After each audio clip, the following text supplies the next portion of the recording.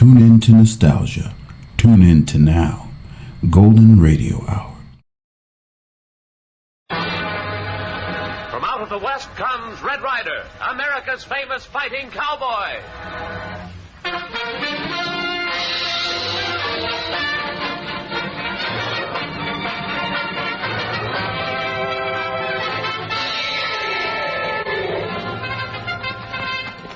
Rod that pony, little beaver. There's trouble tonight on the Shokano Trail. You betcha, Red Ryder. Get along. Get him up.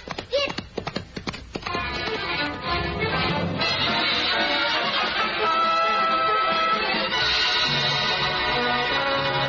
Come on, Thunder. Ride 'em, cowboy.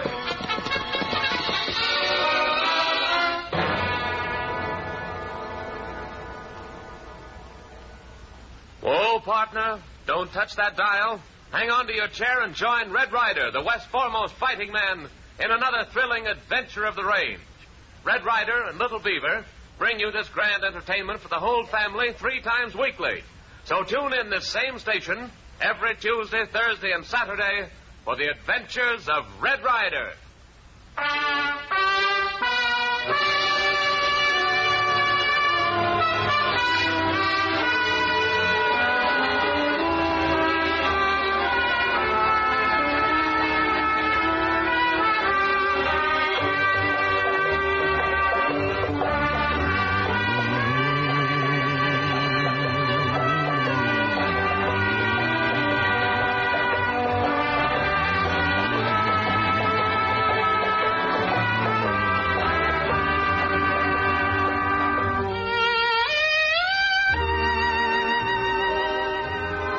In the Shokano Butte country, Red Ryder and the little Indian boy, Little Beaver, have met with adventure in the ghost town of Whispering Wolves. In an underground river tunnel, Red finds Jane Bruce and an old prospector named Pete, both of them virtual prisoners like himself. Just as the 4 were about to make their escape, they found themselves cut off by the band of cattle rustlers. Now, they await another barge load of cattle coming down the underground river. Here they come. All set, old-timer? All set. I'm sure aiming to plug one of them if I can. Now, hold it, Pete. No shooting unless we have to. Hey, who's that? All right, you hombres. Hold that barge over here. And don't make a move towards those holsters. I saw him reach, Red. Now, you hombres, do what Red Ryder say. It's Red Ryder! Yeah, that's better. Now, pull it near the shore. Jump off, all of you. One at a time and with your hands up. You ain't gonna get away with this, Ryder. I'll worry about that. Keep them covered, Pete. I am, and I just hope somebody makes a move. All right, Jane, little beaver. Come on down. Here, Red. Both of us. All right, get on. You get on too, Pete. Yeah. Jane, start shoving off. I'll keep them covered till you're set. I'm warning you, Ryder. You'll be plumb sorry for this. I'll take the consequences. All set? Yeah, we're ready. Set. All right, keep them covered, Pete. Yeah. Here I come. Get him, boy. Get Ryder. Never mind. I can't hold him off, Red. Oh, bad luck. The barge is stuck. These cattle's in the way. We can't get it off. Jump in the river. Swim for it. Yes, swim. All right, boys. Run down the river. Get him while you swim. Get right.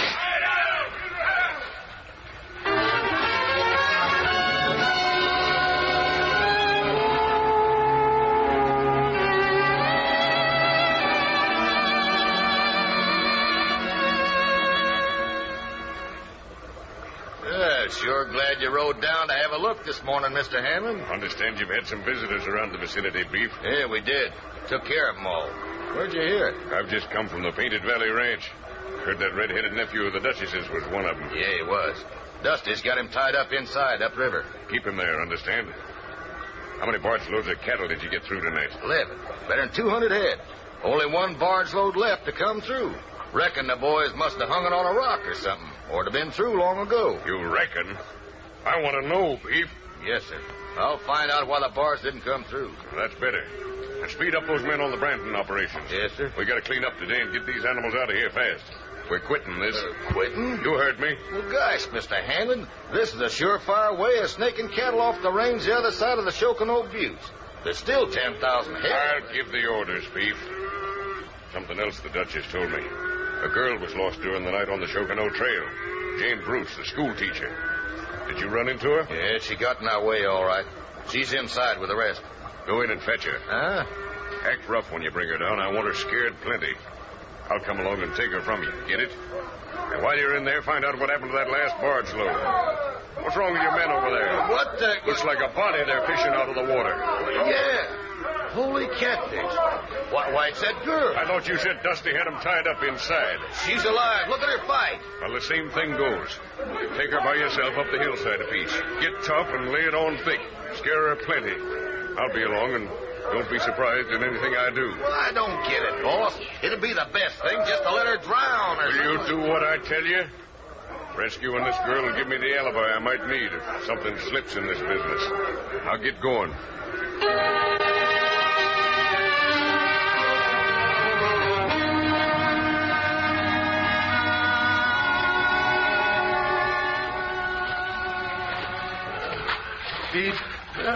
Pete, where are you? I don't think I can make it, Red. Let's try the pull. I've got hold of your shirt. Oh, this blasted shoulder. I can feel bottom. You put your good arm around my neck.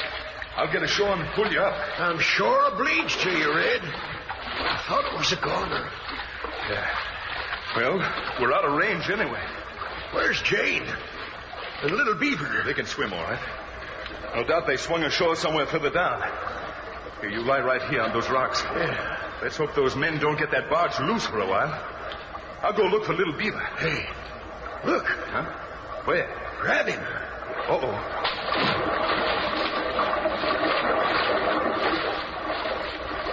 Face down in the water, I see him. What's the matter with him? I don't know. Little Beaver. Little Beaver, answer me. Out colder than taters in a root cellar. Must have hit his head on a rock. Hair got winged when he died. Never heard of an Injun drowning. His heart beating? Yes, fitfully. What about that gal? I saw Jane break away all right downstream. She can swim. Little Beaver's our worry now. I'm going to try artificial respiration. Just hope them devils don't get that barge unstuck and come by in the middle of it. Then stand guard. You couldn't help me anyway with that shoulder. Come on, Little Beaver. 1, 2, 3, 4.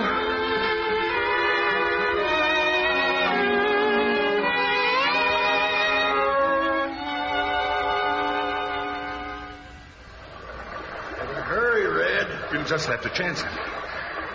1, 2. There. 3. I hear a sigh like from his lips. Good. 1, 2. Come on, kid. Just take her in by big loom's full. Little Beaver. Ouch. That's pushing your ribs that hurts, kid. Little Beaver. Feel 'em dum-dum in head. Hey, you can thank your lucky stars and Red Ryder you feel anything in the head, kid. What happened, Red Ryder? Not much. Except you did a pretty good job of trying to get drowned. Drown? Swimming like fishy. Maybe you hit your head when you jumped on the barge and knocked yourself out a minute, and then swallowed some water. Little Beaver. He always in heap trouble. Yeah, now you're all right now. But we've got to find Jane. Where, Jane? I don't know, but I wish I did. And what about that barge upstream, Red? That's something else we've got to take care of. We can't have them on our necks while we're looking for Jane. Hey, we going back up there? No. Do you see that rock up above? Maybe we can roll it down and block part of the channel. Great jumping catfish. You got some. We'll shipwreck them. Help him, Red Ryder. No, now you stay right here and take a rest. You'll have enough to do later. Come on, Pete. Coming. Wonder what we can pry it loose with. Well, there's an old prospector's trick of making a rock jump by firing under it. Well, I hung on to that 6-gun when I jumped into the drink. Here you are. Thanks. No wonder you couldn't swim, and one arm hurt. Now, let's see. Wonder if it'll work since it got wet. Dunno. It was that guard's gun and looked pretty well oiled. Can't never tell till you fire it. Then let's fire. Now stand back. If she rolls, she'll roll fast. You did it, Red. It'll take them a while longer to get off that rock, and they won't be expecting it either. Now what? Well, the same thing we tried before. We'll walk toward the tunnel's mouth. You still got the guard's clothes on. Yeah. And when we get there, we'll walk forward with our hands up, and you pointing that gun. Well, what about the kid? That's right. I'll have to carry him, I guess. Little Beaver walk 'em all right. Now, I told you to lie down and get some rest for a while. Little Beaver walk 'em. You best let Red carry you anyway, kid. All right. Okay. Put your arm right around my neck. Red Ryder make 'em Little Beaver feel like papoose. Yes, and Little Beaver make 'em Red Ryder feel like spanking Little Beaver right on the buckskins, too. Ready, Pete? All set, Red. All right, now keep in back of us. If you see anybody coming from behind, shoot. Don't worry, I will.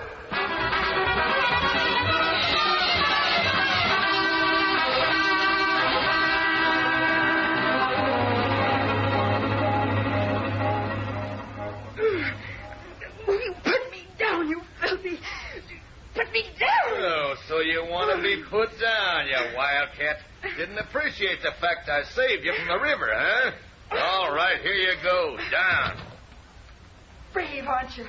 When you're fighting women, I'd like to see you face somebody like Red Ryder. When I meet up with Red Ryder again, he's going to the same happy hunting grounds you are. He'll tell you all about it when you get there.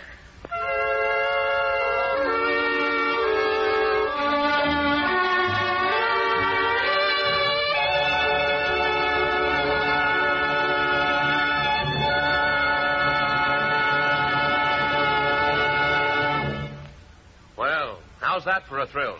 But excitement is just naturally Red Ryder's middle name.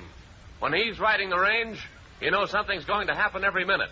So for real entertainment, with a thrill a minute, listen to the adventures of Red Ryder every Tuesday, Thursday, and Saturday at this same time. Tell your friends about this thrilling new radio program, too.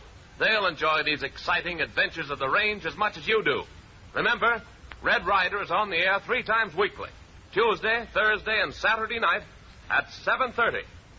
And now, back to the thrilling events that are taking place in the Shokano Butte country.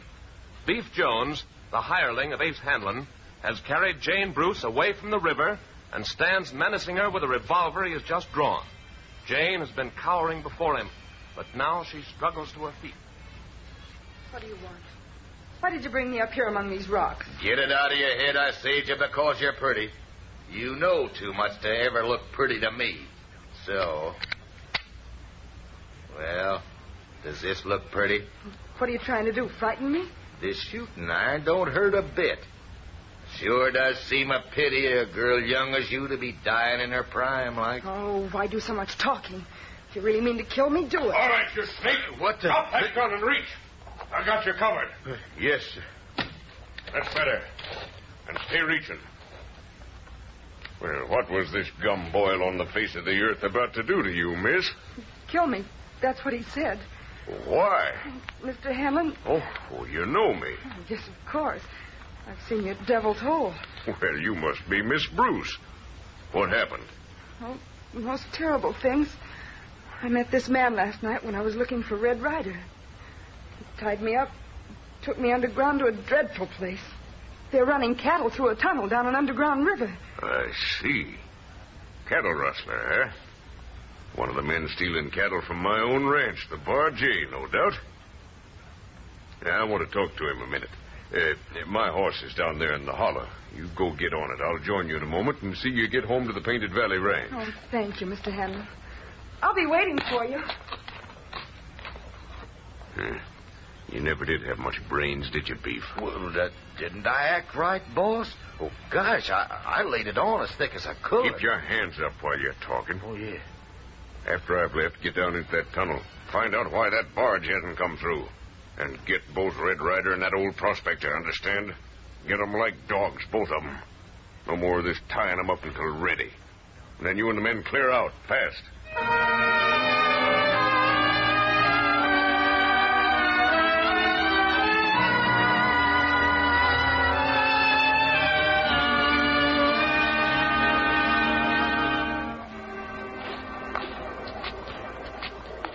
Jeepers. Seems like we've been walking about 1,000 miles. Ought to be getting somewhere soon. We are. Look up ahead. Well, bust my pick handle. I didn't see it. A glimmer in the light. Must be dawn above ground. And that's the end of the tunnel. Yeah. Hope catch him outdoors soon. Plenty sleepy. Yes, it's been a big night. Think you can walk now? Me walk all right. All right, down you go, little Beaver. Now, tell me more about what's waiting for us at the tunnel's mouth. Big valley, river flow out, corrals, one side of river. Corrals? For the stolen cattle? There men around, close? Lots of men. Some say men seeing tunnel. You say you did send the old prospector to the ranch after help. Send him, old-timer. Tell him get Annie Duchess come. Red Ryder in trouble. Well, I hope it's not too much to hope he'll understand. And that we won't march into a mess of armed men, including that beef hombre. Well, all we can do now is keep on going. Now, the minute we see anybody, Little Beaver, remember to keep your hands up like a prison. And you, Pete, keep that hat down and gun leveled, so you'll look like the guard. Yeah. And we can only hope that when we walk out of here, Beef's men will think that you are. Never mind repeating, Red. I'm game. I don't want to die in no hole like a gopher. And if anything starts outside, Little Beaver, just fall flat. Don't try to help. Do him. You betcha. Well, from the looks of things now, I'd say it's 6 of one, half a dozen of t'other. But it's up to you. Let's start.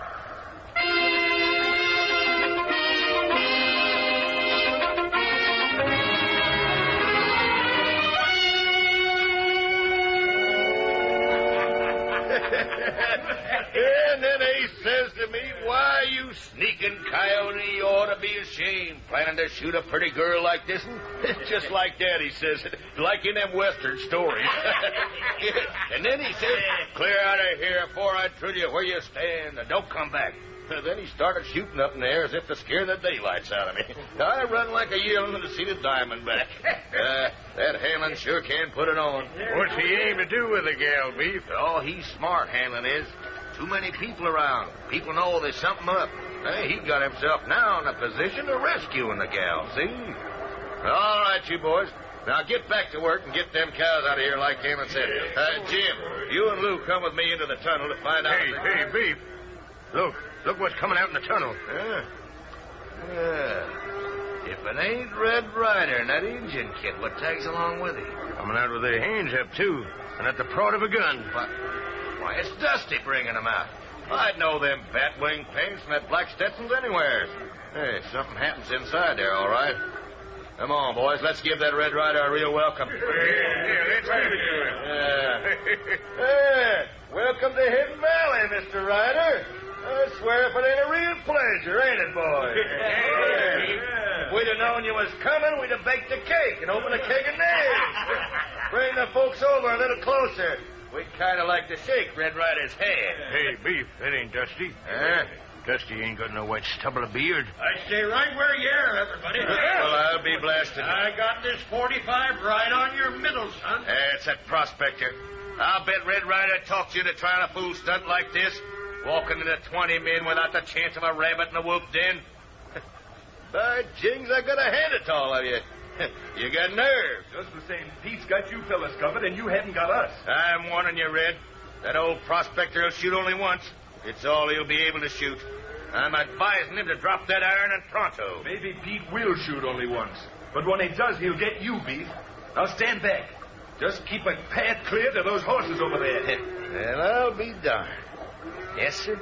That was sure neat. All right, boys, let them get to the corrals. I gotta admire them, man. Get him, boy! Give me that gun, Pete. Here you are. Hey, you can't get away with this, Ryder. I'll blow you full of holes. Go! Look out. Look out, Red. They'll get you. No, they won't. Come on. But, Red, what are you going to do? All right, Beef. I'll just use you for a shield. Now, order those men to stop shooting. You think I'm crazy, Ryder? Either you tell them that, or you'll never give another order. I only winged you that time. The next shot will be at close range and more effective. I'll give you 3. 1. All right. Hold the shooting, boys. Yeah, that's the idea. And throw out your guns, every one of you.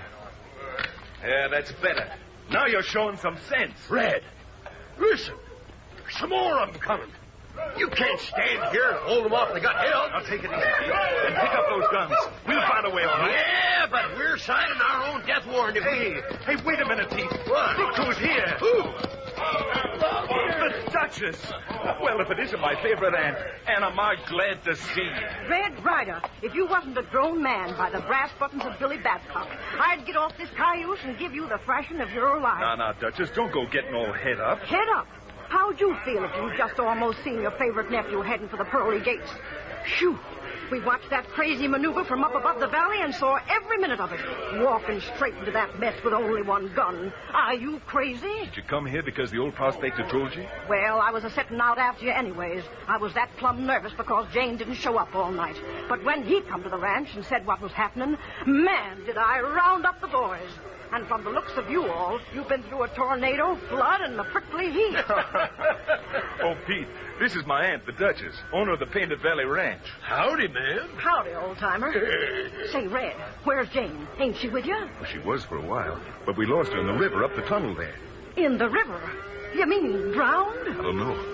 We lost her when we had to swim for her to escape from some of these rustlers up that underground river. Great handle. Now, Duchess, you see about having the boys take that bunch of rustlers they've got prisoners over to the marshal. I'm going back in that tunnel after Jane. Them cattle in the corral, they're ours. Why, that's our brand. Most of them are ours. They were brought down the river from the other side of the buttes on barges. Now, wait a minute. I guess I can take care of things, and Ike and Frank can lead our men up that tunnel to look for Jane. You're all tuckered out. But, Duchess, I can't go back to the ranch with Why, her. sure, Claus. You're frazzled out to an old buggy whip. Look at you. Eyes like a desert sunset before a rain. Why, you drop for sleep right into that river looking for Jane. The boys can do it better than you can. All right, Duchess. Little Beaver and Pete and I'll go back to the ranch. We do need a square meal. Say, this is Bar J Ranch land, ain't it? It sure is, Duchess. Belongs to Ace Hanlon. You don't say. Do you get it? Then he must be back to the rustling. That's just what I aim to prove. Now, this Beef Jones was his rustling foreman. He changed brands in that corral, then mixed them up with his own animals till he was ready to ship them out. Well, I'll be hog-tied. Now, look, you and Little Beaver take a couple of these cayuses and start for home. And tell that poker-faced Ching Hao that if he don't fiddle you up right and proper, he'll hear from me. Say, where's Thunder? Thunder's fit as a fiddle in his barn back home, where you ought to be. But, Duchess... Now, no more questions. Just get. And you, too, you little brown-skinned whippersnapper. Get a pronto, Annie Duchess.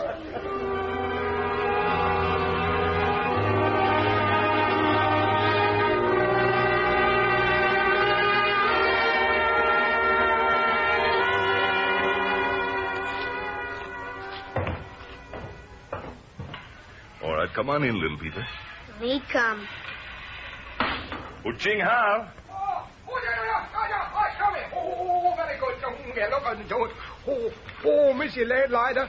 He come home like a Chinese swallow. Say, Ching, we're stopped. What can you fix up fast? Oh, you starve, eh? Hungry. Oh, no good, he starve. Oh, Cheng Hao, he fix the #1 breakfast. Oh, can tell by your hand. Powder mark. Your gun. He go off sometime, yeah? That's right, Ching. Oh. Lots of guns went off last night. Say, got any hot cakes left, Ching, and a couple of eggs and... What's the matter? What for? You know, go on. Give you order, all the same, less to law. Say, I thought I heard... Oh. Who's in that front parlor, Ching? Who is it? Front parlor. Oh, yeah. Big supplies. Got it. Company. Company? Who? They make it come in. They say how to walk a light in. Ching, he keep his mouth shut. Who is it, Ching? You look here. All right, I will. Please let me thank you, Mr. Hammond. What? Jane. Oh, Red. Oh, I'm so glad to see you. You're safe. Yes. And the same to you. Good morning, Mr. Ryder. What are you doing here, Hanlon? I'm glad to see you're safe, Ryder. Miss Bruce was just telling me of the terrible thing that happened to you all last night. I ask you what you're doing here. Red, what are you saying to Mr. Hanlon? I don't think I'll ever be able to repay him for all he's done, and you stand there... Repay him? For what?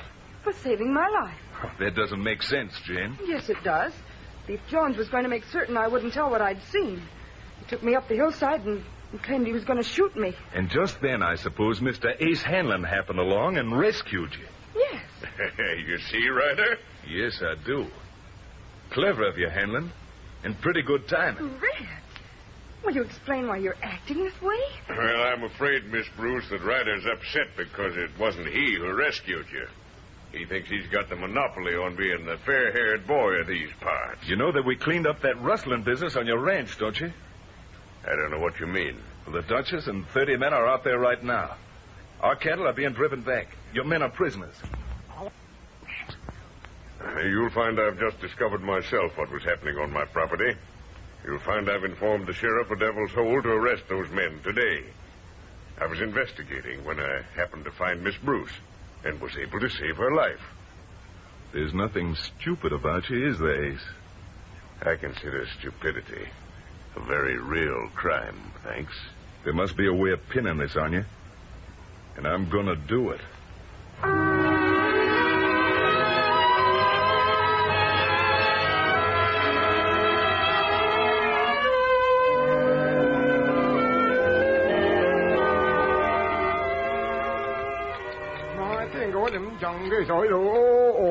Whatchamala. Everybody eat like a number one cow in his claw slack. Oh, Red. Yes, Jane? And all of you, I want to say something. I'm sorry for what happened just now. Oh, it's nothing. I think I'll have some more coffee. No, please, I've got to say it. I never dreamed Ace Hanlon was mixed up with that cattle stealing, and if you all think he is, I'm sure he must be. But you must admit I was startled to hear you talk as you did after he rescued me. Now, look, Jane, it's forgotten. We're all too tired now to think. Now, how about letting me go through with that promise I made before all this happened? Promise? Sure. To take you riding out in the range, remember? Oh, well, I'd like to very much. All right, then it's a deal. Squaw trouble. We'll get started the first thing in the morning after we've had some rest. That sorrel all right for you, Jane? Oh, yes, it's my favorite horse. What about Ace Hanlon, Red? Well, we'll just have to wait to get him, Duchess. You can't keep drawn to an inside straight forever.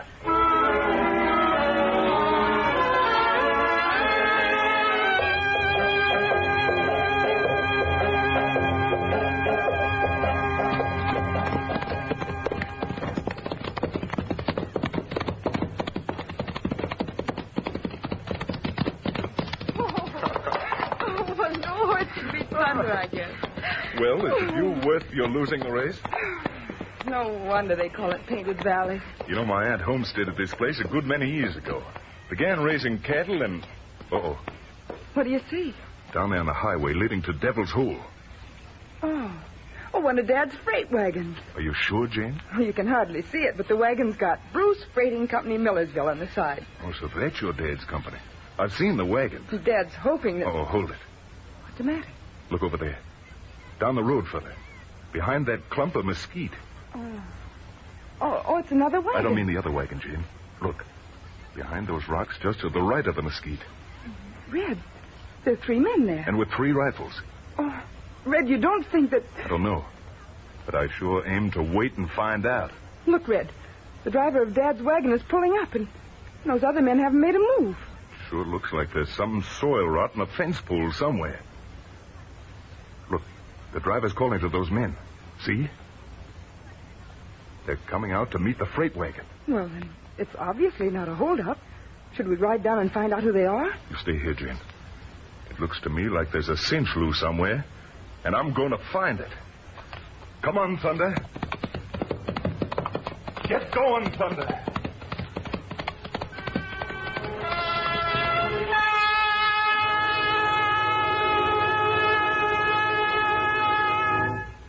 Don't forget, folks, another thrilling adventure of Red Ryder comes to you next Tuesday at the same time on this same station. Tell your friends about this exciting new radio program. They'll enjoy it, too. And for real entertainment, you can't beat the adventures of Red Ryder. So remember, tune in your Blue Network station every Tuesday, Thursday, and Saturday night at 7:30. Then settle back in your chair for a half hour of thrills, excitement, and action with the West's foremost fighting man, Red Ryder.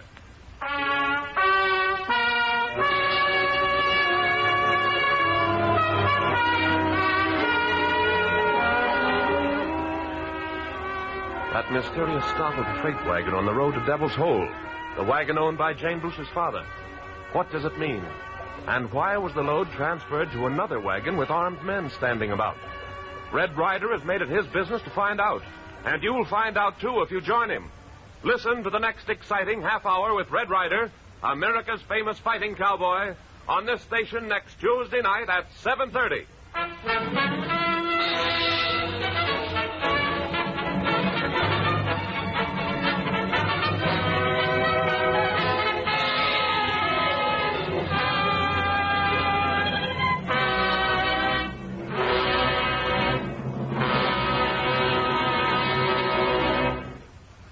Red Ryder came to you from Hollywood. This is the Blue Network. From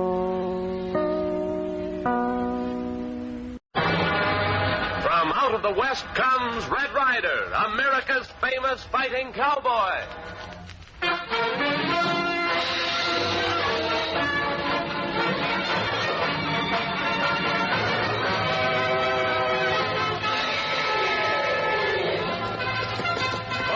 Little Beaver. They've held up the Millersville freight, and we've got to get on their trail. You betcha, Red Ryder. Get along. Get him up. Get.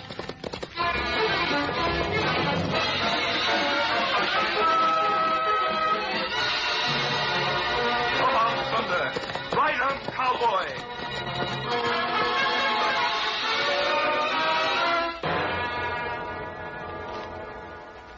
The Adventures of Red Ryder. In just a moment, we'll join Red Ryder. But first, I should like to remind you that the bread on your table has a lot to do with making any meal more enjoyable. That's why so many wise mothers serve delicious, fresh and tasty Langendorf bread with every meal. To help supply extra energy, delicious Langendorf bread is made with dextrose, finest quick energy food known. Serve fresh and tasty Langendorf bread at every meal.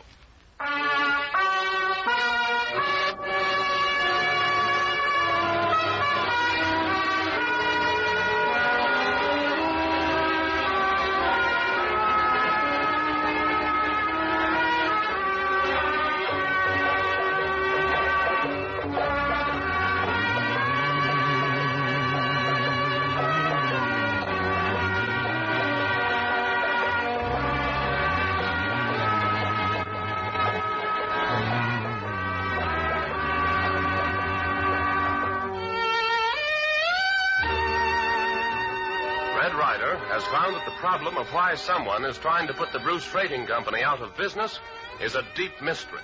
Its drivers are sometimes murdered, its cargoes stolen, then thrown away for no apparent reason. With a newcomer to the country named Bert Parks, Red and Little Beaver this morning undertook to convoy a wagon load of dummy freight from Millersville to Devil's Hole, following a hunch of Red's. And now, in the Bruce Company offices at Millersville, Jane Bruce and her father anxiously await news. But, Dad, there's no use pacing the floor like this. No use pacing the floor. Janie, I tell you, if this terrible business goes on much longer, I can't stick it. Making those robberies good has cost me everything. My drivers have quit. I haven't the money to start up again, even if somebody tells me what this is all about. 1 o'clock. Red and Bert must have gotten to Devil's Hole with the wagon by now. They didn't have trouble. And why can't Red say what he's up to? Asking for 2 crates filled with plain rocks as freight. Insisting we let everybody know a shipment was going out. Dad, I've told you 1,000 times. Red never talks till he's ready. No, I suppose it... Jane, look. Out the window. What's the matter? Something's coming up the street. Look how the people are pouring out of the stores. Oh, Dad, it's Bert. What? Coming in alone on a horse. Yes, he seems to be hurt. Oh. Badly, too. Come on.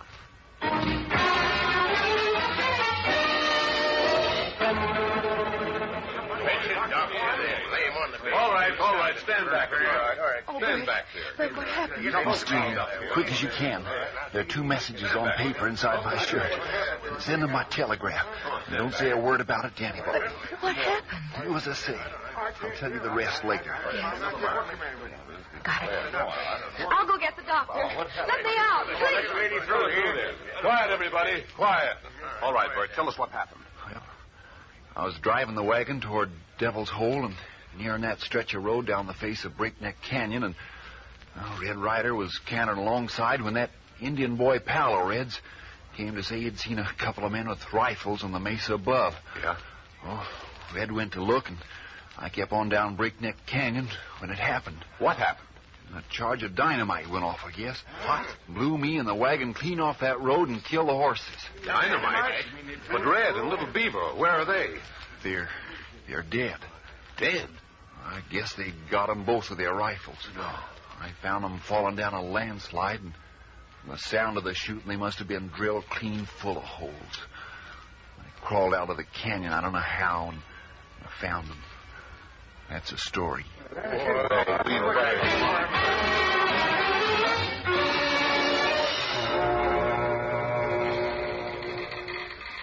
Why, hello, Miss Jane. Don't see you coming to this telegraph office much anymore.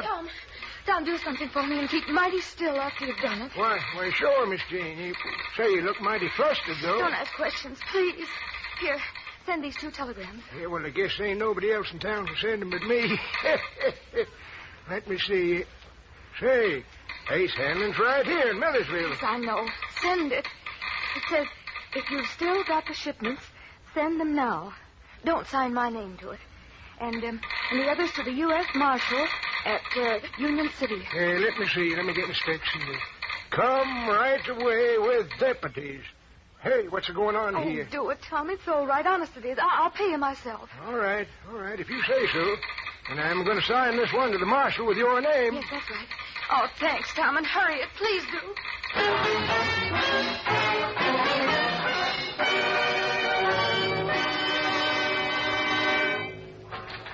Dad, what are you doing in here? Yep, barrel's clean as a whistle. Dad, what are you doing with that rifle? Who's taking care of Bert?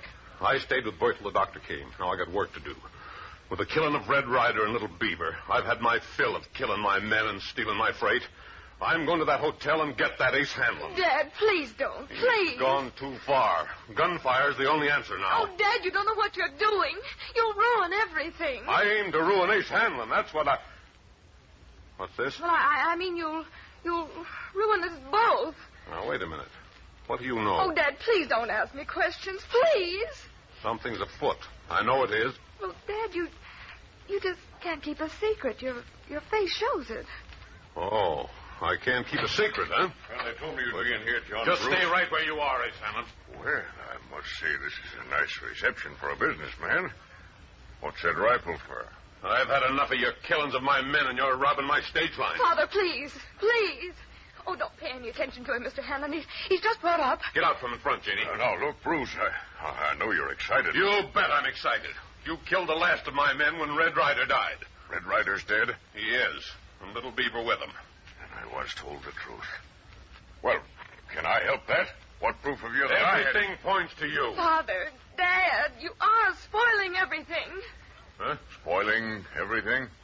What's she mean? Well, I mean, spoiling our business and so on. Well, you bet he is. Now, look, Bruce, drop that rifle. I've got business for you. 3 large packing crates I have to get to Devil's Hole right away. I'll pay special rates to get it there fast. I don't want your... Dad! All right. Janie, see that the wagon's hitched up. But who'll drive it, Father? Red's gone, so is Dave Small. Bert Potts is injured. I'll get there myself. You will? Good. Have Shorty get the team ready, Jane. The crates are in the warehouse. They'll be ready for delivery to my cafe in Devil's Hole in 10 minutes. Have a wagon there then. Thank you, Dad. So, I got an honest face. Can't keep a secret, huh? All right. Never mind, Janie. Maybe you're right. There's a plan afoot, and I won't spoil it. You go watch over Bert, see how he's getting along. I'll see about the wagon.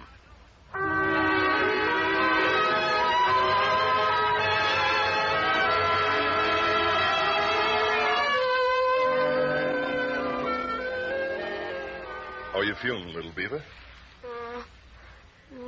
Feeling so good. You know what, Little Beaver? You're just like the wild mustangs we used to have to clip across the neck very light with a rifle ball before we could ever catch them. That's what happened to you. Across the neck. I thought you were a goner for a while. Help yourself to some more of that soup I made out of that rabbit. I'm hungry. Yeah, it's kind of nice to be laying around a fire for a change instead of... Keep him still. No good moving busted leg. I told you 3 times the leg's not broken. Just sprained. I can ride Thunder, all right. What we do him now? Stay right up here on the mountainside where we can watch that thin ribbon of highway down there. The highway to Devil's Hole. And hope and pray that that little scheme I hatched up won't prove so thin that it'll go wrong in the frying somewhere in Millersville. You catch a Mace Hanlon, maybe? I'm not sure yet who it'll catch. But it'll be the one causing all the trouble. Now finish up that soup, Little Beaver, because... Oh, that ankle. Because I need your sharp eyes to help me.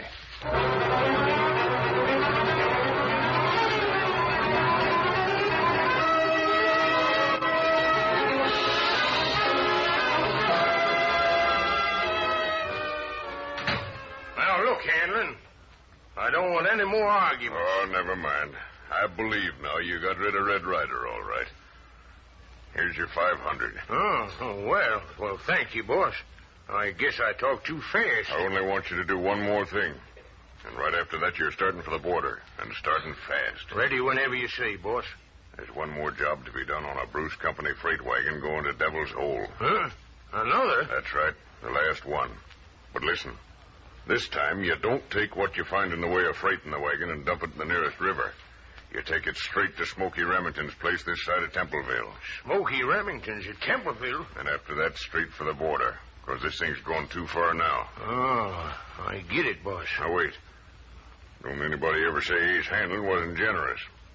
For that neat job of setting off the powder charge that got Red Ryder, here's another 50. And for getting that Indian kid, another 10. Oh, thank you, Mr. Hanlon. I'm only sorry Curly's body was left there in Breakneck Canyon. Get now and do as you're told. Sure. Send Easy to tell me how things went. This ought to be simple. Old man Bruce will be driving the wagon himself, and everybody will believe his story.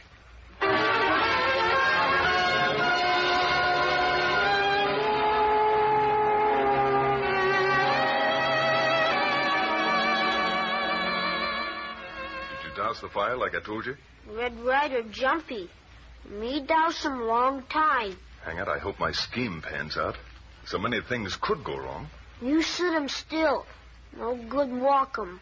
You're right. I keep forgetting about that roughing up I had back there in Breakneck Canyon. That landslide almost finished us, little beaver. Me think of Red Ryder gone happy hunting ground. Darn it. Why didn't I think of having Bert tell me whether he got Jane to do as I told him or not? Now, if anything goes wrong, I could sit here for days and wonder about it. Red Ryder not sent him here that long. No good. Me make him go home, taking care of broken leg. I told you 4 times now that the leg's not broken. Look him. Where? Yes, you're right.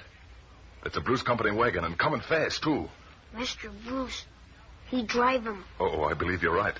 Dad Bruce is driving. Me go fetch him thunder. Red Ryder no walk.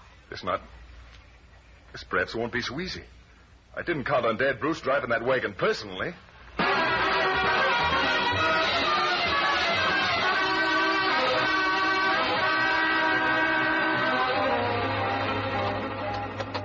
You stay behind, little beaver. I don't want you in the way because we can't tell what's going to happen. Red Ryder, be careful. No get him off horse. I will. He's coming. Come on, boy.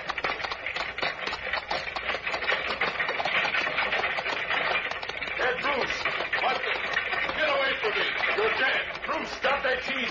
Nobody's stopping this team. Not even a ghost. Get going! Stop it, I tell you. Stop! Whoa! Whoa there, you four-legged demon! Whoa! Oh! You ain't dead, you red-headed devil. Dad Bruce, What kind of thing's going on around here? What is this? You let everybody think you're dead, and you're really doing the holding up of these wagons. But Dad Bruce... Oh, it's clear to me now. You are a robbing highway thief. But you're not getting this load of freight, because I got a rifle here, and I intend to use it. Dad Bruce... Get away from here. Get.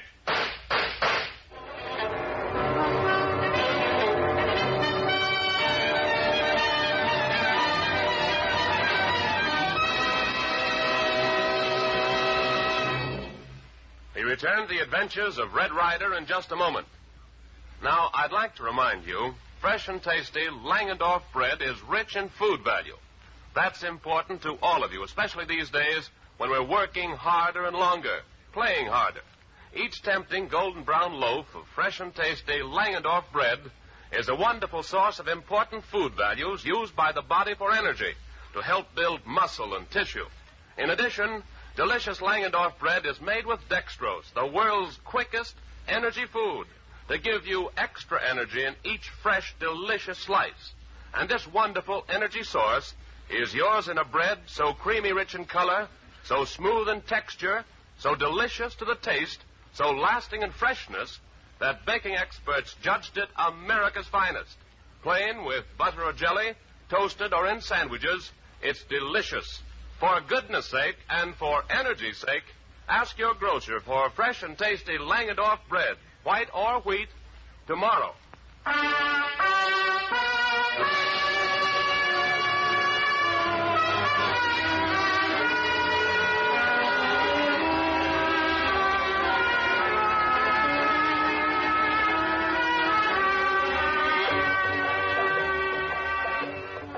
Red Ryder's mysterious scheme for the final trapping of whoever has been robbing Bruce Freight Line wagons and murdering drivers seems to be taking a strange tack. Could his recent experiences, which almost resulted in his death, have affected his mind? Apparently, he even tried to hold up old John Bruce himself on the highway from Millersville to Devil's Hole. But old John took no chances, opened fire with a rifle, and finally Red... Hey! Sorry, Mr. Bruce.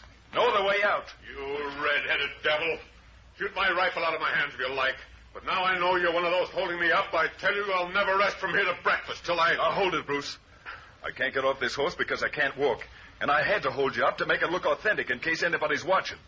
Now, listen. I won't listen. I tell you, Did Ace Hanlon ship those crates you've got in that wagon? Huh? Then my scheme worked. Boy, how'd you know Ace Hanlon came in and asked... It did work. Jane did it all and kept it a secret. Now the rest of it may work. Little Beaver. Me come. Now get those crates out of that wagon, quick. Hey, what is this?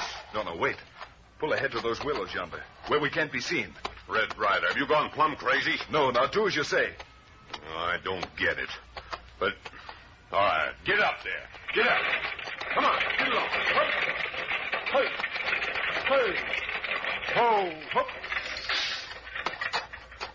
Do you have a hammer or a chisel in the wagon, something to open the crates with? I ain't opening no crates for you or anybody else. Little Beaver, help them get them open. Me get 'em. Now, we haven't got a minute to lose. No telling just where they're planning to hold you up again. Hold me up again? What in... Now, listen here, Red. If you don't tell me what this is all about... Wait a minute. How's it happen you're dead and yet you ain't? It's a long story in itself. We almost did die.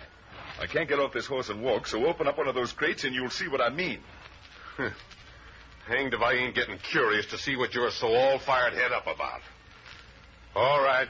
I got a crowbar here. We use it to get loose boulders off the road with sometimes. Now, hurry. Pry the tops off that nearest crate. Yes, keep your shirt on, son. These boards is really nailed on. Yeah, there it gives. Now, let's see. Wait, let me get this paper off. If I could only walk well enough. Holy jumping catfish and little green spring apples. What's in the crate? Hooey. Red. I don't know how you figured out this thing, but you sure stumbled on something. Take a look at this. Great Scott. A great big silver teapot weighing close to 5 pounds, I'd say. What is all this, Red? The whole crate full of silver, just like this. Haven't got time to explain now. Little Beaver, you help Dad Bruce. Now pry the tops off all those crates. Hide the silver you find in these willows. Then fill them up again with rocks and put the tops back on. Take the silver out. Put rocks... What's the idea, Red? Now do as I tell you. Then keep on going. A little ways beyond here, I can't say just where, you'll be held up again. What? And I'd advise you to just throw up your hands and leave that rifle be, because that bunch will be playing for keeps. I'll be held up again. Well, all right, Red. You've been right so far. But when do I hear what it's all about? This afternoon, back in Millersville, where Little Beaver and I are going as soon as we get this chore done. All right. Come on, Little Beaver. Let's do as the boss says. Get up!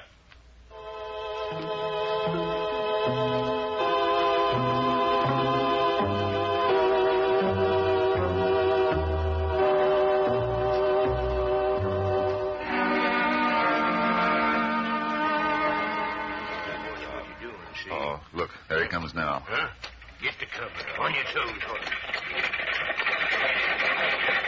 All right, you. Just put up your hands. Whoa. Hold it. Whoa. Hey, what is this? The hold up? Don't waste time arguing, mister. Boys, get them 3 crates off in that wagon. Now, come on, let's get through. I'd just like to know how you figured I'd come by. This is a special trip for Ace Hanlon. Never mind how we knew. Get them crates off, boys. Put them in that other wagon and shake a leg while you're doing it.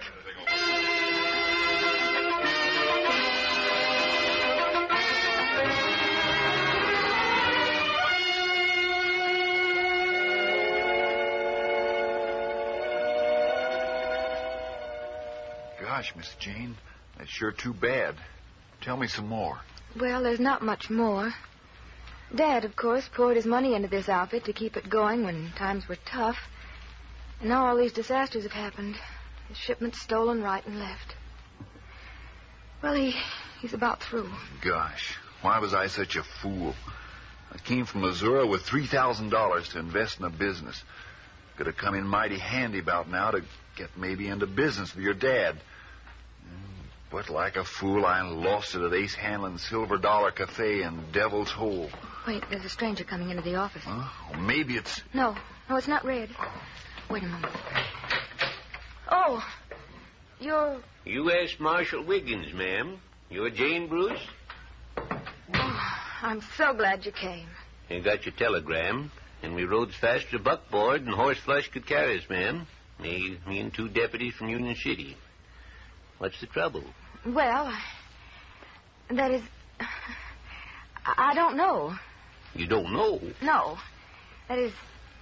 Well, Red Ryder knows. Red Ryder? And I don't rightly know why Red wanted me to send for you, but I know Red. And if he wanted me to send for the U.S. Marshal and deputies, why, he knew what he was doing. Say, what is this, ma'am? Blind man's buff? Oh, please, I don't know what it's all about. Really, I don't, but terrible things are happening. Robberies and murders and... Robberies? Murder? Well, maybe we had better stay. Jane, here he comes, up the street. Red Ryder. He's safe.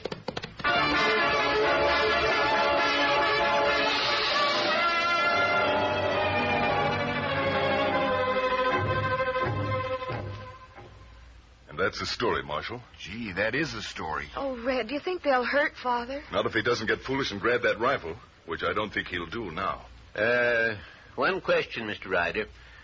None of this leaked out to this Ace Hanlon yet, did it? I don't think so. Thanks to Miss Bruce here, my friend Bert Parks, who handled things very well. And I'm sure Ace Hanlon's still at the hotel. Well, as soon as your dad comes back in town, Miss Jane, and can be the witness, we'll mosey on over to the hotel and arrest Mr. Ace Hanlon. If he's there now, I don't reckon he suspects much, and is probably sitting on pins and needles right this minute, awaiting word as to how his scheme turned out. Oh, Red. We thought for a while you were dead. Thought so myself for a while, but Little Beaver pulled me out of it. Me bring him help. So I guess now there's nothing to be done but just make ourselves comfortable until Mr. Bruce gets back. Then we'll call on Mr. Hanlon at the hotel.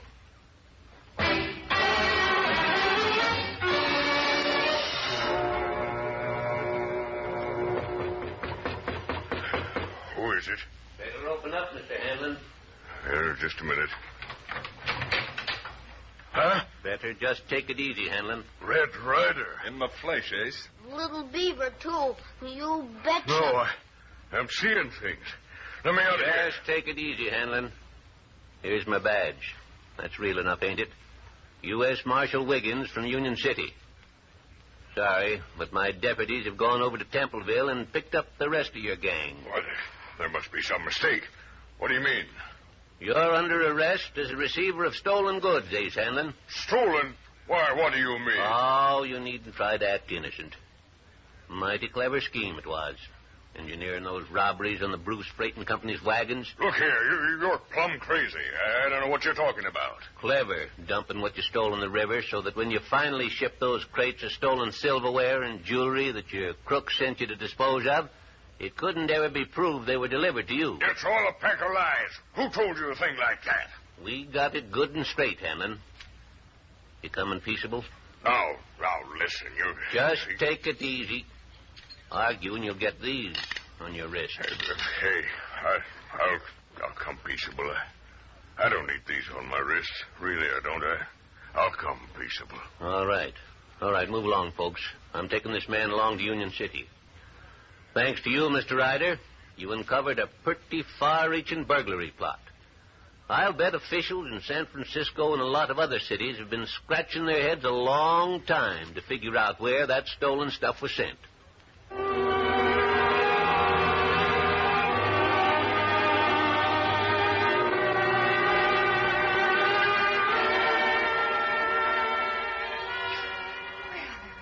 Have some more coffee, Red. Now, Little Beaver, you drink the rest of that milk. Doggone, Miss Jane, this coffee sure rings that bell. Jane always was a right smart cook. More food, please. Now, just hold everything, everybody, you hungry mob. I can only serve so many at a time. Red, I don't see how you figured out Ace Hanlon wasn't just trying to put Dad out of business. Well, Jane, that was my first idea, of course. Like it was everybody's, I guess. I figured Ace Hanlon was pulling these robberies and making things tough generally for the Bruce Company so as he could ruin your business, and that he'd try setting up one of his own later on. But Little Beaver and I saw something that changed our minds about that angle. And anyway, it didn't make sense. We see him throw stuff in river. That's right. A lot of the stuff they hijack from your wagons, Dad Bruce, you'll find at various parts of the Devil's Hole River. Why, the low-down... And me being responsible for some of this stuff they stole, too. So when I saw that, I knew the motive wasn't just robbery. Ace Hanlon sure didn't like having you around either, Red. More coffee, please? Oh, that's right. He even tried to have us blown up to get us out of the way. So you can see he had something pretty serious to hide. Yeah. It occurred to me that all this was a blind of some kind, to cover something a lot more important than it looked on the surface. Yeah. Then it hit me that maybe he wanted shipments of his own to seem to have been stolen. Well, I acted on that hunch, laid a trap, and by jings, the trap caught him. That's as fine a piece of reasoning as I've heard of in a long time, Red. And man, is that redhead handy with a gun, too. Should have seen the way he got me out of Hanlon's Cafe in Devil's Hole when they was coming for me. Where I lost that $3,000 I came west to start a business with. Well, boys, I'm sure glad you cleaned things up. I just hope now I can raise some cash someplace to begin where I left off. Well, say, Bert, I almost forgot. Here, wait a second. Huh? Red Ryder hide him in belt. As if I can just get at my belt. There you are. All safe and sound. Holy jumping. Where'd you get this? Your money, Bert. In that fracas at the Silver Dollar Cafe, I scooped it off the table. $3,000. Didn't you let me think it was lost? Well, Bert, you talk so free in front of Hanlon, and from the way you let them get you at that stud table, I figured maybe the stuff was safer with me for a spell. I'll be... But don't know as you're right, Red. Dad Bruce, you say you want some capital? Well, I came out west to start a business. I was to buy a half interest in yours. I drove a stage back in Missouri. Well, Bert, if this had dropped from heaven, it couldn't have been more welcome. Don't show me the way. I've been here before. They told me that no confidential mine's maneuvering around here, and I want him. Howdy, folks. Annie Duchess. Duchess, what are you doing in Millersville? Hello, Duchess. Keep your seats, everybody. Howdy, Bruce. Hello, Jane. No, now, don't bother. I can sit without help. Red Ryder, you're heading over toward Paradise Plateau, and you're heading fast. Why, what's wrong over on Paradise Plateau, Duchess? Something's mighty unfunny over there, Red. A corporation what built a dam for an irrigation project went and got a lot of settlers to come in. And now I believe the whole thing's turned out to be a swindle. Sure is. Folks was encouraged to come into the valley and build houses and settle, and now they're being put off by mounted gunmen. There's something down around Paradise Plateau that just don't create a sweet smell around this here part of the world, and I suggest you hightail over there, Red Ryder, and see what it is. Well, Little Beaver? Me ready. Do what Annie Duchess say. I figured you'd be. All right, come on. There's doings at Paradise Plateau.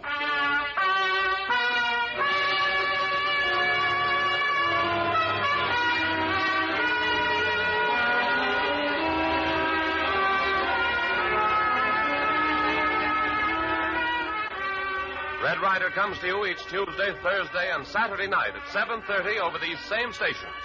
Tune in Tuesday and hear the next exciting adventures of Red Ryder and Little Beaver, with Ace Hanlon's strange and lawless doings against the settlers at Paradise Plateau. What does he find when he gets there? Adventure and thrills.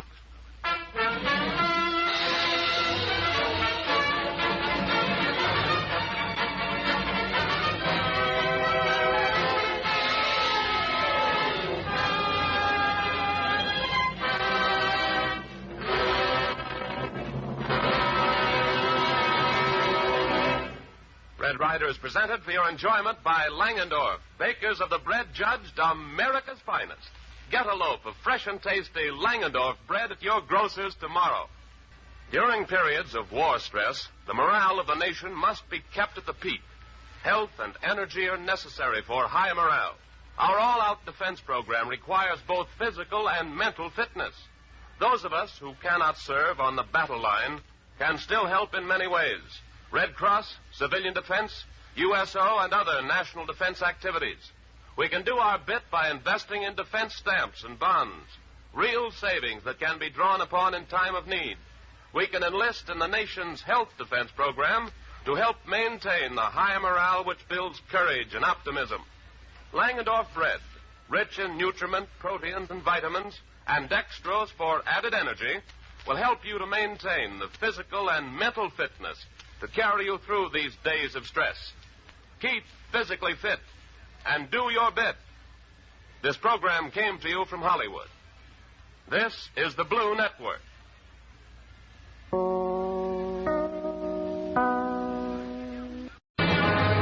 From out of the West comes Red Ryder, America's famous fighting cowboy.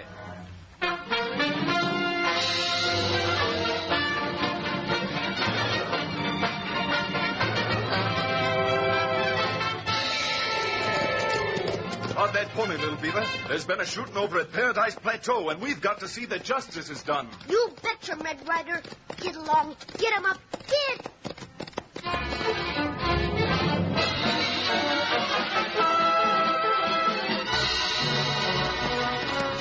Come on, Thunder.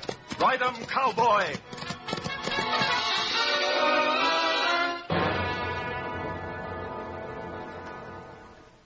The Adventures of Red Ryder. In just a moment, we'll join Red Ryder. Red Ryder and Little Beaver will be the first to tell you that there's nothing more enjoyable than a good sandwich. And if you like sandwiches that are so fresh and flavorful, so tender and rich that each bite is a taste delight, make them with fresh and tasty Langendorf bread. The bread baking experts judged America's finest. Sandwiches made with Langendorf bread help give you strength and energy, too. In addition to other healthful benefits, each smooth and flavorful slice contains dextrose, the world's greatest quick-energy food, to help pep you up. Yes, you youngsters who take your lunches to school, and you men and women who take sandwiches to work, will find that Langendorf bread sandwiches taste better and are better. So for goodness sake and for energy's sake, always make sandwiches with Langendorf, the bread judged America's finest. Get fresh and tasty Langendorf bread at your grocer's tomorrow.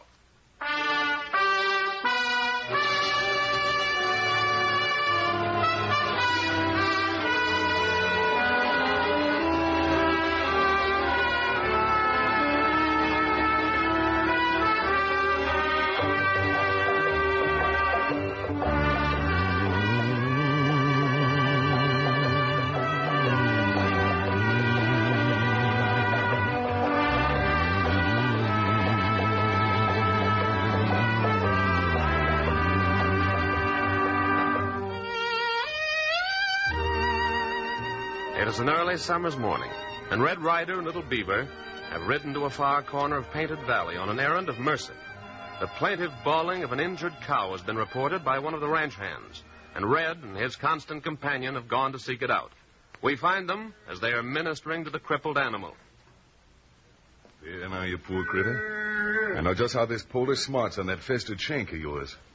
But it'll be all over in a few minutes. Cow, him crybaby. And a fine one you are to go talking that way, little beaver. Well, remember the time you had the mumps Want and him bandaged now? Not half as much as you want 'em change 'em subject. Finest medicine on the sun. Laughter. Just look at that critter perk up. All right, now. Give me the bandage to wrap around the poultice. Say, you suddenly been struck deaf and dumb, little beaver? I said, give me the... You see him what I see? Huh? You mean that cloud of dust way down there on the highway? Somebody must be in an awful hurry. But so am I to get back to the ranch house, so how about that bandage? Thanks. Wrapping it a bit too tight, am I? Well, I'll fix that. Little Beaver, quit standing down at that highway and start putting the stuff back in that first aid kit. Now, if we don't get a move on, the Duchess will give us... more than horses on highway. Huh? No wonder they're making such fast time. The driver's whipping his horses. Me see him. Now, if there's one thing I can't stand, it's the ornery, low-down, good-for-nothing coyote that'll whip horses. Now, quick, Little Beaver. Dump everything into the first aid kit and... All right, there you go, you critter. You betcha we catch him buckboard. Yes, sir. Now, grab your pinto and let's get going.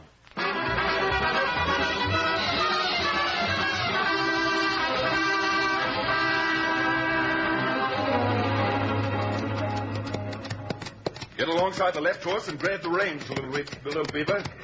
I'll do the same with the right one. Careful you don't get unseated. Steady. No, hold there. Steady. Leave my horses alone, do you hear? Leave them alone or I'll use the whip on you. Well, I'll be hog-tying a woman in dungarees. Let go of those horses or I'll cut you to pieces with this whip, mister. Just you drive, ma'am. I'm holding on to these horses. Look up, Red Ryder. Squaw wild like fire water. I'm not getting delayed by anybody. I don't care who. Out of my way! I see I've got to take that whip away from you. Now hold the horses, little beaver. Me hold them. Don't you dare come near me. Don't you dare. I never fought a woman before, but this time... There. I just hope I don't carry that welt across my face all my life, ma'am. Give me that whip. I've got to get on. I tell you, I've got to. Well, you won't get there with those horses tuckered out the way they are. Now look at them, frothing at the mouth, plumb worn out. Why can't you leave me alone? Red Ryder, you look him here. Huh? What did you find there in the back of the buckboard, little beaver? Man, him dead. Dead man. Here, let me see. I knew they killed him. I knew it wasn't any use. He's still alive. Quick, little beaver. Fetch the first aid kit from the pommel of my saddle. Lucky thing we had it along. You betcha, Red Ryder. Bullet right alongside the heart. You think him all right? Not unless we can get him to a doctor right away. Well, I'm doing what I can here. You unhitch the horses from the buckboard and replace them with Thunder and your Pinto. But they not harness horses. Well, they are now. Thunder got him too much spirit to pull buckboard. He'll do it for me, all right. Now, the life of this man depends on it. Now, do what I say.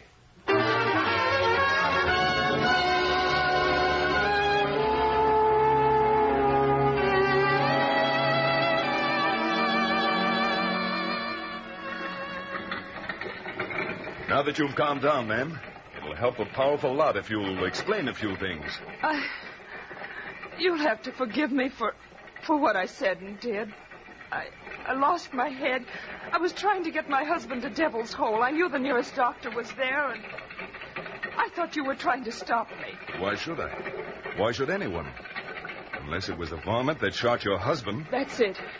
I was so crazed with worry and grief, I thought you'd followed me all the way from Paradise Plateau. Say, you have come quite a piece, haven't you, ma'am?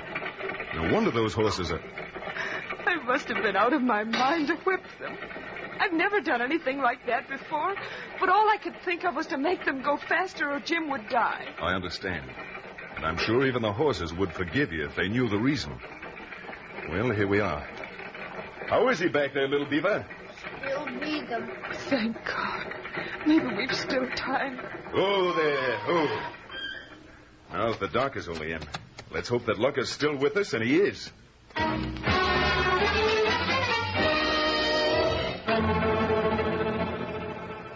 You'll have to deliver the anesthetic, Red. My wife usually does it, but she's over at a neighbor's. You think you can handle it? Well, I've never done anything like that before, but sure. Sure, I can manage it.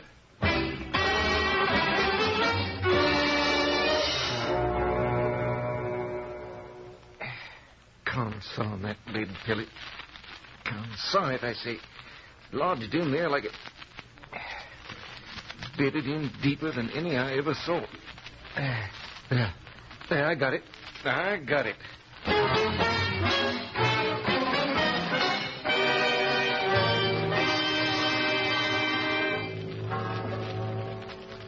Tell me the truth, Mr. Ryder.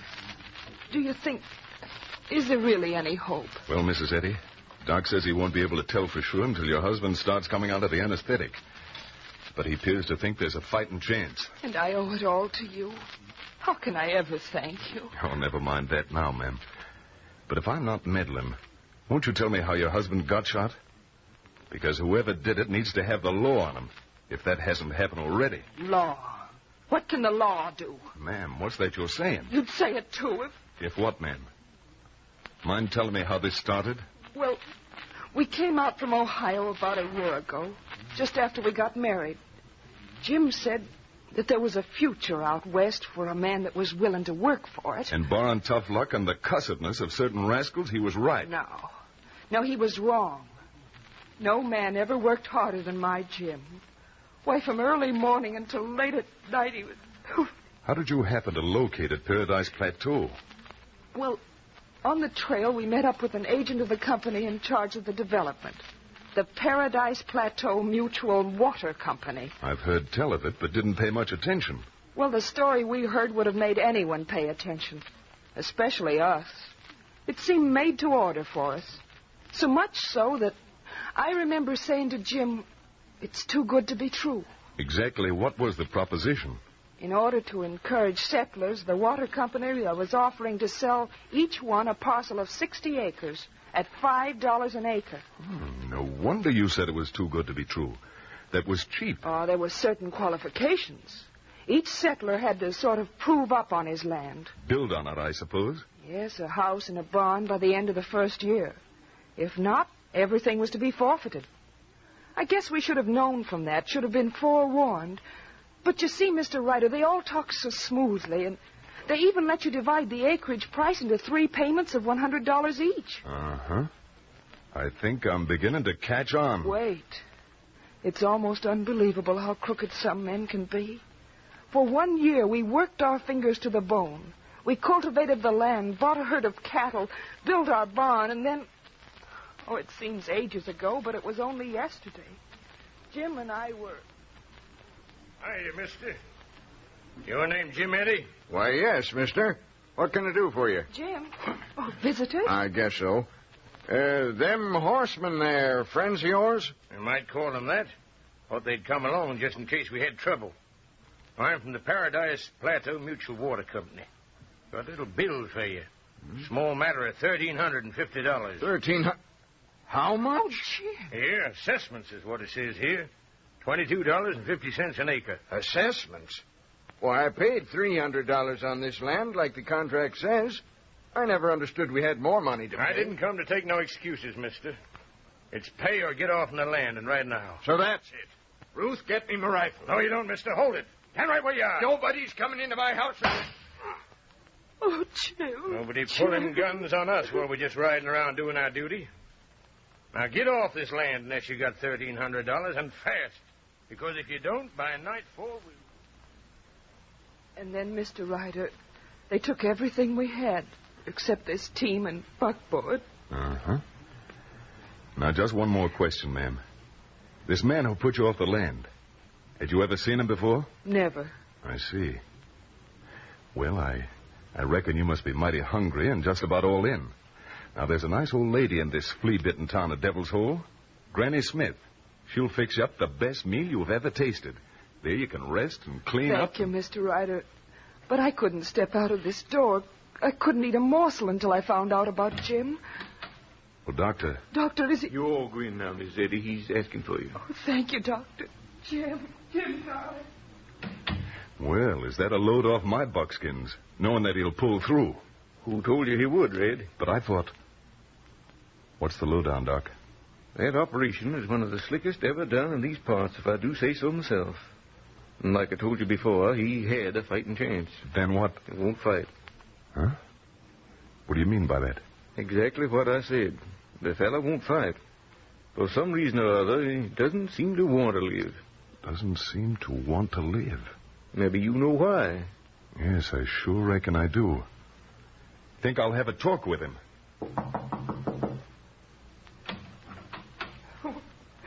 Oh, darling, don't talk like that. Mind if I come in, ma'am? Oh, Mr. Ryder, I wish you would. Who is it, Ruth? Jim, this is Red Ryder. I'd never have made it here in time with you if it hadn't been for him. Oh, thanks, partner. Your looks like that won't make no difference now. You mustn't say such things, Jim. You mustn't think them. You've got to live, if only for my sake. Oh, a fine woman like you, Ruth.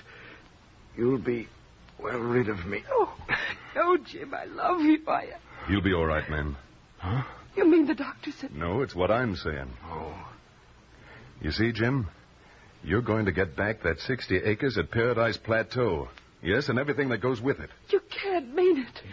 He doesn't. Just saying that to make me feel better. I'm giving you the word of Red Ryder. And folks that know me will tell you Red Ryder has never gone back on his word yet. Oh, I know. I know, But how can you possibly... There must be a way, and I'll find it. Now, it's too late to start now, ma'am. So you'll spend the night at Granny Smith's. Then first thing in the morning, we'll hitch up the buckboard, and you, Little Beaver, and I'll make for Paradise Plateau.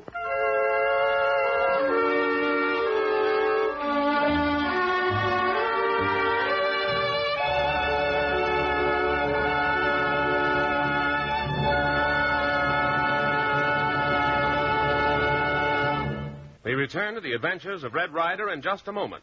Strength and energy are two things that make Red Ryder a real fighting man. And to have strength and energy, you must eat foods that are high in nutrition. So if you want extra food to help pep you up, here's the way to get it. Eat plenty of fresh and tasty Langendorf bread with every meal. But it's good, and good for you, too.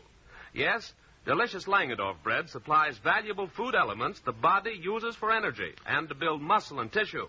Then, for extra energy, fresh and tasty Langendorf bread contains dextrose, the world's greatest quick energy food. You'll find that Langendorf bread adds zest to every meal, and zest to living, too.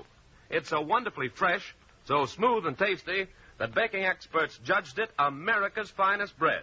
Plain with butter or jelly, toasted or in sandwiches, you will agree that Langendorf bread is the finest bread you ever tasted. So help yourself to extra energy this extra good way. Get a loaf of fresh and tasty Langendorf bread tomorrow.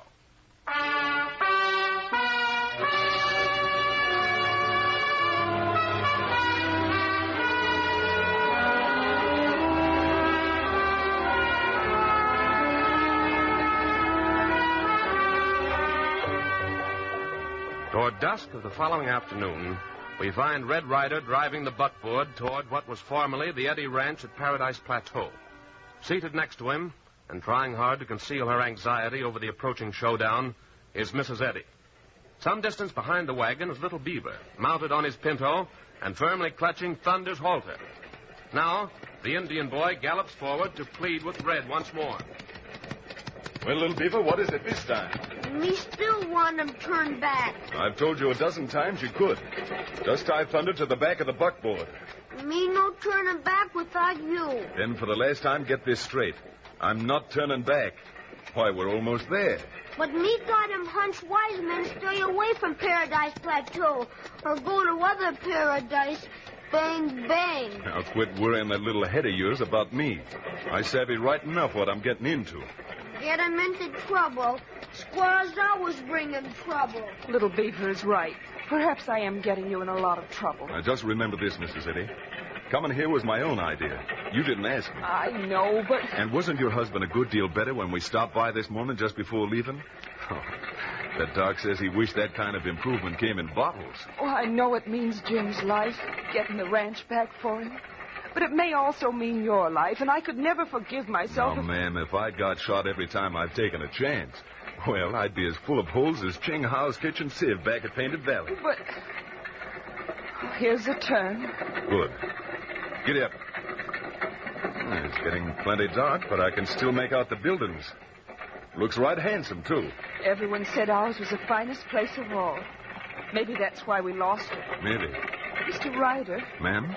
Wouldn't it be safer not to drive up openly like this? Sneaking around is all right for coyotes and rustlers, but it kind of goes against my grain. Whoa there. All right, open up the gate, Little Beaver. Hey, where's Little Beaver gone? Mr. Ryder. Yes? When we turned off the main road back there, I was sure I saw it. A lamp shining from the window of my kitchen. Are you positive? No, I'm not positive, but what do you think it might mean? Well, it could be anything, Mrs. Eddy.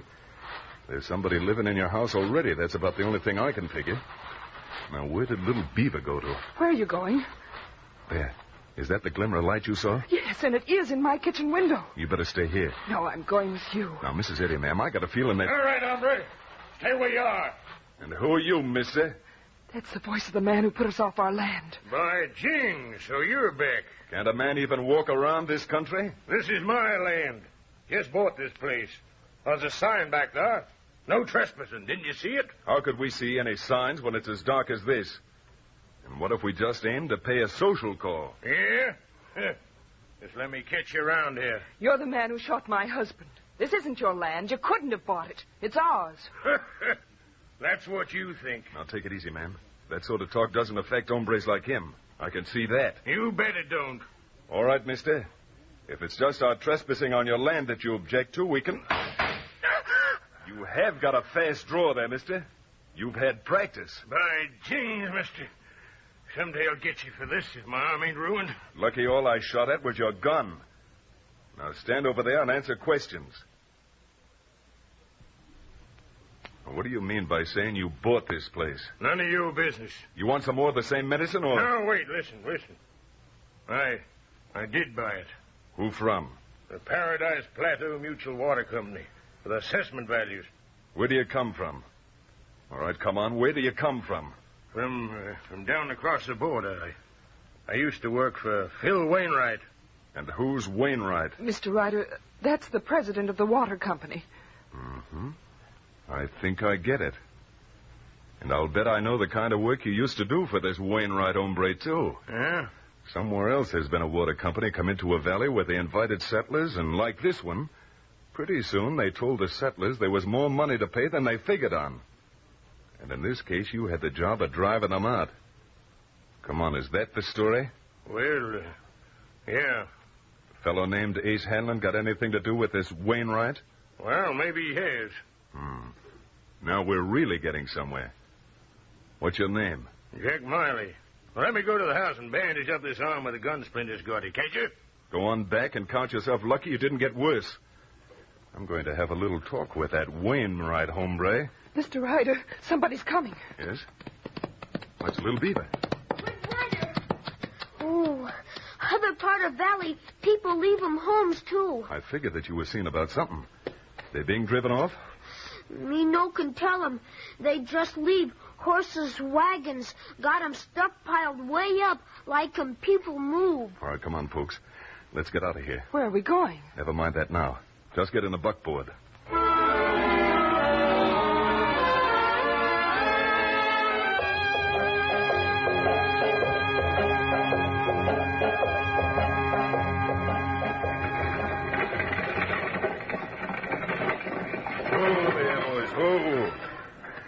Mrs. Eddie, ma'am, I sure wish I didn't have you along. What's the trouble? Well, I've been thinking this over. I figure on calling on this Wainwright hombre. Now, it's plain things aren't what they should be in this man's country. But in the meantime, what can I do with you? Oh, don't worry about me. Please don't. Put me anywhere. I'm used to camping. I'm not afraid. I don't know about that, ma'am. It's getting right dark. Ryder, me watch 'em. You'll take care of Mrs. Eddie? Me guard 'em. Good, that's all I want to know. Now, look. Drive the buckboard over toward that clump of alders and wait for me to come back. Now, don't make any fire or let anybody know you're there by any sign. I'll unhitch Thunder and be back in an hour or two, I reckon.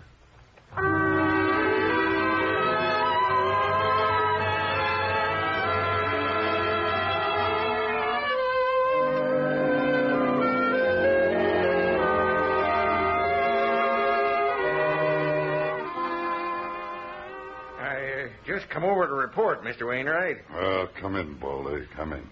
Shut the door. Sure, boss. Yeah. Have a cigar.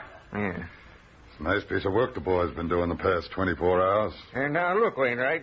I told you I didn't want that Miley among my men. He's too handy with a trigger. Now, listen, Miley's all right. Yeah? Well, he evidently didn't tell you that he plugged that guy Eddie and putting him off his ranch. Plugged him? Yeah. Now, look, Wainwright. I'm not again making a few dollars the easy way. This idea of Ace Hanlon's of juggling the books of the water company so's assessments can be raised again the settlers and then getting in the new crop to milk, I thought that's a slick deal. But I don't want no part in shooting any of 'em, see? And if there's anything come of the Eddie shooting, I throw you to the dogs and fast. Yeah? Well, you get this on your own part, Baldy. You can't make an omelet without breaking a few eggs. We're secure in our legal rights. And if Eddie or anybody else resists, can I help Shut them? up. Huh? What's the trouble? I thought I heard something outside. I didn't hear nothing. Well, maybe I was hearing things. Go on. Hang it. You did hear somebody. Come in. Evening, gentlemen. Just thought I'd pay a little social call. Yes, sir. Come in. Kind of late at night. Your call business or social? Which one of you is Wainwright? I am. This is Mr. Julius Baldy, my chief engineer.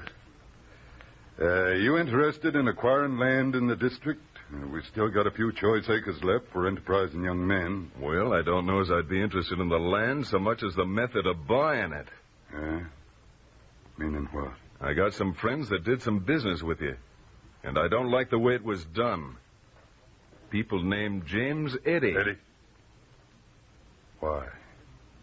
Something wrong with him? Concern it, Wainwright. Now, look, Wainwright. You're not fooling anybody but yourself. I've come here to ask you to give back to the Eddies what's theirs. What's theirs? Why should I? I don't owe them anything. They owe me. I'm just curious to know how. Now, listen, mister. I don't see why I should tell you my business. Show him a contract, Wainwright. It's legal. All right. Here's a standard contract. Mm-hmm. Printing so fine it would take a magnifying glass to read it. Can I help it if you've got bad eyes? Fact is, Wainwright, I got pretty good eyes. Trigger eyes. The Paradise Plateau Mutual Water Company shall be and is hereby empowered to make any such special assessments as its board of directors shall deem necessary. And in the event such assessments are not duly paid... Why did you all of a sudden assess Eddie and nobody else? Well, had to improve the ditches down in his section. Kind of expensive ditch digging, wasn't it? At $22.50 an acre? Well, I didn't do it. Our board of directors did, made up of the ranchers themselves. But handpicked by you. Look here. I stood about all the curiosity I can from you. Who are you, anyway? Red Ryder's the name. Good grief. That mean anything to you, gentlemen? No. Now, listen, Ryder. You get out of here. I never did anything to you. Just stay right where you are. Don't go near that door. Look out, boy. Blast it. Too bad that gun of yours stuck there, Mr. Baldy. I must admit I didn't see your hand as fast as I should have. I figured that Wainwright here would do the fast acting. Apparently, he lets others do his shooting for him. I'll have the law on you, Ryder. You can't come into the office of a corporation like Where that. do you keep the contract that Eddie signed? In that safe? Open it. I tell you, I'll have the law on you. Open that safe. Yeah, it is. Stop shaking like that. I only want you to take one thing out of there. Eddie's contract. And I want you to spread it on that table, pick up a pen, dip it in the ink, and mark it. All assessments, present and future, paid in full.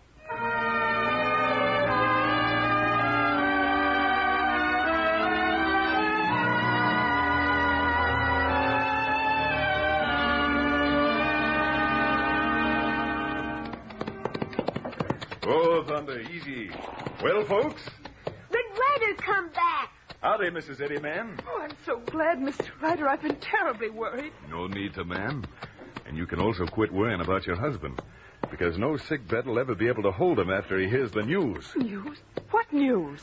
Well, you see, ma'am, Mr. and Mrs. James Eddy have just got back one grade A improved ranch, complete with paid-up contract.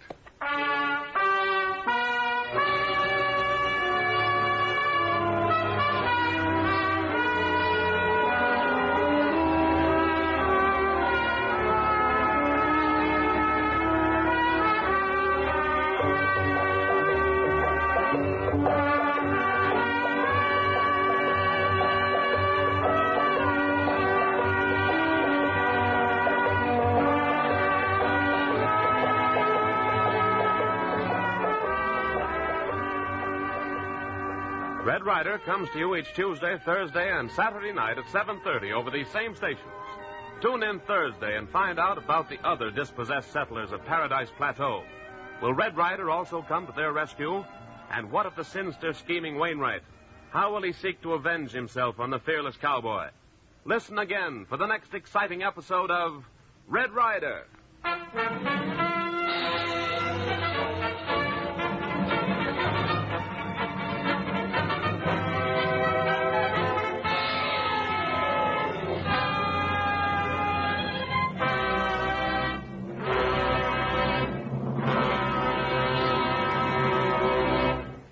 Red Ryder is presented for your enjoyment by Langendorf, bakers of the bread judged America's finest. get a loaf of fresh and tasty Langendorf bread at your grocer's tomorrow. How can I help during these critical times? That is a question that many of us are asking ourselves today. There are ways all of us can aid our fighting forces. Thousands more volunteer workers are needed for civilian defense, Red Cross, USO, and other vitally important work. By buying defense stamps and bonds, we help our government and save for the future. And we can help to keep our chins up by keeping physically and mentally fit. For the extra energy that many of us need these days, Langendorf bread is rich in essential vitamins, proteins, and dextrose, the world's greatest quick energy food. Remember, keep physically fit and do your bit. This program came to you from Hollywood. This is the Blue Network.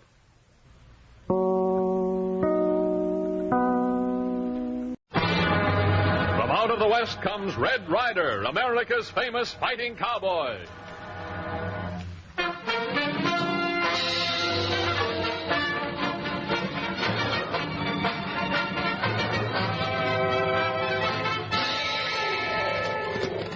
Drop that pony, little beaver. There's been a shooting over at Paradise Plateau, and we've got to see that justice is done. You betcha, Red Ryder.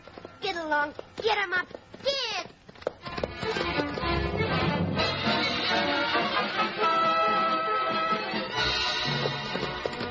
Come on, Thunder. Ride 'em, cowboy.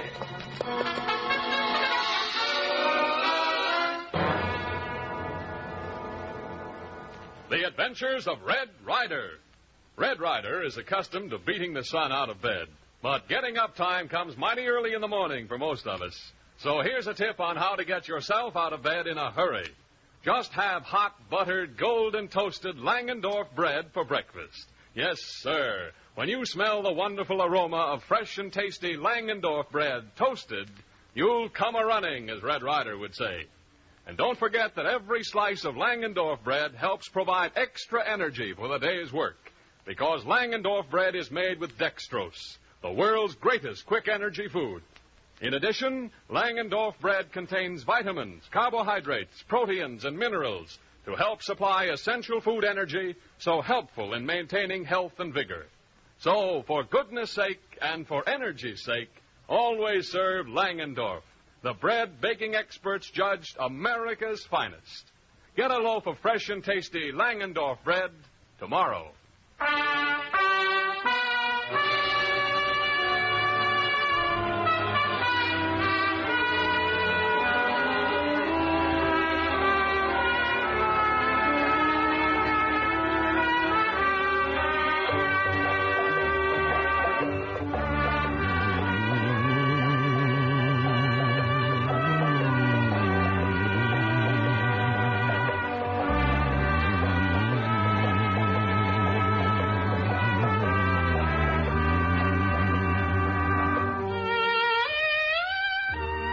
On Paradise Plateau, a fight looms between the settlers who came to build their homes and the water company that now seeks to force them off their land.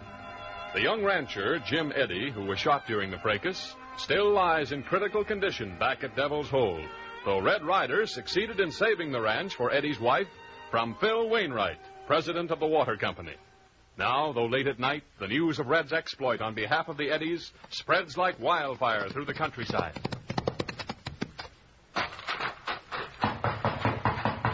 Open up. Hey, it's me, Frank Williams. Hey,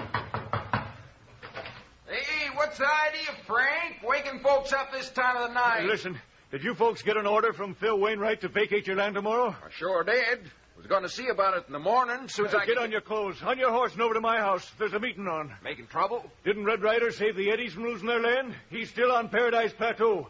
We're organizing a committee. Going to put our case before him. Tell him just what Phil Wainwright's doing. All right. Just wait till I get this night shirt changed. Hey, you need any help playing Paul Revere? Sure do. I'll take the west half of the plateau. You take the other. Rustle out everybody, even those that ain't had no evacuation order yet. Have them meet at my place soon as they can get there. And make sure that Wainwright don't hear about the meeting just yet either. And get going. We gotta work fast.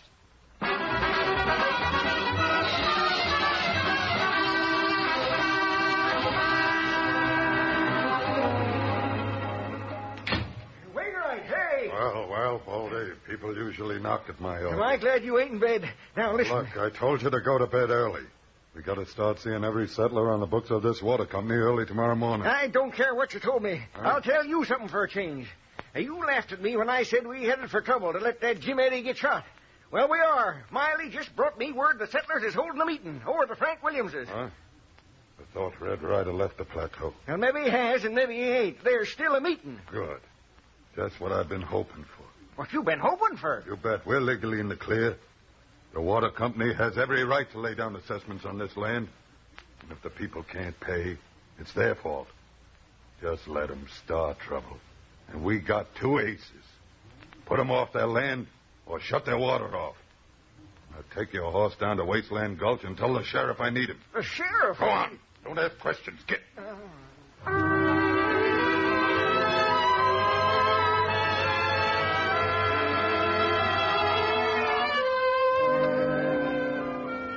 Well, Mrs. Eddy, ma'am, guess you're all properly settled back on your own place by now. Oh, Mr. Ryder, I honestly don't know how I'll ever thank you for all you did.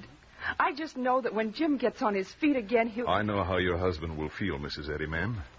I was going to say, now that you're settled, little Beaver and I'd better get started. Started at this hour of the night? Yes? You ready, little Beaver?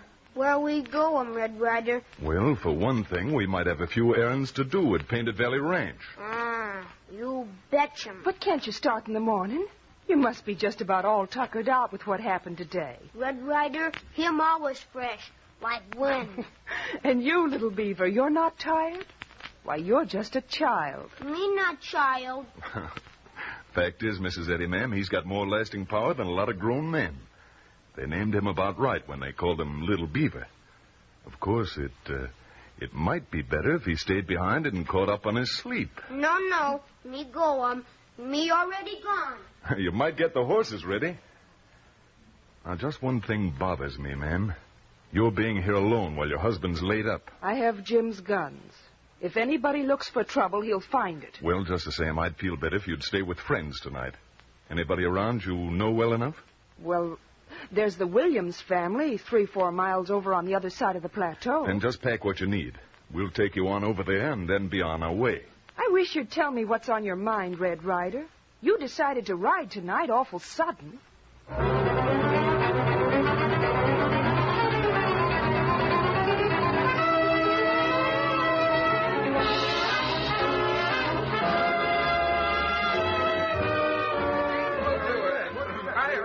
All right, folks. And we've decided one of us goes over to talk to Red Ryder before he pulls out of Paradise Plateau. Now, my idea is... see who that is, Luke. Open in the name of the law. Oh, it's the sheriff. The sheriff. And now stay where you are, everybody. Ain't no law in this county against peaceful assembly. What are we? Scared as our cattle for a storm? Luke, you take the bar off on that door and see what the sheriff wants. All right. Hello, Sheriff. I thought I'd see you here, Williams. And Wainwright, too, folks. What's going on? Quilton Bee, maybe? More likely a church supper, Sheriff. Caught it, Wainwright. You tell us what you're doing here. Oh, so you want to ask a question? All right, I'll answer. You all come here a year ago because you thought you could get cheap homes, eh? At $5 an acre. Well, and you did. But now we need more money. And if you'll just look at the contracts you signed, they say we've got the right to assess every acre you got for additional money if we have to have it. Well, we gotta have it. But Wainwright, telling us now we've all got to pay $22.50 more per acre to keep our homes. We're poor folk. We ain't got money like that. We just got our houses built, our barns, our fences. We're broke. That ain't right, and you know it. And don't bring the sheriff in here to tell us different. The sheriff represents law and order. Yeah, we got rights under the law. I'm the law in this county, Frank Williams. And I say that if everybody ain't out here by the time I count 10... The sheriff counts none too slow. 1, 2, 3... And now keep your seats, everyone. Stay where you are. Just hold it. Hey, look who's here. Red Ryder. Well, looks like a pretty complete meeting, including the sheriff. You know, I've been watching you, Mr. Sheriff, and you've been acting mighty suspicious yourself. Ryder. Huh? If you know what's good for you, you'll make tracks out of this here section of the world. That's so, Wainwright? Guess you don't know me very well. But then we only met for the first time a few hours ago. Well, Mrs. Eddie, ma'am, Little Beaver, come on in and shut the door. The breeze makes that lamp flicker. What in the world? Now, never mind. Just some folks visiting. Now, what's going on? Red, we're in the same fix the Eddies were. We're all asked to pay assessments we can't pay. So we got to get off by morning. By morning? That's right. They don't give us no time at all. We're just going to draw up a resolution asking for your help when them two polecats busted in. Who calls me a polecat? All right, then, Sheriff. Skunk, if that fits better. Now, listen, folks. Let's not call names. Get him, Sheriff. Red Ryder, I never seen a man so careless of his health as you. You missed me, Mr. Sheriff. All right, hold it, everybody. I wouldn't make another move with that gun, Sheriff. I can see in that moonlight from the window. Williams, get another lamp. Red Ryder. Red Ryder. Why, you Little Beaver, where are you? What's the matter?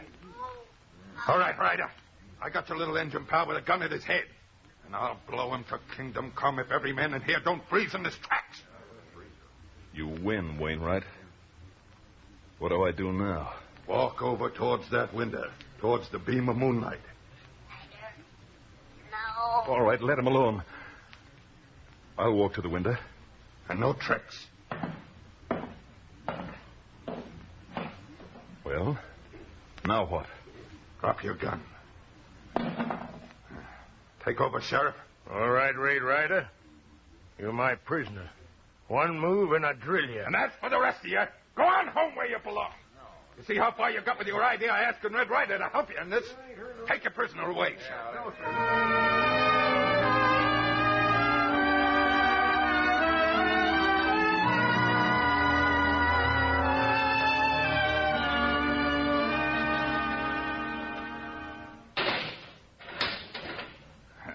Well, Mr. Ryder, make yourself right to home. Aren't you even going to untie my wrist?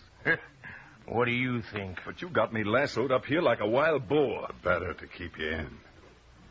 You know, Sheriff, I still think we should have brought that Indian kid along. What for? I don't want to be bothered with no kids when I got a rat like Ryder on my hands. No use casting your eyes around the cell, Ryder. Because even a magician couldn't get out of here. For once, Wainwright, I believe you. You'd have done better, Ryder, to believe me when I said this was none of your business. It may not be too late yet to reconsider. Think it over. I'll be back in a little while. Come on, Sheriff. Don't get too lonesome.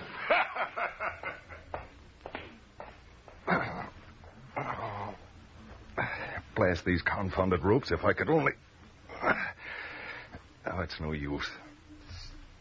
Huh? Now I'm beginning to imagine things. Red Ryder. Well, I'll be doggone. Little Beaver, how did you get yourself perched way up there on the other side of those window bars? You got a knife to cut ropes. Oh, bless you, Little Beaver. Now, let's see now. How do we manage it? I've got it. Toss the knife through the bars, but be sure it lands on this cot over here so there won't be any noise. We got a good aim. Perfect. But you all tied up. How you cut 'em ropes? Got an educated set of molars, I have. Once I get that knife handle clenched in my teeth, like this. Oh, he'd catch 'em. There. Now to get out of these ropes. There. Now how you get 'em out of cell? You got me there, Little Beaver. Of course, if I had my gun now, I might have some chance of shooting my way out the next time Wainwright or the sheriff opens the cell door. We go get 'em gun. Yes, Red Ryder? Fast as you can, Little Beaver. Meantime, I'd better wrap these ropes around me again so I'll look like I'm still tied, in case those hombres come back before you do.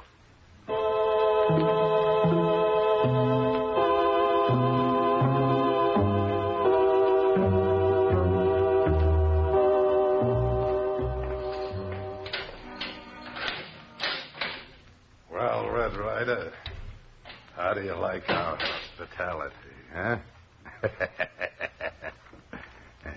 You don't have to answer then. But even in the dim light from the passageway, I can make out the look on your face. And I wouldn't say it was exactly carefree. Quit wasting time, Wainwright. What do you want now? Look who's talking about wasting time. Ryder, you're going to have more time to waste than the dog has fleas. You see, the sheriff's got you booked on at least a dozen charges. Breaking open my safe. I didn't break it open. You opened it for me. At the point of a gun. A mere technicality. But to continue.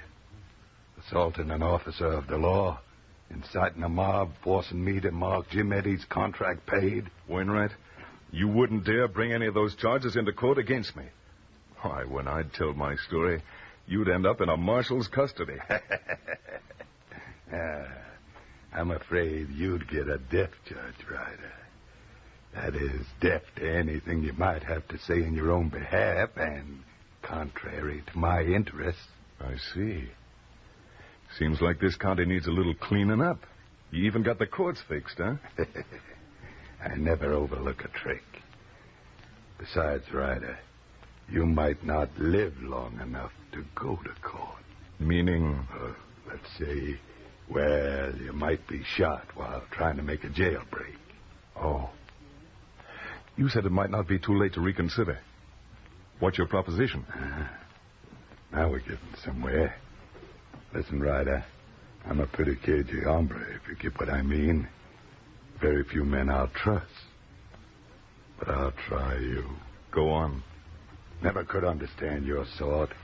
Fighting and dying for unprofitable things like honor, integrity, and justice. But I got a hunch that your word once given is strong as any bond. Well? Just say that you'll clear right out of Paradise Plateau and never interfere with me again. And I'll let you go scot-free. Well, what's your answer? This is my answer. Now you know how little Beaver felt when you were choking him. How did I pick up your gun? Now to put you here on the cot. Get into your coat and sombrero. Hey, Wainwright! I thought I heard some funny noises back there. Well, no, Sheriff. Not back here. Now to try to walk out of here. Hey. Well, what's that ornery cuss say, Wainwright? Hey, where in tarnation you going? See you later, Sheriff. Got some urgent business I better attend to. Must be loco. And some of that business, Mr. Sheriff, is with you.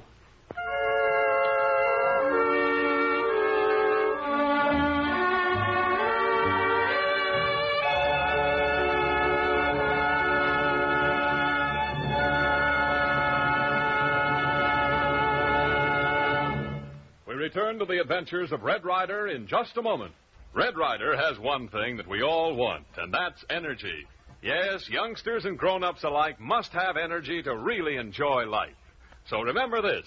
One of the finest, as well as one of the most economical sources of energy, is fresh and tasty Langendorf bread. Yes, every delicious slice of this finer bread may be used by the body for energy, to help build muscle and tissue. But that's not all.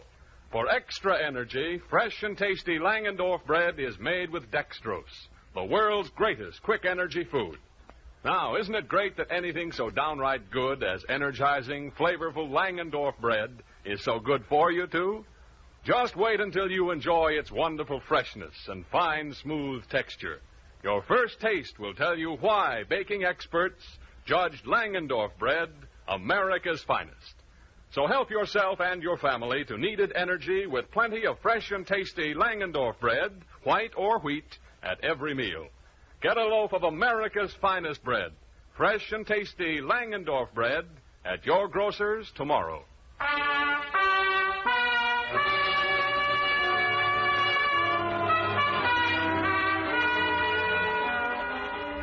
Red Ryder has sought to help the settlers of Paradise Plateau retain the land which is rightfully theirs. Jailed for his efforts, he practiced a clever ruse which won him his freedom again. He's only gone a short distance from the jail when... Little Beaver, that you with Thunder and the Pinto? Red Ryder, how you get him out, and where you get him coat and sombrero? Never mind that now. They're Wainwright. But I guess I had better tuck them away, or I'm liable to be mistaken for that skunk. Well, even you recognized me in this getup, didn't you, Thunder? You know, as soon as I heard you, I knew I was among friends. Because I could tell that whinny in a herd of 100 horses.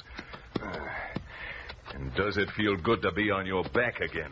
Me got him gun for you, Red Ryder. Thanks, little beaver. Though I already have Wainwright's gun. We leave him Paradise Plateau now. Yes, Red Ryder? Nope.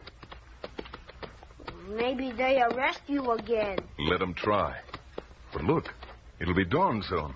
We've got to work fast.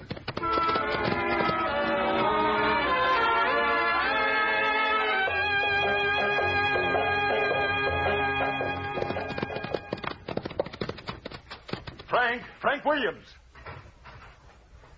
Is that you, Mr. Ryder? Oh, you don't know how frantic we've all been thinking that... Thank you, ma'am. But Frank Williams, where is he? They're all holding a meeting over at Wasteland Gulch. And, oh, Mr. Ryder, I'm afraid there's going to be terrible bloodshed. Wasteland Gulch, you say? Come on, little beaver. And don't worry, ma'am. I'll fix things. You always do, Red Ryder. The Lord bless you. You always do. Right, I don't believe it at all. Please stand by now without as much as lifting a little finger to help Red Ryder. Then we ain't got as much backbone as a crawfish. Frank Williams is right. Yeah, but what will we do? I'll tell you what we'll do. Every mother's son of us will tote all the firearms they can lay hands on. Then we're going over to that jail and blow the blasted thing off its foundations. We'll get Red Ryder out of there, even if we have to... What's that? I hear horses. It's the Sheriff Wainwright. They discovered our meeting place. Maybe you got a posse following them. Come on, make for cover. No. Stop in your tracks, men. We've done all the running away we're going to. Just get your guns cocked. Yeah, just let them try something. Hey, look, it's Red Ryder and the little engine boy. Why, gosh, it is. Yes, Red. We were just getting ready to go up and bust you out of the jail. Why'd they let you go? They didn't. I left of my own accord. Then that means they'll be coming for you again, huh? Might be. And in a little while, at dawn, they'll be coming for us. Coming to put us off our land. Yes, man, we've got to get a move on. Now, everybody go back to his ranch. No, we ain't going back. Man, I'm fed up with being hounded by Wainwright and his crooks. Fed up with waiting and whimpering while they crack the whip over us. You betcha. I say, let's give them a dose of their own medicine. Let's get even with them once and for all. Let's finish Bill Wainwright and the rest of the rascals and bury him in the deepest hole on Paradise Plateau. Now, listen to me, men. Quiet down. Quit acting like a bunch of Stampede Mavericks and listen to me. All right, go ahead. I know exactly how you feel, and maybe I feel the same way. The man wouldn't be human that didn't want to win over those low-down sneaking coyotes. And I give you my word that you will, but not by breaking the law. But, Red, what'll we do? Like I said, now if a man go back to his ranch and sit down on his porch with his gun across his knee, I've got a hunch that they'll think twice before starting anything if they're convinced you all mean business. But if they do start trouble with any one of you, the rest of us will be there to help before the smoke of the first bullet has cleared away.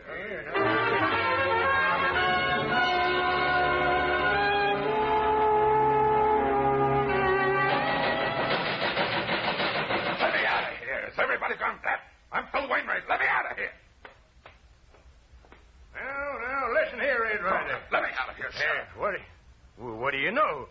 It is you, Wainwright. Now, get me out of here. Don't just stand there. But how'd you get in on, and what happened to Red Ryder? I exploded the cope, you brainless boob, hit me over the head and walked out, and you left. Now, see here, Wainwright. If you let Red Ryder hit you over the head, I guess I ain't to be blamed for letting you make... Stop yapping and let me out of here. Oh, sure. Give me the key. What do you mean, give you the key? Well, you got it. Remember? I gave it to you when you went to talk to Ryder. Well, Ryder's got it now. Get another key. My deputy's the only one that's got another key, and I have to send for him. All right, but hurry, and while you're sending, call together a posse. I'm going to get Red Ryder if it's the last thing I do. Probably will be the last thing you do. He's a tough one. Are you going to stand there, or are you going to do something?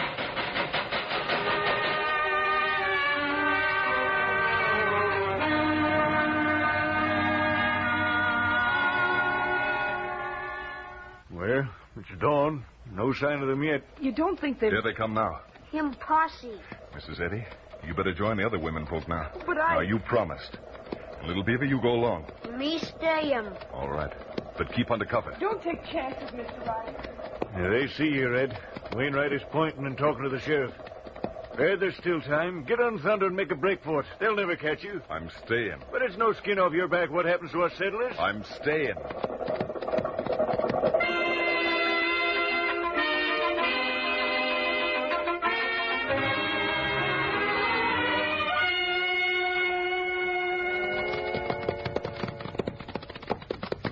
What'd I tell you, Wainwright? It's the same way at every ranch. Those hombres won't be dislodged without a lot of shooting and a lot of killing. And I don't hanker for it. I don't know what's suddenly come over you, Sheriff. What made you lose your nerve like this? Same thing that'd make you lose yours, I reckon. It's a big reason, well over 6 foot. Totes 2 guns and answers to the name of Red Ryder. Well, I'll show you if I lost my nerve. Luke Carver. I hear you, Wainwright. My patience is getting awful short, Luke. If you don't hustle yourself off my land, they'll carry you off in a pine box. Maybe. But you'll be a-riding in another pine box, Wainwright. You're licked, Wainwright. And the sun's getting too blamed hot to stand here and sweat. Wait a minute. We still got our other ace in the hole. We'll shut their water off. I'll show you whether Phil Wainwright is licked.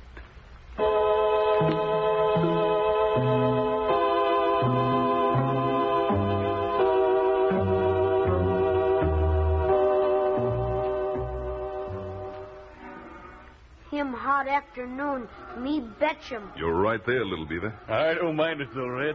I feel so good the way everything's turned out. Guess it'd take a heck of a lot to spoil my happy disposition right now. We sure enough stopped Wainwright. Wouldn't bet on that yet, Frank. But we ain't seen hide nor hair of him since this morning. He was going to do something. Say, those cattle can't be acting that way just on account of the heat. Huh? Oh, yeah, come to think of it. They're making quite a racket. And then it's pretty hot. Let's go and see anyway. Red Ryder, look him. Cow fallen down. Little beaver's right. Something's wrong. Come on. Here's the answer. The water ditches are dry. Wainwright has shut off the water.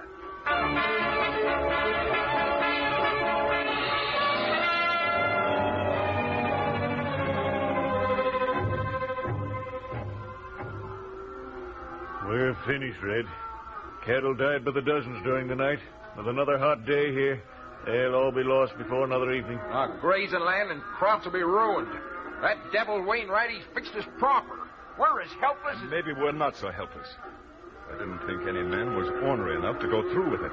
But I'm convinced now, so I won't hold off any longer. But what can you do, Red? Open that sluice gate myself. But they're a-guarding them. You'll be riddled with bullets. You haven't got a chance. Just the same, I'm going to try. Guess they didn't figure on anyone swimming across the impounded lake and climbing on the dam from the rear. There. Now to get to that lever.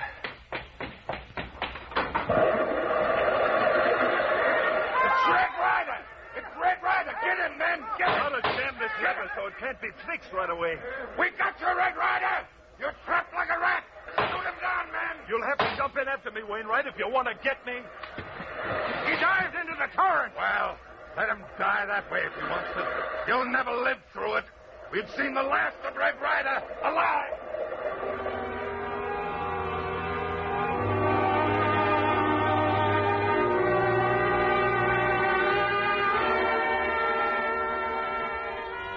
He was the bravest, finest man I ever knew. And we haven't even been able to find his body to give him a decent burial. That poor Injun kid's half crazed. Won't give up hope.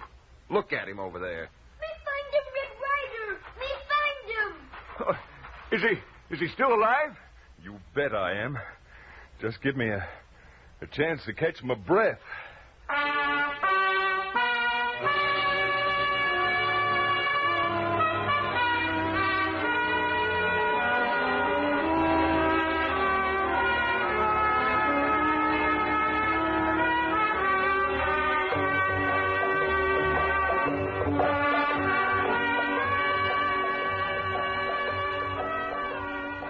Red Ryder comes to you each Tuesday, Thursday, and Saturday night at 7:30 over these same stations.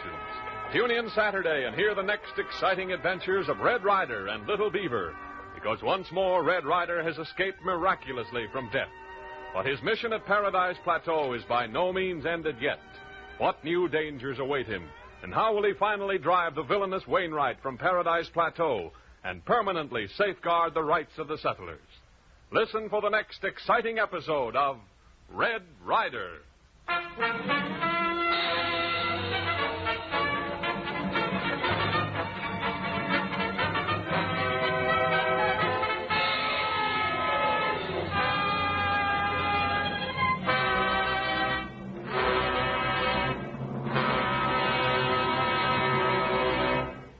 Red Ryder is presented for your enjoyment by Langendorf, bakers of the bread judged America's finest. Get a loaf of fresh and tasty Langendorf bread at your grocer's tomorrow. In these critical days, it is more important than ever to maintain our faith in our country and in ourselves. Those of us still performing our accustomed duties can help build national morale in many ways. By not talking about military and naval activities, by doing our bit with Red Cross, Civilian Defense, USO, and other national defense organizations, by investing in defense bonds and stamps, and by keeping ourselves physically and mentally fit. Langendorf bread, rich in food values, proteins, vitamins, and dextrose for extra energy, will help keep your energy and vitality at the peak. So keep physically fit and do your bit. This program came to you from Hollywood. This is the Blue Network.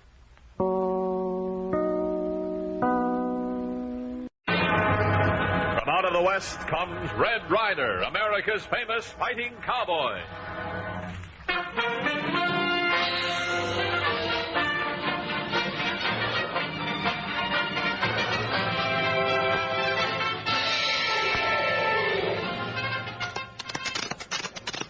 What if that pony, little beaver? The sheriff's in trouble and needs our help, so let's hit the trail for the Cherokee's strength. You betcha, Red Ryder. Get along. Get him up.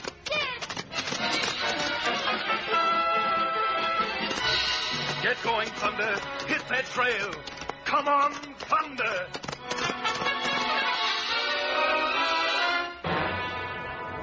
The Adventures of Red Ryder. Today, our country has a big job of work to do, and Uncle Sam is counting on the Golden West. So, naturally, it's up to us to keep in the best physical condition possible. We must eat healthful foods. Food like fresh and tasty Langendorf bread, the bread judged America's finest by baking experts. Yes, Langendorf bread does taste swell, tender, smooth, and fresh right down to the last slice. More important still, Langendorf bread is a fine source of energy.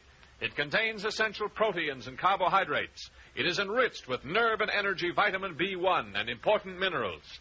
And you get an energy bonus because delicious Langendorf bread is made with dextrose, the world's greatest quick energy food. So help yourself to extra energy with fresh and tasty Langendorf bread. Enjoy it plain, toasted, or in nutritious sandwiches that stay fresh. Yes, for goodness sake and for energy's sake. Get fresh and tasty Langendorf bread at your grocer's tomorrow.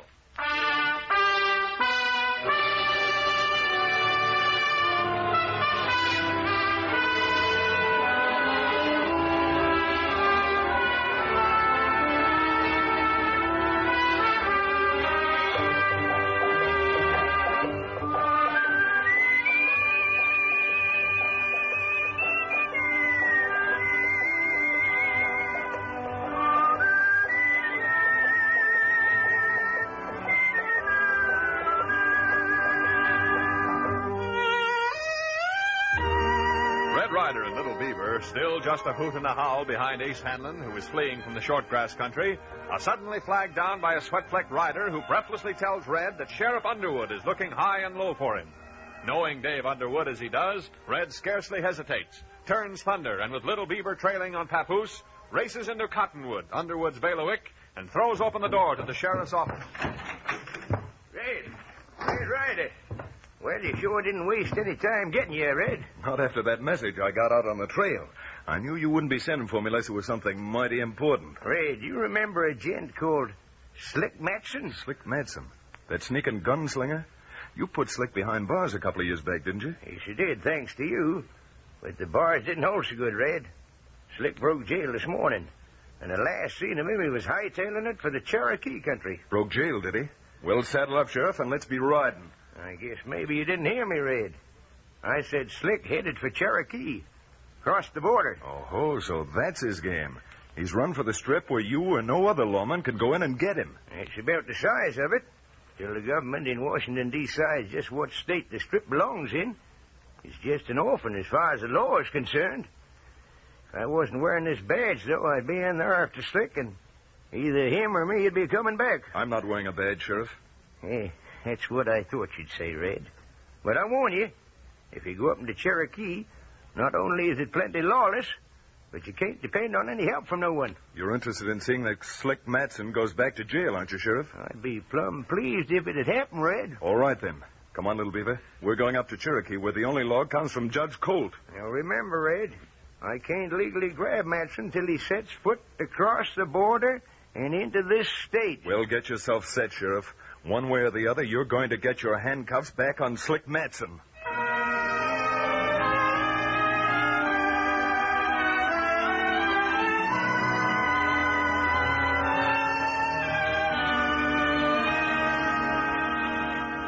Slick, you're crazy. You shouldn't have come up here. You're the one who's crazy if you think so, O'Fallon. When I heard of all the dinero you was cleaning up here in Cherokee, I just couldn't wait to get out of that hoosgow and join my old friend. Well, what are you driving at, Slick? Oh, don't put on that Sunday face. I know all about the little game you're running up here. Getting settlers to come in on the promise of selling them cheap land. And then when they get their spreads built up, telling them the price is $50 an acre. Huh? Well, supposing that's true. Where do you think you come off? Now, is that a nice way to talk to your partner? Partner? Why, you... That's no way to act, O'Fallon. And next time you think up any tricks, it won't be your 6th or imp. Is that clear? Sure, Slick. Of course, anything you say. That's better. And what I'm saying is you and me are partners. 50-50. Understand? All right, Slick, all right. It's a deal. But if you're going to take half the profits, you got to take half the risks. Keep talking. Well, some of these settlers can pay $50 an acre. Them I don't want to run off. Yeah? Well, but what they need is a good scare to make them kick in. And I've been thinking if we can drive the settler out who they all look up to, maybe it'll put the rest of them into a paying-up frame of mind. Who's the gent you're figuring on turning out? Name's Tyler, Sam Tyler. Lives on the spread with his daughter. Trouble is, I want it all to look legal, and there ain't no sheriff or marshal up here. Well, then it's time there was a sheriff. Yeah. And nothing would make me happier under the circumstances than to consider myself elected by the grateful voters. Let's get started, O'Fallon. I'm itching to get out to the Tyler Ranch on official business.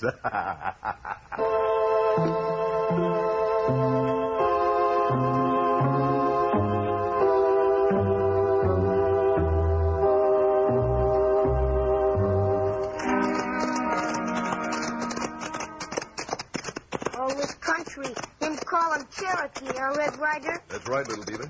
Red Ryder, me see a posse below in Valley, right him into ranch. Posse? But there aren't any lawmen here in Cherokee. You look 'em down there, maybe 6-7 miles at Bottom Valley. Well, I'll be doggone. That sure looks like a posse heading for that ranch, with every man of them toting a rifle, too. You thinking maybe we ride him over and see what happened, Red Ryder? Well, that's a long haul from here, little beaver. But when you're trying to find a needle in a haystack, anything looks good. Start that pony. Oh, get him up, that fool. Stand. Start stretching, Thunder. It's a long ride to that little ranch. Come on, Thunder.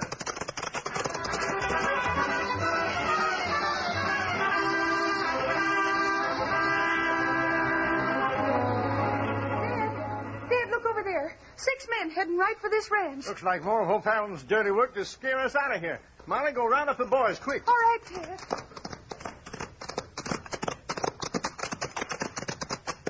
Howdy, men. Looking for someone? You, Sam Tyler? Yes, what about it? Tyler, I got an order here. Either you pay up or you'll vacate. If O'Fallon thinks he can threaten me, I don't scare easy. A sensible man wouldn't say things like that. Yeah, well, I bought this place, and I'm prepared to pay what O'Fallon asked. Not a cent more. And I'm staying right here, and no man's running me off. The way you're talking, you'll be staying here forever, Tyler, if you know what I mean. Dad, here are the boys. Chuck, Billy, stand back by that fence and keep your hands by your holster. Tyler, I'm warning you. And I'm warning you, mister. This is my land. Now turn right around and get off in it. You make one move for them guns, and it's going to be just too bad. You think so? Well...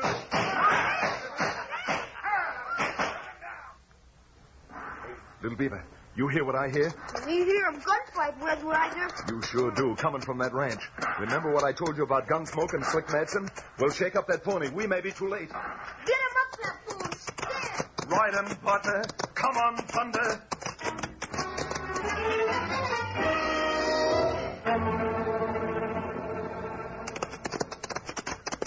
Sounds like the fight's all over, Little Beaver.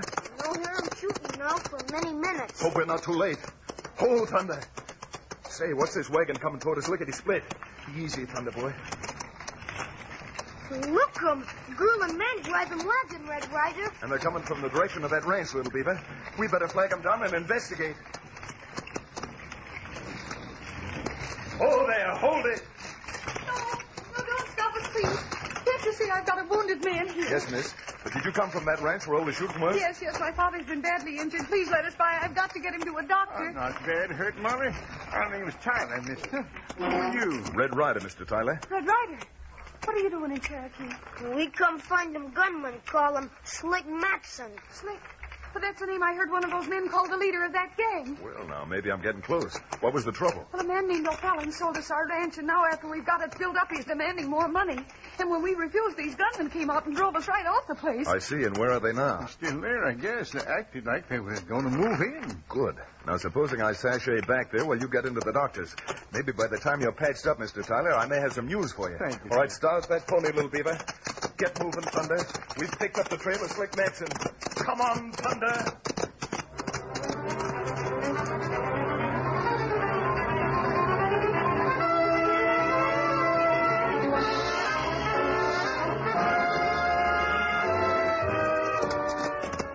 Oh, Thunder.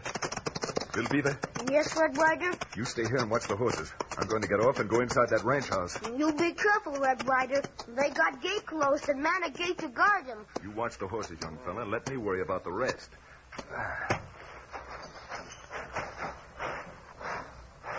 Hold it now, mister. I'm holding it. What's on your mind? Where do you think you're going? I was aiming on going inside. Here? Well, supposing you turn around again and start making tracks out of here. I said I was going inside. And I said I got a finger that's pretty itchy. Now walk. The only place I'm walking to is right up to this gate, and... Twisting my arm off. Not till you drop that gun. Let go of it. Back over here. I dropped the gun. Now let me go. Not until I'm sure you won't make any noise for a while. This ought to keep you quiet. Yeah, that's better. Now to get through this gate and inside that house.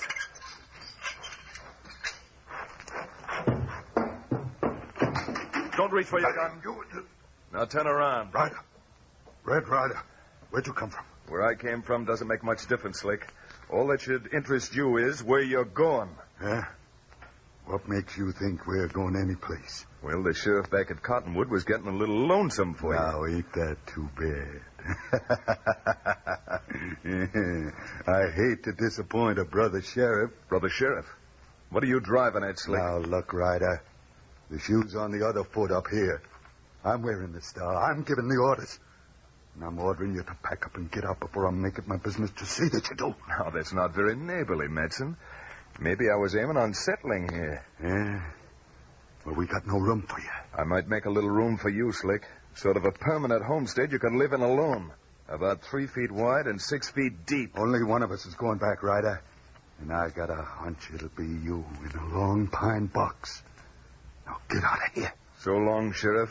And for your sake, better start praying we don't have to find out if it's you or me who's the fastest man to a draw. Because I want to take you back alive.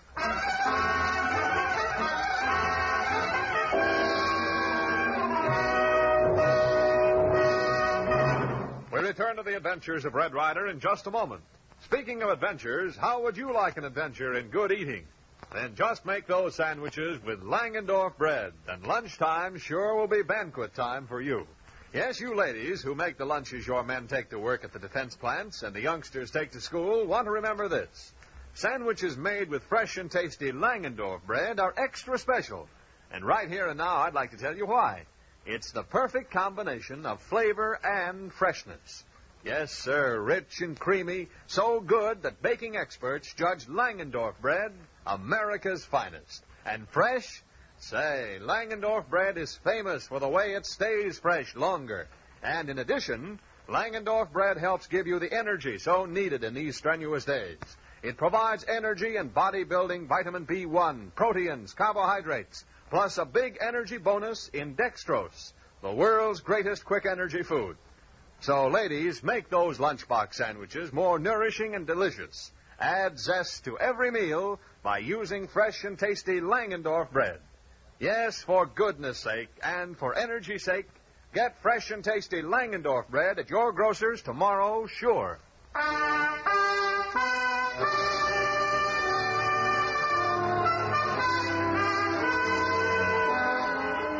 Returning to Red Ryder, we find that he has learned of the crooked deal O'Fallon is trying to put over on the settlers he has induced to come into Cherokee and build ranches, and Red is on his way to talk to O'Fallon face to face. But meanwhile, in O'Fallon's office, Slick Matson is leaning on the desk, his cold eyes glazed, staring down his erstwhile partner.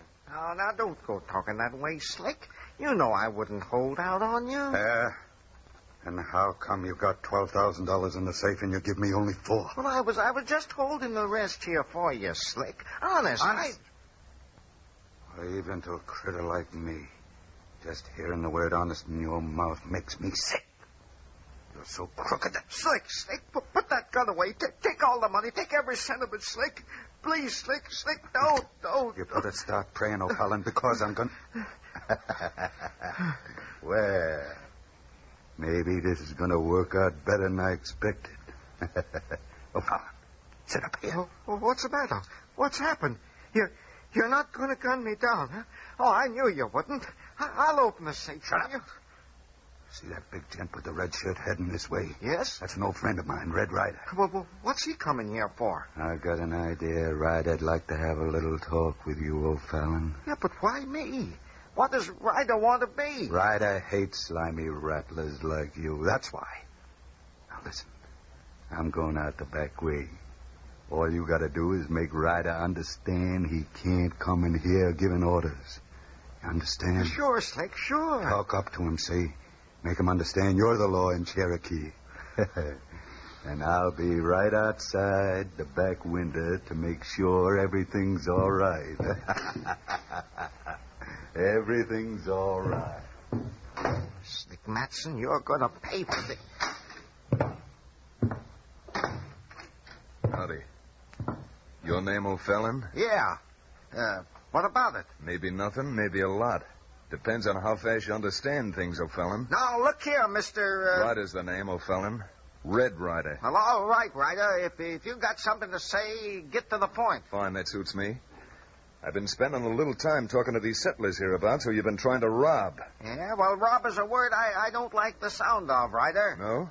Well, I know one way you'll never hear it again. Well, if you reckon on coming in here and scaring me, you don't scare me at all. A smart man wouldn't go for his gun, O'Fallon. Well, I'm giving you 3 to turn around and then get out. Don't be a fool. Remember, you haven't got Slick Matson here to cover for you now. 1, 2...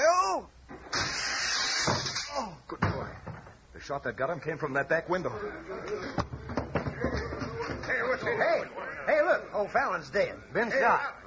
Whoever gunned him down was outside that back window. Well, if it ain't Red Ryder, back to his old murdering tricks. Oh, it's you, Sheriff Matson. Look like O'Fallon's been killed. And I got a pretty good idea who killed him. I was just turning the corner when I heard arguing in here. Any of you men hear anything? Well, yeah. I heard loud voices. O'Fallon's voice especially. I started over here, and I heard them shots. Yeah, this is one time you wasn't able to shoot and run, Ryder. Matson, you knew who murdered O'Fallon better than I do. I sure do. Seems to be an open and shut case. You come in here, start an argument, find O'Fallon's got a mind of his own, and then you grab for your 6-gun. You always did have a reputation for being a fast draw, Ryder. Sure looks as if the sheriff's got him dead to rights. Well, Slick, you're sheriff. The next move's up to you. It is, sure enough. And I think I'll be making it. Come on, Ryder, you're going to jail. But only till tomorrow. Because as soon as I can get me a judge in the morning, you're going on trial for first-degree murder.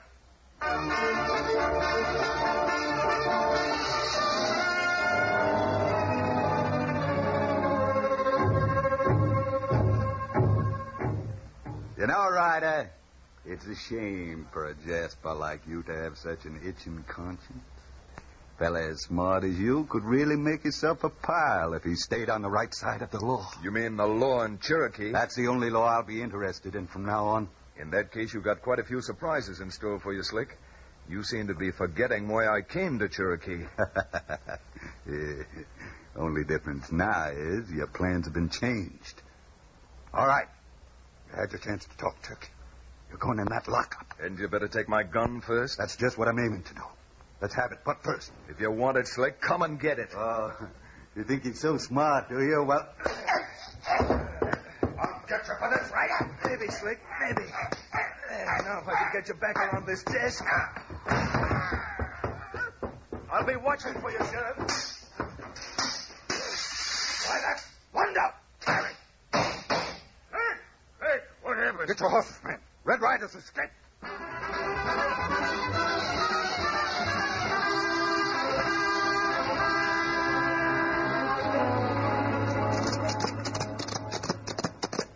I don't know what I'd have done if you hadn't had thunder outside that sheriff's office when I jumped through the window. Me get worried, Red Ryder, when you get taken from O'Fallon's office. And a good thing you did.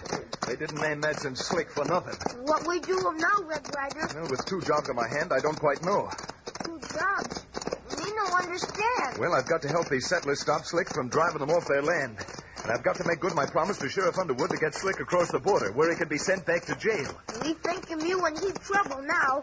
Maybe better we go back across border while we still can't do them. No, Little Beaver. I've got an idea that may do both if we can get the settlers' help. Make tracks, Thunder. We haven't got a minute to spare. Come on, Thunder.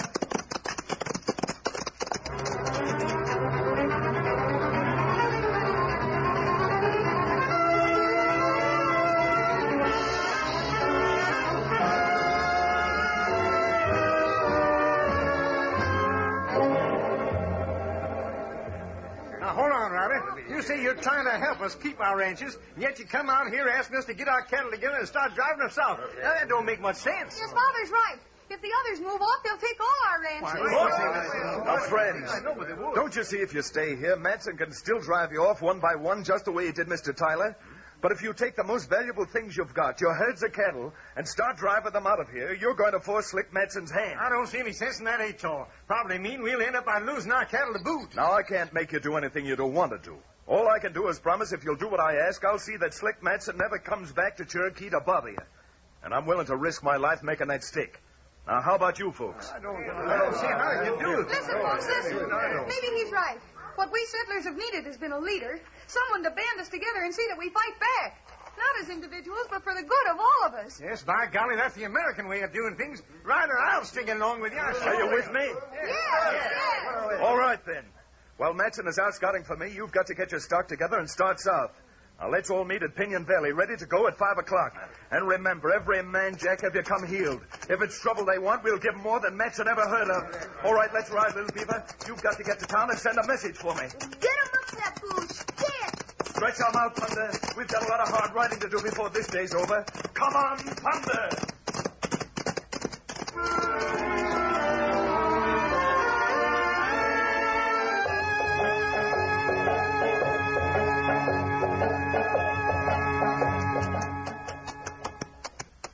Too bad, Slick, we lost Red Ryder. Don't make much difference. You'll never dare show his face in these parts no more. Yeah? Sure. Any man who sees him up here can gun him down and ask questions after. That's real funny at that. Red Ryder, a fugitive from justice. Yeah. Hey, Slick, look. Who? What? Who's that coming wide open for leather? Where? Yeah, I see him now. Looks like Bandy. Bandy? That's who it is. Must be something mighty important. Look at him a-come. Oh, Hey, Slick, hold up a minute. What's up, Bandy? Well, something's gone all haywire, Slick. I just crossed the creek below Pinion Valley, and you know what? Well, every last one of them settlers has got their herds on the trail, and they're driving them out of here. Driving the cattle out of here? Yeah. We can't let them do that. This is worth 20 times what the ranches are. We got to round up some of the boys, head them off this side of the railhead, and make sure they don't get away. Sure. Come on. Before we're through, this valley's going to be smoking with hot lead. Here. Come on.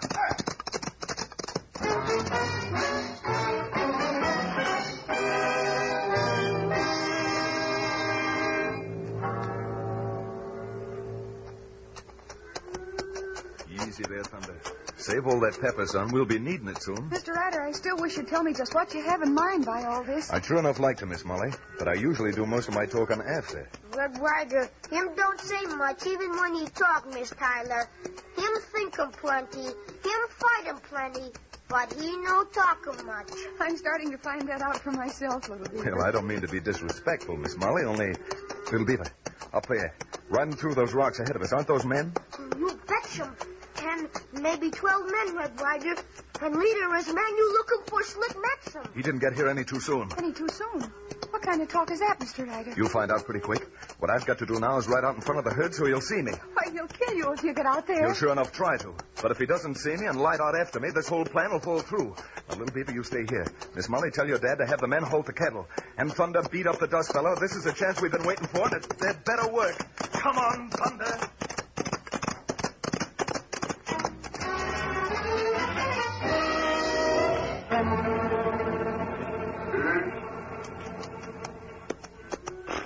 That's them settlers, all right.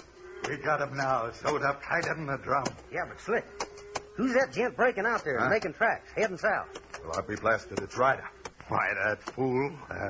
What a piece of luck this is. Londo, hey, look, the cattle's stopping there. You stay here, and if they move, take out after them.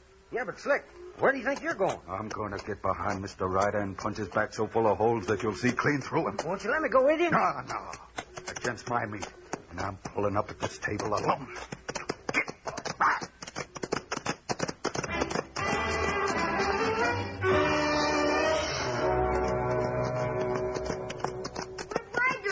Red Ryder. Confound you, Little Beaver. I told you to stay back there. Yes, but I see him Slick Maxim start chasing after you. You did. Great. Now cut over there and get behind those rocks. When he starts shooting, I don't want anybody hurt, and this time I'm including myself. All right, out in the open, Thunder. Come on, Thunder. You gotta shoot better than that, Slick. Keep a coming. Come on, Thunder. We've only got a few yards to go. Just beyond those rocks, Thunder. Oh, getting mighty close. Come on, Thunder. Sheriff Underwood. Here he comes. He's all yours. Grab him. It'll be fair enough, eh? Yep, you're under arrest. What right you got coming out of your state over the border? No, Matson, you're the one who come over the border. You chased Red Ryder right back over the border and yourself into my arms. Take him away, boys. So long, Slick. Happy days in jail. Red, I don't know how to thank you. When I got that message from your engine partners sent to me there at the border, I couldn't believe it. I was worried myself, Sheriff. Well, now, if you come back to town... Sorry, Sheriff, but I've lingered away from Ace Hanlon's trail too long now. As soon as Little Beaver gets here, I'll... Be here, Red Ryder. You betcha. Then let's ride. We've got to find where Hanlon's holding out and run him down for good this time. All right, get up, boy. Come on, Thunder!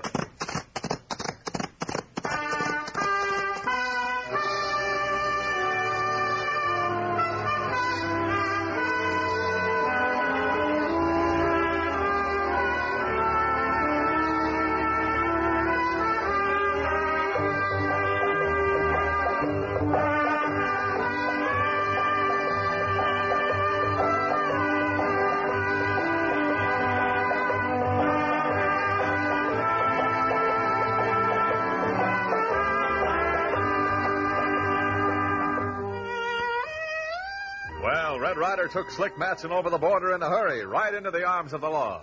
But things are happening fast back at Painted Valley Ranch. The Duchess is in trouble and is sent for Red Ryder and Little Beaver. So be sure to listen in again for the next exciting adventures of Red Ryder, America's famous fighting cowboy.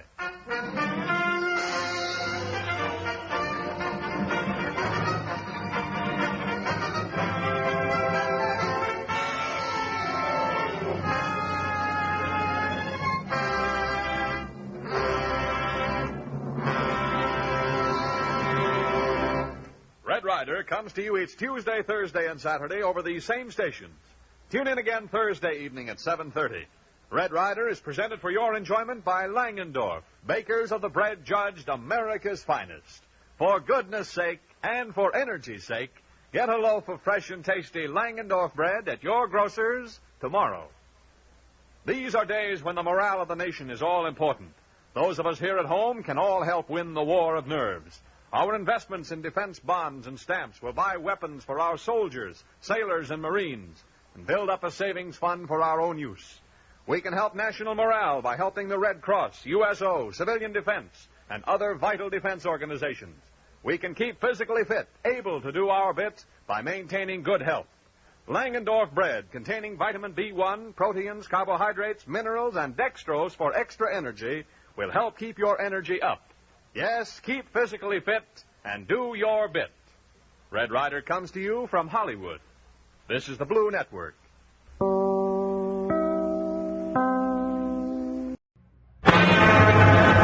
out of the West comes Red Ryder, America's famous fighting cowboy.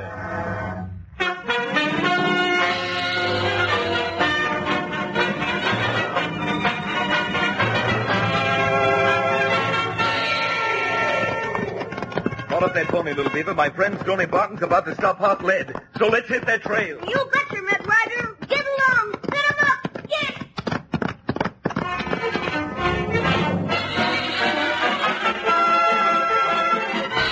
Get going, Thunder. Hit that trail. Come on, Thunder.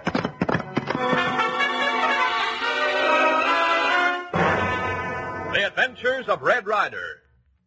Again, the 48 states rise united to protect and preserve democracy. And again, the Golden West adds its every effort to the cause of freedom. What is expected of us? First, we must guard our health, protect it with healthful foods. For example, there's delicious, fresh, and tasty Langendorf bread. Good? Oh, but you'll say you never tasted such lip-smacking good flavor. And remember, Langendorf bread is so tender, so smooth-textured, stays deliciously fresh so long, baking experts judged it America's finest. Even more important, Langendorf bread is a great energy food. Right you are. It contains high nutriment values, including nerve and energy vitamin B1 and important minerals. In addition, you get an energy bonus, because fresh and tasty Langendorf bread is made with dextrose, the world's greatest quick energy food. So for goodness sake, and for energy's sake, get a loaf of fresh and tasty Langendorf bread at your grocer's tomorrow. You'll like it.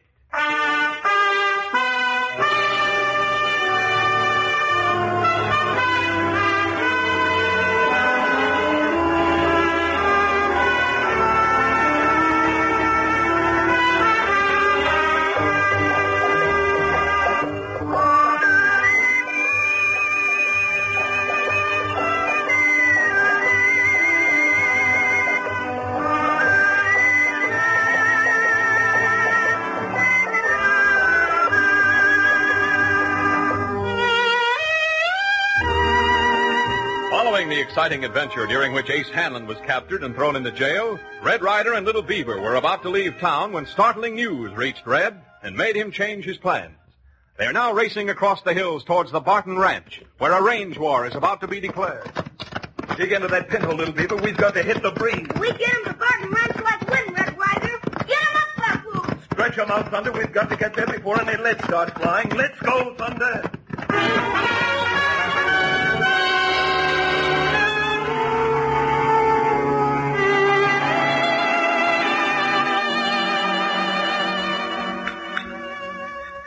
Look out the window, Jenny. Who's that riding up? Maybe it's Red Ryder. I hope so. It's Gorman, Bart. He's just pulling up at our hitch rack. Why, if that no-good foreman of Carson's come here to start trouble again... Now, Pa, don't go losing your head with any of Carson's gunmen. You know you'd never stand a chance. Come in. Howdy, Mrs. Barton. Howdy. Hello, Barton. What do you want here, Gorman? The boss sent me over for the last time, Barton. Are you ready to sell your spread? Carson knows my answer. I ain't selling to his kind, and he knows it. Now get out, Gorman. Barton, I ain't exactly used to folks ordering me around like that. I said get going. Bart, please. You leave me be, Jenny. Gorman, if you're not off my property in 5 seconds, I'll be reaching for my shooting knife. I wouldn't try that if I were you, Barton. Why, you... Bart, take your hand off that gun. Get away, Jenny. Don't stand in front of me. Why don't you stop hiding behind your wife's skirts, Barton? Why, you blasted coyote, I'll show you who's hiding behind... Bart, I won't let you... Jenny, you shot her. You'll have to blame yourself for that, Barton. If you hadn't gone for your 44, you wouldn't have stepped in front to try to protect I'll kill you for this, you... You raise that gun of yours, Barton, and I'll... Stand right where you are, Gorman. Red Ryder. So you're the Jasper that shot the gun out of my hand. Too bad he didn't plug you instead, Gorman. Cut out the talk. Here, Bud. Give us a hand with the missus. Yeah. Now, let's lift her onto this cot. Little Beaver, get one of those pillows. Easy. Yeah. She's still breathing, but her pulse is weak. Little Beaver, fetch the doctor. Hurry. Me get a medicine man. You think she'll be all right, Ryder? I don't know. But if she doesn't pull through, I'll see that this hombre's made to answer for it. It was an accident. She stepped... I saw it all through the open doors. I was riding up. And you ought to know he'd draw it on me first. That's right, Gorman. According to law, you can call it self-defense and get away with it. But if Mrs. Barton dies, I'll make you answer to me for this.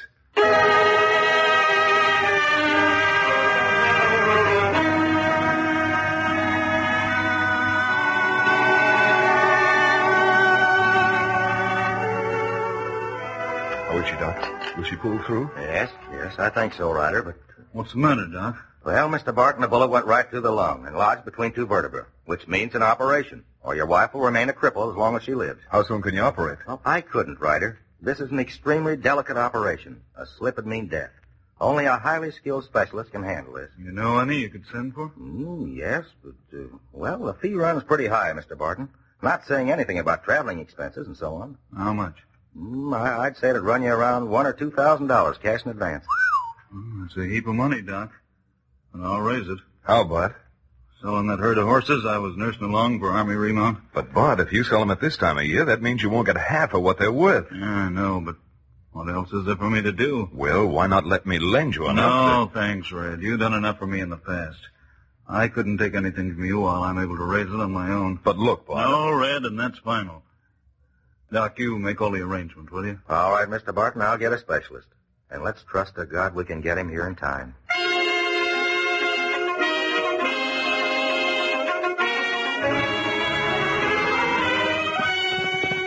Hey, boss. Here. Hello, Blackie. What is it, Gorman? Me and Blackie just heard that Barton is driving his herd of horses to Willow Springs. Yeah. Barton must be hard up for cash, or he wouldn't be selling them cayuses now. Reckon he needs the dinero for that operation on the old lady. Now, hey, that gives me an idea. What idea, Carson? Well, we want his ranch because he's got water rights to the river, don't we? That's right. And we can't make a move till we get it. But what's that got to do with him selling his herd? Well, what do you suppose would happen if Barton come home without the cash? Oh. You mean if Barton's selling to save his wife, he'd still need the money for the operation? Right. And he'd be right ready to sell out at any price. Now, you and Blackie ride over to Willow Springs. Sure, boss. We wait till Barton gets paid off, and then we take the money from him. Yeah. Then I buy his ranch with his own money. Not bad, eh? Come on, Blackie, let's go. Yeah, sure.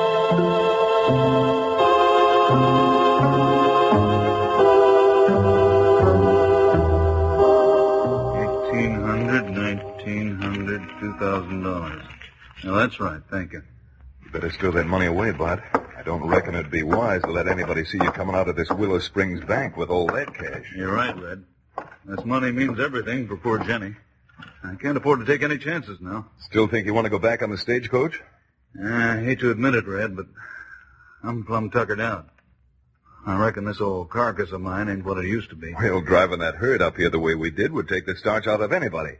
All right, come on. I'll have Little Beaver get the horses ready while we go and buy your ticket. What'd you find out, Blackie? Martin's carrying the cash, and he's going back on a stagecoach. What about Red Ryder and that Injun kid? Yeah, from what they said, they're hitting a trail on their cayuses and leading back the old man's horse. Well, that's a break for us. Yeah, now we'll only have to take care of the old man. When does the stage leave? In about 2 minutes. Where do you figure we'll stick it up? We're not going to hold it up. I got a better idea. Come on. That stagecoach is ready to roll. Let's hit the saddle and ride.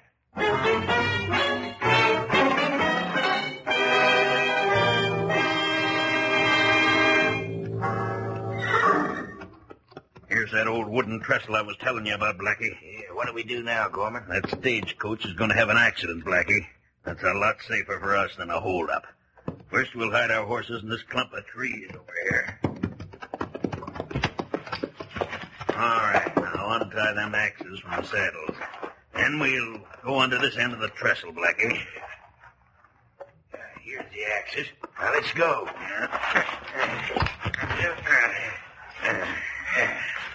Here we are, under the end of that trestle. And we'll just chop a few of them bridges pilings, and when that coach comes rolling down over this trestle, you know what'll happen. I know what'll happen, but old man Barton and that driver will never know how the stage landed in this gully. Let's get started. We ain't got much time to lose.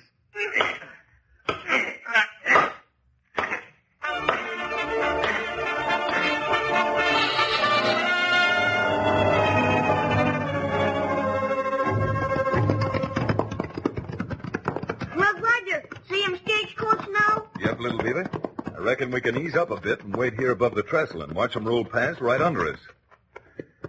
Yeah, that old Concord coach rolling along the road below sure looks mighty pretty from the top of this hill. Yeah, you betcha.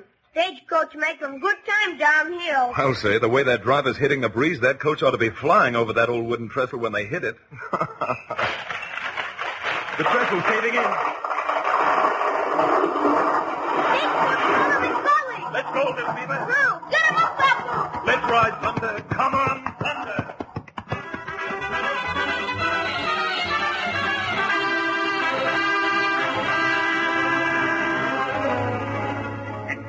Well, this stagecoach is sure smashed up. Hey, here comes Red Ryder and that Indian kid riding down the hill now. That's all right. They can't see us in the bottom of this gully. Come on, let's get that money before Barton or the driver come to. I got it. Come on, let's go. Hey, Ryder will see us if we try to get to our horses. We'll hide under the end of the trestle, then slip back to our horses when he and the kid get down the gully. Hurry up. Oh, Thunder. Come on, little beaver.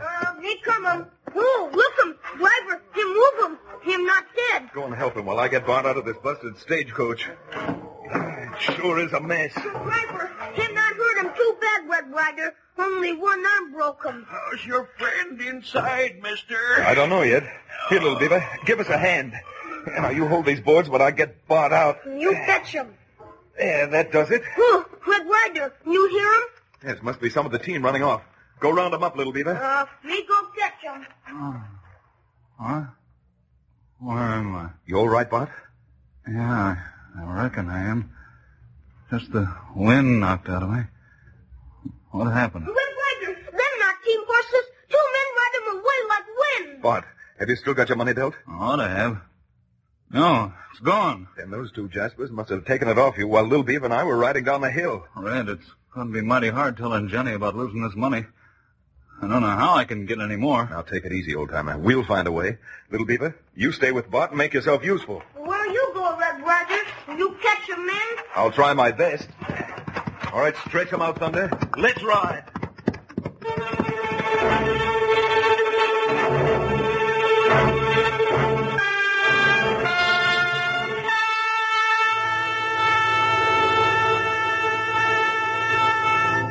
We return to the adventures of Red Ryder in just a moment. You men and women who hustle out to work in the defense plants every day want a real hearty lunch to tuck under your belt at noontime. And that goes for you boys and girls, too, who spend the day at school. So ask the lady of the house to make those lunchbox sandwiches with fresh and tasty Langendorf bread. Man, that's really good eating. And remember this, delicious Langendorf bread is a wonderful energy food. Yes, sirree, gives you the important benefits of dextrose, the world's greatest quick energy food. In addition, you get essential body and energy-building proteins, vitamins, and minerals to help you keep up the old zip and zingo all day long. And on top of that, mouth-watering Langendorf bread stays deliciously fresh so long, is so rich and smooth and creamy textured, it's been judged America's finest by baking experts. So what's the answer? You bet. Tell Mother you want sandwiches made with delicious, fresh, and tasty Langendorf bread. Yes, for goodness sake, and for energy's sake, get a loaf of fresh and tasty Langendorf bread at your grocer's tomorrow, sure.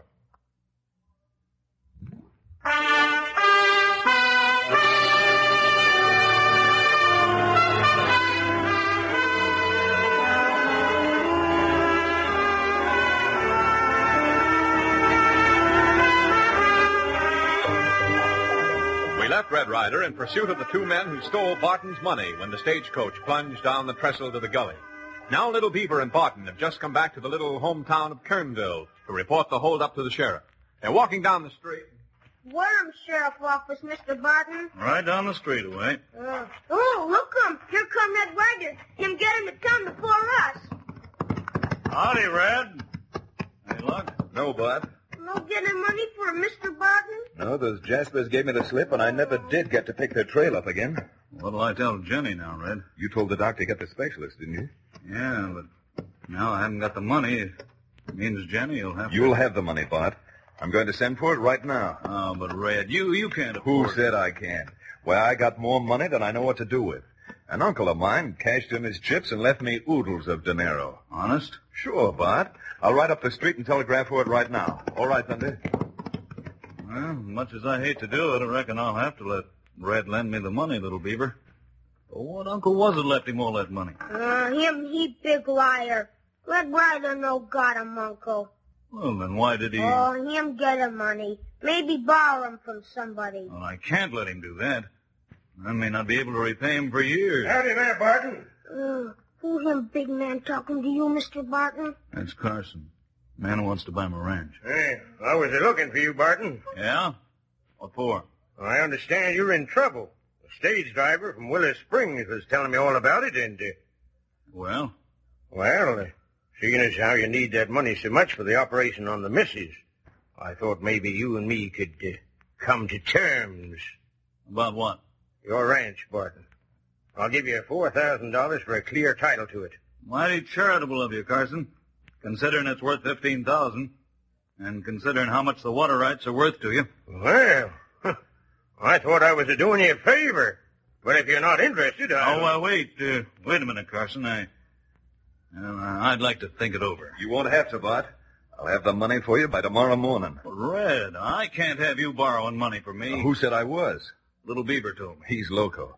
I'm not going to let you sell your homestead to the likes of Carson. I take it you're Red Ryder, huh? That's the name, Carson. And before I leave this neck of the woods, you'll be wishing you never heard it. What are you driving at, Ryder? Just this. I'm satisfied the caving in of the trestle was no accident. Oh, what makes you say that? I went back there and found out where somebody had chopped the main pilings with axes. And I got a mighty good hunch who's responsible. That kind of talk's mighty dangerous around here, Ryder. What do you got to back it up? Nothing yet, but I will have. Well, let me know when you do. You'll be the first one to know, Carson. Well, I wish you luck. You'll need it. I'll be seeing you again, Ryder. You bet you will. All right, Bart. You go on home and don't tell the missus anything about what happened. The shock wouldn't help her condition. Where are you going? Well, me and Little Beaver are going to stick on Carson's trail. Maybe I can get some evidence on those sneaking coyotes. All right, come on, Little Beaver.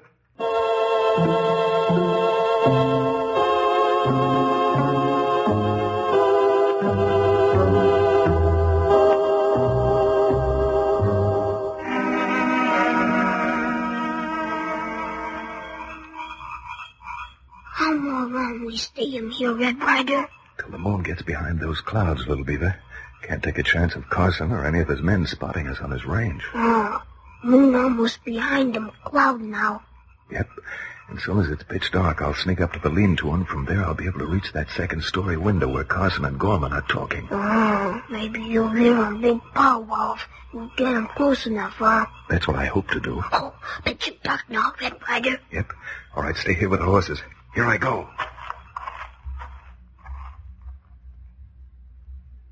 Boss, if Red Ryder's going to lend Barton the money for the operation, how do you aim to get Barton spread? Maybe Ryder won't have it to land Barton, and then what's he... Hey, what's that? Well, it sounds like... Well, there's somebody on the roof. Hacky, Hurley, get him! Come on, look at him. Hey, there he is. It's Red Ryder. He jumped to the ground. Don't let him run away. Get him back.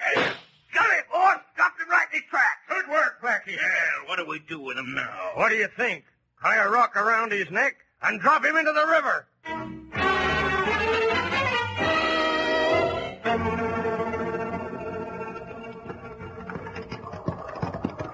Here we are, Blackie.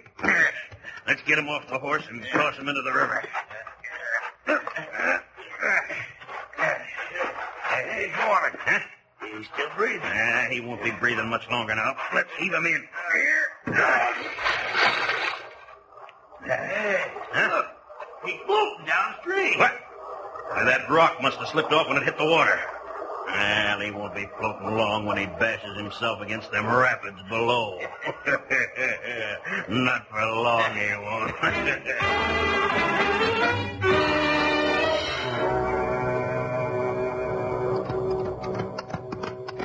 Get him up, Papoose! We got him! Save Red Ryder! Get him close to fast water now! Jump up, Papoose! Swim him, Papoose! More fast him! Oh, maybe catch him, Red Ryder, before too late! More fast, Papoose! Him boom in rapids! Get him closer now, Papoose! Now maybe tie a rope on Red Ryder!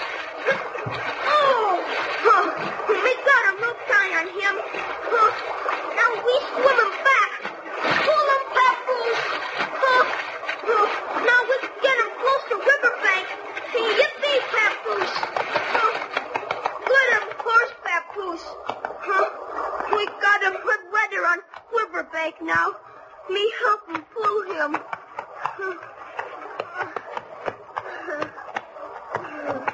Me got him out of river now. Oh, I'm not dead yet, Papoose.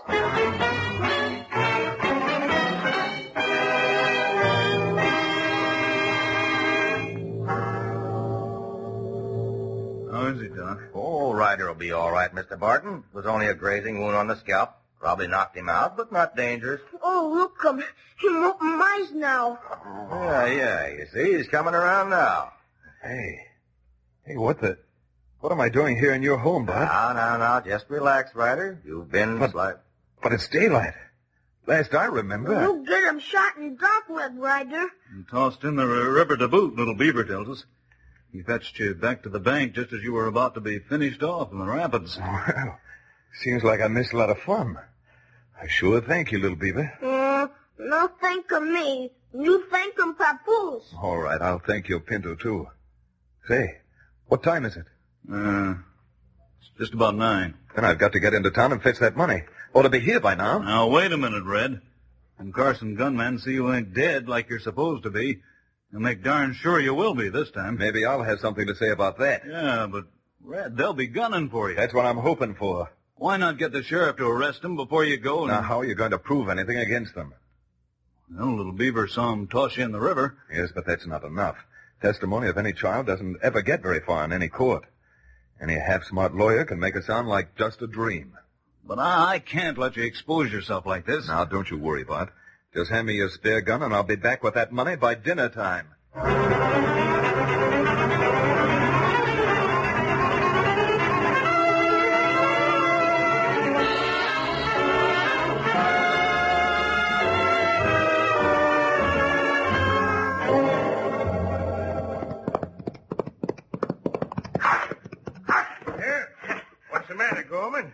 You seen a ghost? When I believed in him, I'd say I had. What's biting you? Red Ryder's in town. What? Saw him with my own eyes. Was at the telegraph office waiting for that money to come through so he could take it back to Barton's ranch. Why, you blundering nitwit. Can't understand how he could have saved his hide, boss. Not unless he's half-cat. Shut up. I ain't asking for excuses. Did he see you? Nope. He ain't talked either.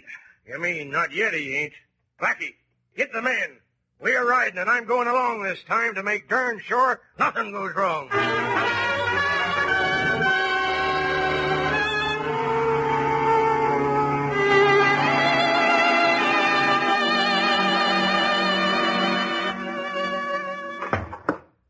Howdy, Red Ryder. Howdy, Sheriff. What brings you here? Well, Sheriff, I've got $2,000 in this saddlebag, which I aim to take over to the Barton Ranch. Well, what's the matter? You feared that you're going to be held up? Oh, not afraid, Sheriff. I'm hoping I will be. Oh, what's the matter? Is the money Confederate bills? No, good $100 bills. Except I took the trouble to earmark every one of them so they could be identified. And I want you to see them. Here. Hey, what are you aiming to do, Ryder? Well, I'm expecting Carson or some of his gunslingers to stick me up between here and the Barton Ranch. What do you want me to do? Keep most of this money with you and follow me far enough back to keep out of sight. Oh, well, I get what you mean. Yeah, I'll ride up and catch him red-handed. That's it, Sheriff. Then why do you want to carry any of that money at all? Well, that's just extra precaution. If Carson should slip away, you could always tab him through this earmarked money. When you want to start? Now. Me go home, too? No, little beaver, I'm expecting plenty of fireworks. So you'd better stay here till it's all over. All right, let's go, Sheriff.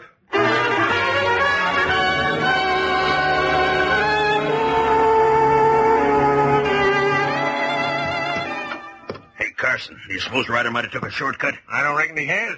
Clearly would have spotted him from the top of the hill and give us a signal. Hey, maybe Ryder spotted us and going back to town. He couldn't spot us hiding here in these trees. Maybe we didn't get here in time.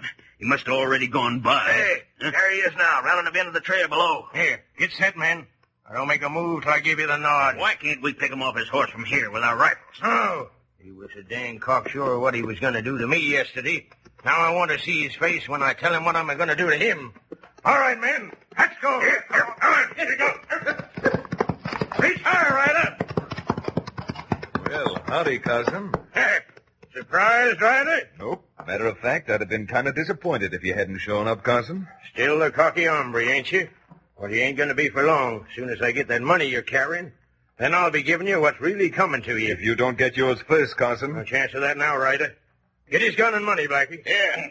Carson, here's the sheriff with a posse. Huh? Hello, man. Oh, no, you don't, Carson. Oh, Blackie. Hey, Ryder's got Carson. I'll get Ryder. Here's one for you, Gorman. Oh. Hey, here's something for you, Ryder. Oh.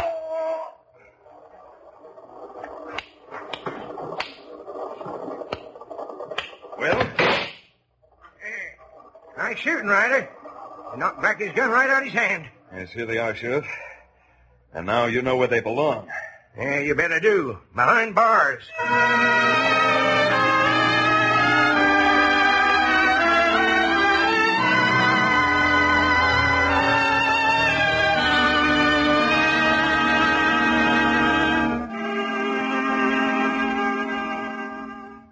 Well, Bart, looks like you won't have to worry about Carson for a long time, eh? No, reckon not.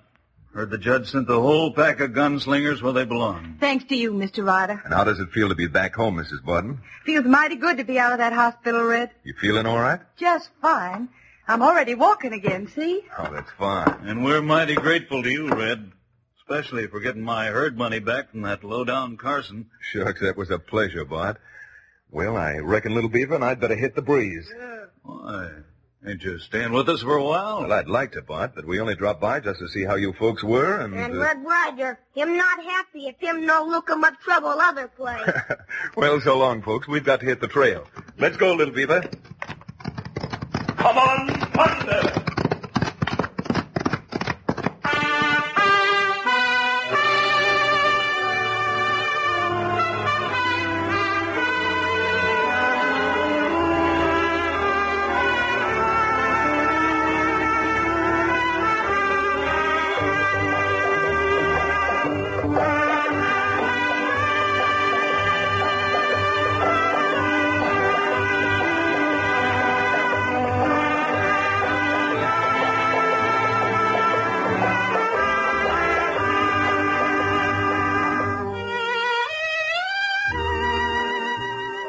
That was swell work, Red Ryder and Little Beaver. That certainly put a quick stop to Carson and his pack of crooked henchmen. And now, with that gang of tough hombres in the hands of the law and the Barton's ranch saved, we next find Red Ryder and Little Beaver riding into trouble with the homeless settlers in Tumbleweed Canyon when the Bucktooth Canyon Dam explodes.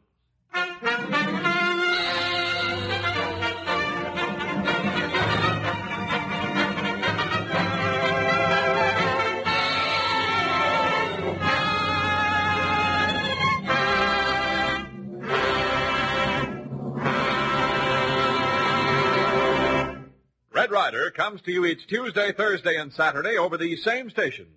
Tune in again Thursday at 7:30. Red Ryder is presented for your enjoyment by Langendorf, bakers of the bread that stays deliciously fresh longer. And now, here's Red Ryder himself with a special message.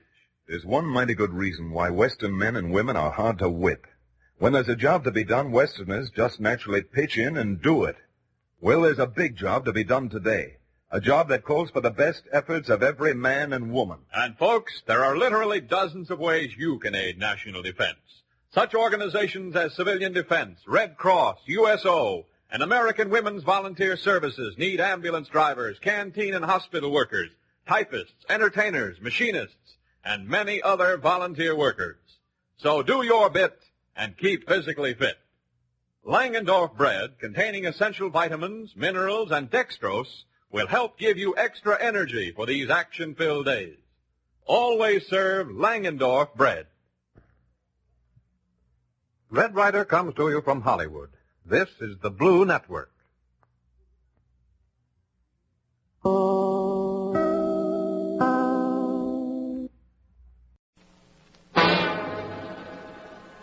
From out of the West comes Red Ryder, America's famous fighting cowboy.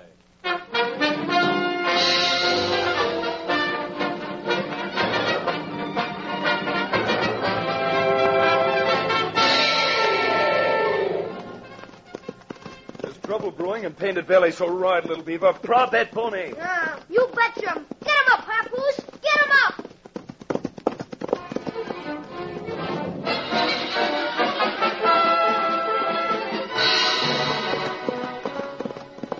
Come on, Thunder. Hit that trail.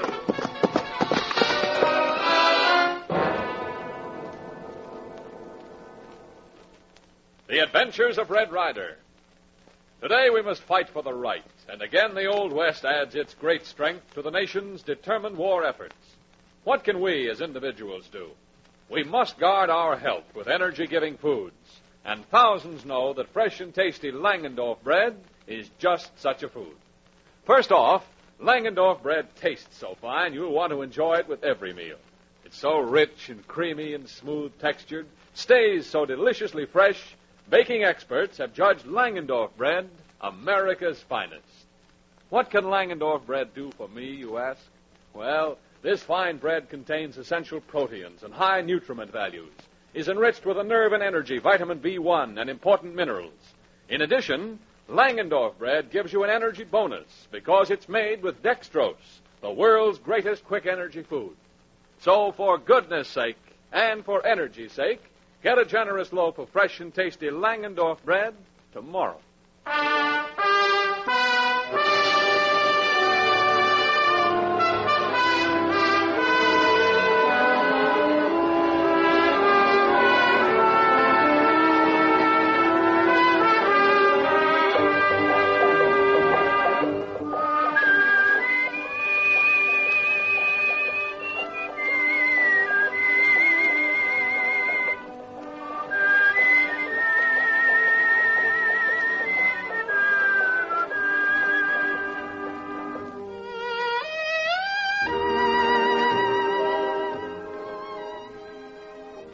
With Sheila Randall operating her stagecoach line and Juno Nixon and his marauding gunslingers in jail, Red and Little Beaver have returned to Painted Valley to see that Little Beaver starts his career in school.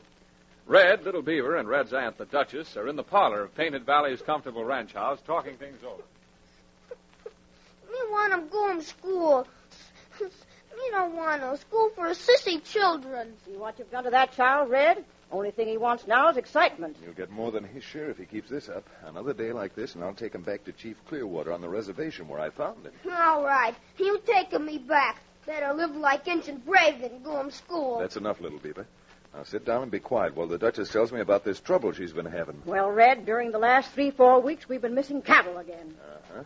Any idea who's taken them? No, not exactly, but each time a bunch of them are missing, the fence between Painted Valley and Burnett's Horseshoe Ranch is down. Elisha Burnett never rustled a head of cattle in his life. Man can always begin. What's more, he's been over here twice hinting that I'm rustling his stock. Oh, he's been missing beef too, huh? That I can't say. I'm missing beef, but he comes over and claims that his is run off, too. Well, what does that new foreman you hired have to say? Mace? Oh, he don't say much, but he kind of thinks as I do. You know, Red, Elisha Burnett's had a tough time lately, and he owes the bank up at Devil's Hole a wad of dinero. Well, why doesn't Mace catch him red-handed? Duchess, shooting. And it's coming from our West 40. By blazes if you're not right, Red.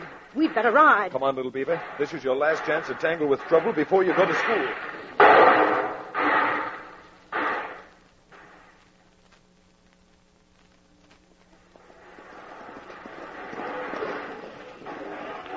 Oh, Thunder. Slow, fella. Hold up, Queenie. Whoa. Oh, Papoose.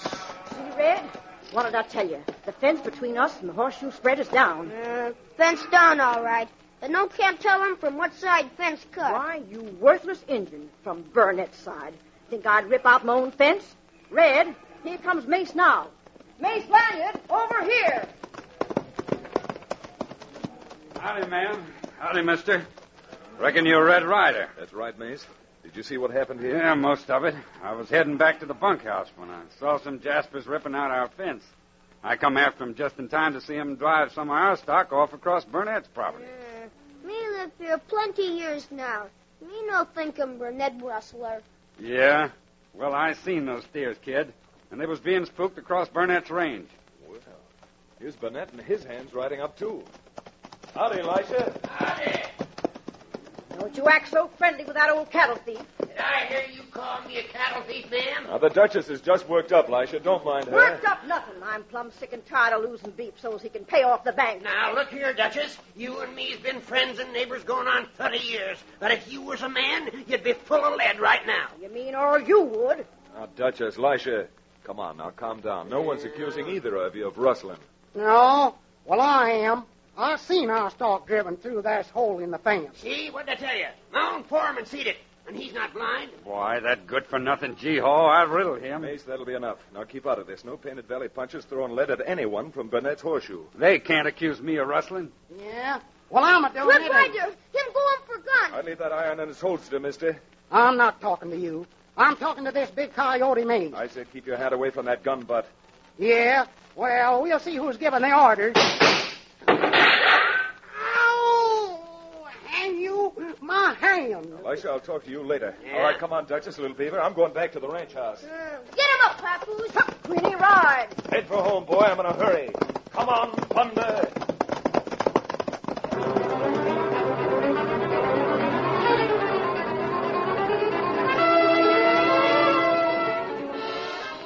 Say what you will, Duchess. There's something crooked going on here, and you and Elisha Burnett are in the middle of it. Burnett'll be 10 foot underground before I get through with him. Nothing of the sort.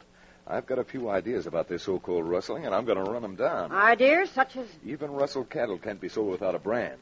So I thought I'd mosey over to the county seat and call on the registrar of brands. I don't follow you, Red. If there's a new, strange brand being shipped from down here, it'll have to be registered.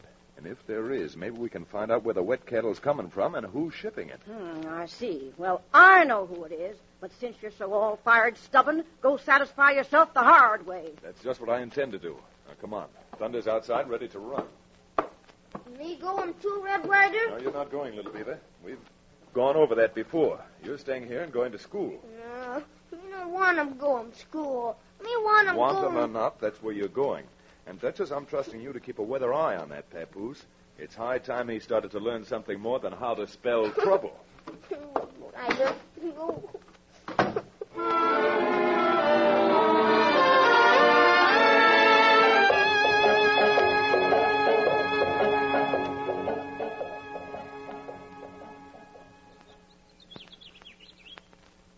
That you, Mace? Yeah, Vince. We're in a mess. Mess? Darn you. I thought I was supposed to pick a fight with you down to the fence this afternoon. How'd I know Red Ryder was coming home? Think he's wise to us? No, not yet, but he's sure on the right trail. What do you mean? He's riding over to see the Register of Brands. Once he sees him, we won't have much trouble knowing his aunt's foreman and Burnett's foreman are rustling the stock and playing both ends against the middle.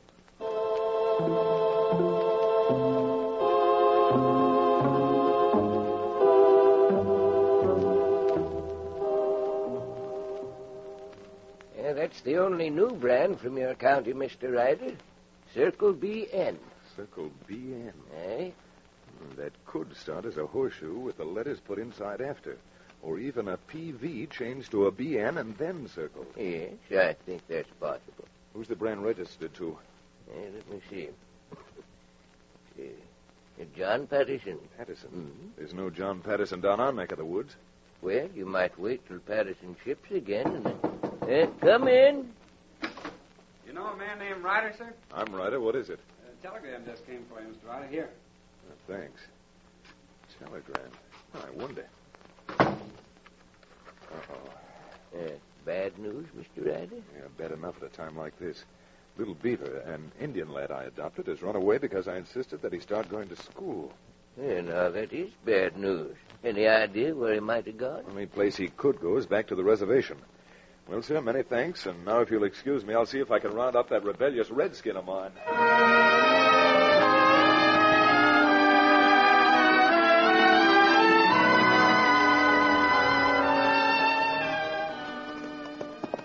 Howdy, Chief Clearwater. Red Ryder, how?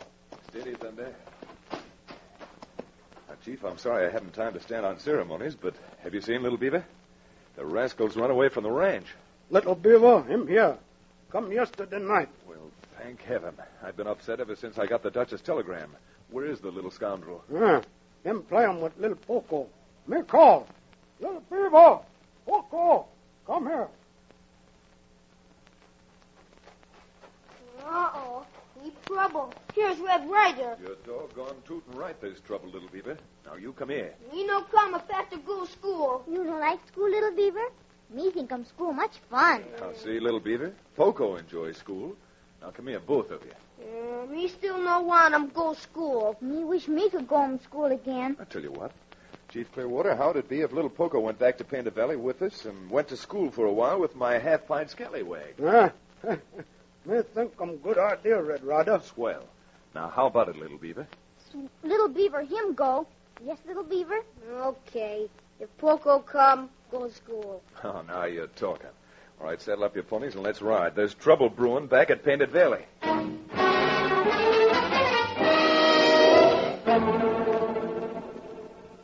What's taken me so long to get Lisha Burnett here? Red, I wish you'd stop being so mysterious. What happened at the county seat? I'll tell you when Lisha arrives. Sounds like someone on the porch now. I'll see.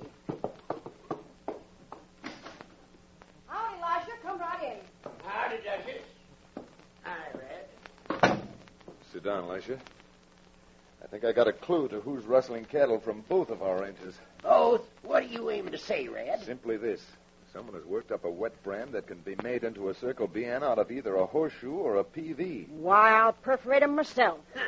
Got any idea who it can be, Red? It's a pretty good idea, and to prove it, I may need your help. You get all the help you need, Red.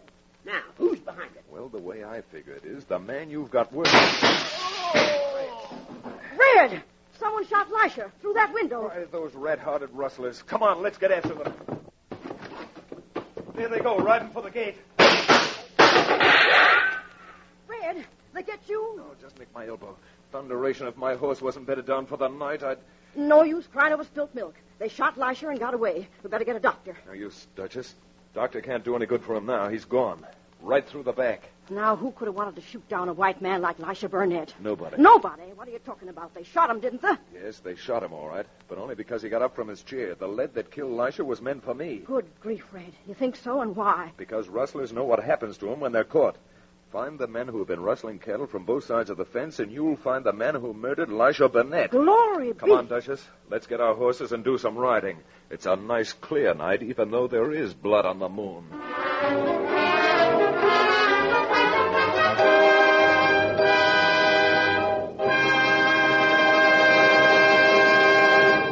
We return to the adventures of Red Ryder in just a moment. A big morning's work, whether it's in the defense plant or the classroom, certainly does whet up a fellow's appetite. Yes, Mother, Dad, and you young buckaroos, you'll put your hearty okay on that statement. And believe me, you'll put your extra special okay on the lunchbox meals when your sandwiches are made with Langendorf bread. Delicious? Oh, boy, more than that. And don't forget, fresh and tasty Langendorf bread is an absolutely swell energy food. Yes, this fine bread contains the nerve and energy vitamin B1, carbohydrates and minerals. And on top of that, there's an energy bonus for you and the family because delicious Langendorf bread is made with pure dextrose, the world's greatest quick energy food. Langendorf bread has such a grand, smooth texture, stays deliciously fresh so mighty long, it's been judged America's finest by baking experts. So, ladies, make those sandwiches for the hard-working men folks and husky youngsters with Langendorf bread. Make every meal a better meal by serving delicious Langendorf bread. Yes, for goodness sake and for energy's sake, get a loaf of fresh and tasty Langendorf bread at your grocer's tomorrow, sure. You'll like it.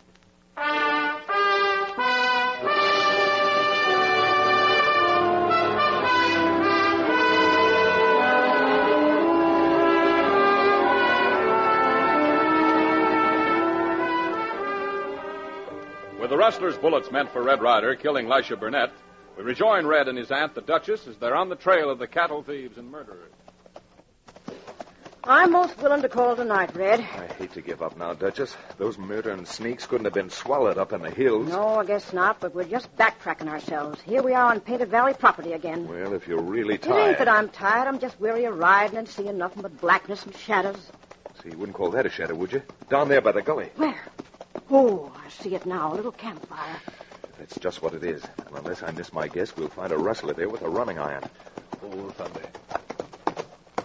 Leave the horses here, Duchess. You follow me down and be plenty quiet. I'm right behind you, Red. All right, you. Up with those rustling hands, up. Red, it's Mace Lanyard, our foreman. Duchess. Now, just what are you doing here at a rustler's fire with a running iron in your hand, Mace? Why, I seen the fire, walked down. The rustler must have heard me and run off. I just inspecting the iron he's been using when you come up. Yeah? What are you up to, Ryder? What are you accusing me of? I'm not accusing you of anything yet. Only some cucaracha who was gunning for me shot Lisha Burnett in the back. You wouldn't be meaning that I killed Burnett, would you? No, but I wouldn't put it past you. Red? All right, Duchess, I can handle this. Yeah? Well, maybe you can handle this, too. Red, get up. He's going for his gun. That isn't the only place he's going. Mighty quick on the draw, ain't you? Well, I'm not waiting for my gun. Sneaking coyote, you put down that hot branding iron. Leave it to me. Now, drop it. Drop that running iron, Mace. That arm's going to snap if I push it any further. Oh. I'll get you, Ryder. Come on. There. Now that the iron's gone, let's see if you've got any iron in your jaw. Do it again, Red. Smack him all over. Good boy. You better get your poncho, Mace, because you're going to be curled up for the night. Here comes the Sandman. Why, that ring-tailed bobcat. I'd like to take this iron and put a brand on him. No, Duchess, he's had enough. You have had enough, haven't you, Mace? Maybe now, but... I'll wait for the butts till they happen. And by the way, there's no but about this. You're cashiered, fired. Oh, you can't fire me. Well, I can, and what's more, my nephew can make it stick. There's a few more things I'm going to make stick, too, Mace. And when I get the proof, it'd be better for you if you're 10 counties away.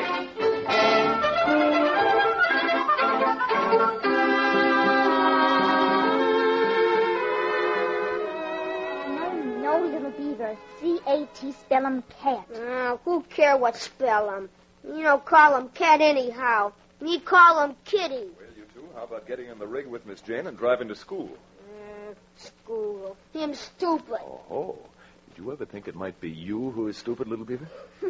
You bet him, Red Ryder. Him want to be big, fighting brave.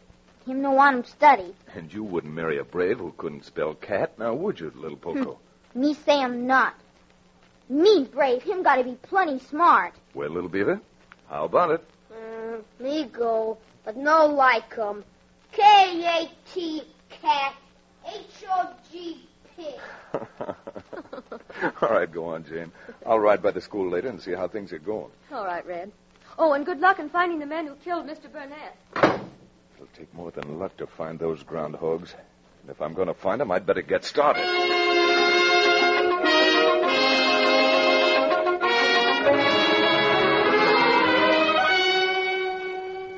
Look, Mace, I'm for calling this whole thing off, see? Well, I'm not, and if I'm not, you're not. Just because Red Ryder slapped you around. Shut up.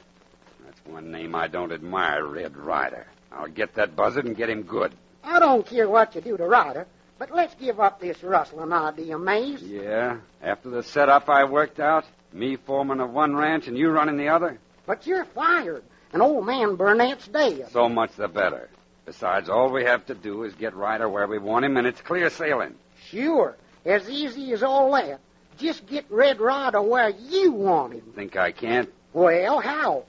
If you and me was to grab off that schoolteacher girlfriend of Ryder's, he'd come any place we told him to. Yeah?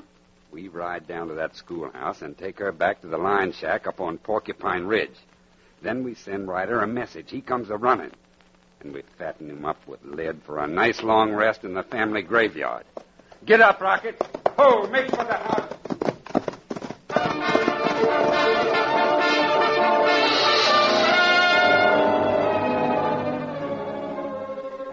All right, little beaver. Spell it once more. C-A-T, cat. Perfect. Just for that, you may have a recess.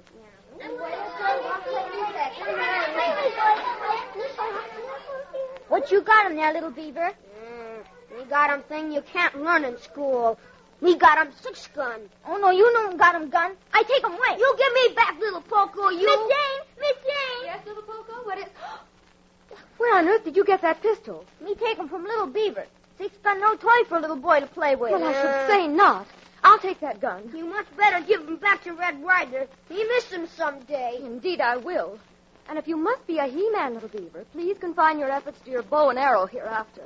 Miss Jane, look 'em. Here come 2 men. Ride 'em up to school. Where?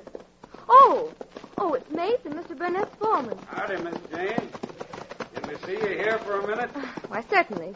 Excuse me, children. Miss Jane, you no go. Them bad men. Little beaver. Running around the country with Red Ryder has made you bad man conscious. I'll be right back. Me no like 'em. Mace, him big crook. You watch your own business, little beaver. Yes, Mace? What is it? Miss Jane, we thought we might come over. Vince, slap that gag over him. Oh, look 'em. See what I tell you? Let him pull or I shoot. Vince, haul her up on your horse before... look out. That brat's got a bow and arrow. You betcha, man. Me use them fast. You can go through with this. I'm getting out of here. You better, or I'll use this gun on you myself. That scared them, shooting over their heads. Oh, well, little beaver, I don't know how to thank you. No, thank 'em. Me like 'em Red Ryder. Little beaver, he big brave. Oh, you betcha, Poco. Oh, Miss Jane, look 'em. Red Ryder, him come on thunder. What was that shooting I heard over here? Oh, Red. Mason Burnett's foreman tried to kidnap me. If it hadn't been for little beaver, Oh, Red, what are we going to do? Those 2 frightened me. I've got to get to the bottom of this quick, and the best way to end all the trouble is to put an end to the wrestling. But how? When you're dealing with desert rats, you've got to bait the trap with cheese. All right, come on, little beaver. Since you're bound to get into trouble, come along with me and lend a hand.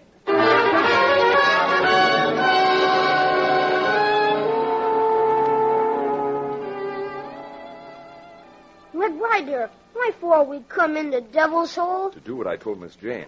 Bait the trap with cheese. Only this time, the bait's going to be nice, fat beef. Where we going now? Into the telegraph office. Now, you wait outside and see if Mace and Vince come down the street. If they do, let me know. You betcha, Red Ryder. You give 'em eagle eye. Howdy, Mr. Backus. Hello, Red. What can I do for you? I want to send a telegram. That's easy. Who's it going to and what's it say? Well, it's addressed to the Texas and Rio Grande Railway at Butte. Texas and Rio Grande Railway. It says 1-6 cattle cars for herd shipment tomorrow morning. Sign my name. The Duchess ain't shipping this time of year, Red. Well, sort of. She's going to use beef instead of cheese. Beef instead of cheese. Now, what kind of talk is Charge that? that to our account, Mr. Backus, and thanks. Yeah. Did you see those 2 sidewinders, little beaver? They hide 'em up street. Good. Then we'll just walk away and hide them down the street. Come on. What you doing, Red Ryder? A spooky like ghost story. Now duck in this alley and let's watch Mace and Vince. Sure enough, there they go. Right into the telegraph office. They're taking the bait just fine. Come on, little beaver. We've got to ride back to Painted Valley, oil up our guns, and organize us a posse. There's a heap of trouble ahead tomorrow morning.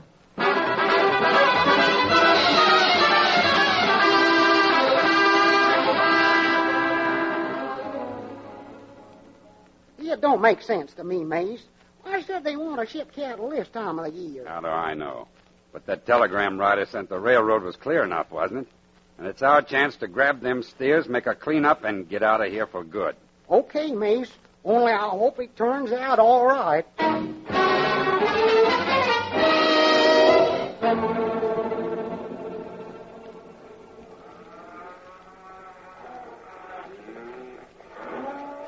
Red Ryder, this is the craziest thing I ever heard of. If you guess wrong and we're not attacked, I'm going to be the laughingstock of the valley, shipping my cattle now. It's even worth that to catch the hombres who murdered Elisha Burnett. Now, you stick along with the trail herd just as if nothing was wrong. I'm meeting Little Beaver and a posse up in the hills just beyond Eagle's Nest. I'll get going, Thunder. Head for the hills. Come on, Thunder!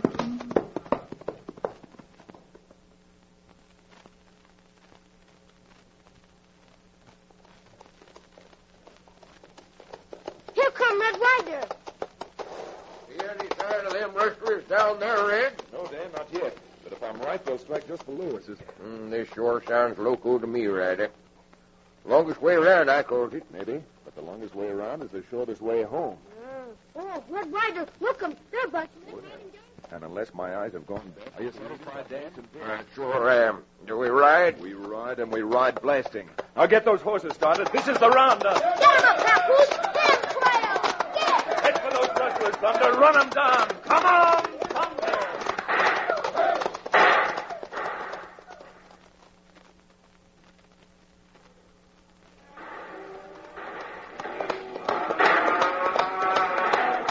Vince, head those steers off from the creek. Mace, look, here comes a posse headed by Red Ryder. Yeah? Well, that suits me fine. Low down. Your gun's gone. Now get your hands up. Way up. You think so? Well, I can still... That's it, Red. Hit him again for me. You betcha. And this is for the Duchess, Mace. Now that takes care of you.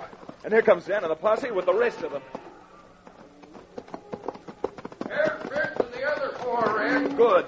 You know the road back to town, the one that leads to the lockup. On your feet, Mace, because for the next 15 years you'll be sitting down.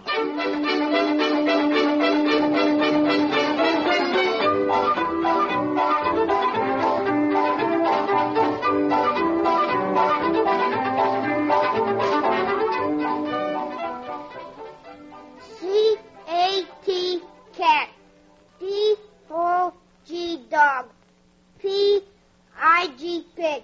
Me got him, little Poco? You got him perfect. You can get him kissed now for spelling good. You got him kiss squall after spell him good. Me stop going to school. Well, never mind that, little beaver. You've learned your lesson all right. I want to grab that pony and ride to town with me. I've got to get the payroll at the bank. You betcha. Well, then, prod that pinto, little beaver. Me prod him. Get him going, Papoose. Get him up. Get! Take after him, Thunder. Eat up little beaver's dust. Come on, Thunder!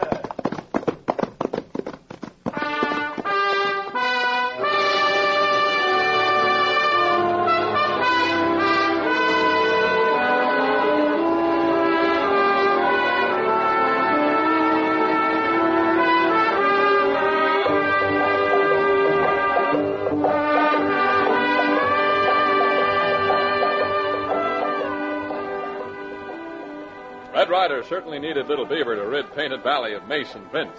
And now that he's got them where they belong and the Duchess cattle are safe from rustling, Red's got to take Little Poco back to Chief Clearwater on the Indian reservation. Sounds pleasant, but what really happens in Cherokee Buttes with Monk Murdoch and the wild horses makes a thrilling action story filled with gunfire and danger next time you meet America's fighting cowboy, Red Ryder.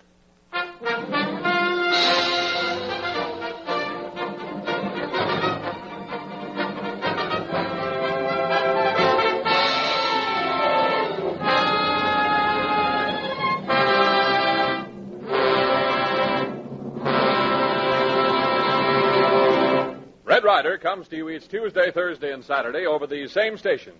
Tune in again next Tuesday at 7:30 p.m. Red Ryder is presented for your enjoyment by Langendorf, bakers of the bread judged America's finest. Come on, little beaver. Hurry it up. We haven't got much time. That's right, Red Ryder. Gotta buy war savings bonds now. You betcha. Little Beaver is right, folks. Now is the time to buy war savings bonds and stamps, and as many as we can to provide weapons of victory for our armed forces. And now's the time for all of us to do our bit in other ways, too. Thousands of folks are needed for hospital workers, mechanics, ambulance drivers, clerical positions, and many other important national defense jobs. Contact your civilian defense office for full details. And keep physically fit, too. For the extra energy so important today, Langendorf bread contains dextrose and high nutriment values. For goodness sake, always serve fresh and tasty Langendorf bread. Red Ryder comes to you from Hollywood. This is the Blue Network.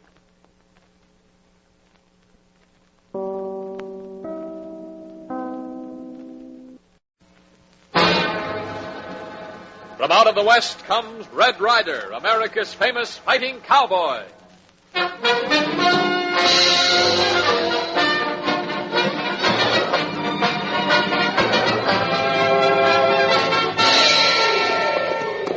Fall up that pony, little beaver. Chief Clearwater's having trouble. Let's hit the trail and find out what's up now. You betcha, Red Ryder. Get along. Get him up. Get.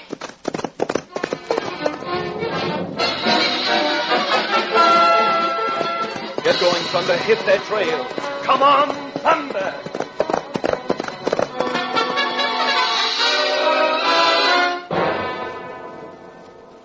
The Adventures of Red Ryder. The winning of the West was a story of tireless energy. It was ride hard and fast, hit that trail in the cause of justice. Today we are again called upon. Once more it's a story of drive hard and fast, swing that hammer for Uncle Sam. From where do we draw our strength? From our daily bread. And to vigorous thousands, that means Langendorf bread, always energy-giving, now more vital than ever, because fresh and tasty Langendorf bread contains the nerve and energy vitamin B1. Also, proteins and carbohydrates needed for arms of steel and lusty swing. For extra energy, Langendorf bread is made with dextrose, the world's greatest quick energy food. And Langendorf bread is a pleasure to eat, judged America's finest for its smooth, creamy texture, delicious flavor, and because it stays deliciously fresh so long. For goodness sake, and for energy's sake, get fresh and tasty Langendorf bread tomorrow.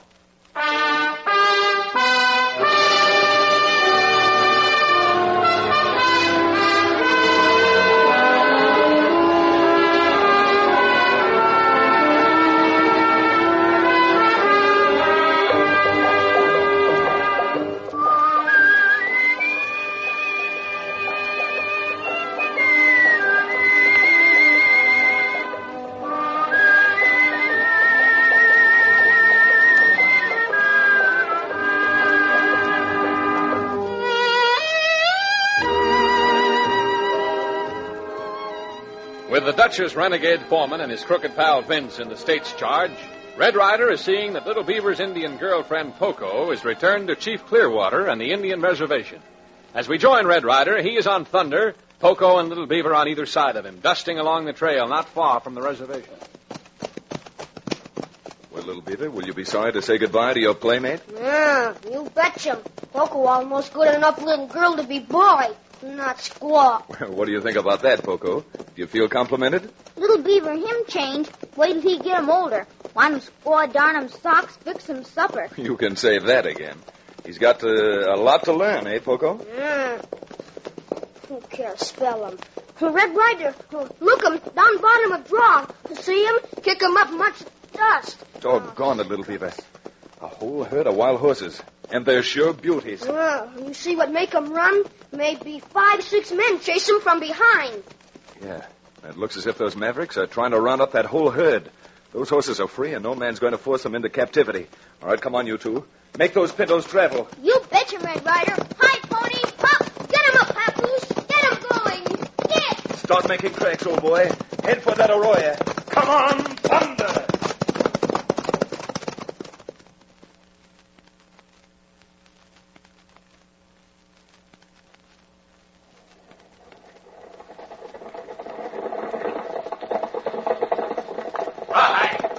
Stallion, get him for that cutback. We need every horse we can get. That's it, Mount. That's it. Shoot at that stallion, make him turn the herd. Once we get him, we'll... Right. Who's that following us? It looks like a puncher in a red shirt and a couple of Injun kids. What in tarnation are they? Go for it. Steady. Oh, Hyde, if this Jasper's come looking for trouble, he's sure gonna find it. You weren't reckoning on rounding up those wild horses, were you? Maybe yes, maybe no. Why? Oh, fella, ho. Why? Because I don't hanker after any man who'd try to put his brand on wild horses. Depriving them of their freedom would break their spirit, ruin them. Now, ain't that too bad? But I don't fall for all that pop-bottle conversation. I spotted them horses, and I'm putting halters on every one of them. Are you sure of that? Why, you got any different ideas? I've already told you my ideas, and you might tell that dish-faced sidekick of yours to keep his hand away from his gun butt before... Dish-faced, huh? When I can dish it out, too. Oh, no, Monk! That side one dump cat smashed my hand. I'm glad it feels that way, but all I hit was your gun. Yeah, pretty brave when you got a shooting iron in your paw. Well, with you, I'd even take a chance with no gun and one arm tied behind me. Eh? And why don't you put that pop shooter away. All right. Climb off that spavin nag you're breaking down, hand your 6-gun to my Indian friend here, and we'll have this debate with no holds barred. I'm calling that bluff, mister. All right. Jump, Rita. I wouldn't have jumped if you hadn't grabbed my legs. Ryder, other man behind you. And where do you want to drop, friend? In a spot of your own or right here on top of your pal? Right. You lit right on me and knocked my window. Them all mixed up and ground like pretzel. I guess that stallion has let his herd out of your trap by this time, so if you don't want to continue our little social, I'll be on my way. Turn those ponies, little partners, and let's ride. And as for you two, try and remember what I told you about wild horses. This is their land, and I'm seeing to it that they stay free. Get 'em up. Start 'em running, Papoose. Get. Don't let them beat you, Thunder. Make for the reservation. Come on, Thunder! Red Ryder, huh? Now, before I get through with him, he's going to be blue in the face.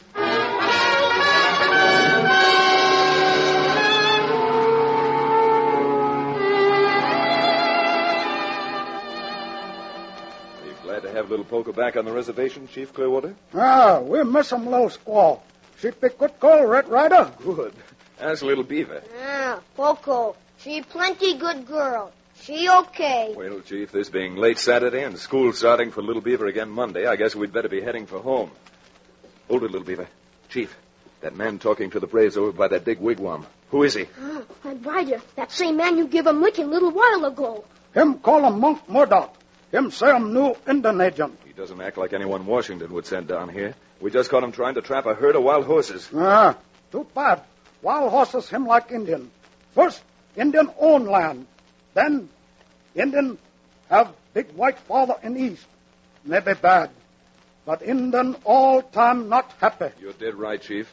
And it's not only wild horses and Indians. All over the world, there are selfish little men who want to force others into slavery. Men who will be taken care of just the way Murdoch will be. Red Ryder, see him? Murdoch make big speech to braves. Maybe so. He get braves to help him round up horses. Yeah, it sure looks that way. If you don't mind, let's walk over and listen. I'll pay every one of you 25 good American dollars in gold. The horses are all there. All you gotta do is butts them up, and I'll do the rest. Murdoch, I thought you and I had ended our little discussion about wild horses. Yeah? Well, maybe you ended, Ryder. I only started. Now, men, don't let this groundhog fool you with all that talk about paying you gold for the horses. Any man who would throw a halter on a wild horse would knife his best friend. You talk to him, will you? Red Ryder,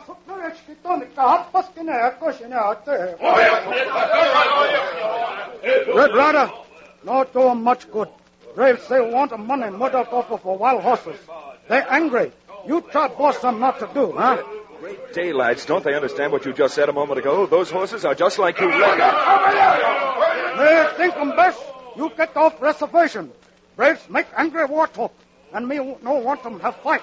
Well, all right, Chief, but it sure makes me feel bad. So long, Poco. We'll be back to see you again. And, Chief, do what you can with those men. All right, come on, little Beaver, let's ride.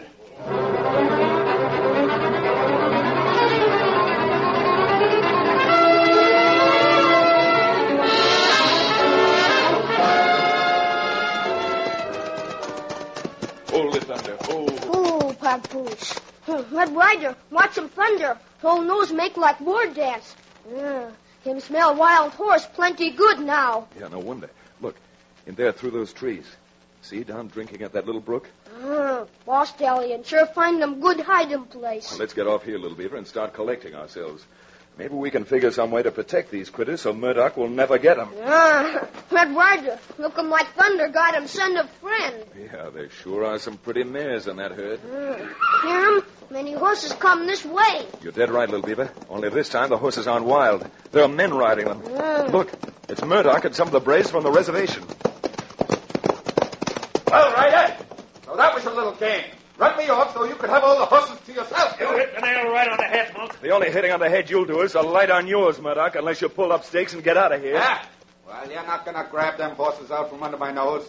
Not while I got these engines here to make it stick. Now, take that papoose of yours and clear out of here before I really make some trouble for you. Monk, move 1 foot further down this glen and I'll... You'll what? I've warned you, Murdoch. Come on, boys. Let's show him who's really running this show. Come on, Now hold it, Monk, because next time I won't shoot over your head. You don't scare me none. Not when you've got 10 men backing you up. Come on, Redskins. Let's get this over with. Murdoch, this time I'm shooting for keeps. Now stay back or... Red Ryder, watch him. We're to get behind him Indian. Use for shield. Now you did it, Ryder. You shot a defenseless Injun. Sneaking coyote. If you hadn't hid behind that buck, I wouldn't have winged it. Rawhide. Grab that Injun, kid. We'll take him along with us. And if Ryder thinks he wants to start anything more, he'll... Little Beaver, I don't dare shoot for fear of hitting you. Come on, men. We know where the horses are now. And I think when we come back to get them, a certain red-haired troublemaker will be hightailing it for home and mother. Don't worry about the kid too much, Ryder. After we get the horses sold, maybe we'll send him back to you. Pen them cayuses, boys, and let's ride! Murdoch, if you so much as lay a finger on Little Beaver, you'll never know what hit you. Right here, Thunder. Here, boy, we've got to ride. That a big fella. Now, rear around and head for the cut in the hills. All right, get going, boy. Come on, Thunder!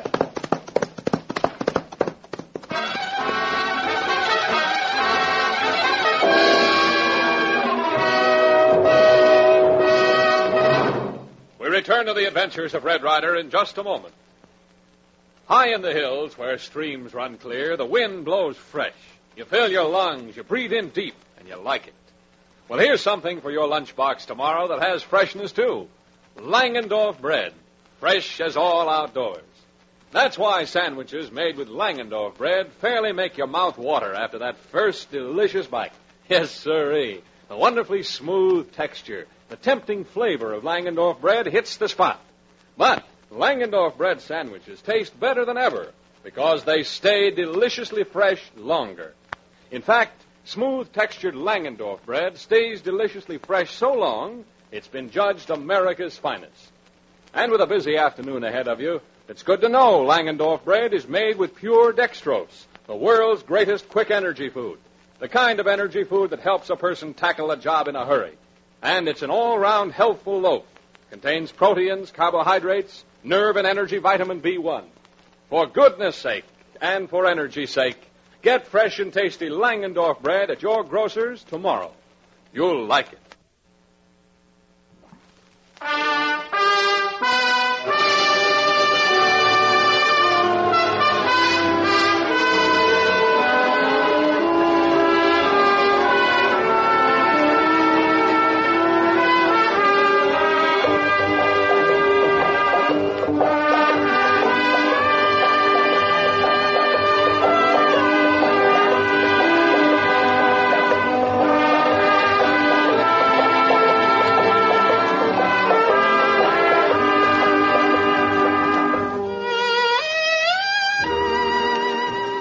Little Beaver stolen as a hostage by Monk Murdoch and the Indians he has incited by a promise of gold for helping him round up the herd of wild horses, we find Murdoch, the alleged Indian agent, in his office talking to his gun-handy bodyguard, Rawhide. You know, I can't help laughing. You sure got this deal figured out, Monk. There's not an angle you haven't got sewed up. That was a good idea I had, getting rid of the new Indian agent Washington sent down and stealing his identification papers. Yeah. Yeah. Now them Indians will do anything I want them to, even to getting rid of Red Ryder. Yeah. Hey, what about them wild horses, Monk? You know, if we wait much longer, they'll be plumb out of this neighborhood. This is working out even better than I reckoned. Better? Yeah. How do you figure? Ever hear me talk of a friend of mine called Ace Hanlon? Ace Hanlon? Why, sure, but understand he's in the lockup over the Devil's Hole. Yeah, he is. I've been holding him there, waiting the circuit judge to try him. Well, Ryder put Hanlon in that hoosgow, and if I was to get Mr. Ryder to... well...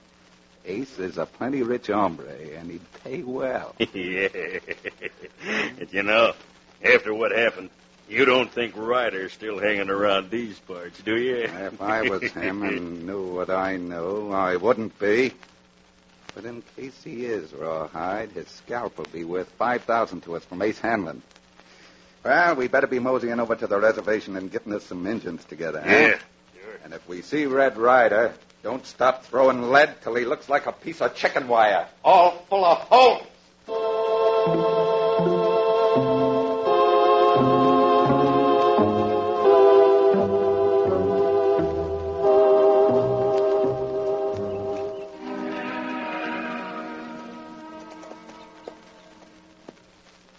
Thunder, you're a pretty smart horse, aren't you? Yeah, that's right. Nothing like knowing your own strength. Well, old fella, I've got a problem. Shall I try and get Little Beaver back, or shall we first make sure those wild brothers and sisters of yours are safe from Murdoch? Well, Thunder, how about it? Get Little Beaver first? No? Then shall we go after the wild horses? You sure know your own mind, partner. You and I know Little Beaver's safe at the Indian reservation. So get around here and let's hit the trail. All right, come on, boy. Pound that dust. Come on, Thunder.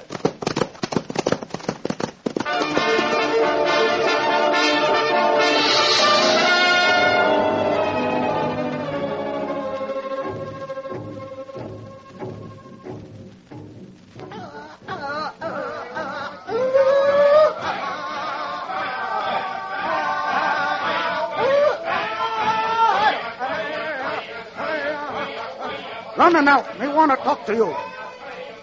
Running out. Too big mistake. You go try catch 'em wild horses. Mistake be no catch 'em. We got to have money. How we get, nobody care. Long time Red Ryder friend us Indians. He say 'em. Red Ryder, he no friend now. He say us no make 'em money. Him shoot that little panther today. We catch Red Ryder. We fix 'em good. You all be sorry you no listen. Take 'em away, Little Beaver. You not just hurt Red Ryder, you hurt the Moon Tribe. Little Beaver, him no Indian now. Him we treat him like white man. No stop us clear water. No can!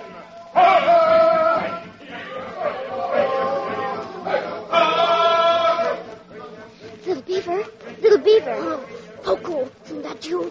Little Beaver, braves make 'em war dance. Me afraid for you. Me come with knife, said you lose. Good squaw girl. Here, cut 'em loose. Good girl, Poco. We got 'em hands free. Me bring 'em up Papoose, him other side reservation. You catch 'em up your pinto and ride like wind. Me ride 'em okay. Only me want get 'em guns first so braves can no go 'em on warpath. You don't get 'em guns, Little Beaver. Braves take 'em all guns. All that's left in Big Wigwam now is powder and fuses. Dynamite, him better than nothing. We better go 'em now. Catch 'em powder and me get 'em Papoose and ride out of here. You follow me, Little Beaver. Me taking you to Big Wigwam, then to Papoose.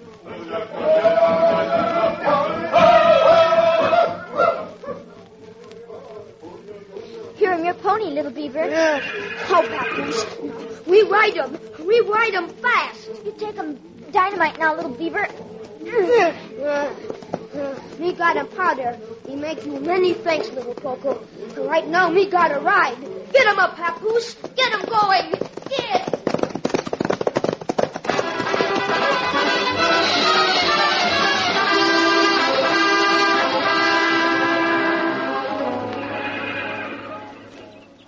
Well, Thunder, think if I let you go in there, you could convince that stallion to have the herd follow you out?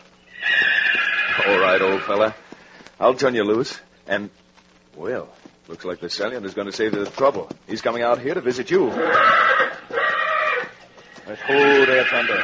Seems our friend the stallion is on the warpath. All right, now, easy now, Thunder. If we're not careful, we're going to be smack dab in the middle of a fight. Go get him, Thunder. We'll call that black outlaw's bluff.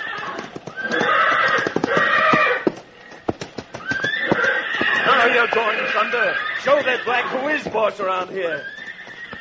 That's it. I guess that herd will follow you now, any place we want to take him.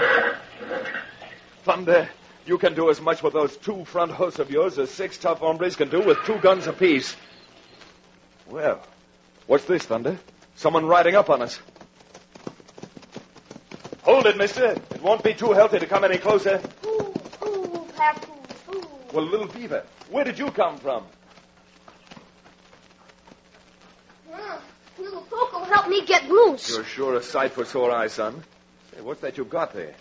Me bring them dynamite powder. Oh, what for? Murdoch make braves mad at you. They go on moorpath. Come steal them horses. Shoot you. Catch them. You betcha. What am I supposed to do with the powder? Blow them up? Me try steal them guns, but only powder left. Say, you know, if this works out the way I think it might, this powder may come in handy. Red Ryder, what for Indian agent get him Indians into trouble? Not good for Indian, not good for white man. Well, that's what I wondered about, Little Beaver. And if my hunch is right, you'll find the real Indian agent Washington sent out got kind of lost on the way because Murdoch wanted his papers. I telegraphed Washington to find out. Now you say him, me think him so, too. Indians no get money from Washington like supposed to, and Murdoch blame him on Great White Father. Me think of Murdoch keeping money.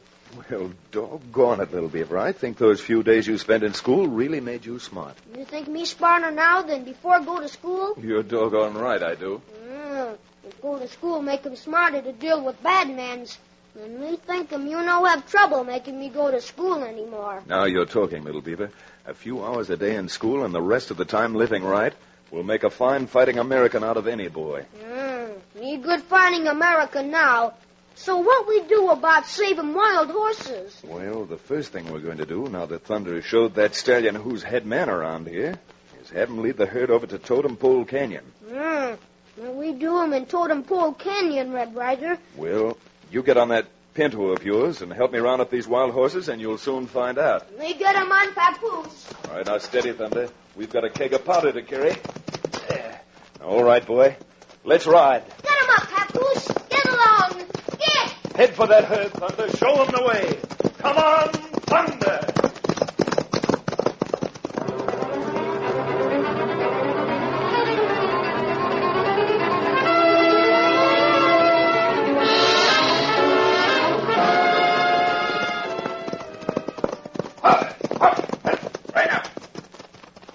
Wild horses from here, Monk? No, I can't see hook nor hide of them. Me see 'em. Huh? Dust clouds show 'em where horse are. Where? Where are they running up? See 'em? Down there. Big dust cloud go out over to Totem Pole Canyon. What? But doggone if he ain't right. Well, look, Monk. Yeah. Ain't that Red Ryder at the head of 'em? It's Ryder, all right, and that Wrigley Injun kid. And this time, neither one of them is going to get away. You know, I guess Ace Hanlon won't be too put out when he hears we got 'em both buried over here in Boot Hill. Yeah. Now, let's not waste any more time. Start them horses. Let's ride here.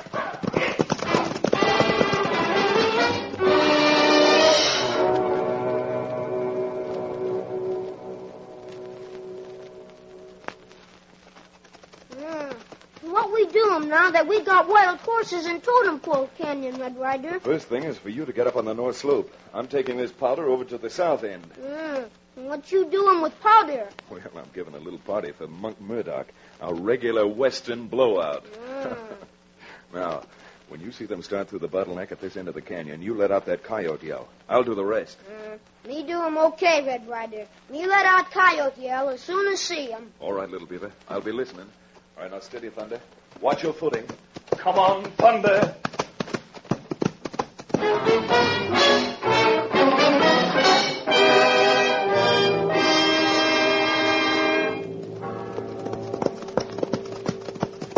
That Red Ryder must be loco. Once them horses get to the far end of this canyon, we've got 'em jumped up like molasses. Hey, what's that? Why, it sounds like a coyote. I never seen any in the rocks around here. Raina! Something funny going on. Monk, we're trapped. Someone blew up that rock, and now we're the ones who are bottled up. Murdoch, can you hear me? Ryder, you fool! You can't get away with this. Maybe not, Monk, but I've done it anyhow. Now, all of you, drop your guns, belts, and your rifles to the ground, because if you don't, I've got just enough powder left to blow you clean out of this canyon. Well, what about it, Monk? Oh, what about it? We walked into a trap, and he's got us. Drop the artillery. Okay. That's better, Monk. Ryder, how'd you get here? You was just up at the top of the canyon on That's It's another mistake you made, or maybe you didn't know this canyon had an echo.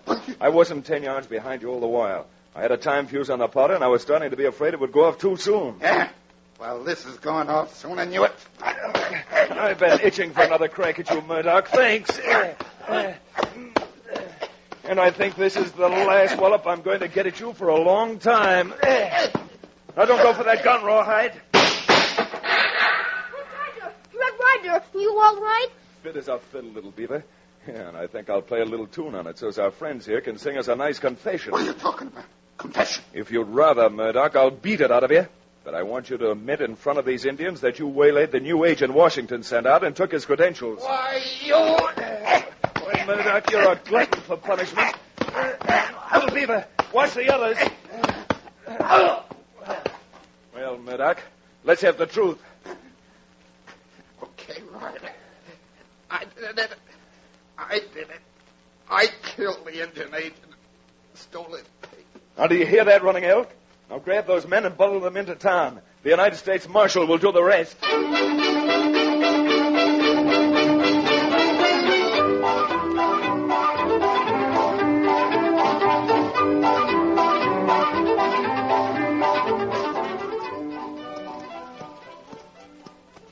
Me speak for whole tribe, Red Ryder. We owe you much thanks for get rid of Murdoch. Well, Chief, we'll be back. As long as Poco is here, you can count on Little Beaver and me dropping in for an occasional visit. Me not yet know how you get proof Murdoch got papers, huh? Well, at first I only had a hunch, Chief.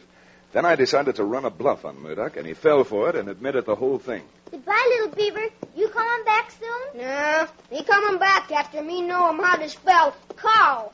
Get him up, Papoose. Get along. Get! Pound that dirt, Thunder. Hit that trail. Come on, Thunder!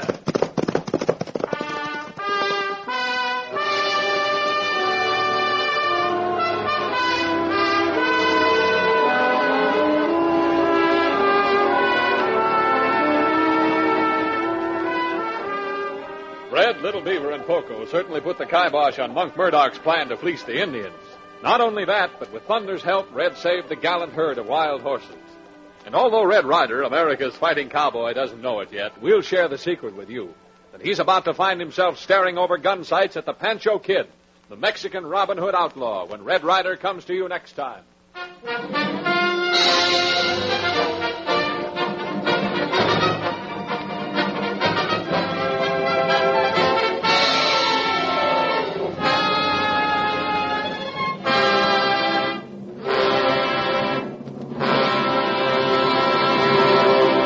Red Ryder comes to you each Tuesday, Thursday, and Saturday over these same stations. Tune in again Thursday at 7:30 p.m. Red Ryder is presented for your enjoyment by Langendorf, bakers of the bread judged America's finest. From the earliest days of American history, Americans have been famous for their ability to shoot fast and straight. But even the best marksmen can't shoot without plenty of ammunition. So remember that our soldiers, sailors, and Marines are depending on us to keep them supplied with the guns, tanks, planes, ships, and bullets they must have to win this war. Keep them shooting, and at the same time build a savings fund for your own future use by investing in war savings bonds and stamps. Yes, do your bit and keep physically fit. Safeguard your health by eating nourishing foods like Langendorf bread, made with dextrose for extra energy, plus essential vitamins and proteins to help maintain the physical and mental fitness so needed today. Get fresh and tasty Langendorf bread tomorrow.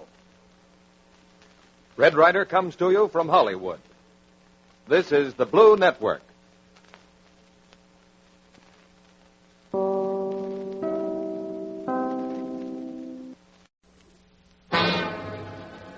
From out of the West comes Red Ryder, America's famous fighting cowboy.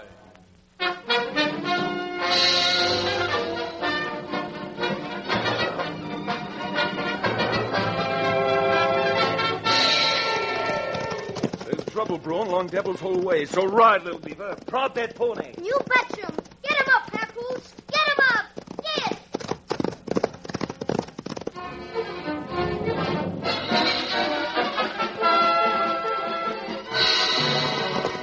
Come on, Thunder. Hit that trail.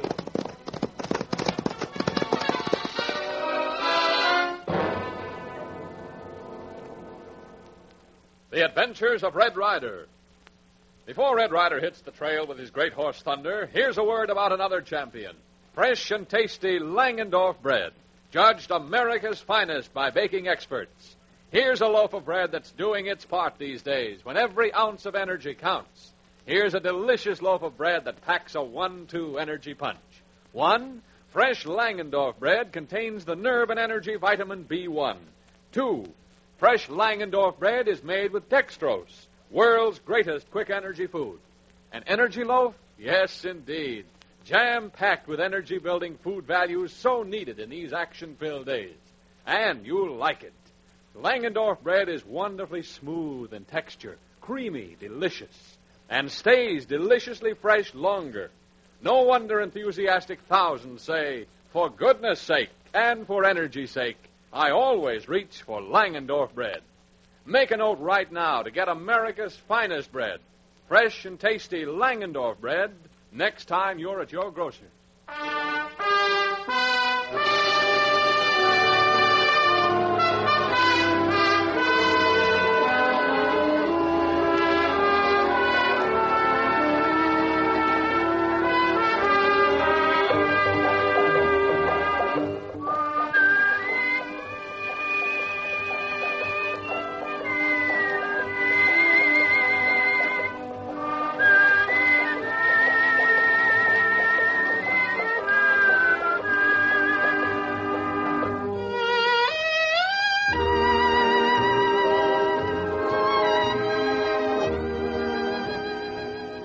With Fresno Aurelius and his vicious crew turned over to the United States Marshal, and with the Pancho Kid's reputation redeemed, Red Ryder and Little Beaver have returned to Painted Valley.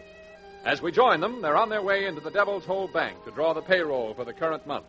But already pulling into Devil's Hole are Mary Ann Rutledge and her younger brother Jeff, in town to tend their chores and do their monthly banking. Here, Jeff, there's room at the hitch rack in front of the bank. Whoa, Starlight. Whoa. Here, sis. I'll help you down. There we are. Thanks, Jeff. Now, let me see. Flour, sugar, gingham. Oh, you better cash the payroll check, Jeff, while I go to Bender's and start the shopping. Okay, I'll meet you over there in a few minutes.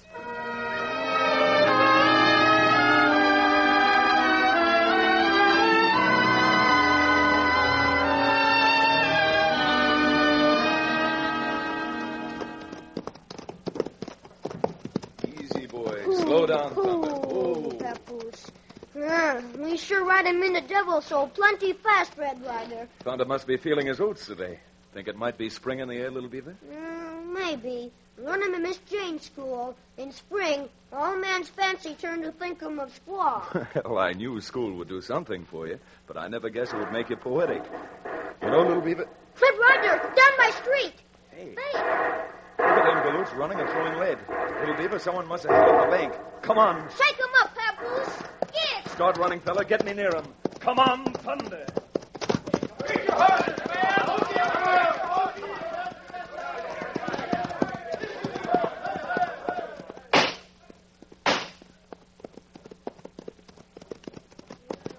We sure lose him, Red Ryder. Oh, boy. Hold up, Thunder. Confound it. They had just enough head start to reach the hills before we could see him.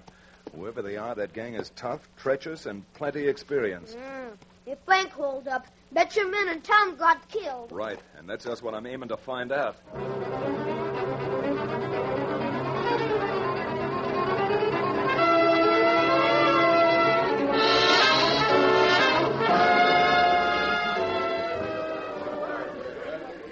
Folks, won't you be quiet a minute and give Jeff a chance to finish telling us what he saw?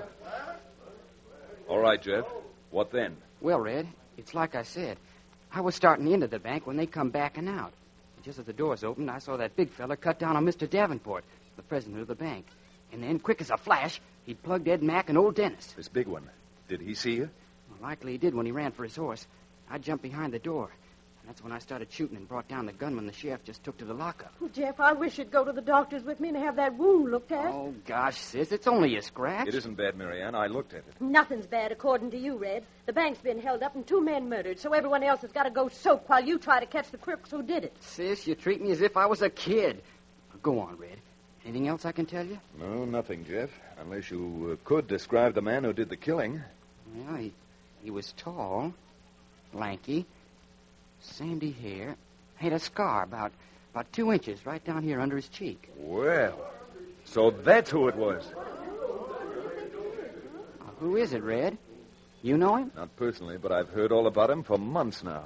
Scarbone Clawson, about the worst outlaw since Billy the Kid. Well, golly. Red Ryder, Scarbone, him man you telling me about. Him never leaving witnesses alive to identify him. Well, that's his reputation, Little Beaver. So far, the law's never found a man to identify him in court. Red, is that true? He kills everyone who ever sees him? I can't say, miss. All I know is what I've heard. Well, doggone it, this is one time he slipped up. By golly, I saw him. And I can identify him anywhere. Jeff, are you crazy? Don't you realize what it means if you get up in court and Look say... here, Marianne. No rud did you ever back down for any sidewinding crook. And besides, I don't scare at Look all. at Red Ryder. Here comes the sheriff. Well, I got that murdering coyote where he'll not get out till he stands trial. Who is he, Sheriff? What name did he give you? Name? He won't even open his mouth. Not one word out of him. Had to book him as John Doe. Well, at least we know who he was working with. Jeff identified the leader of the gang as Scarbone Clawson. Scarbone Clawson, huh? Well, in that case, I'm going to wire the capital and have a circuit judge sent here tomorrow morning. When you've got one of Scarbone's men in jail, better have the trial and have it quick. Sheriff, if you're counting on my brother identifying that criminal in court, you can forget it. You think I'm going to have Jeff walking around a target for an outlaw's bullets? Well, I should say not. Now, hold on, Now, Miss Marianne, what do you think can happen to Jeff? We'll all be in court to protect him in case Scarbone tries to break up the trial and get his man loose. Well, it's fine for you to talk. It's not you they'll be gunning for. You might as well stop that, Marianne. I don't care what you say. When the court opens tomorrow, I'll be in that witness chair.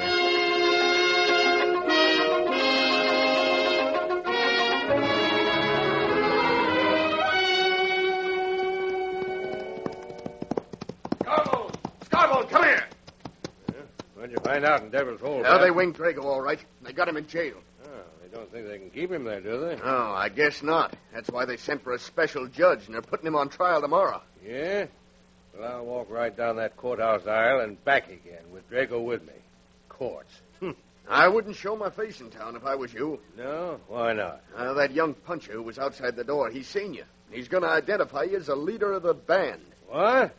Well, I shot him. I saw him crumple up myself. No, your slug just scratched him, that's all. Just knocked him down. Well, he'd been better off if he'd have stayed shot. What do you mean? Well, if he thinks he's going into court and identify me, he's done his last thinking.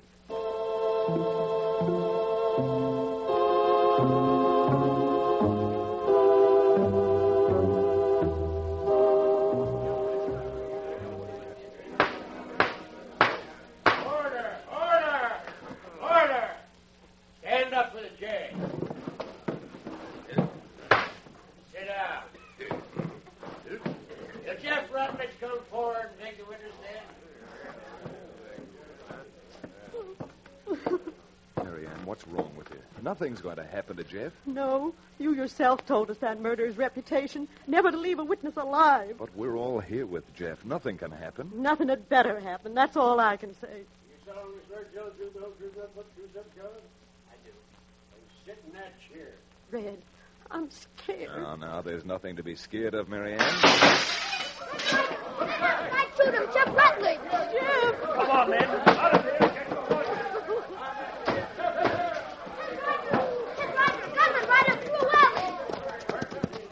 Circle the other way. All right, get going, boy. Get after those killers. Come on, bump them.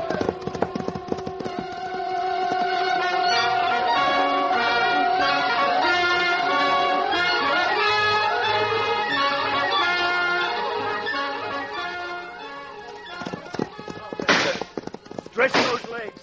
Hit that outlaw trail.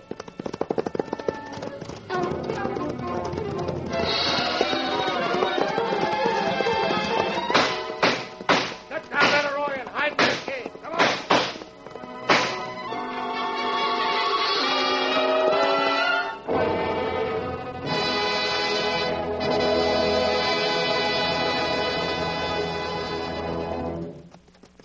Red, I never would have believed they could have got away with it.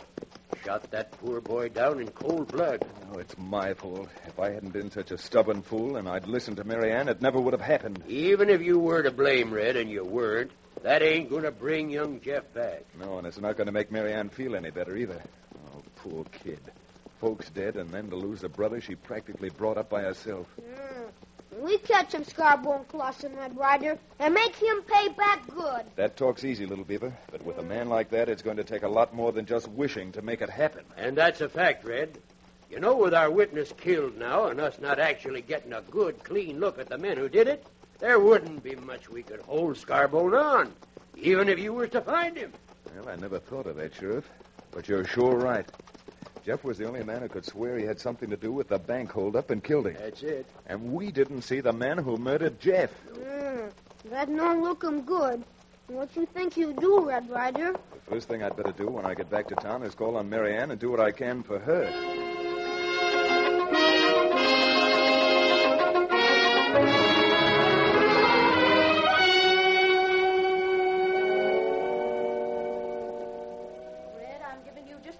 Out of my house. But, Mary Ann. What sort of a man are you, Ryder, that after all you've done to me, you dare set foot in my house? Now get out. Get out. Get out! Mary Ann, you've got to get hold of yourself and listen to me. Oh, do I? Well... Red Ryder! Phyllis, he's going to throw laps at you! And that won't be all. Look out, little beaver. I've got to grab her. Now, Mary Ann, don't let yourself go like that. Red, let me go. Oh, Red, how could you let Jeff get killed like that? He was only a boy. He wasn't 18 yet. Now, please. Oh, I'd give my right arm, both my arms, if it would do any good. But one thing I promise you. I'm going to get Scarborough and Clausen if it takes every last day of my life. You're going to get Clausen. Well, listen to me, Red Ryder. This never would have happened if you hadn't interfered, and I certainly don't need you or any of your so-called help now when it's too late. But, Mary Ann, someone's got to help you square accounts with Scarborough. Don't you ever believe it. It wasn't your brother that gunned down in cold blood. It was mine. And I'm going to get Mr. Clausen all by myself. All right, Mary Ann, try it. But when it comes to having a showdown with that gun-crazy Jasper, you're going to have to beat me to it.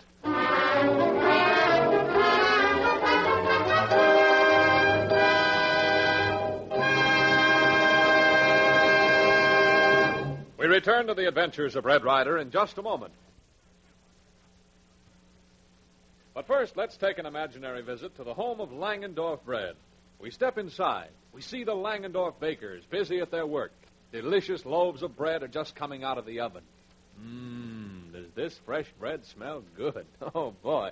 Here's a loaf of bread so good, stays deliciously fresh so long, it's been judged America's finest by baking experts. And the fact that Langendorf bread stays deliciously fresh longer means something to you, especially if you take lunches to school or to work.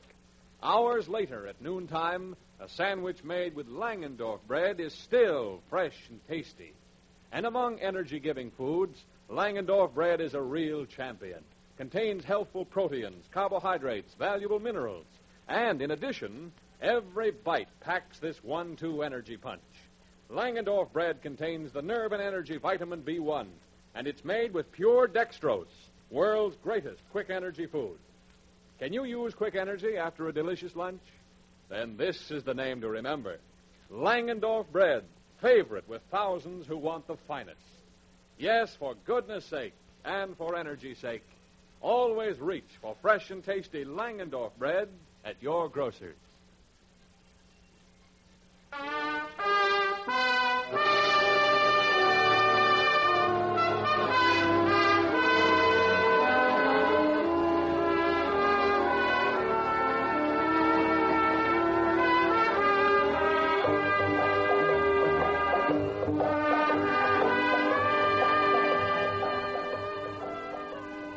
Rejoining Red Ryder, we find him in the corral at the Painted Valley Ranch, packing a saddle roll onto Thunder, while Little Beaver stands watching, helpless. Red Ryder, me wish him you no go try and find Scarborough Clausen. There's no use crying, Little Beaver. My mind's made up. Steady, Thunder. Easy, boy. But why you no let him Sheriff or Miss Mary Ann find him? Because Mary Ann's right. Now, here's the way it looks to me.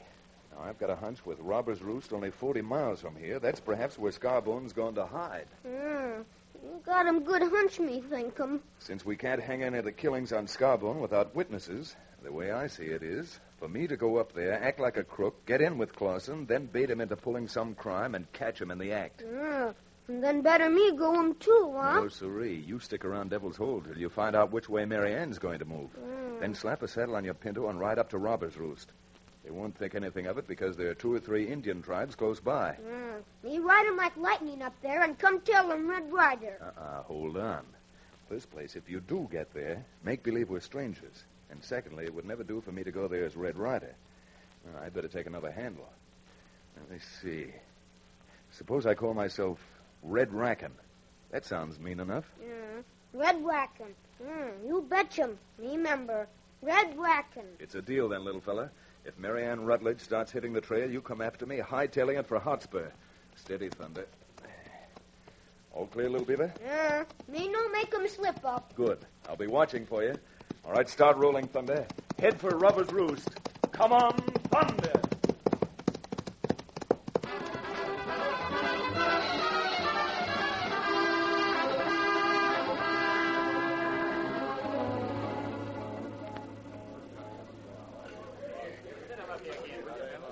Just give me a glass of water. I'm plumb thirsty. Water will taste good right now. Well, why don't you give the dude a quart of milk and a nipple to drink it through? Give me a glass of water. I take it you don't approve of water, mister? I don't know why. Because after looking at you, I'd say you hadn't used any water for 10 years, inside or out. Yeah? You're pretty handy with them words, ain't you? Not exactly. I'm handy with a few other things, too. Maybe you'd like to find out. I sure would. Then go on. Go for your gun and better make sure you fill your hand. Are you smart talking? Right up there. Now, what is that, stranger? Cut my hand, did you? Well, I can still use it and tear you apart. Come on. Never learned to duck, did you? Look, it's easy. Like this. Then like that. All right. Now I'll take that glass of water. Hey, just a minute, friend. Mixer like you doesn't have to have water. You can have anything in the house. All me. Thanks. Water's all I want just now. Scarbone. Who? Who'd you call me? Why, Scarbone. Scarbone Clausen. You didn't think that with a reputation like yours I wouldn't know you, did you? Why, I've heard about you from every sheriff and warden from Kansas west. What were you doing with sheriffs? Oh, well, till I was 18, I spent more time in jail than out. Yeah? I never seen or heard of you, mister.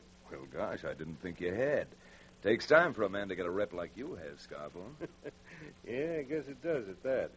What's your handle, Redhead? Rackin. Red Rackin. Rackin, eh? No, I never did hear of you, but you're mighty fast, kid, with your iron and your dukes. Thanks, Scarbone. I've learned lately. Been up in Idaho. Read the papers much? Sometimes. Why? I thought if you had, you might have read about me. I'm the red-headed train robber the whole state's looking for. Trains, eh? Yeah. Come over to the table, Red. I'd like to have a talk to you. Well, drag up a chair, Red, and make yourself comfortable. Scarbone, I sure heard a lot about you. And, mister, it's all been bad. Well, I'm glad you've heard, Red. I'd hate to think that I wasn't tough and mean, as they say, because you might get ideas, you know? Not me. I operate alone. Keep my skirts clean and don't bother anyone. Move faster that way. Maybe. But one man can't make much by himself. One man can't take a bank or blow a safe. Yeah, I guess that's right. Well, trains are my specialty anyhow. Fast, easy, well, once you know how, and they've got no horses to light out after you with. Well, I never thought of that, Red. May make sense. But couldn't, say, 5 men take a train easier than one? 5 men could overtake the Overland Flyer. There's big money on that train. Well, I'm one, and I've got 3 others. That alley cat I mix it with, one of your men, Scarbone? Bat? He's all right. Just getting old. But give him a gun and a nice ambush, and you'll be satisfied. You know, Scarbone, you started me thinking. Yeah, maybe you and me could tie up.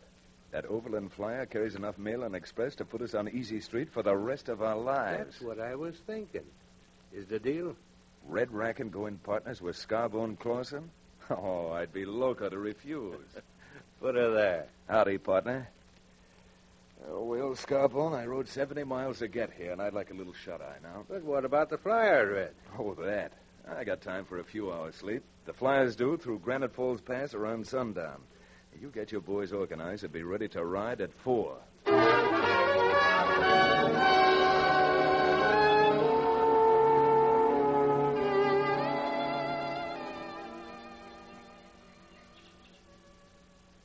Ryder.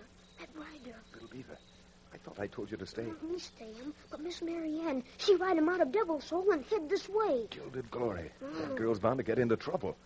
Now, listen, little Beaver. You turn that pinto and make tracks back for Devil's Hole.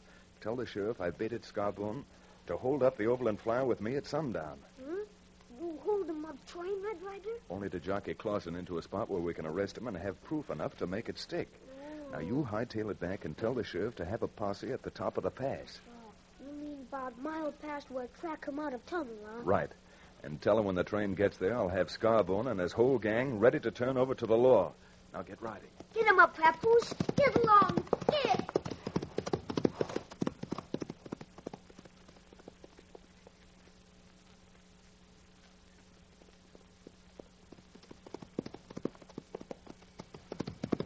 Shake him up, Papoose.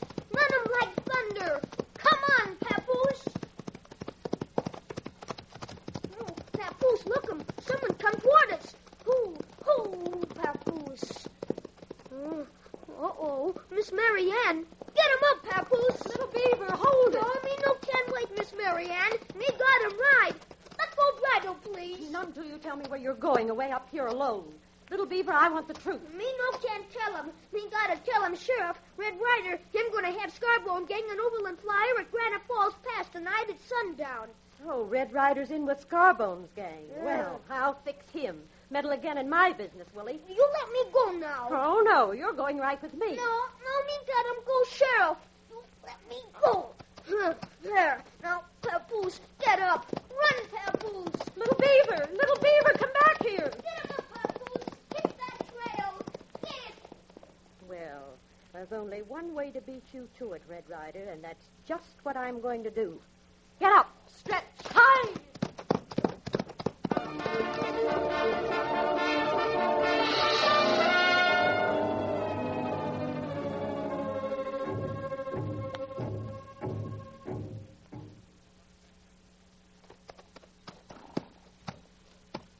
See anything, Red? Yeah, Scarbone. That smoke down a ways, that's a train. Listen. Yeah. Now, you all know what to do? Yeah, and I hope it works. Oh, shut your mouth, man. If you don't like Red, we'll be glad to leave you here. In a 6-foot hole. We know, Red. When the train slows up for the grade, we ride up alongside and jump her. Right. You and your men swing up on the coupling of the express car, and I'll handle the engine crew. Now get ready. All right, Scarbone, let's ride. Now, swing up on the car. Hey, what are you doing? Take it easy, engineer. Do as I say, and nothing will happen. Here, you... What back there? You men all right? Yeah, but we found a girl back here. A girl? Where? We're right here. Red Ryder. Red Ryder. Why, you double-cross... Oh, shot me. No one stop the train. You fools, you shot the engineer. Ain't that too bad? Bat, what are you doing? Get away from that coupling.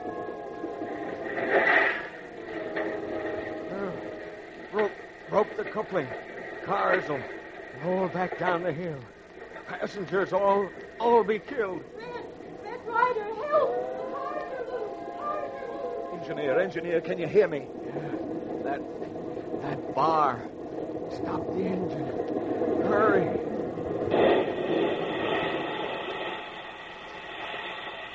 There's only one chance. If I can reverse this engine and catch up with the cars, we can couple on again and stop them. Yeah. Little handle. Pull back. Slow.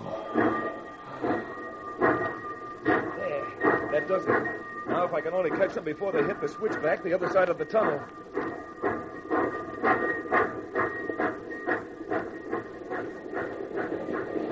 Come on, you old iron horse. Run!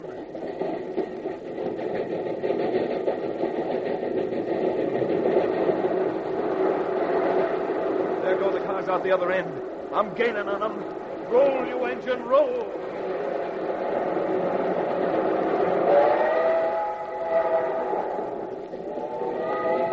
Wish I'd learned how to ride an engine when I was learning to ride a horse. If I hit that first car too hard, I'm liable to wreck us all. Well, here goes.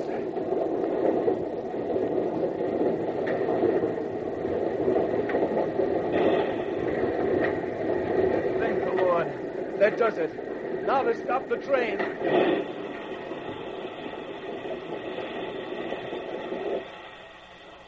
Thanks for saving us, Ryder. But it's not going to do you much good. We'll see about that. Oh. You murdering maniac. They want you dead or alive, and if I can help it, alive is the way you're going to be taken. Red! Red Ryder! Red Ryder! You all right? You bet, Sheriff. Come on up and get your men. All right, Scarbone. Get up and start walking, because the place you're heading for, they're going to carry you out feet first.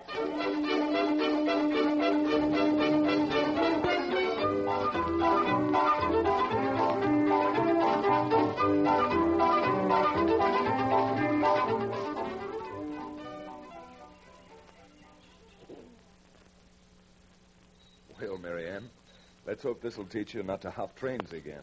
Oh, Red, if there's any way I can never repay you. You repay him by not throwing him limp anymore. I'll agree with that, little beaver. Well, head that pony of yours towards home. I'd like one of Ching Hao's meals and a good night's sleep before coming back to town to Scarbone's murder trial. Bye, Red. Get him up, Papoose. Get him going. Get! Head for home, boy. Pound that dirt. Come on, thunder.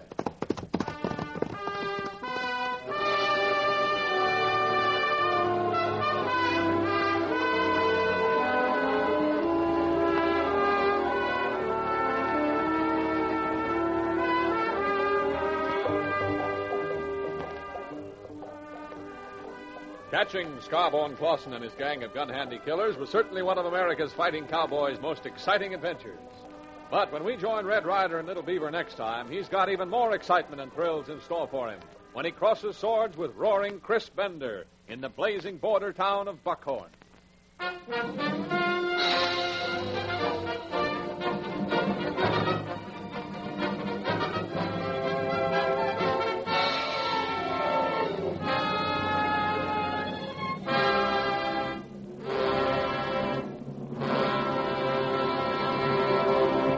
Red Ryder comes to you each Tuesday, Thursday, and Saturday over these same stations.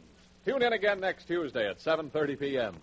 Red Ryder is presented for your enjoyment by Langendorf, bakers of the bread judged America's finest. These are days of work and strain, action-filled days that call for the best efforts of every American. Enlist for victory with the Red Cross, USO, Civilian Defense, and other organizations. They need the help of trained and untrained workers, mechanics, nurses, clerical workers, truck drivers, map readers, everyone who wants to work for national defense.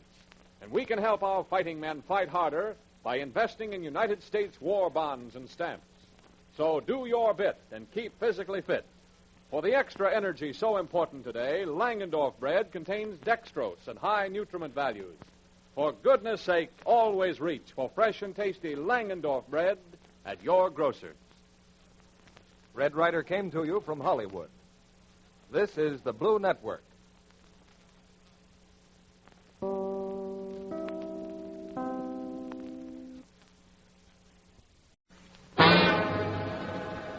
From out of the West comes Red Ryder, America's famous fighting cowboy.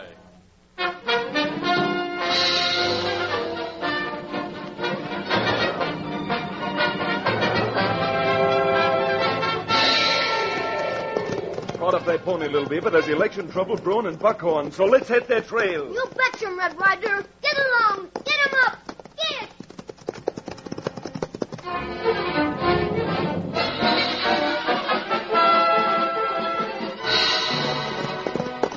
Get going, Thunder. Hit that trail. Come on, Thunder.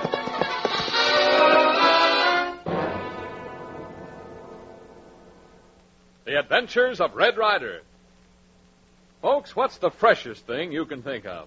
A rose out of the garden covered with dew? No? Well, then how about a loaf of bread right out of the oven, So tender and moist, so flavorful and appetizing that, well, you just can't wait to eat it. Man, that's real freshness. And that's the kind of freshness you get when you reach for Langendorf bread at your grocery store. Yes, sirree, Langendorf bread stays deliciously fresh so long, has such a smooth, tender texture, and tastes so wonderfully good that baking experts judged it America's finest bread. And when you enjoy fresh and tasty Langendorf bread with meals, toasted, and in tender, tempting sandwiches, you're helping yourself to extra energy, because Langendorf bread gives you those 1-2 energy values. It contains nerve and energy vitamin B1, plus dextrose, the world's greatest quick energy food. So at your grocer's tomorrow, get the bread that stays deliciously fresh longer. Fresh and tasty Langendorf bread.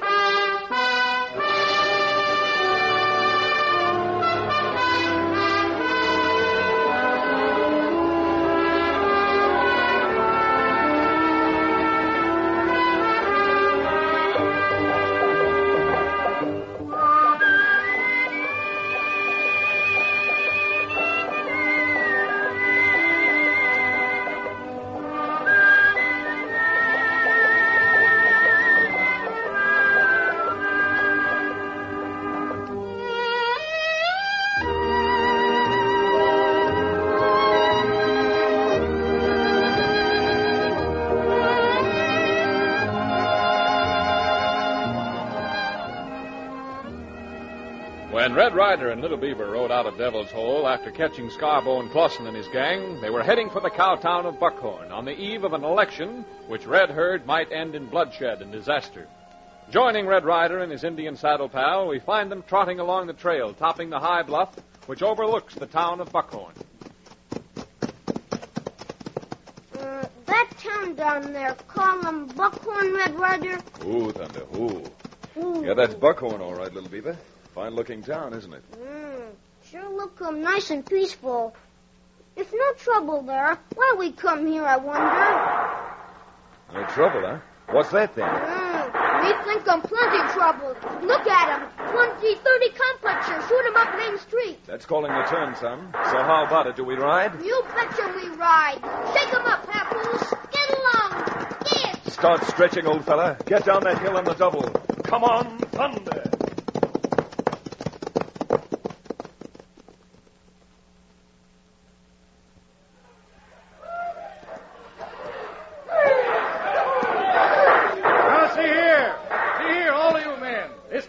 Got to stop. Yeah? Who's saying it got to, mister? I am. I'm the mayor of this town, and by glory, this kind of rowdyism has got to end. If you're mayor of this fly-bitten saddle stop, then I know what's wrong with this place without going any further. Let her rip, boy! I'm through telling you, if the only kind of talk you understand is gun chatter, well, my 6 guns ready to talk for me. Dad, please be careful. These men would as soon shoot you down. I'll thank you to keep out of this, Molly. I'm running this town until this election's over. Oh. All right, you men. Quiet down now and act like decent citizens, or what? If there's one thing I dislike, it's gunplay. But by Daniel, you'll get it if that's what you're looking for. You've been talking a lot about that hog leg of yourn. Now let's see you use it. Dad, please. All right, you ruffians. If that's the only thing that'll convince you. Dad, look out. He's drawing his gun. Oh, who done that? Who shot that gun out of my hand? I did, mister. Any other questions you want answered? What right you got butting in like that? That old buzzard went for his gun first. If I hadn't come along, that's just what you would have said in court. Shot in self-defense. But I know different. I saw it all, and I say you cut down on him before he even moved his hand. Are you calling me a liar? No, not just a plain liar. I'm calling you a flop-eared, mule-hide, dyed-in-the-wool liar. Why, you owl-faced dog. You're worse than a liar, you... I'll show you. There. Oh, so that's your game. Wearing tin-plated knuckles, huh? Well, how do you like this? Oh! Now, any more customers? Young man, look out. He's drawing on you. Oh, he is he? You better drop that. Better let it go. Now let go of that 6-gun. Stop it. Arms make a mighty funny noise if they snap. Oh, come on. There. That's better. I bet you're a wonderful shot, friend, when a man's back is towards you. Oh, Red Ryder, see? Here come town sheriff. High time you got here, Will Hoy. What are we a sheriff for in this town? Now, take it easy, Mayor. I'll come as soon as I hear the rumpus. I suppose you didn't hear the rumpus when these men rode into town shooting up the street. Well, never mind. Arrest this man. Now, see here, Mayor. I can't arrest nobody for something I didn't see. Well, I saw it, Sheriff. And I'll swear out a warrant. This man drew his gun and tried to shoot me when my back was turned. You're a liar. You want another lesson, mister, or will you take that back right now? I've got witnesses. These men saw it. They can vouch I'm swearing out a warrant, Sheriff. Now take him away. Well, all right. Come along, Limper. I got to take you in. Now, there's no fooling about this. Young man, I don't know what would have happened if you hadn't come along. But if you have a little time, I'd like you to come over to my office. I'd like to talk to you. Sure thing. Well, Little Beaver, you stay here and watch the horses. All right, sir, lead the way. I'm anxious to hear who's behind the trouble that's wrecking this town.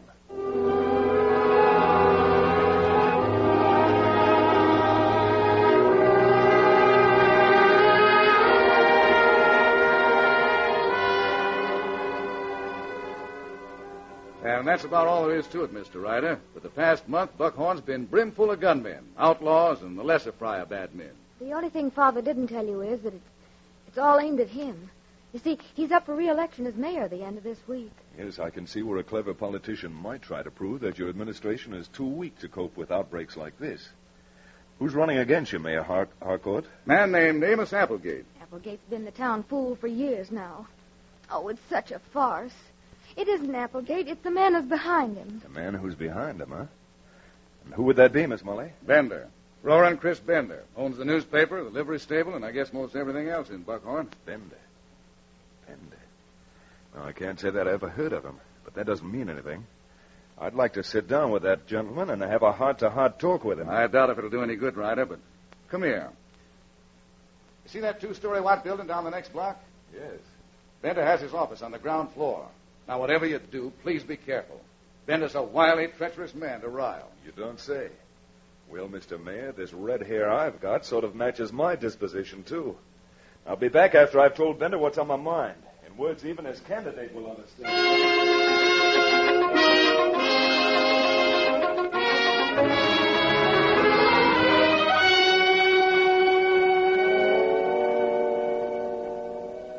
But, Chris, I can't let Limpy out now. That red-headed fella's coming here to sign a complaint. Who you taking orders from, that redhead or me? Why, you, Chris. I don't want no alibis. Give me them keys and I'll let Limpy out myself. I can't do that. Why don't you wait a while? Give me them keys. Slap me around, will you? Well, we'll see about that. I'm still wearing a Try badge. that and you'll be dead before your finger ever reaches the trigger. Bender, I've taken a lot from you. You cheap foreigner. You simple-minded oaf. Get up off there and open that cell. Yes, Chris. Sure, Chris. Chris. Huh? Chris, look out this window. What? That red-headed Jasper we were telling you about. Looks like he's heading straight for your office. Well, he's making it right handy. I'm going out the back door and be there when he comes in. You keep your mouth shut and mind your own business. I'll be back soon.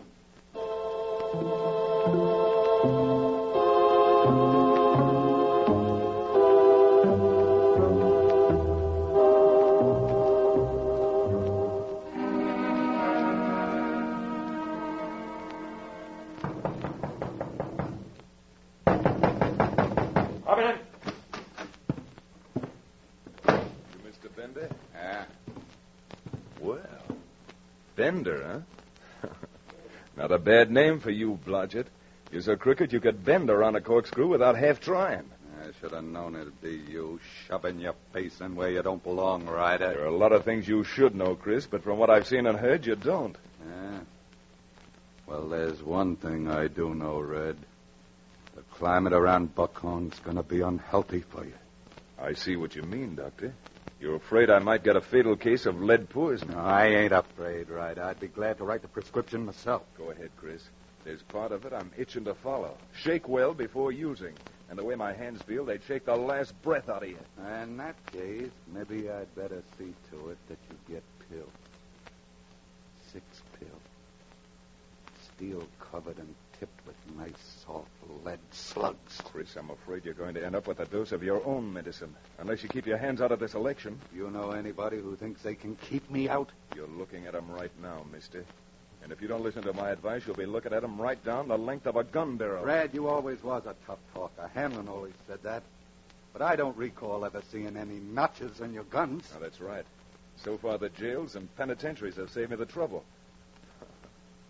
20 years in one of those places can really break a man down, Chris. He comes out gray and sick inside, with the finger that used to squeeze triggers blue and stiff from squeezing pick handles on the rock pile. You think you would enjoy that, Chris? In that case, maybe I'd better not wait. It's not every doctor who can fill his own prescription, but if you think you can, go ahead. I'll show you. I was afraid of that, Chris. When a man lets his temper aim his gun, he generally ends up in a long box with flowers on it. Yeah? I don't see no mourners around here. If I'd aimed for that ugly face of yours instead of your hand, I don't think you'd have seen mourners either. People have to feel a little badly before they do any real mourning, but next time I'd be glad to hire 6 and supply the wagon to take you out to Boot Hill. Since you think you're dealing the cards, Ryder, you're going to find out you're playing with my deck in a game with a bunch of men who have a trump for every ace you got. Maybe so, Chris. But I'm in now, and I'm willing to take my chances. Either stay clear of that election, or you'll find I've marked your cards, and every mark I use will be an X. An X that's going to mark the spot where the bodies will fall.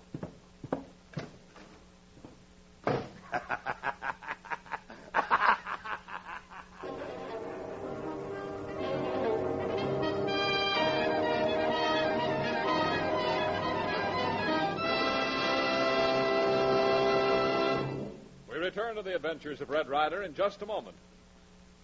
But first, how many of you youngsters and grown-ups have heard the old saying that the proof of the pudding is in the eating? Well, the best way to test anything is to try it, and that's why I'd like for you to get a loaf of fresh and tasty Langendorf bread at your grocer's tomorrow. The minute you touch it, you'll know it's wonderfully tender, delightfully fresh. And when you eat it, taste its superbly delicious flavor, well, you'll agree with the baking experts who judge Langendorf bread America's finest. Yes, sir, folks, plain, toasted, or in tender, tempting sandwiches that stay deliciously fresh to the last bite. There's no finer bread than Langendorf bread. And remember, every fresh and tasty slice gives you those famous 1-2 energy values. 1, the nerve and energy vitamin B1. 2, pure dextrose, the world's greatest quick energy food. The kind of food that helps you go places and do things in a hurry. So, for goodness sake, and for energy's sake, get fresh and tasty Langendorf bread at your grocer's tomorrow. It stays deliciously fresh longer.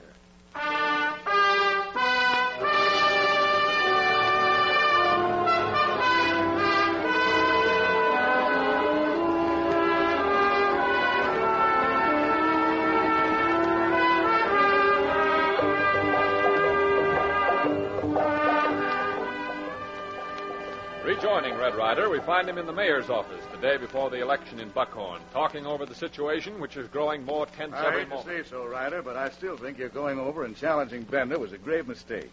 Now there's no telling what he'll do. It's not very hard to tell what a man like Chris will do. There's only one kind of argument that they know anything about.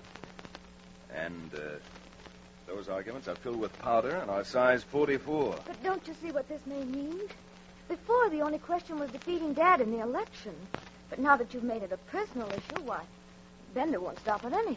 Bender wouldn't stop at anything anyhow. Now, if you two will concentrate on getting in the votes, I'll take care of Bender and his gunslinger. Right, I'll tell you I'm worried. I'm not too sure with the situation as it is if there are enough decent citizens left in Buckhorn to muster up the votes I'll need. Since these hoodlums have shot up the town, some of the people have moved away. And the worst thing is that the new homesteaders who are supposed to be moving in they're waiting to see how the election comes out. Yes, I've been counting on the homesteaders' votes to cinch the election. And now I found the best thing to do in a case like this is to let your opponent play his hand all alone. Then make one move which will make him force his hand, and when he does... Well, that may be a very nice theory, Mr. Ryder, but we've been up against Chris Bender a dozen times before. We've come out second best. It isn't so much that I want to be elected. It's the whole town I'm thinking of. Let an idiot like that Amos Applegate win, and he'll just be a dummy for Bender and all his outlaws. Well, Applegate hasn't won yet. Now, what do you say we walk down and hear his speech?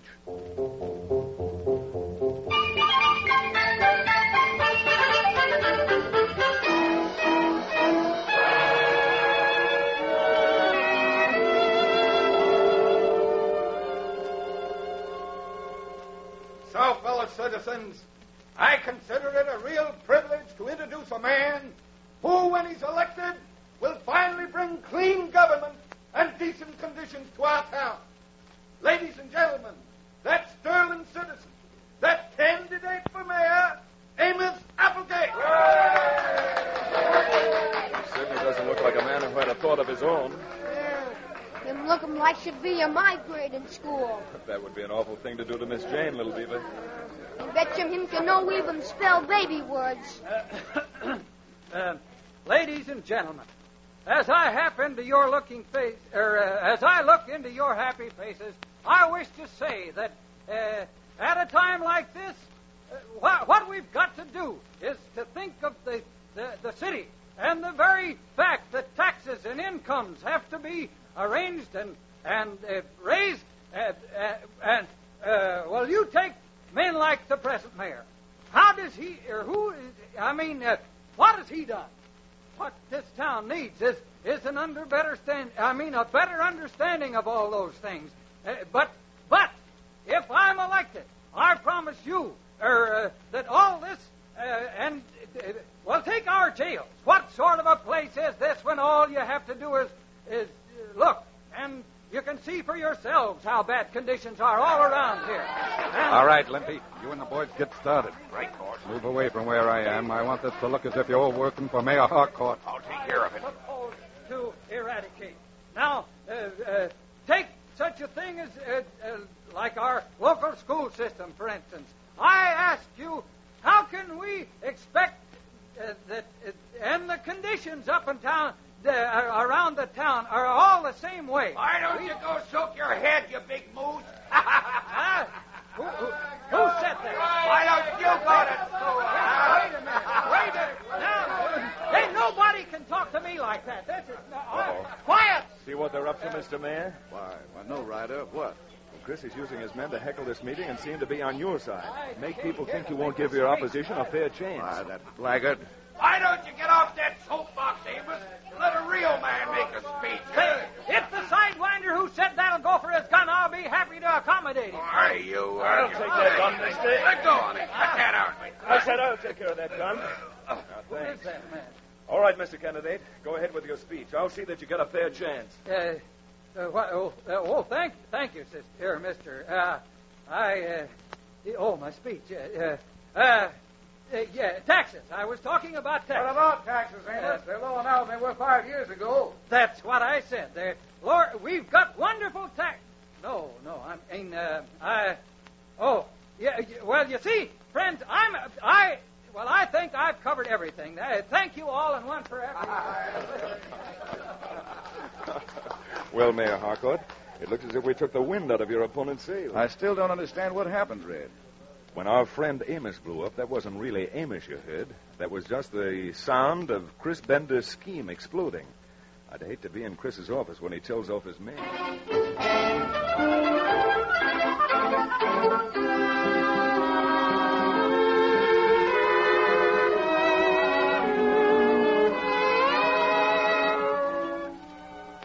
Of all the thick-headed, stupid, dim-witted numbskulls.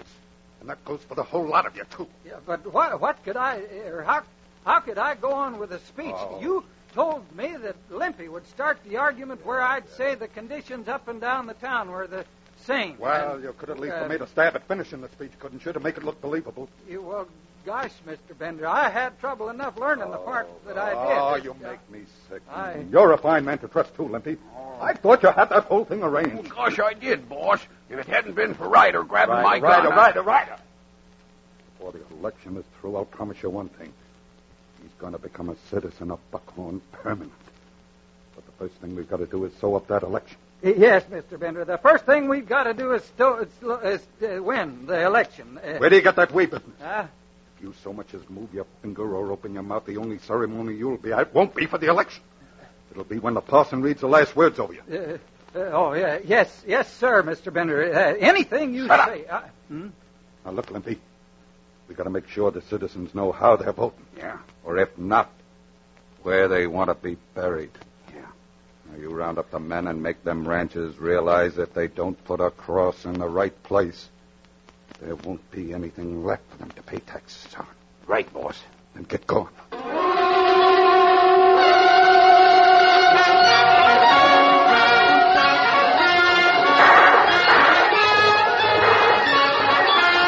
That won't be all you'll get if Harcourt's elected mayor.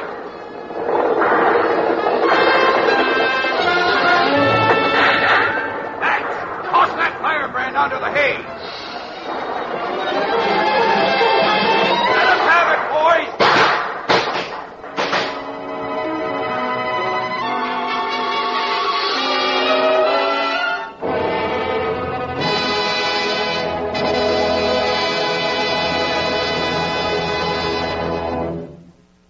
Well, Mayor, I know you've been sitting there not saying anything. Now, what do you think? Red, it's got me. I hate to go back out and leave my friends here to fight a battle that I should fight for them. Still, as Molly says... I said once before, with a man like Bender, maybe the thing to do is to put him in a spot where he'll have to force his hand. I don't see what you mean. Red Ryder mean, give Jasper like Bender enough rope. He's sure to hang himself and all his gang. Exactly. Now, you told me a lot of people who had homesteaded here had moved in and aren't going to until they find out who's elected. Yes, that's true, but... Now, if these people own land, they're entitled to vote, isn't that right? Yes, of course, but thunderation, Red. There's no way of getting them here in time to vote. Well, if this works out the way I think it will, they won't have to get here. It'll be enough if Bender and his crowd think that they're on their way. You mean that if Bender thought they were coming, he'd try to stop them? Now you're talking. That's just what I do mean.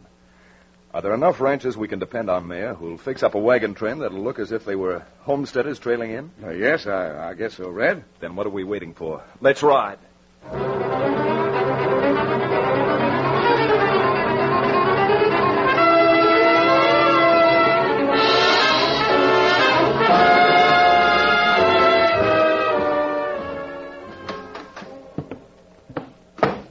Well, Mr. Bender, you certainly look active and happy this afternoon. Happy?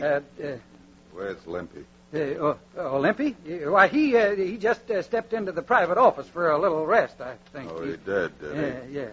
Limpy! Limpy! Get out here! You bet, boss. What's up? It's that double-dealing, double-crossing maverick Ryder. You know what he put the mayor up to? They've sent out and they're rounding up all the local homesteaders and bringing them in before election. Boy, that sure dumps our apple cart, don't it? Why, they got enough votes there to re-elect Harcourt for the next 20 years. Sure, they got enough votes. Yeah, but it ain't legal to cast a ballot from a graveyard. From a graveyard? That's what I said. And that's just what I mean. Limpy. Yeah, boss? Get yourself about a half a dozen extra good men. Yeah? I want every road to Buckhorn covered and covered right.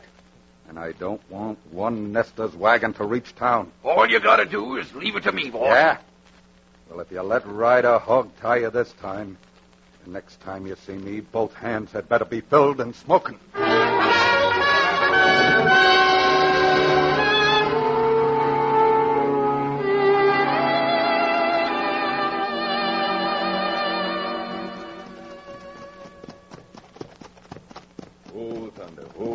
Ryder, I'm a-warning you. If this here's a trick... I think you'll find, Sheriff, that the only people around here who try to trick you are Bender and his gang. That man would kill me if he knew I was throwing in with you. Well, next time, don't be fool enough to gamble with a man like that and get in a spot where he can give you orders. Oh, Red Ryder, see him down there? And there come Homesteader's wagon. I see them, Little Beaver, and I must say they sure look realistic. Now, you know what to do, Sheriff? Nah, doggone if I don't. If they do like you say they will. Now, don't worry. Chris worked for Ace Hanlon too long not to play the game his way. Red, there they come. Bender and his gang.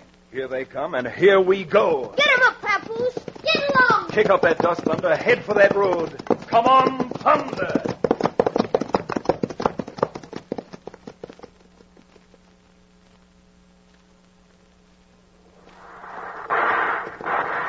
There they go, men. Spread out and circle them. Stretch out, old boy. Come on, Thunder. Chris, here comes Ryder. Fill those wagons full of deputies, Woody. I'll fix him once and for all.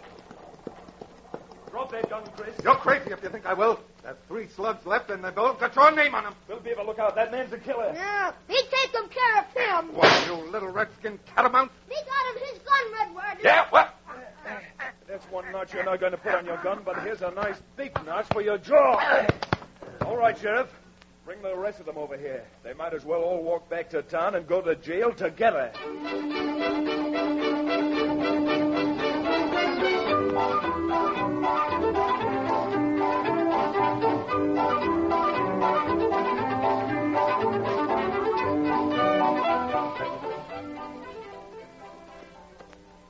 Steady, Thunder. Ooh. Ryder, I wish you'd stay and let the town of Buckhorn show you its appreciation in some tangible form. Please do, Mr. Ryder. Now Buckhorn got him good mayor and honest sheriff. Not enough excitement for me and Red Ryder. Oh, it's not quite as bad as all that, little beaver. But we've got to be heading for home. The circus arrives in Devil's Hole Thursday, you know. You betcha. Get him up, Papoose. Get along. Get! Let's ride, Thunder. We're heading for Painted Valley. Come on, Thunder!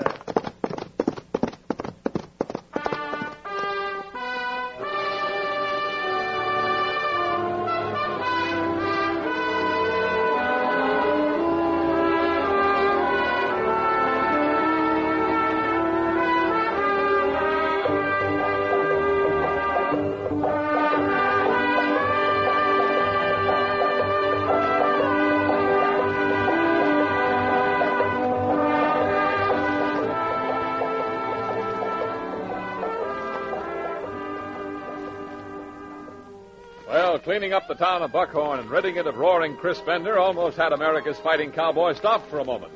But with Mayor Harcourt back in office again, Red is pushing on for the circus at home. A circus replete with clowns, tumblers, wild animals, daredevil trapeze artists, and, well, be sure to be with us next time when Red Ryder and Little Beaver come face to face with a certain death Glade Slavens warns them will be their fate if they interfere.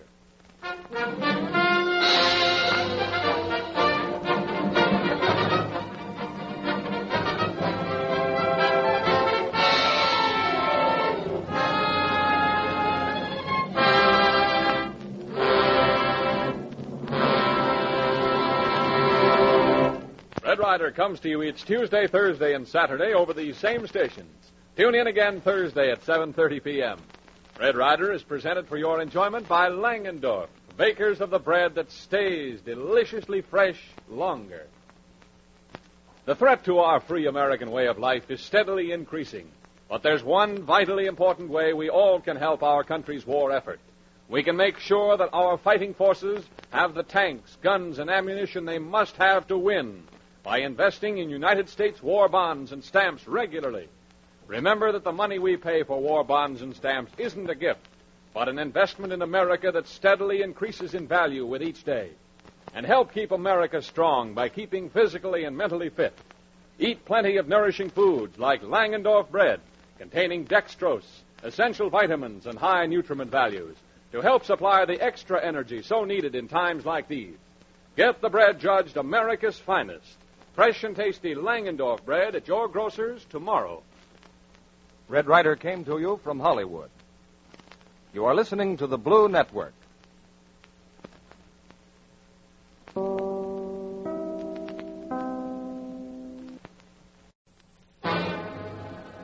out of the West comes Red Ryder, America's famous fighting cowboy.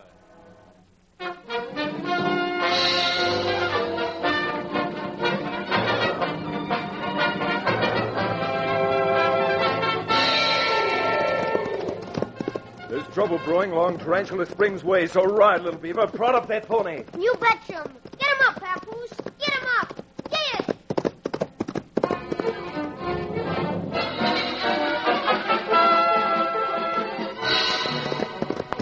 Come on, Thunder. Hit that trail.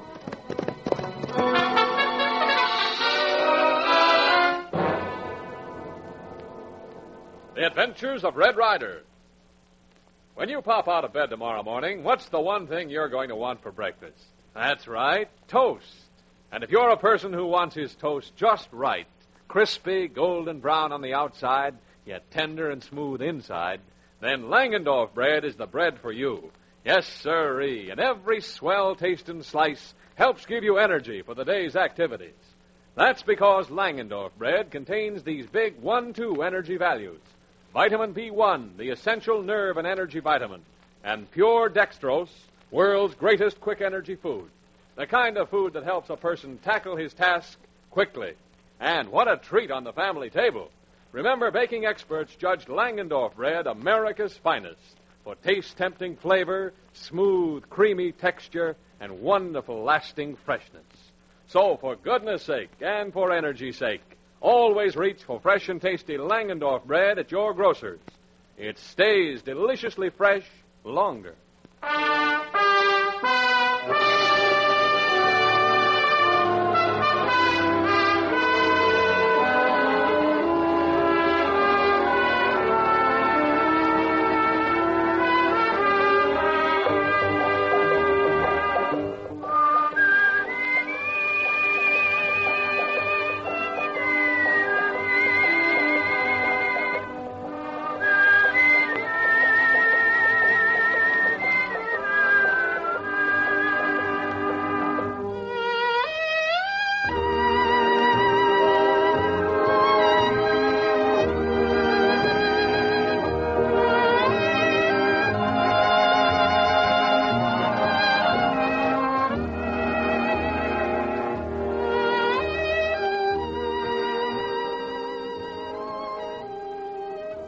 When Red Ryder and Little Beaver rode out of Devil's Hole, Glade Slavens and his cutthroat gang were in jail, and Norma McCune's circus was hers once again. But as America's fighting cowboy and his little Indian saddle partner jog the trail toward Tarantula Springs, they look across the long valley and see a group of men gathered near a cottonwood tree. From the look of those jaspers on there, Little Beaver, I'd say that they were up to no good. Too many men with rope, and only one with hands in air. Right or wrong, one man is entitled to better odds than that, don't you think? Me think yes. Get him up, Papoose. Get along. Get! Turn on some speed, boy. Head for that cottonwood. Come on, Thunder.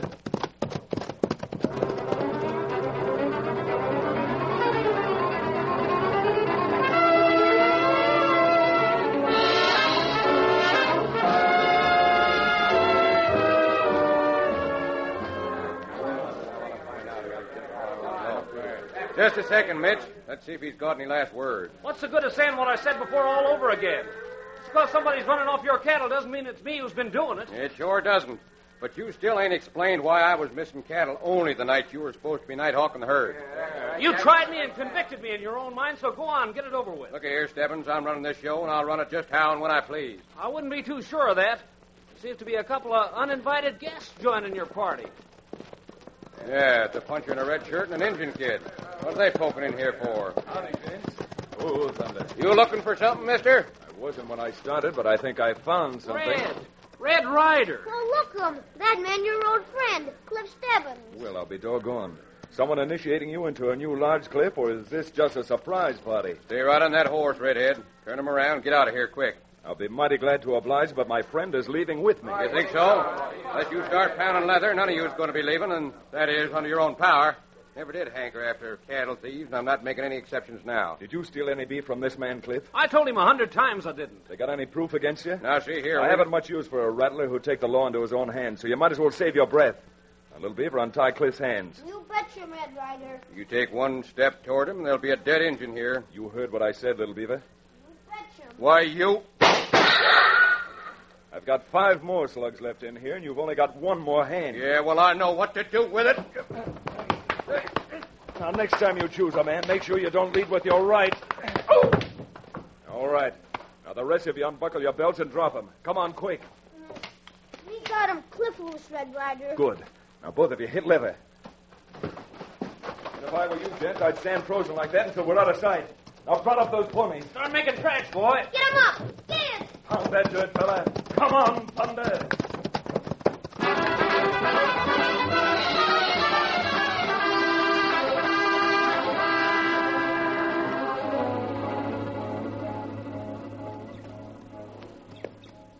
Now, look, Cliff, I didn't save you from that mount to argue with you.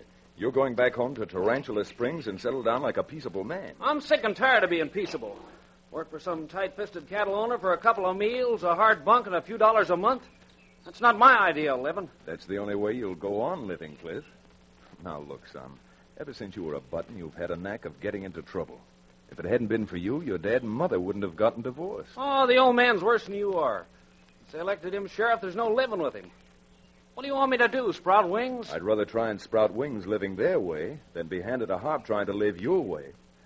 Now, Cliff, I'll tell you what I'll do.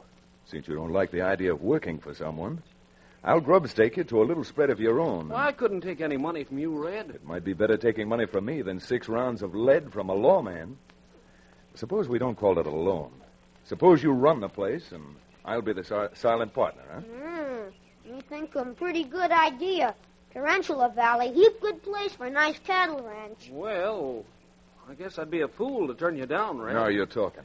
So let's shake hands on the deal, huh? There you are. And thanks, Red, for all you done.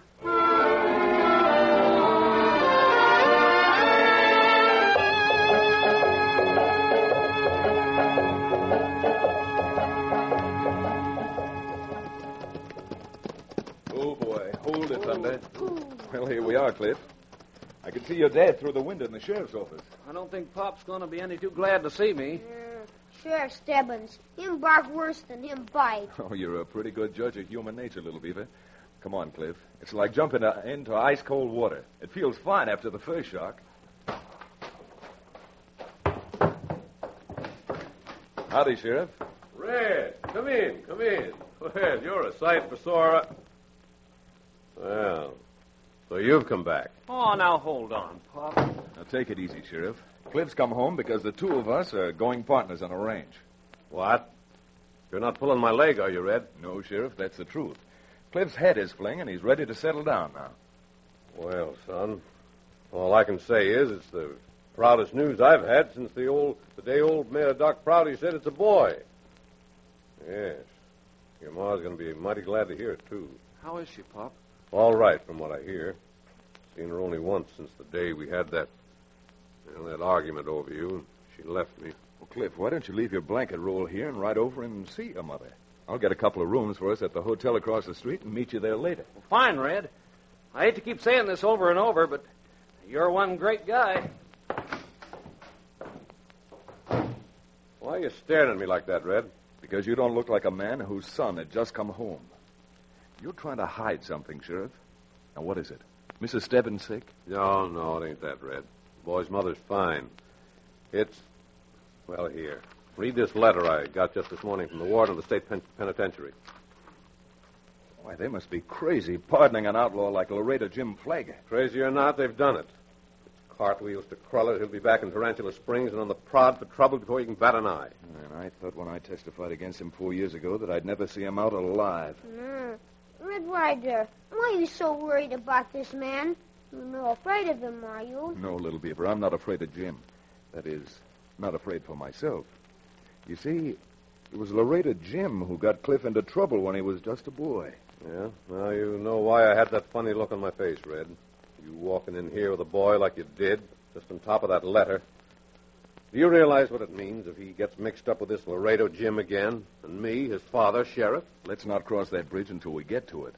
Meantime, it seems to me, with Cliff back home, maybe you and Mrs. Stebbins can straighten out your personal affairs.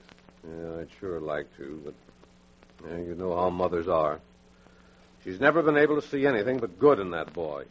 Sometimes, well, maybe we both learned our lesson. Come on, little beaver. We've got to go to the hotel and clean up. After that, there's a gent I've got to see, if he dares to come back to town.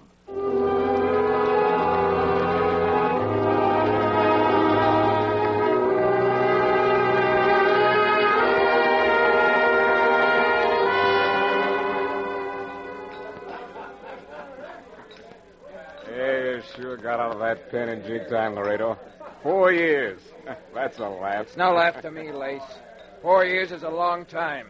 A very long time. You must have lived right to have the kind of luck you've got. Imagine not back in town 10 minutes and you bump head on into Cliff Stebbins. That kid's going to come in mighty handy before I'm through around here. I doubt that, Laredo. Doubt it very much. Ryder. Well, it's the one-man posse himself, in person. Never took more than one man to get you, Laredo. Yeah? Well, with all that you and that tin-horn sheriff did, you couldn't make it stick for long, could I'm you? afraid you're doing the sticking by putting your neck out where it'll be nice and handy. If that's an invitation, Ryder, I'm accepting right now. Good. And while you're accepting, accept a little advice. Your advice has always been worth just what I've paid for it. This time it isn't worth much more, Laredo. It's only worth the price of your life, so here it is. Stay away from Cliff Stebbins. And if I don't? It doesn't leave me much choice. I'll either see that you stake out a homestead in that little plot behind the church or personally escort you back to the penitentiary. You've never been to a penitentiary, have you, Ryder? No. No, you wouldn't know what it means to live every day of every week in a little stone room. It's freezing cold in winter and roasting like an oven when it's hot. It didn't seem to soften you up any. That's right, friend. Just made me a little tougher. In 4 years, I've done a lot of thinking, Ryder. There wasn't much of it that didn't have to do with you and that two-for-a-nickel sheriff. I've spoken my piece, Laredo, so stay away from Cliff, or by glory, the next time we meet, you'll be staring into a 44. That offer's so good that I'll take it up. Right now! You fool. The 4 years of thinking spoiled your draw, Laredo. Yeah, well, it didn't spoil mine. I never did like your face, Lace, and this may give me a chance to improve it. Now, if any of the rest of you think you could do better than your two friends, I'm wide open. And as for you, Laredo, anytime you feel you've lived long enough, just forget what I told you about that boy. So meantime, just to make it close to even, start learning how to handle a gun.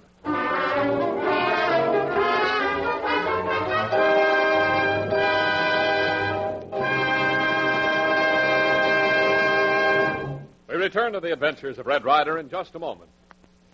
But first, answer this question quickly. What's the sixth letter in the alphabet?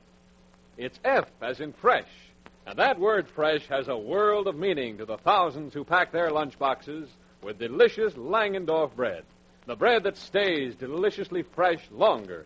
Hours after packing, tasty sandwiches made with Langendorf bread are still fresh, tempting, delicious. But it's a treat. Langendorf bread with delicious slices of meat or spread with orange marmalade or your favorite jelly.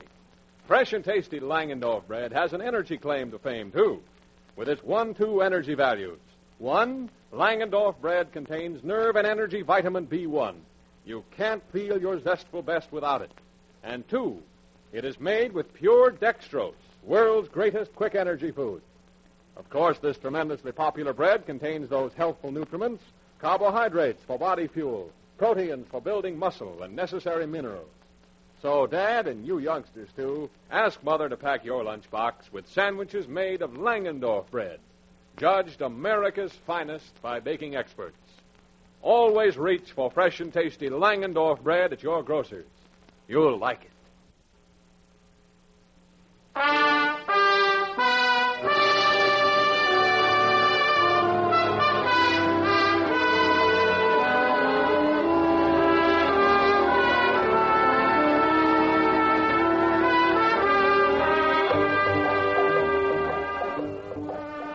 As we rejoin Red Ryder and Little Beaver, it is late evening. Red is in his hotel room, pacing the floor restless. Red Ryder, why you no come to bed? You walk 'em ever since supper. I don't mean to disturb you, youngster, but until I know what's happened to Cliff, there's no use even trying to sleep. You think maybe he get him mixed up with Laredo Jim? Little Beaver, I'm afraid to think.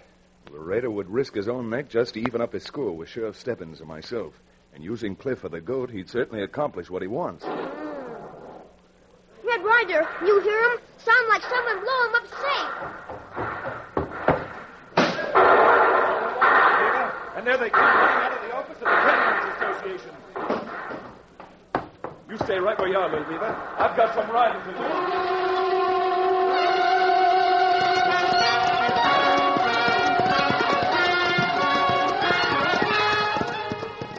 Hit for them hills, boys. Then scatter.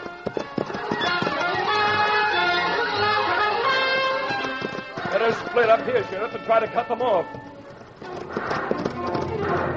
Cliff, double back. Head for town. Follow those men into the rock, Sheriff. I'm taking out the one who's riding for town.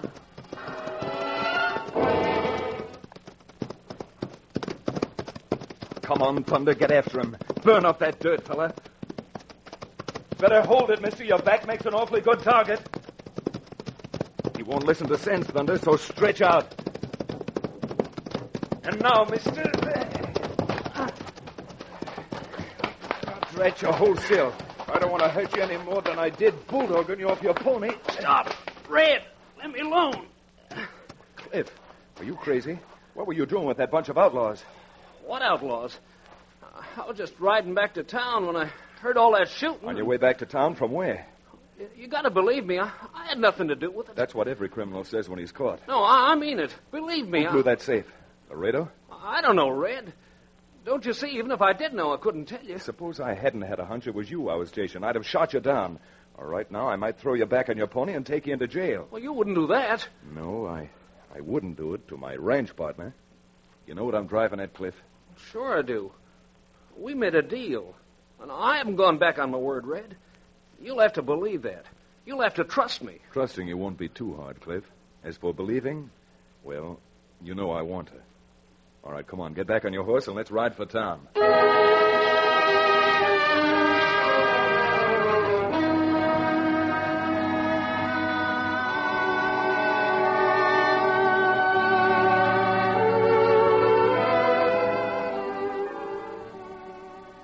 Come on, little beaver. Wake up. Wake up, son.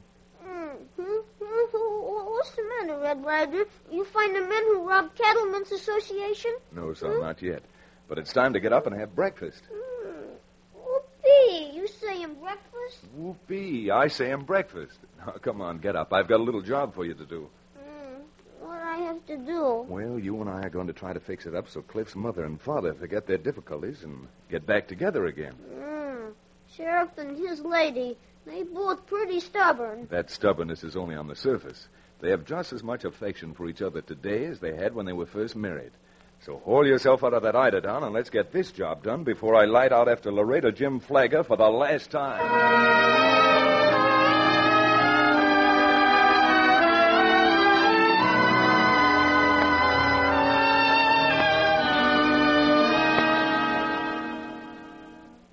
You'd listen to us. I'm not a-going to, Cliff. Dave Stebbins a mighty fine man, but I'm not patching up with him unless he comes in on his hands and knees and apologizes for the names he called you a few years back. I don't like to interfere, Mrs. Stebbins, but don't you think that maybe you're both a little wrong? You do, Mrs. Stebbins, and you see. You'll be plenty happy. Well, it ain't fitting for a woman to make the first advances. No question about that. Now, let's see if you both can't meet the other halfway. Come on in, Sheriff. Red, Now get in here and make your little speech like a good boy. Morning, Nellie. Morning, Dave. Will you both stop standing there like scared school kids? Nellie, now that Cliff's home again, don't you think it might be nice if we had the parson over and, well, you know, get hitched all over again? Dave, Oh, Dave, darling. Now, don't you go crying, Nellie. Oh, see what happens. You're getting me started. Well, now that we got that arranged, how about setting the time and date, huh? Well, I always say there's no time like the present. Now, Dave, I can't go getting married, for I got myself fixed up. Oh, what are you talking about? Why, you're prettier now than you were 25 years ago, and that's good enough for me. Well, Cliff, what do you say? You, Little Beaver, and I walk over and see if we can't get Reverend Doolittle here, say, about 3 o'clock this afternoon. After this wedding's over, I've got a job cut out for me.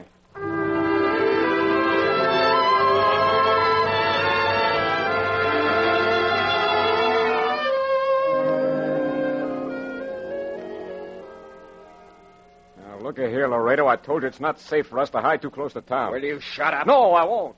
Just because you hate Red Ryder and that sheriff so bad, you're taking too many chances. Once a posse starts covering these hills, they're bound to find this shack. With all that money we got out of the safe, we got plenty to get clear across the border. I'm not leaving here without that sheriff's kid. And with Red Ryder pushing up daisies. Well, you can stay. Just give us our cut and we'll be going. Your cut, huh? Well, this is the kind of a cut you're going to get. Laredo, stop. You're choking me. I'll choke the last drop of breath out of you. Let go. Quit. Don't.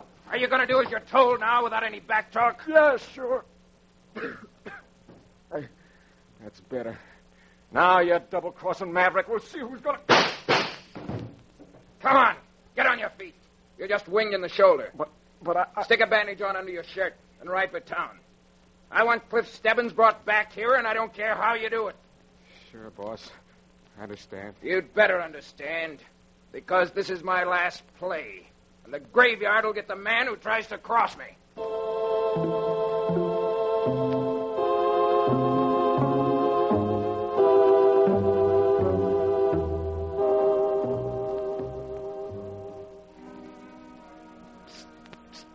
Cliff. Hey, Cliff. Lace, what do you want? Look, Laredo wants to see you. Well, I don't want to see him. Oh, yes, you do. He just grabbed off your friend Red Ryder, and he's holding him up at the cabin. Well, you're crazy. I left Red not over a half hour ago. Yeah? Well, maybe you shouldn't have left him. Because if he hadn't, he wouldn't be in trouble right now. What do you mean, trouble? Laredo's got to make his getaway, and he don't feel safe with Ryder loose. But if you were to come up and ride with us, he'd let Ryder go because he knows your old man wouldn't dare do anything while you were with us. Why, that dirty You're crook... just wasting your time, kid. If you're not back there with me in a half hour, Red Ryder's going back to town in a pine box.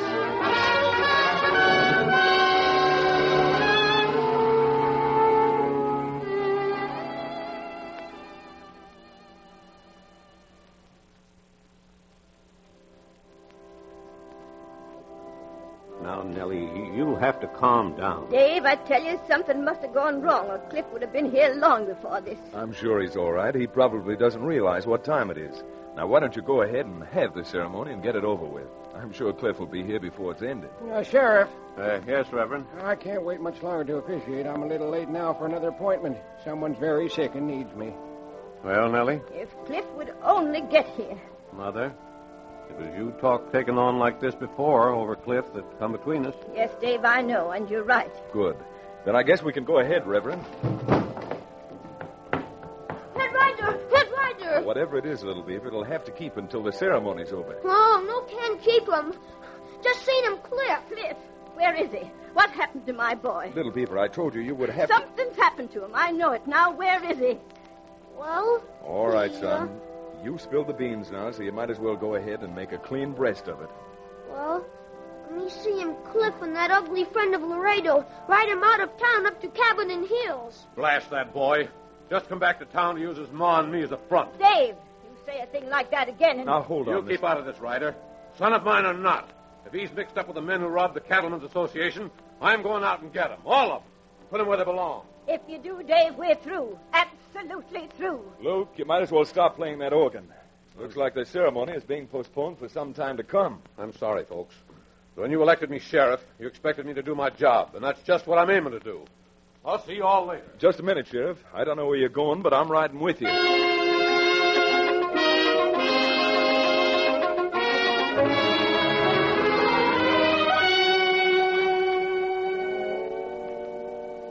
You're crazy, Laredo. Ryder and my dad will never let you get away with this. Oh, no. I've gotten away with it so far. Nothing's going to stop me now from finishing it. And Ryder, too. If you had any sense left, you'd know how much chance you stood with him. Red Ryder... Laredo, here they come. Who comes? The sheriff and the posse. See, what did I tell you? Shut up. Is that red-headed troublemaker with him, Lace? You can see that red shirt of his for miles in broad daylight. It's just like Ryder. He talks a great fight. Well, what are you waiting for? Lock that door. The rest of you line up at the windows. Hurry up. Cliff, take one of those rifles off the wall. If I see that you're not shooting to kill, your back's going to be full of holes. Laredo, Jim Flagger. Come out with your hands raised. Sure, Sheriff. Just like this. All right, men. Let him have it. But I told you to use that gun, kid. Yeah? Well, I know how I'm going to use it.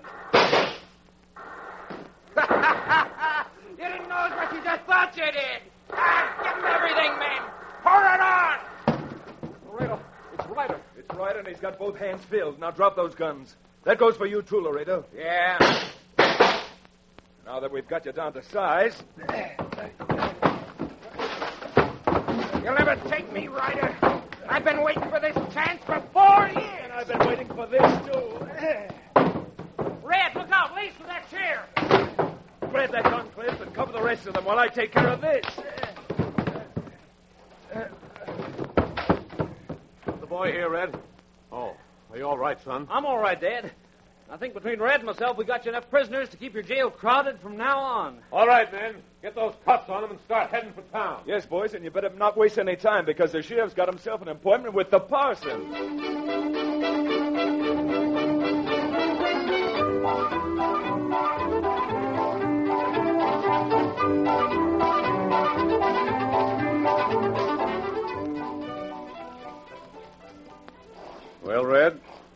finest spread in the whole county you've bought for Cliff and yourself. I'll let you in on a little secret, Sheriff.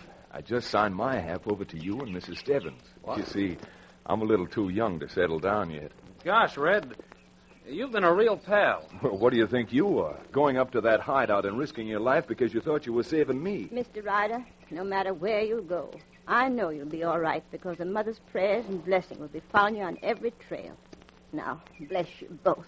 Get him up, Papoose. Get along. Get! Start running, boy. Make for home. Come on, thunder!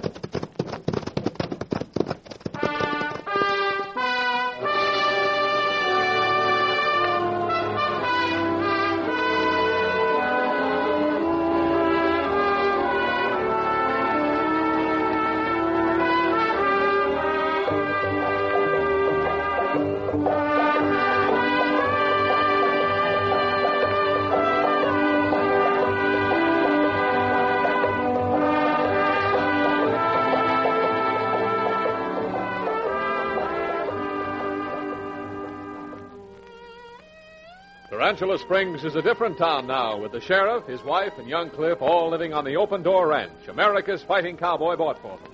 And with Laredo Jim Flagger and his gunmen ready to stand trial, Red and Little Beaver feel as they ride away that they're turning their backs on trouble. But trouble just seems to gravitate toward Ryder wherever he goes. So be sure to be with us when Red Ryder and Little Beaver ride into Elkhorn next time we meet, to settle the score with blazing guns and pounding fists with one of the most vicious criminals in all the West.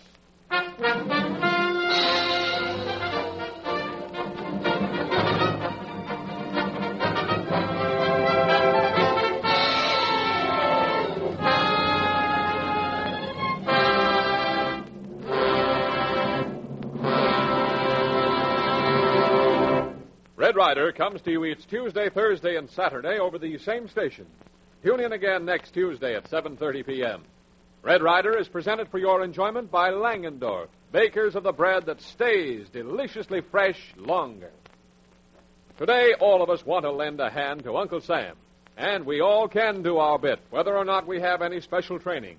The Red Cross, USO, American Women's Volunteer Services, and other organizations can use the services of all able-bodied men and women from 18 to 50. And we can lend a real helping hand to the men in our armed forces by buying United States war bonds and stamps. They must have the modern weapons that our dollars will buy, and at the same time, we build a savings fund for our own future. So do your bit and keep physically fit. Langendorf bread, containing high nutriment values, and dextrose for extra energy, will help to give you the mental and physical well-being so needed today. Always reach for the bread judged America's finest. Fresh and tasty Langendorf bread at your grocer's. Red Ryder came to you from Hollywood. This is the Blue Network.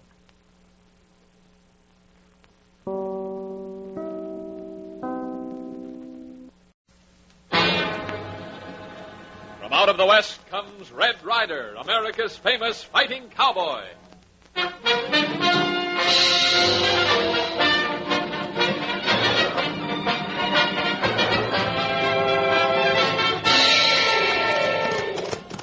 There's trouble brewing down Shawnee Way, so ride, Little Beaver. Prod that pony. You betcha him. Get him up, Papoose. Get along. Get!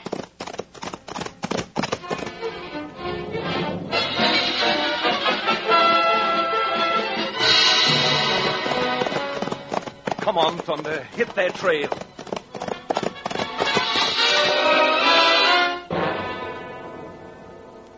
The Adventures of Red Ryder. Before Red Ryder gallops into action, here's a way to get the whole family moving fast in the morning. Just make that breakfast toast with fresh and tasty Langendorf bread. First of all, Langendorf bread makes toast so golden brown and crispy, so tender and delicious, that it starts your day with a smile. And while you're saying, but it's good, you're helping yourself to extra energy for the long day's work. Yes, sir, because Langendorf bread gives you those big 1-2 energy values. Vitamin B1, without which you cannot feel your energetic best, and dextrose, world's greatest quick energy food. Yes, folks, you can't beat fresh and tasty Langendorf bread for tasty toast, delicious, tempting sandwiches, and downright good eating.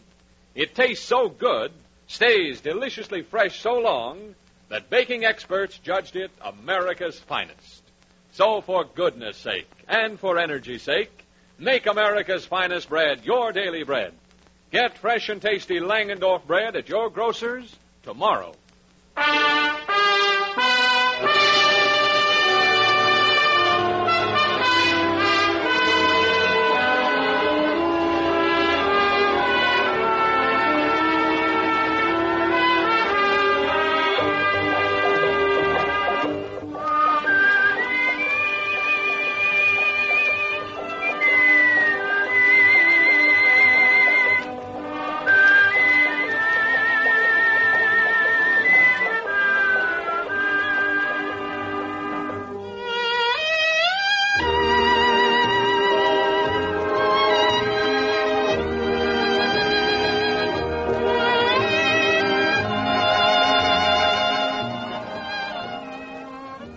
With the town of Elkhorn and the territory it was in now a part of the Union, with Rocky Kilbane standing trial before a U.S. judge for his crimes throughout the whole Elkhorn district, Red Ryder, America's fighting cowboy, once more rides the windswept trails across the western prairies, avenging wrongs, bringing the lawless to justice.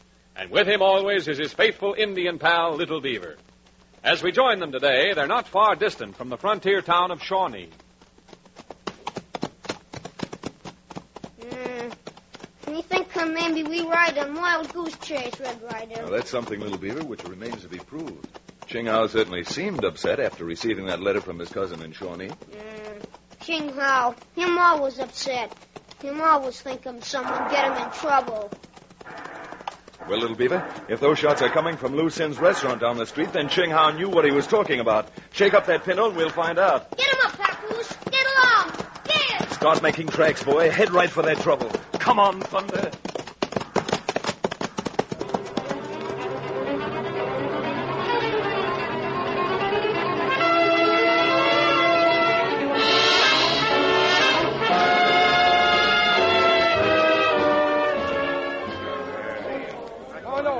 What's the matter? Oh, what's the matter? What for? What for you all the time making trouble, Mr. Fargo? I'll trouble you, you lazy hair slinger. Why don't you go back where you come from? Oh, we don't want to go back. We like 'em here in America. Oh, yeah. Well, we got no room for outsiders like you and Shawnee, understand? Yeah. We understand all lie, but we good citizen. All the same as anybody else is. Yeah? Hey, sir. How about making them dance? If they stay here, they might as well do something we enjoy. You're right, Fargo. Now dance, you bimbos. You ought to be ashamed of yourself. Stop picking on those poor men. Sorry, Miss Betty, but suppose you just take care of the women's auxiliary and let the men of this town take care of the politics. Come on, you two, start dancing. Hey, who done that? Who's the sidewinder that shot my gun out of my hand? I'll tear him apart. Well, start tearing, mister. If you'd rather try with your gun, I'd be glad to see that you get it back. Yeah. Who are you? What right you got sticking your nose in where it ain't wanted? Who said it wasn't wanted? As long as you're butting in, mister, I got a couple of chips I'd like to throw into this game. Sorry, friend, but it looks like this will be a high-limit game, and I've got a hunch the only chips you've got are yellow ones. And that's your first mistake. This will be your second. Maybe this time 2 wrongs will make a right. Now, you'd better get up and dust yourself off before I decide to do the dusting for you. Come on, Asa. We got other ways of handling coyotes like you. You certainly taught those ruffians a lesson. Yeah, you betcha. I'm afraid it wasn't enough of a lesson, miss. That kind needs to learn the hard way. Oh, I beg your pardon. My name's Ryder, Red Ryder, and this is my partner, Little Beaver. I'm delighted, Mr. Ryder. I'm Betty Hopkins. My father operates the bank. Well, Miss Hopkins, when I get through with what brought me here, I may be calling on you. Right now, if you'll excuse me, I've got a lot of unfinished business. Come along, Little Beaver. Me coming. Which one of you men is Lu Sin? Oh, Lu Sin. Yeah, my name. I call it Lu Sin. Fine. I'm Red Ryder. Your cousin, Ching Hao, works at our spread as cook. Yeah. Ching Hao, Sam, you catch some plenty trouble. Yeah. All the time we catch him nothing but the trouble, see? You may be so lucky come inside. We maybe talk to you all about it. Oh, maybe so you hungry. We catch him heap chop. Plenty good chow for you while we make all the same talking. Yeah. Now, there's a man right after Little Beaver's heart. That's the best offer we've had since we've hit this saddle stop. So how about taking it up before they change their minds, huh?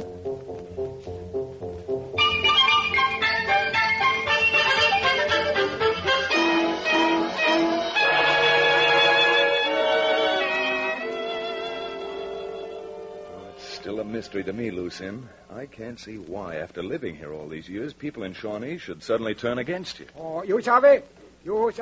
They say we're not a good American. Oh, we're very good American. Work hard, save money, put them in a bank. No, understand. Yeah. Who was that maverick picking on you when I rode into town? Oh, him. His name, Fargo Vixen. Yeah, he all the time run faro game in his Silver Saddle Cafe. Him look 'em like big crook who cheat 'em customers, all right. Lou, is there any reason Fargo would want you to sell out and move away? Any way he might benefit? Oh, no can he think of a legion, see? He now own 'em biggie piece of property. No need our cafe for another store. Certainly he's not doing it for nothing. All this business of calling you foreigners and demanding that you go back where you belong is just a front for something underhanded he's up to. Yeah. Everybody here in America, him foreigner. Everybody but Indian brave. You're right as rain, son. You hit the nail right on the thumb. I do it. Oh, very funny. Oh, hit the nail right on the thumb. Oh, very funny. You might as well laugh now, my friend, because I think before we get through here, this town's going to be blown wide open with gun smoke.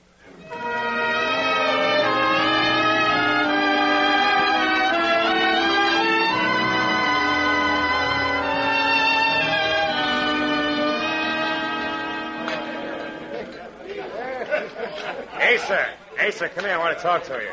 Yeah, sure, boss. You don't look like you'll enjoy talking much, though. That red-headed cowpoke split your lip wide open. Yeah? Before I get through, there's going to be a lot more than lips split open around here. Come on back in my office. You and I got a lot of talking to do. Come on. Get that door open. Yeah. All right, take it easy, Fargo. That red-headed troublemaker ain't going to be so easy to handle. Yeah, you can say that again. And if we let him hang around too long, we may miss the boat.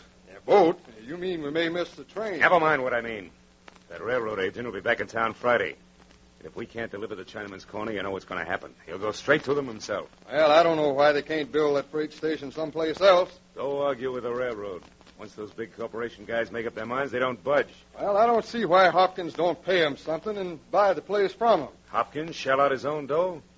Why, he's so tight every time anyone walks into his bank and asks for a loan, he acts like he's got apoplexy.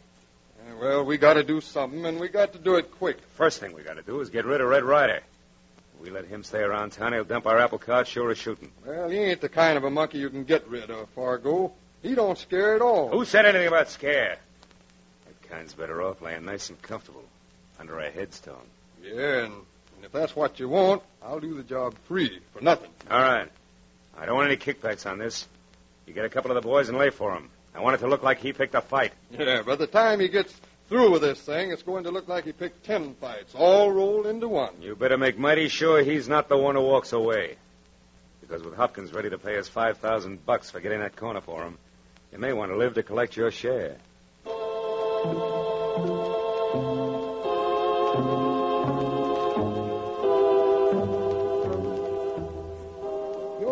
You want any more pumpkin pie, little beaver? We want 'em okay, but no can eat 'em unless become cow and have 2 tummy. Oh, you'd make a fine-looking calf, little beaver. Change your feather for 2 little horns, and well, you'd have every cow in the pasture flirting with you. You make it all the time a hip funny joke, Mr. Ryder. I'm afraid the time for joking is over, Ah Ching. Well, come on, little beaver. We'll go out and prowl this town over for trouble. Yeah. You better be careful, Mr. Ryder. Confucius, he say, trouble like angry lion.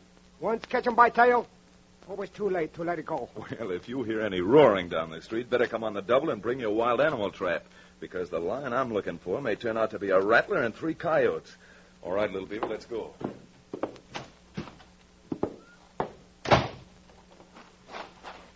This isn't a bad little town, is it, Papoose? Yeah, maybe so. But town got 'em plenty bad, man. Look 'em. Same man you shot him gun away from before, with 2 other polecats. Well, maybe what Confucius say is going to come true a lot sooner than we expected. Now, take it easy, little beaver, and act as if we hadn't seen anything. I want them to make the first move. Ain't there enough room on the street for you? Do you have to walk all over my feet? I wouldn't if you kept your feet where they belong. Oh, one of them smart Jaspers, eh? Well, maybe this will teach you something. All three of you. Unless you're tired of living, keep your hands away from those guns. Grab him, boys. Come on. Get him, boys. Come on. Gang up on me, will you? Well, this is one way of getting rid of a couple. Following two of you like this, and then just bouncing your skulls together lightly like this. You knocked them head together good, Red Ryder. Some them like all empty inside. You big ape. You'll pay for that. I'll be glad to pay for it, mister. And suppose you'll consider this for the first two payments. Red Ryder, him try and get gun. That's what I call begging for it. Now, drop that. Let go of that gun. Oh! You're a bigger fool than you look. Now, if you got any sense at all, you and your two friends will hightail it out of here. Come on, boys. I want to order this redhead a funeral. Why, sure. You sure like them when you call kids together. Me try that when have next fight at school. You try that, little beaver, and I'll turn you over my knee and corn for seat of your pants. That's one thing that I... Well, hello, Miss Betty. Mr. Ryder, I saw that. Those men were just waiting to pick a fight with you. Sidewinders like them see him Red Ryder's hair. It's like wave 'em red flag in front of bull. Oh, red flag or not, you certainly gave them just what they deserved. Do you happen to know who they are, Miss Betty? No, but they just went into the Silver Saddle, so I imagine they're friends of Fargo Vixen's. They're a mean lot. Have you any idea why Vixen has taken a sudden dislike to those two Chinese? I certainly haven't. And if you can find out and do something about it, you'll be doing this town a big favor. Lucien and Ah Ching are respected members of the community. Well, the best way to get any information is to go right to headquarters. So if you'll stay here with Miss Betty, little beaver, I think I'll drop in and have a little powwow with Fargo Vixen while he's still able to talk.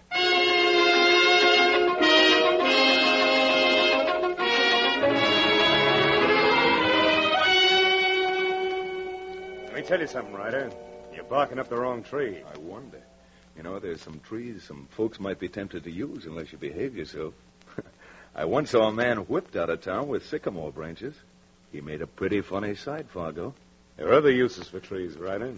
We got some nice pines in the hills around here. They cut down easy. 2 men could build a 6-foot box so fast it'd make your head swim. As long as they're about it, you might have them build 4 more. Because you and your boys will be needing them at the same time. All right, just shut your mouth off, Ryder, and you've had your say. Now, suppose you get up and ankle out of here before you give my place a bad name. Leaving a place like yours is one thing I always enjoy. And I've got an idea that before the week is over, any bad name it might have will be cleaned up along with the rest of the town.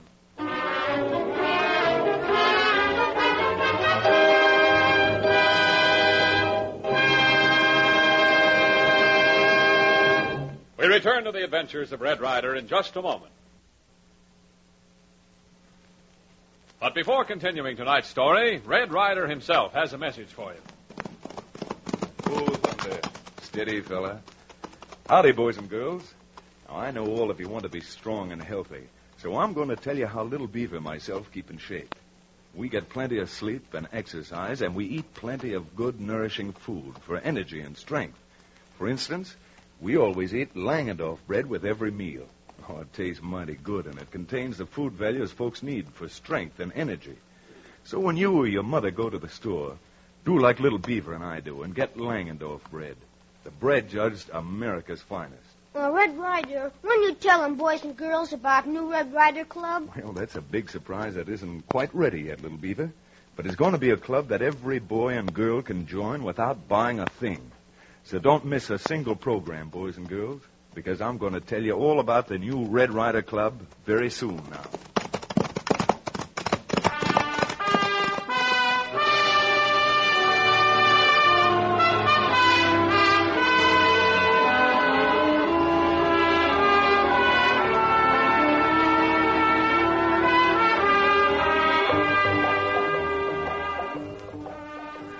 Returning to the little town of Shawnee, where Red Ryder and Little Beaver have come to find out why Ching Hao's cousin, Lu Sin, and his restaurant partner, Ah Ching, are being threatened and ordered to move out of town, we find Fargo Vixen in his private office behind the Silver Saddle Cafe, talking to his hard-bitten hireling. You don't blame it all on us, Fargo. Shut up. I'm doing the telling around here, and if you don't want to listen, we can make it permanent. Well, okay, Fargo, but this thing's got me on edge. You know what Hopkins said. Either we run them fellows out of town or we don't get a red cent. Yeah? Who is it? Me, Fargo. Hopkins. Oh. Now, all of you keep your trap shut. Come in, Hopkins. Well, I imagine you men know what I'm doing here. Sure, Mr. Hopkins. We were just talking about it. Talk. I'm sick and tired of your talking. I want action. By thunder, that's just what I'm going to have. And that's just what you're going to get. I've got an idea that's going to take care of everything. Well, what is it? Well, with Ryder in town and snooping around, everything we planned hasn't worked out the way it would have. Oh? So I figure, why should we lead with our chins? Get blamed for everything. I don't see what you mean. I mean, there are other ways of running those two out of town and taking over their property without us lifting a finger. Just suppose all the people around here suddenly got the idea that this town was no place for a couple of Chinese. And where are they going to get such an idea? That won't be hard. All we got to do is call a meeting. You know how mobs are, like a bunch of sheep. Just let you get up on that platform and tell them it's un-American to have those fellows in the community. They'll do the rest. By Daniel, I think you're right. And the bigger and the bolder the lies you tell, the more apt they'll be to swallow them. Now we're getting places. Why should we risk our necks when gossip and rumor will do the job for us? As the banker of the town, I could probably get up and whip them into a state where they'll run loose in out of town on a rail. Of course you can. And by noontime tomorrow, you'll be back laying $5,000 right here on my desk.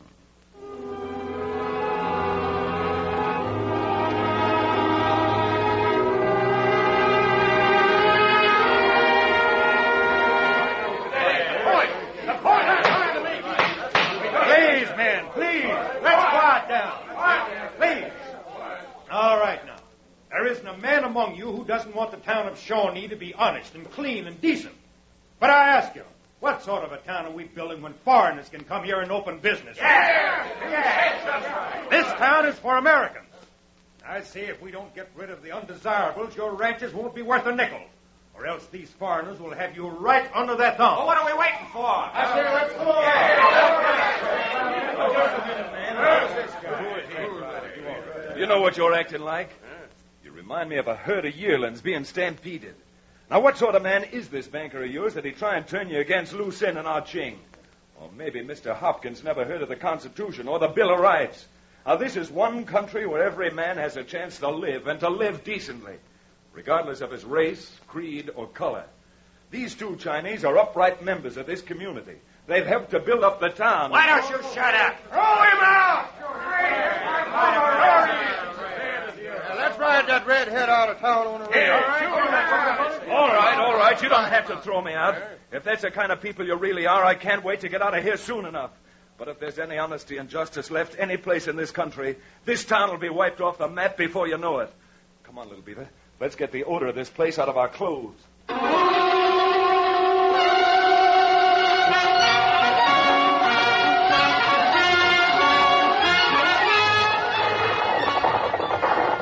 your horses. We're running those foreigners out of town.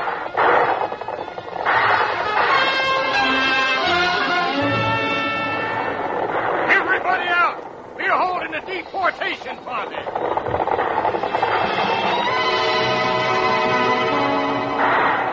Everybody meet at Porcupine Grove and bring plenty of tar and feathers.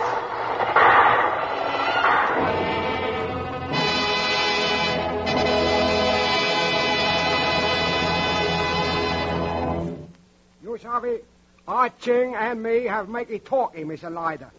We decide maybe so better we go before shooting and the club will come. No, it's not right. It's not fair. No. If you want him away, you're not good American. Good American. You stay and fight until last drop. Spoken like a major, little beaver. You know, going to that meeting gives me an idea. Now, why does Hopkins, the banker, suddenly pop up spreading dissension and hatred? Oh, we know Mr. Hopkins plenty long time. Oh, yeah. Anything Mr. Hopkins do got something to do with the money. That's just what I was thinking. Now, seeing that thin, hard mouth of his made me feel I was looking at a shark instead of a man. Yeah. But, Shark, you can catch him on hook. That's only half right, little beaver. Shark, you can catch him on hook only if you've got the right bait. And I'm willing to wager that by the time I get through, Hopkins and Vixen and their entire crew will be out of water and gasping like fish on dry land.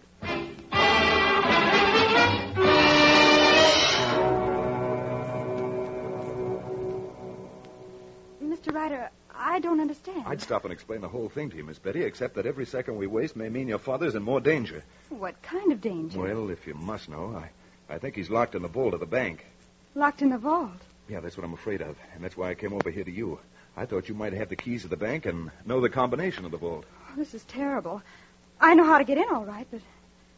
Well, to be honest with you, Mr. Ryder, Mr. Hopkins is not my real father. He was my father's brother and adopted me a few years ago when my father was killed in a gun battle over the mortgage on our place. And he's never fully trusted me. Yeah. Can't tell him all right. His just being your guardian makes me feel a lot better about it. But if he's in trouble, don't you think we'd better do what we can right now? If he is in the vault, he'll suffocate inside an hour. Well, all right, Mr. Ryder. I'll get the keys and go with you.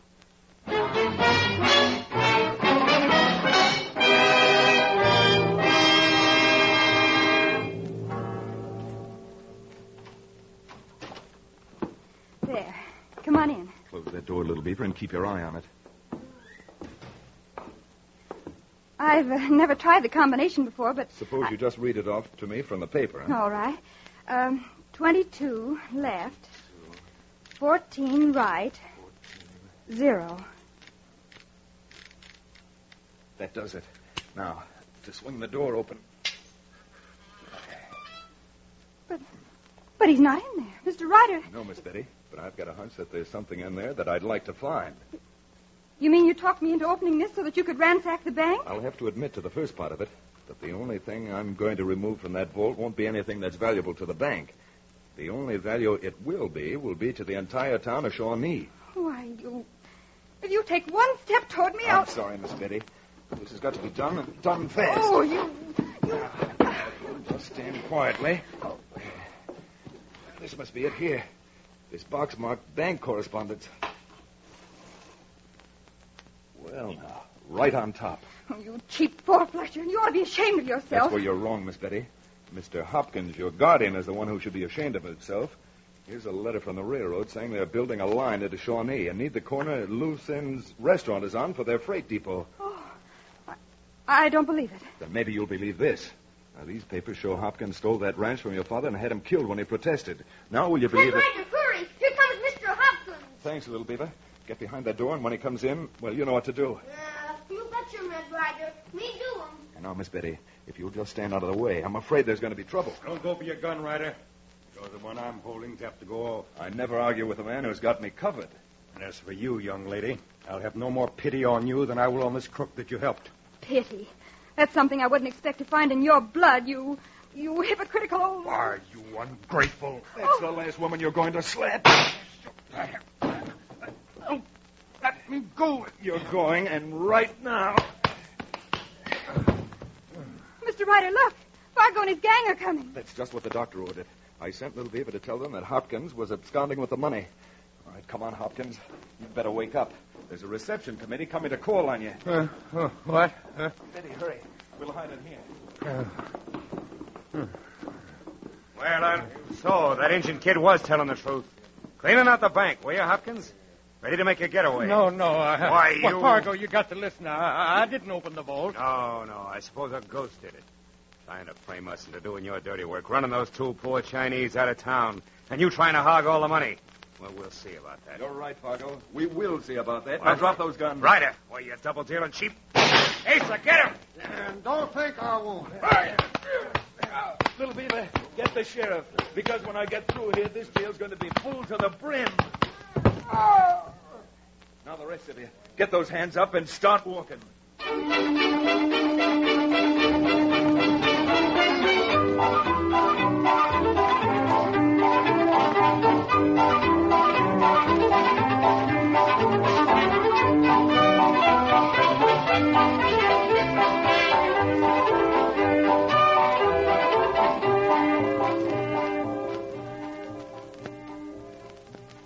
You sorry, Mr. Ryder.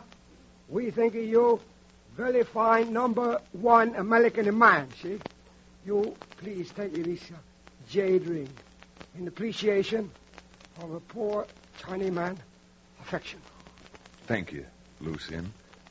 I'm going to give it to my aunt, the Duchess. And it's for you, Miss Betty. Now that you've got your ranch back, well, I'll be tickled to have one of your home-cooked meals next time I pass through these parts again. Oh, goody pie, Mr. Ryder. You plenty fine American fighting, man. Woo. That's what Americans are for. Live good and do good. Well, let's see you do some good, little beaver, and start that pinto. Goodbye, Mr. Ryder. Bye. Get him up, Papoose. Get along. Get! Start running, old fella. Head for the plains. Come on, Thunder.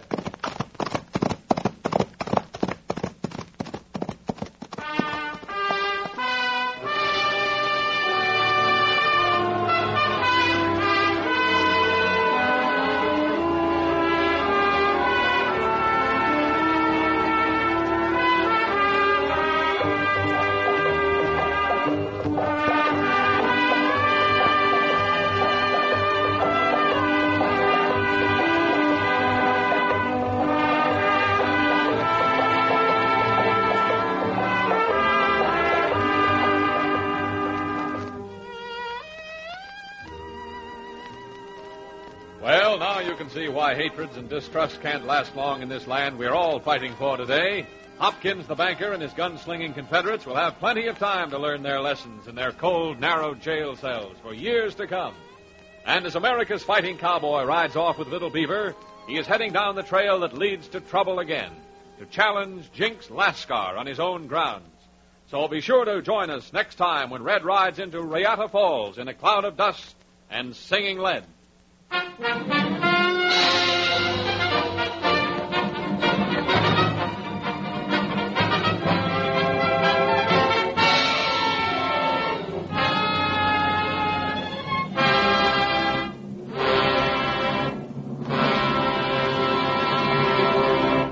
Red Ryder comes to you each Tuesday, Thursday, and Saturday over these same stations. Tune in again next Saturday at 7:30 p.m. Red Ryder is presented for your enjoyment by Langendorf, bakers of the bread that stays deliciously fresh longer. We've all heard the old saying, don't put off until tomorrow what you can do today. And folks, that's a good motto for all of us in working for America's gigantic war effort. It is up to each one of us to see that America's courageous fighting men get the guns, ammunition, and tanks they must have to win. And we can do this by buying United States war bonds and stamps, as many as we can, as often as we can. Remember that your purchases of war bonds and stamps not only help to smash the Axis, but also build a savings fund for your future. And remember, too, that fresh and tasty Langendorf bread will help keep you physically fit to do your bit.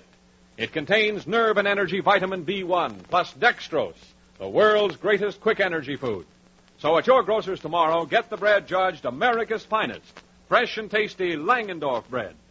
Red Ryder came to you from Hollywood. This is the Blue Network.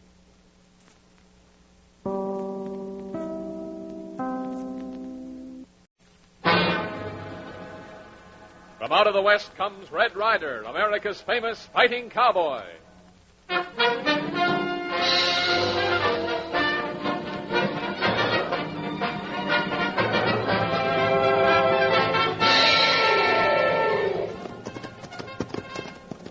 There's trouble brewing in Riata Springs, so ride, Little Beaver. Prod that pony. You betcha.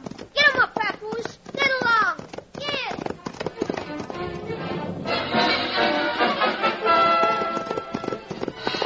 Come on, Thunder. Hit that trail.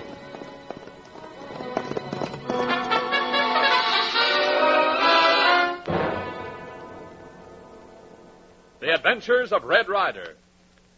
Folks, they say it's fun to be fooled, but I can tell you this. When you buy bread, it's more fun to know you're getting a loaf that is fresh, that stays deliciously fresh to the last bite. And that means Langendorf bread, the bread that's so creamy, smooth in texture, so swell tasting, so wonderfully fresh, that baking experts judged it America's finest bread. But it's good. And it gives you a big 1-2 energy bonus. Langendorf bread contains nerve and energy vitamin B1, plus dextrose, the world's greatest quick energy food. So enjoy Langendorf bread at every meal, for crispy, good breakfast toast, and in sandwiches that stay deliciously fresh. For goodness sake and for energy's sake, make America's finest bread your daily bread. When you're at your grocer's, always reach for fresh and tasty Langendorf bread, the bread that does stay deliciously fresh longer.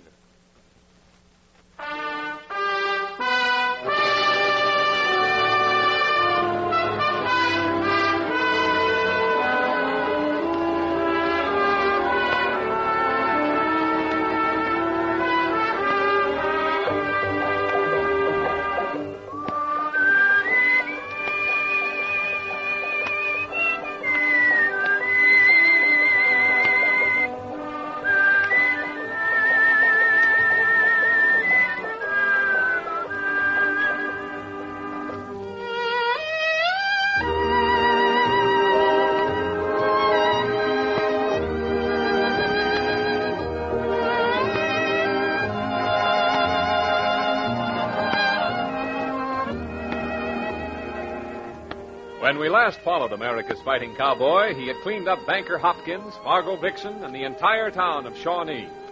Then, as he and Little Beaver rode for home, they came across one of Red Ryder's oldest range friends, Matt Kennedy and his auburn-haired daughter, Beth, starting down the trail to bring their cattle to market.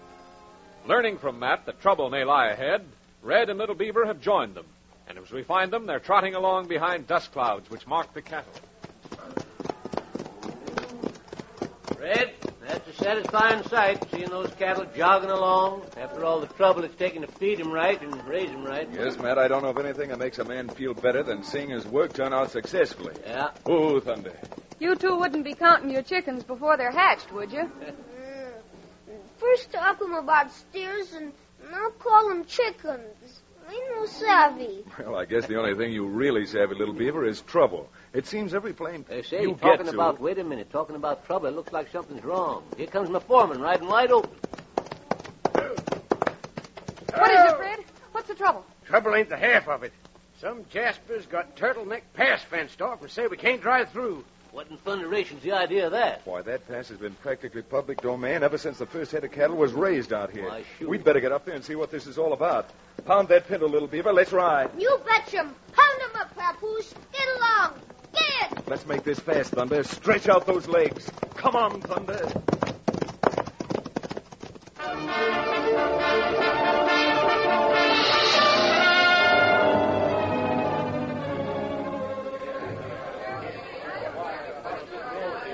You all quiet down a minute. Maybe we can make some sense out of it. Quiet now. Quiet. All right. Now, supposing you start explaining what this fence is doing across the pass, mister, and you'd better make it good. You keep talking that way, Redhead, and they'll be measuring you for a wooden overcoat. Be sure they don't make it your size, because if they do, I've got some lead and steel here to nail the lid down. Now, suppose you start explaining. There ain't nothing to explain. I filed a homestead on this piece of land, and it's mine. Why, of all the ridiculous, how can you homestead on what practically amounts to a public road? No matter how I can, I did it. The papers are filed, and it's legal. Now, of course, if you folks would like to drive that beef across my land, we might arrange it. Businesslike. All right, keep talking. Well, I'd say you can drive them cattle through here for, $5 a head. What? Why, you robber.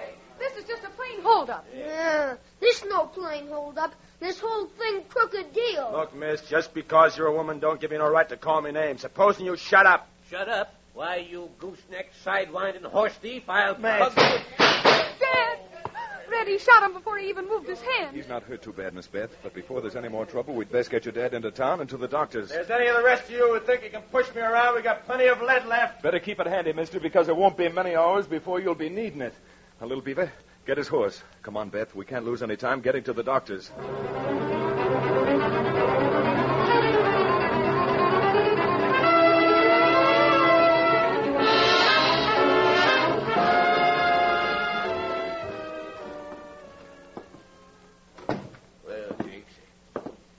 Just like you said it would. I figured it did, Moose, when I saw him carrying old man Kennedy into town. What happened?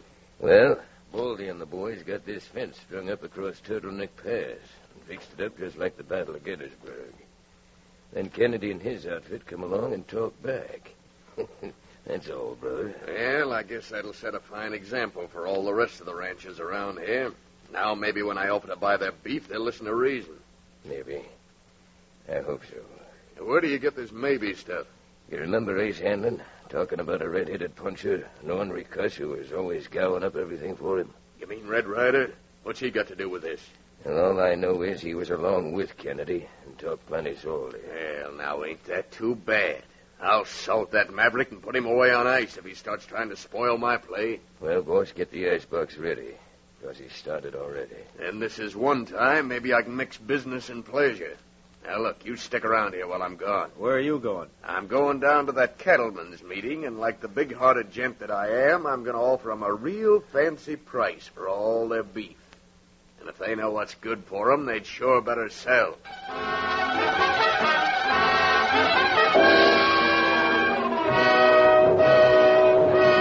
Quiet! Quiet! Well, you'll have to all quiet down if you want to go on with this meeting.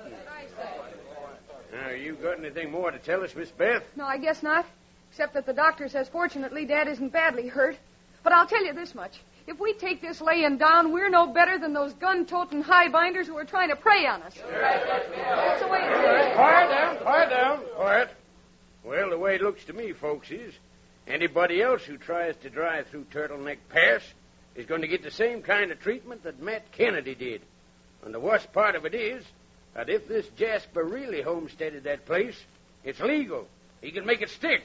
And we can't do a thing about it. Mr. Grover, I know I'm not a stock man like the rest of you gents, but I do have a stake in the welfare of this community, and I may be able to help you out. Well, if you've got something to say, Jinx, speak your piece. Come on down here where we can all see you. Come on. Red Ryder, him got face like Diamondback. I think you're right, little beaver. And if you'll just bide your time, maybe we'll hear the whir of his rattlers. Boys, I'm going to make this quick and to the point. I've done a little brokering in cattle for some of you before.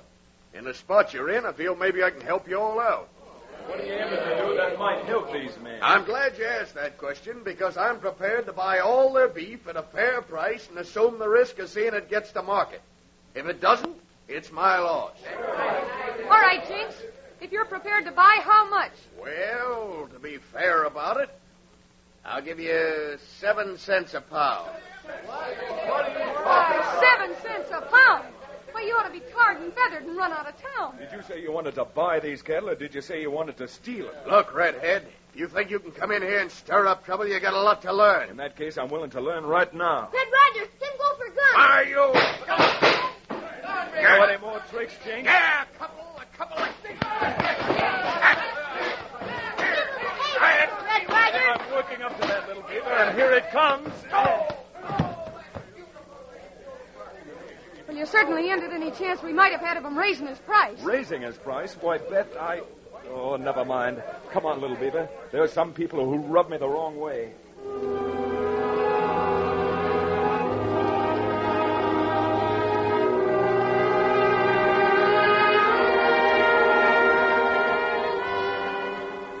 Take it easy, Matt. You're not supposed to get excited. Oh, tarnation. No mealy-mouthed doctor's going to give me orders. This trouble all started on account of me. I guess I'm the fittest man around here to finish it. Him talking like his daughter. Huh? What's that? What's that you said about my daughter? Oh, he just means that Beth... Well, you know how Beth is. Your dad blamed right I know how Beth is. She got Kennedy blood in her veins, and that means fight. Why, what happened? You and Beth tangled? She called Red Ryder plenty hot name. You betcha. She did, eh? What is the rumpus all about, Red? Well, now that little Beaver's let the cat out of the bag, I took occasion to question Jink Lasker's charitableness in offering to buy all that beef here for chicken feed. Yeah? Well, then what happened? What you think happened? Red Ryder beat the tar out of Big Crook. Well, good for you, Red. You know, I've never liked that ornery, sneak-eyed, no-good, know-how. Oh, but, what does this have to do with Beth? Well, she decided that I spoiled any chances you ranchers might have had to get Jinx to make you a more liberal offer. Oh, she did, eh? Well, Mr. Ryder, all I can say is, may Providence have mercy on your soul. When that daughter of mine gets her Irish up, look out. Well, I promised to stay out of her way, but, well, the thing that worries me is, will she stay out of trouble? Well, I'll give her a good talking to, Red, although I don't think it'll do any good. Right. Now, there's one thing that I'd like you to do for me, Matt. Yes, Red? Well, I'd like your permission to do everything and anything I can to get to the bottom of this and see that your cattle get to market. Mister, you've got it. You've got what them Frenchmen call carte blanche. What do you mean, Red Ryder? Carte blanche. Well, that means Mr. Kennedy has given me a blank check. And I don't think I'm too far from being right when I say when I do fill in the check, it'll be payable to the order of Jinx Lasker and cashable at the Riata Springs City Jail.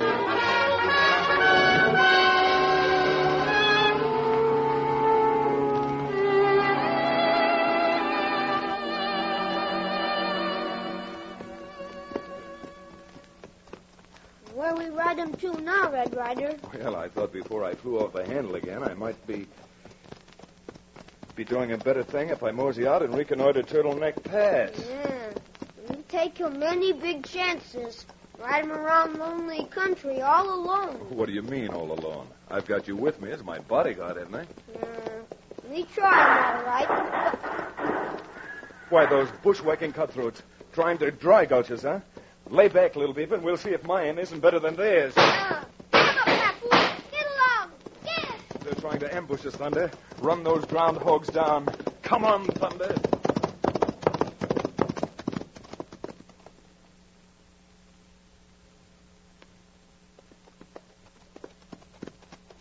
Rain off, little beaver. Ooh, Thunder. Ooh, Papoose.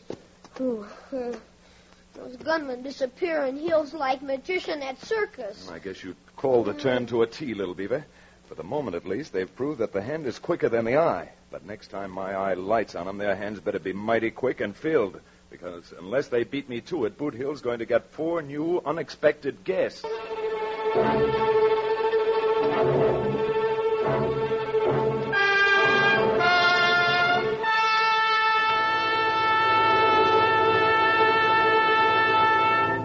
We return to the adventures of Red Ryder in just a moment.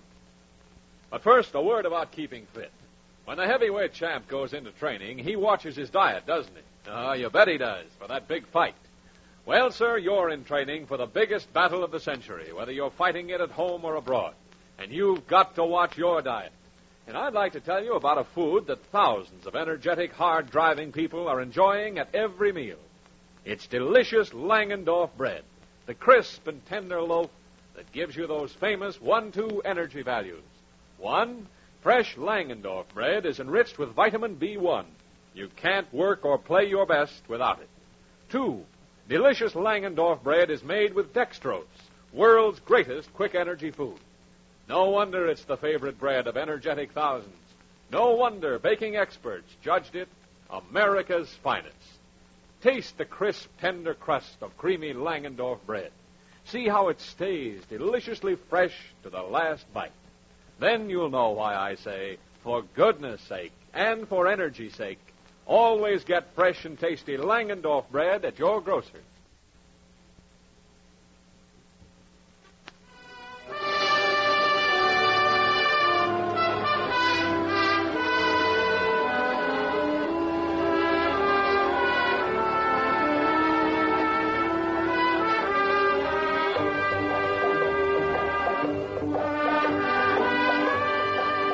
Coming back to the town of Riata Springs, we find Jinx Lasker in his cattle brokerage office outlining his plan of action to his hired gun hand. Come on, I haven't got all day. Pay attention. I got this all figured out, and all you got to do is follow orders. Well, I'm awfully glad you have it all figured out. And as far as following orders are concerned, boys, go ahead. Let's have them. Well, I figured I'd be a fool now to buy their cattle, even at the price I named. I got a better way of owning their herds and not paying 1 red cent for them. Sounds like good business to me. Now, what we've got to do is start a wide-open range war. Then, when all the lead's flying, if the cattle sort of wanders off, nobody's going to know who to blame. Yeah, cattle wandering off? Not a bad idea. You know, it sounds mighty easy. It is easy. Now, here's the way it's going to work, Moose. I had you appointed deputy tax collector. All you've got to do is go out and start collecting a tax of $30 an acre from every one of them ranchers. Hey, Jinx, that ain't legal. Who said it was? And knowing them ranchers, I'm sure they aren't going to pay. They'll lose their heads, go for their guns, and bang, there we are. When the shooting starts, we'll just adopt their beef. When they wake up, we'll be 500 miles away from here with our pockets full of $100 bills. Yeah, and who wouldn't like to have their pockets full of $100 bills? Say, though, what if this redhead starts interfering? You let him get away from you once, didn't you? You got any brains at all, you'll know just what I mean. Now go on, get out of here and get started. I don't want to move 1 foot in this valley where I don't smell gun smoke.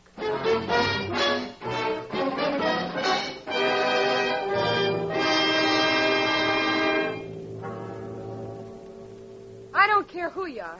You turn your horses around and get off here, or I won't be responsible. Now, look here, miss. I'm just doing the legal job.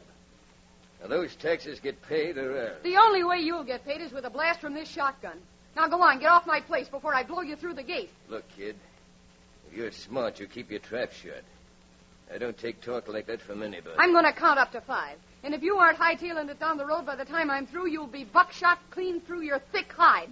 1, 2, 3. I'll show you can't bluff me. Go on, go for your gun. Why, you... Oh, good. You came here looking for trouble, and Mister, you found it. Red Ryder. Well, supposing you just turn right around and get off my place, too. Not yet, he won't. Not before I finish.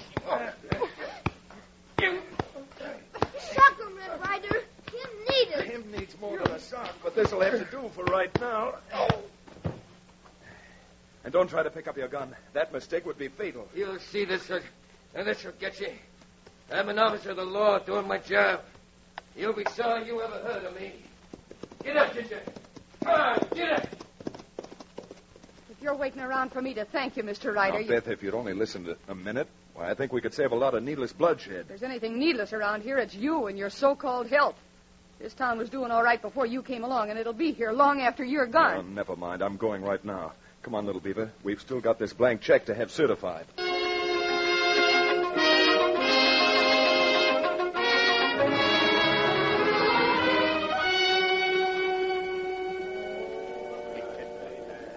Say, Baldy said you wanted to see me, Jinx. Yeah, Moose. I just got the idea it's going to sew this deal up tight in that drum. Well, I hope it ain't got nothing to do with Red Ryder. Ryder will be taken care of. Don't ever worry. The first thing I got to do is teach these ranchers a lesson and get that cattle before the packing company buyers leave Mesa City. Okay. What's the next move? I'm going to organize a meeting of the ranchers again. I got a way to prove to them that I'm working for their best interests. Bet yourself. Never mind how I sound. You just get them all rounded up in one place where I can talk to them, and the rest will be easy. Well, after that tax collecting idea of yours, I don't think I'd better show my face around. Who said I wanted you to? You got Volk's place and takes place soon. Well, if that's all that's worrying you, put on your best bib and tucker. That meet don't take place before...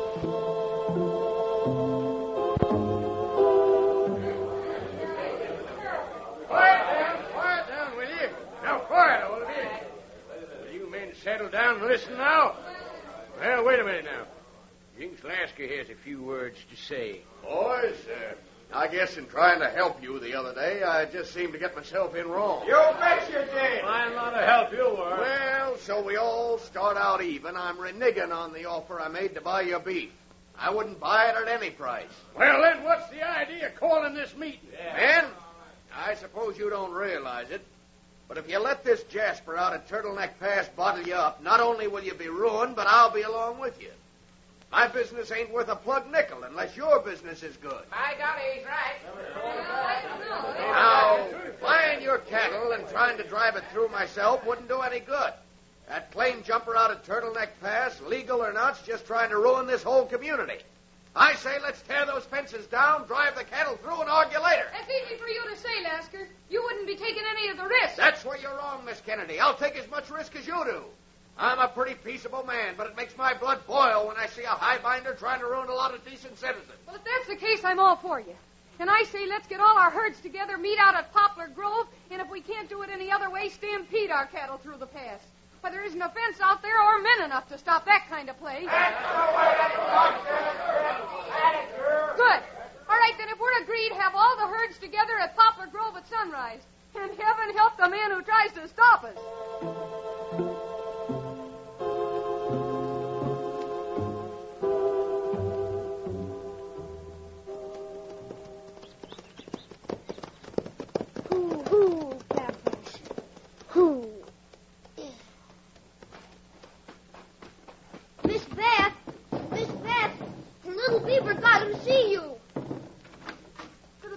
Trouble. What brings you here at this hour of the night? Oh, we got him heap trouble. Red Ryder tried to cross through Turtleneck Pass and get him shot. You mean that Red was killed? Oh, not killed yet, but him pretty bad hurt. Best thing you do, grab horse and come with me. This is awful. Well, just a minute, little beaver. I'll get a jacket and we'll ride together. Better make him hurry, Miss Beth. Who knows? Maybe we got him there too late.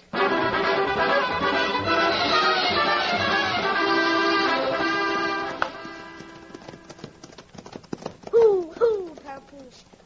Stop him here. Little beaver, what are you stopping here for?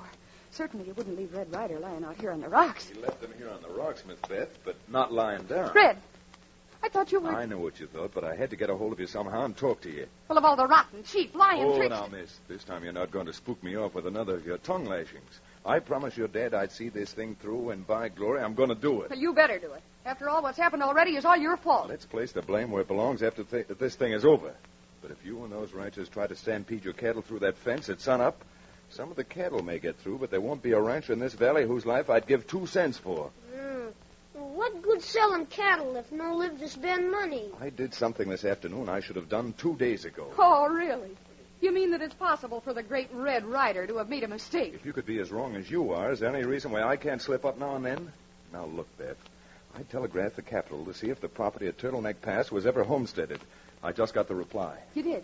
What did it say? That property belongs to the county and nobody else. That man up there is just bottling you up so somebody else can pull a squeeze play. Oh, why didn't you tell us? Well, I tried to get in touch with the sheriff at the county seat, but he's out of town. I knew the ranchers wouldn't listen to me, so I had Little Beaver trick you into coming up here in the hope that you would stop them before they started the stampede. Oh, look, Red Ryder. Sun come up now. Starting over a hill. Oh, this is awful. It's over 4 miles to Poplar Grove, and whether I'm there or not, those men won't wait. They certainly won't. From the sound of that, the stampede has started and heading for Doomsday. Oh, Red, we got to do something. Whatever we do, we can't do it sitting here. Here, Thunder. Steady, fella. Right, up we go. Now, turn those ponies and pound that dust. This is the toughest job a man ever had. Get up, lady. Start him going, Papoose. Pound him dust. Get! Don't let me down now, Thunder. Burn up that trail. Come on, Thunder.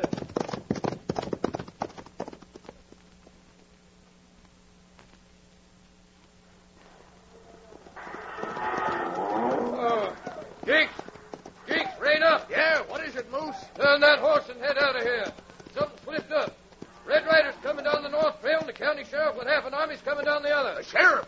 I'll bet Ryder's behind that. Get the boys together and let's get that redhead if it's the last thing we do. Hey. Spread out, Moose. Here he comes.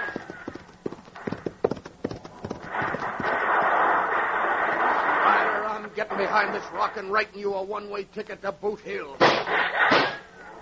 You'll never get me, Ryder. Why don't you come out in the open like a man? Oh! You got behind me, huh? Is this out in the open enough for you? You'll never take me alive. You've got to stay alive to enjoy that homestead you staked out. But this one won't be in Turtleneck Pass. It'll be in the federal prison for the rest of your life. Oh! Over here, Sheriff. If you've rounded up the rest of them, I'm holding you special guest of honor.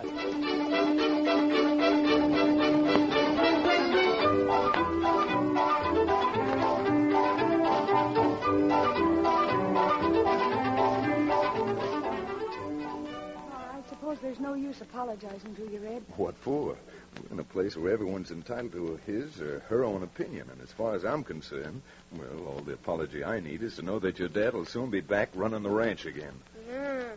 Doctors say Mr. Kennedy needs special diet, so maybe you can ride over to Painted Valley, and we have Ching Ao fix some plenty good chow. Little Beaver, that's the best idea I've heard in... Well, at least since Red had the idea of wiring the sheriff. Well, as long as we're talking about good ideas, how about heading for Painted Valley ourselves, Little Beaver? We've got to get that guest room in shape. Yeah, you betcha. Get him up, Papoose. Get along. Get! So long, Miss Beth. Head for home, Thunder. Let's ride. Come on, Thunder.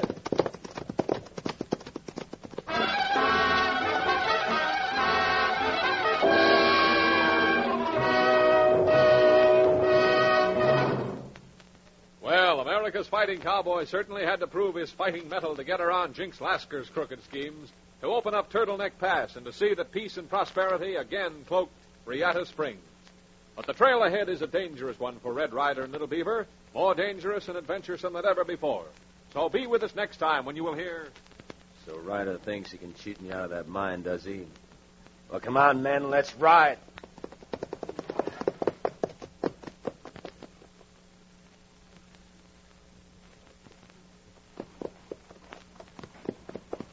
Look like we get him bulled over to town okay, Red Ryder. I wish I felt the way you do, Little Beaver, but I'm not going to feel safe. Back the wagons! They're going over the cliff!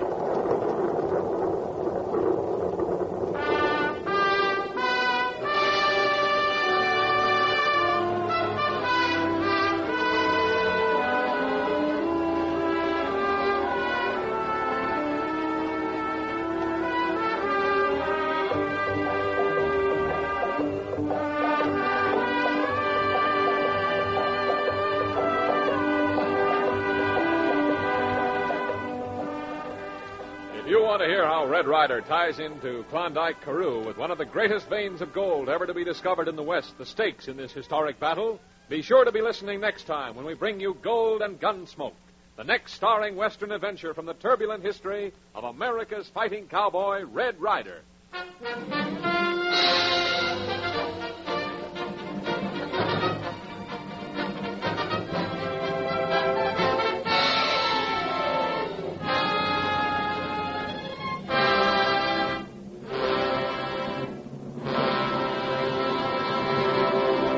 Red Ryder comes to you each Tuesday, Thursday, and Saturday over these same stations.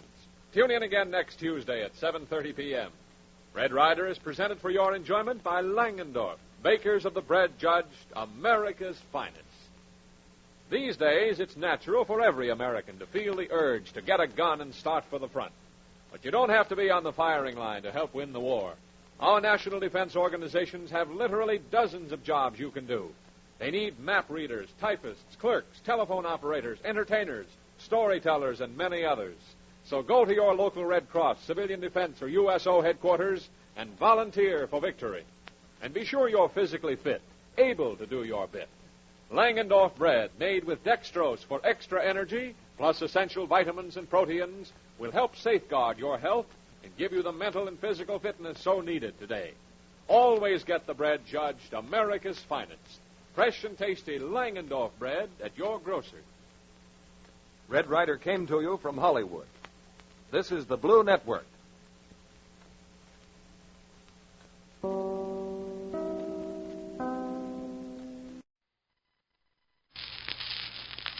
Langendorf bread, finer, fresher, tastier. Langendorf bread, America's finest, presents The Adventures of Red Ryder. From out of the West comes America's famous fighting cowboy.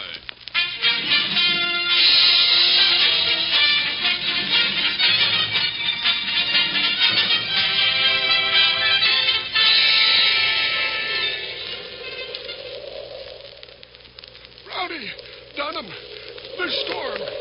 I'm freezing. I can't go a step further. You can't, eh? Did you hear that? Them wolves. Stop here and they'll get you sure as you're still breathing. Come on, Dunham. Leave the fool alone. Maybe the wolves are going to get him, but that ain't no reason for us to freeze to death.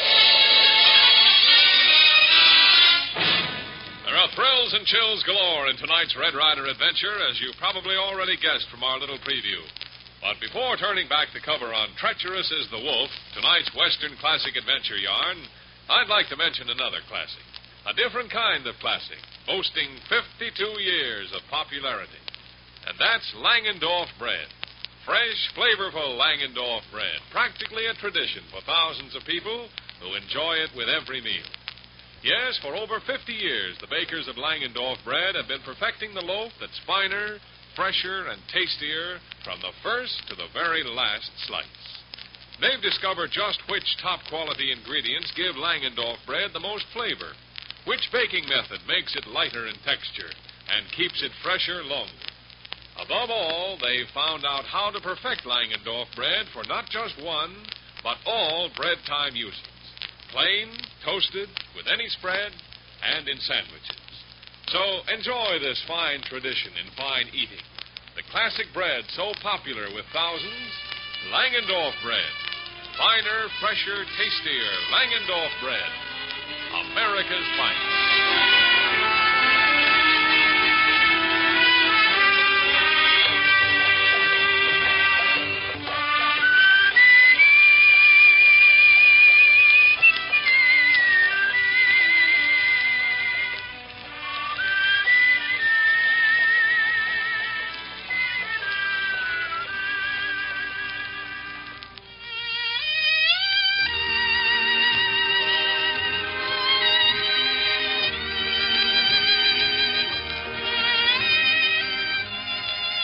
A young man and an ailing one, Theodore Roosevelt's physician sent him out west to regain his health, because with all of its history of trouble, death, and destruction, the West also enjoyed a reputation as nature's playground, the great outdoors.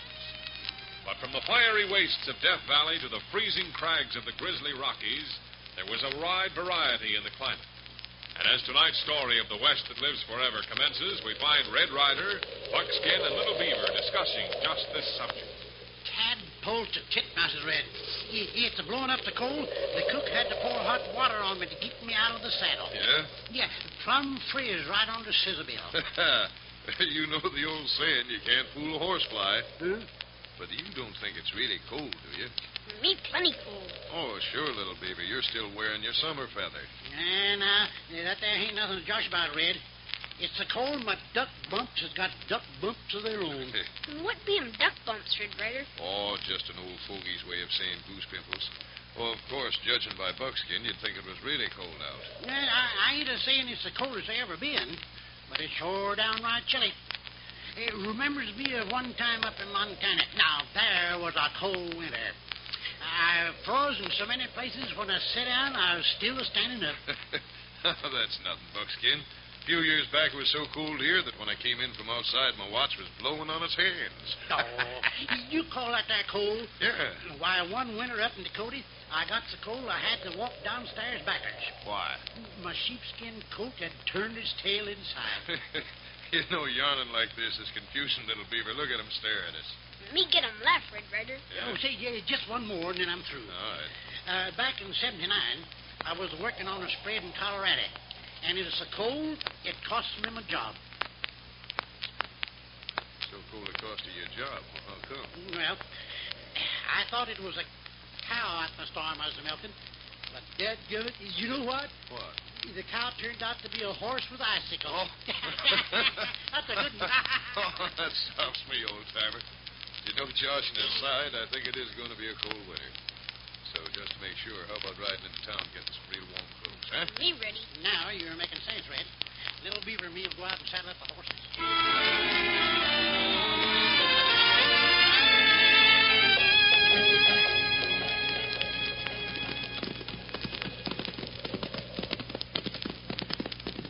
Blizzard, the blue bump. But it sure is cold. This isn't what you'd call spring weather. I bet you're plenty cold up on Ghost Mountain right now. You don't have to worry, son.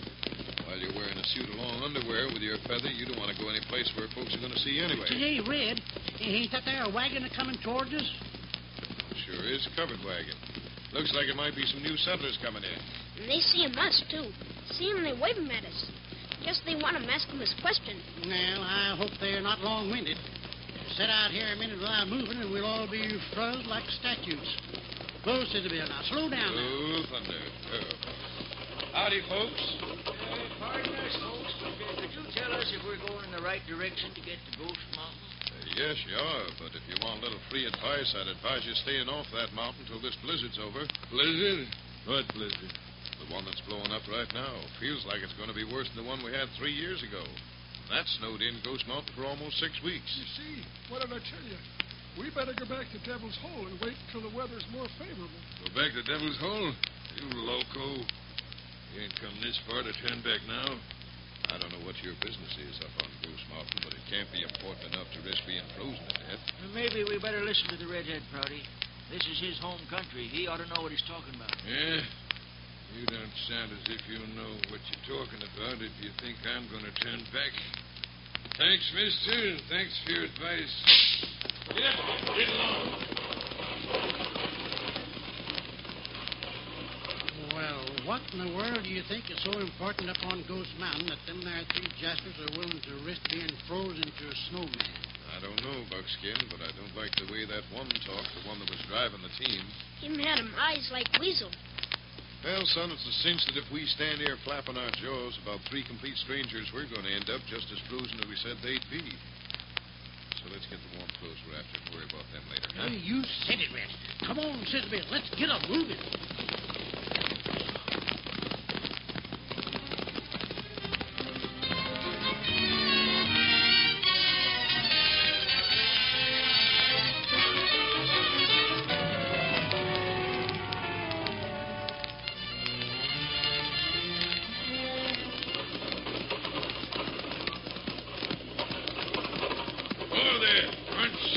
Whoa, stop!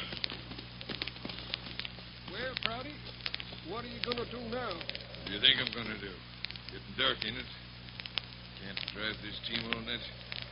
Besides, according to the map we got, we can't be too far away from that shack we're looking for. Well, just the same, Prouty, I still think we ought to take that redhead's advice and turn back before it starts to snow. All the gold bullion in the world ain't worth nothing to a fella if he's froze to death. Now, you listen to me, Dunham. You too, Baker. Ain't turning back, no matter how much you talk. Yeah, but like Dunham just said, what good will this gold do us if we don't live to spend it? We'll live to spend it, all right. I suppose you think that redhead warned us about this snow just to hear himself talk. No, I don't, but Hey, great jumping Jehoshaphat, what's that noise? Sounds human. Timberwolf, that's what it was. Yes, sir. I just heard another one off to the right of us. Prouty, I tell you, I'm getting worried. Wolves. They ain't no more wolves than we are. What's gotten through you anyhow, Prouty? I guess I know a timber wolf when I hear one. Yeah, Dunham. Guess I do, too. Them shrieks ain't being made by no wolves. It's humans, that's what it is. Humans shrieking like wolves, trying to scare us out of here. Scare us out of here? Now, what in the world for? I suppose they can find 40,000 in gold bullion every day in the week. Now you ain't making no sense at all, Prouty. It turns my blood cold faster than this wind. Now, look here, Prouty. Now, suppose you listen to me, both of you. You know as well as I do, those three men who robbed Wells Fargo with that gold shipment did it 9 years ago. You don't suppose it's going to lie around forever, do you? Well, that's right. But we got the map from the one who died, showing where they hid the bullion up there in the shack on Ghost Mountain. And that still don't mean we ain't surrounded by a lot of timber wolves. Hey, jugheads. Yeah, the two told someone else where the gold was hidden before they were killed. Suppose someone wandering around this mountain found the shack himself. You still think they'd want us up here? No, sir. I'm getting out my rifle and shooting the head off the first Jasper who crosses my sights.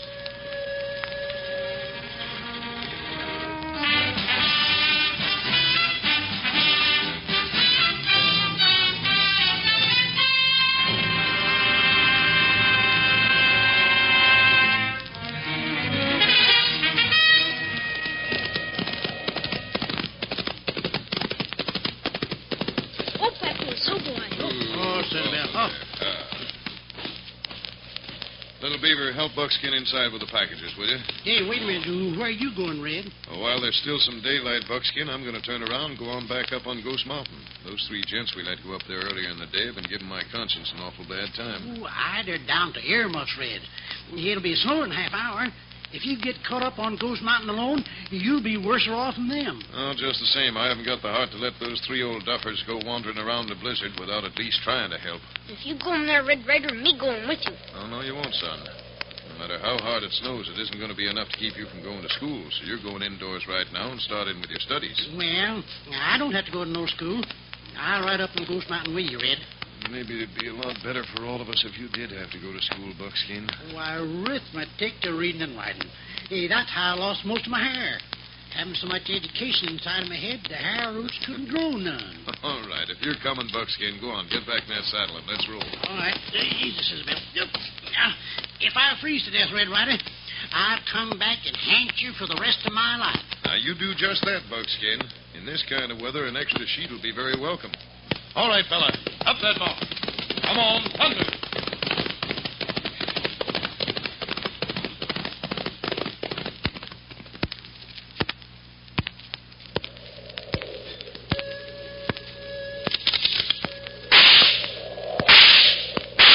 Prouty, what in the name of all get out are you doing? Here, give me that rifle. Shut up, you fool. Almost had one. Between them wolves and this cold, I'd just as soon be dead. Well, you will be if one of them buzzards who are trying to drive us off the mountain gets close enough to throw some lead. You mean to say you still believe that them ain't timber wolves? You're doggone right. When it's all over, we're going to end up getting that bullion. Look. Where? Well, what do you see, Prouty? By golly, maybe Prouty's right. I see it, too. Them ain't no wolves. They're two men riding horses closing in on us. Here, give me my rifle. You wait for the one on the right. I'm taking a bead on the other polecat. Oh, for the love of Pete. That shot smashed my rifle to bits. Baker, get that 6-gun out of your holster. Hold on there. Put those guns down. We're not even hurt yet. Hey, Prouty, hold on a minute. That voice sounds familiar. Sure, it's familiar. That same redhead we met this afternoon. I'll take good care of him this time. You jump-headed idiot. Put out that rifle. Oh, thunder. Oh, Citadel. Oh. My doggone it, if I got to take that rifle away from you and wrap it around your neck. No, confound you, let go of it. Well, this is a fine lot of appreciation. I'll say it's a fine lot of appreciation. Come up here to see if they ain't froze to death, and they practically burn us down with lead. Well, you see, friend, them timber wolves have got us pretty much on edge. Timber wolves, my eye. Told you before, them's two-legged wolves. Are you loco? Those certainly are timber wolves. They've been driven down from the top of the mountain by the storm. They know there won't be anything to eat up there for weeks to come. Yes, sirree. And if you keep on hanging around here, them there wolves will end up by eating you. Well, if you're all through, we'll appreciate you going back the way you come from. Trying to scare each other. Why we're up here and why we're staying is our business. And we're making mighty sure you don't stick your noses into it. Is that clear? Come on, Buckskin. From the way he talks, it's hard to tell just who the wolves really are prowling Ghost Mountain.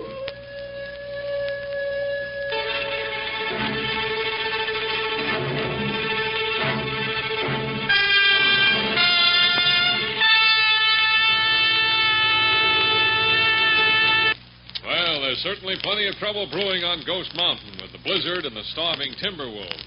But where there's $40,000 in gold bullion at stake, there's bound to be a different kind of trouble, I have a feeling. We'll be hearing it at first hand just as soon as we return to tonight's Red Ryder story.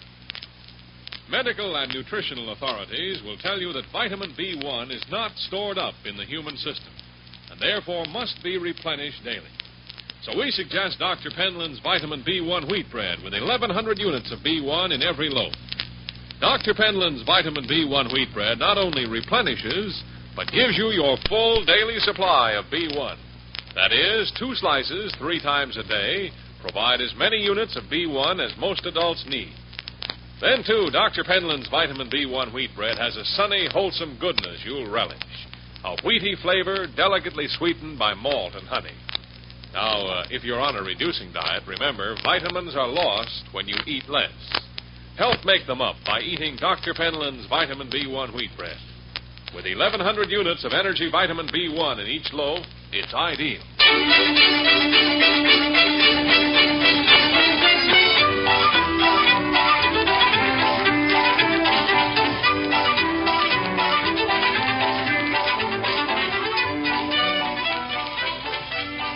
And now it's back to tonight's story and back to Ghost Mountain. It's late the following day, and Prouty, Dunham, and Baker have been wandering around through a blinding blizzard, desperately trying to find the shack where they believe the 40,000 in gold bullion is hidden. As we join them now, they are barely able to... Prouty, I don't believe I can go any further. Me too. Maybe I was wrong. We're trapped in this snow now, and... Wait a minute. Do I see something, or am I going snowblind? No, Prouty. I see it, too. It's the shack. It's the cabin we've been looking for. Oh, brother. Another 5 minutes, and I wouldn't have cared if we'd found it or not. Come on. Come on, Baker. I'm a-coming. I'm a-coming. Come on in, Prouty. Well, it's nothing but Providence. That's what it is. Providence. Now, I can just find a match. I got one someplace. Here, wait a minute. There now. Say, this ain't bad. Ain't bad at all. We can bust up that broken-down table and chair and get a fire started. Here, give me another match. Yeah, all right. Yeah. I'll light this lamp.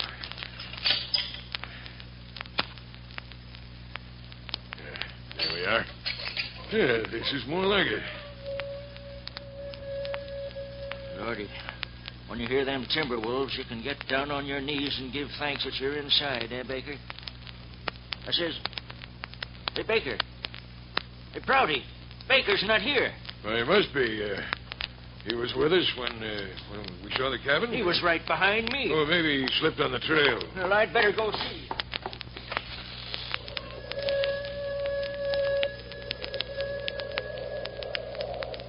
Huh? Well, you see anything, Tom? Yeah. I see something, all right. What do you mean? There's nothing out there now, Prouty. Nothing but the tracks of a timber wolf. Wolves? Baker? We better bust up this table and chair, Prouty. We better get a fire going. Yeah. We better get a fire going. Fast.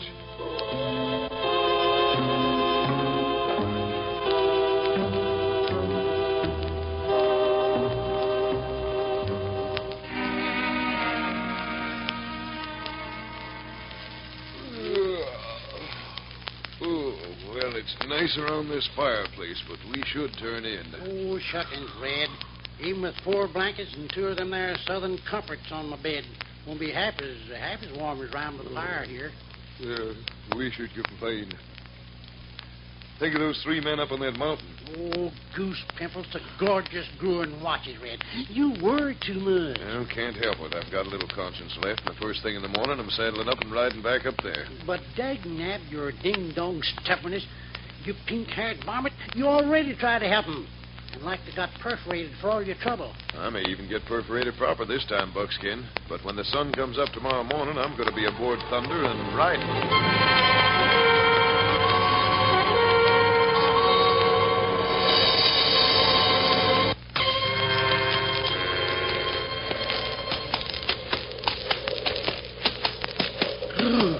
Clinkers to coal mines, Red. We can't be more than a half a mile away from the North Pole. Maybe you're right, Buckskin. The way you're bundled up, you look like a great big piece of whale blubber anyhow. Look who's a-laughing, Willie.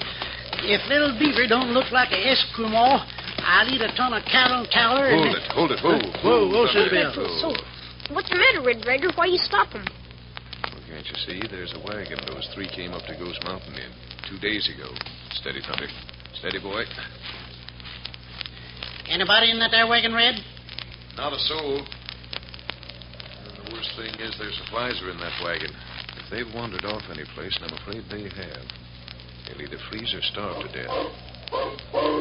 Yeah. If that there wolf critters don't get 'em first.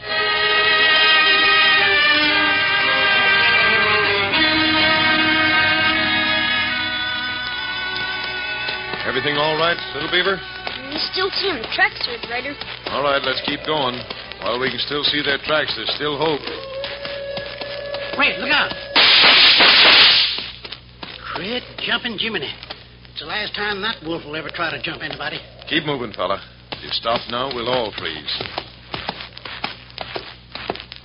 And Red Ryder seems something funny in the trail. Where, son? What is it? A big lump under snow. Who? Rein up. Oh, Sibyl, hold it. Well, Red, what is it? It's what that wolf was after. You mean a wolf no coming after us? No, this is one of the 3 men, son. The little old fella. Must have tripped and stumbled, and the snow covered him up. Yeah. Froze to death, Red? No, fortunately not. Almost, though. Come on, both of you. Get off those ponies. Lend me a hand. A little brisk rubbing and some strong coffee may be able to pull the old gent around.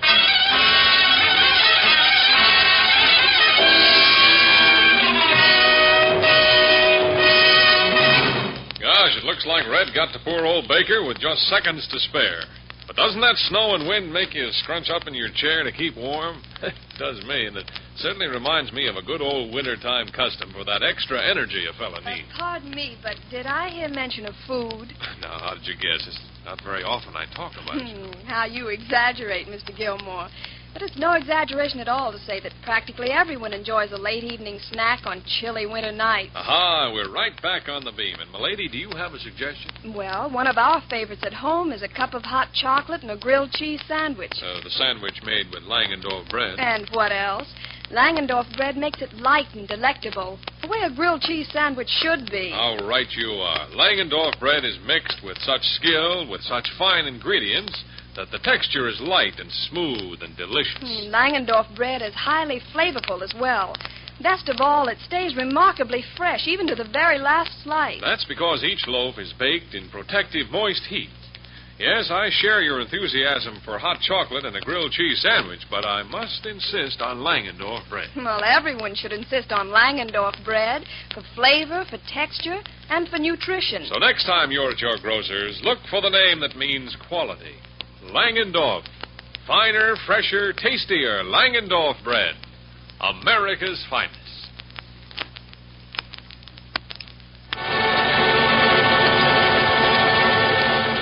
Now it's back to the tingling climax of tonight's Red Ryder adventure. As we return to the story, we find the wind and the wolves howling, and in the little shack where Prouty and Dunham have taken refuge, the two men are staring at each other through calculating eyes.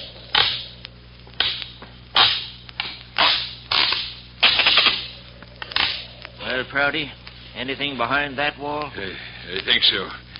I think this is where that bullion's hid. Wait a minute.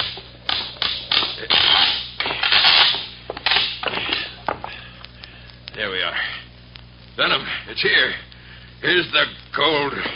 It's too bad that Baker couldn't have lived to get his share of it. After all, it was him who took that crook in when he was dying and got the map and the story. Yeah? Well, it was you and me who put up the money to buy the wagon. Well, just the same, it's a shame that Baker couldn't have lived. Well, keeping on talking about it ain't going to bring him back. Yeah. A fine lot of good the gold's going to do either one of us if this storm don't quit. Can't keep on forever. Neither can we, without food. A couple of more days and we'll be starving. Starving just like them timber wolves. You shut up. You have to keep talking about Baker and them wolves. Well, I knew he was getting weak. I should have hung on to him. You're going to quit that? Stop yelling at me. Yeah? Since when are you giving me orders? I told you to quit yelling at me. Hear that? The wolves are hungry. Maybe if they had something to eat, they'd go away and leave me alone. What do you mean? Leave you alone? You heard me. I mean, leave me alone. Me. Just me. Trouble with you is you're going loco up here. You're worried from not eating. Now sit down. No. Being hungry has just made me think a little clearer. Quit staring at me like that, Prouty. I was just thinking. Yeah? Yeah, just thinking. Thinking about you. I know what you're thinking about. You're thinking you'd like that 40,000 alone. Ain't gonna do Baker no good. Who's talking about Baker now? I am. Because Baker's dead. And I got a feeling you're soon gonna be. Yeah. Soon. Prouty, you're no better than them wolves out there. Yeah, maybe you're a little worse. Maybe. But I'm smart. Lot smarter, Tom. Well, you're going to have to torture me along with it. Squeeze the trigger. I'm going to, Dunham. I'm going to squeeze the trigger. Then you know what? Then I'm going to pick you up and then Buckskin, haul the old gentleman in here. Here, Redhead, look out. He's got a gun.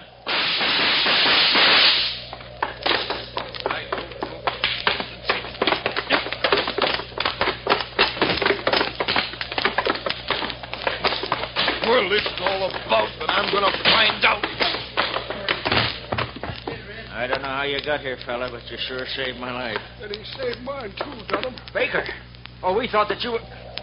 Well, that something had happened to you. Yeah, and something's going to happen to all of us if somebody don't shut that there door. We're all going to be found up here frost to death.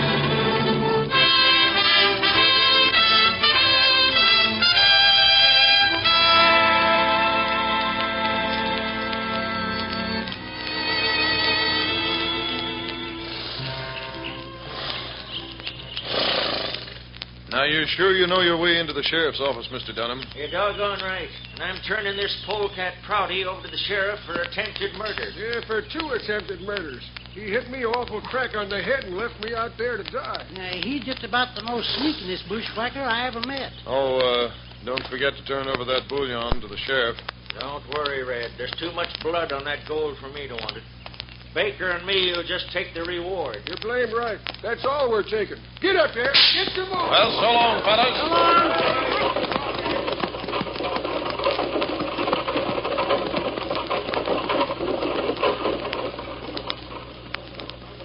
All right, boys. Let's us be getting on home, huh? You betcha. Get on, Papoose. Get on. Get. Come on, Cinderbill. All right, get started, boy. Let's get on home. Come on, thunder.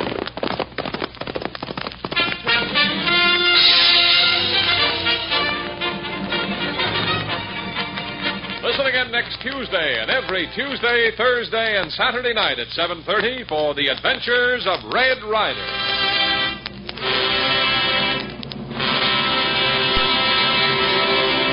For a breakfast time menu that's really complete, serve toasted Langendorf bread, a great family treat. Yes, for really delicious toast, smart homemakers prefer Langendorf bread. Finer, fresher, tastier Langendorf bread. America's finest.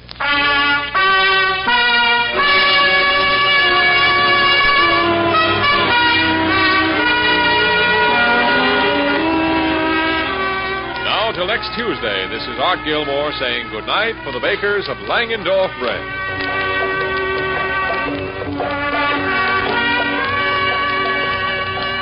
This is the Mutual Don Lee Broadcasting System.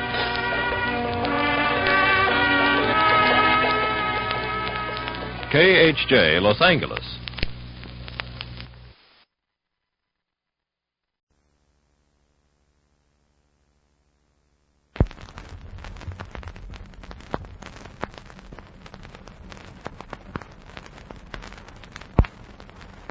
The bakers of the new Langendorf 50th Anniversary Loaf present The Adventures of Red Ryder. Out of the West comes America's famous fighting cowboy.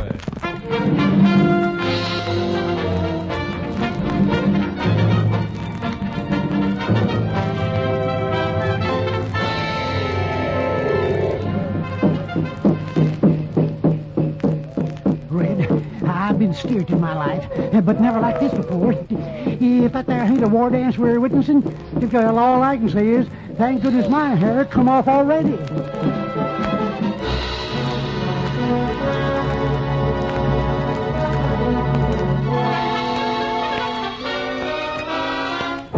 You heard those Indian war drums? Well, they all did. And if Buckskin's right, Red and his friends are in for an extra special heap of trouble in this adventure. Now, you and your friends, you're in for an extra special heap of good eating, provided there's a loaf of Langendorf 50th Anniversary bread in the house. In fact, if you haven't tried this wonderfully fresh and flavorful bread, you've got a real treat in store for you. Gee, you mean some kids haven't tried Langendorf 50th Anniversary bread? Well, probably a few anyway. Gosh, what do they do for sandwiches? Make them with some other kind of bread, I guess. Wow. A jam sandwich with just any old kind of bread? I get what you mean, son. Yes, I guess a jam sandwich does deserve some keen-tasting Langendorf 50th Anniversary bread. That goes for peanut butter sandwiches, too. Why, sure. That swell Langendorf 50th Anniversary bread flavor goes for every kind of sandwich a fella can think of. And it goes for tender, delicious breakfast toast. And for dinner. And something else about that Langendorf 50th Anniversary bread flavor, it keeps so fresh you need not waste a single slice. No wonder Mom likes it, too. All you folks, if you want fresh-tasting bread that's really grand eating, just get a loaf of Langendorf 50th Anniversary bread at your regular food store tomorrow.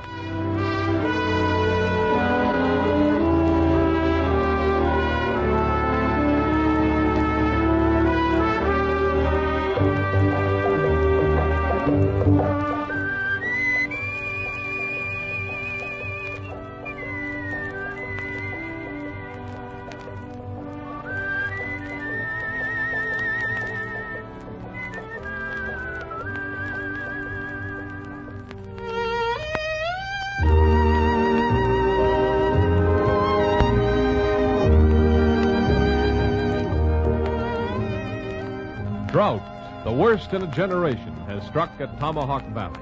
The springs are dried up. the grass burnt to a black stubble. The local bank has failed, and the stockmen of the area face utter ruin unless the skies suddenly give down their precious rain. Into this land of desolation and hopelessness rides Red Ryder in answer to an urgent plea from Caroline Heath, the daughter of an old friend. Looks pretty bad, Buckskin. I ain't never seen nothing like it, Red. This your whole country is scorched to a crisp. Even Boulder Creek dry 'em up. You can just step 'em across it in plenty places. Your chili beans and crullers, Red. Look, there's some cowboys that are beating up an engine. Yeah, I see him down there on the bank of this creek. Rain up, compadres. Oh. Hey, you buzzards. Lay off that redskin. Hasn't much chance with the 6 of you. Oh, so that's the way you play around these parts. Well, I'll just take a hand in that myself. Come on, Thunder, into that brush, boy. Come on, get in there.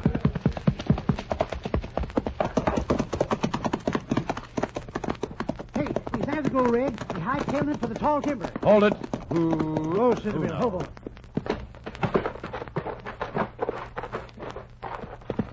You still all in one piece, Injun? You save Lone Bear. Lone Bear, much obliged. No, never mind all that. How come you got mixed up in that lopsided fracas? That was a pretty tough-looking bunch of armors you tangled with. Lone Bear, no understand white man's laws. Well, what's the law got to do with this? White brothers who beat Lone Bear work for Box Tumbling K Ranch. White brothers say Boulder Creek belong to Box Tumbling K Ranch. Well, I begin to savvy now. You brought your sheep down here for water, and the Box Tumbling K hands tried to run you off, huh? 8 sheep, all that left of flock. Oh, well, 8 sheep wouldn't hurt the old creek none. Lone Bear no understand ways of white brothers. They drive us from our homes in Tomahawk Valley and put us on reservation where nothing grows but sagebrush and cactus. When the dry winds come and bake the earth, they refuse us water. Uh-huh. Who owns this Box Tumbling K outfit? Man named Kennedy. Lobo Kennedy, he call himself. He is possessed of a split tongue. That mean he no tell him truth. Well, legally, he's probably within his rights. While that creek is the property of the people, and you've a perfect right to use it, if the land each side belongs to Kennedy, the law says he can keep you off it. Lone Bear no understand. I'll tell you, take my tip and water your sheep after dark hereafter. Nobody will be the wiser. That's a good idea, Red Ryder. And in the meantime, I think I'll look up this Lobo Kennedy and explain to that gent that there are moral rights as well as legal ones. I don't like to hurry you, Red, but... Yeah, I know, Buckskin. Well, right now I've got a date in Tomahawk City, and seeing I'm 2 days late already, I'd better be shoving off. I'll see you again, Lone Bear. You will see Lone Bear again, white brother. Meanwhile, may the Great Spirit ride with you wherever you go.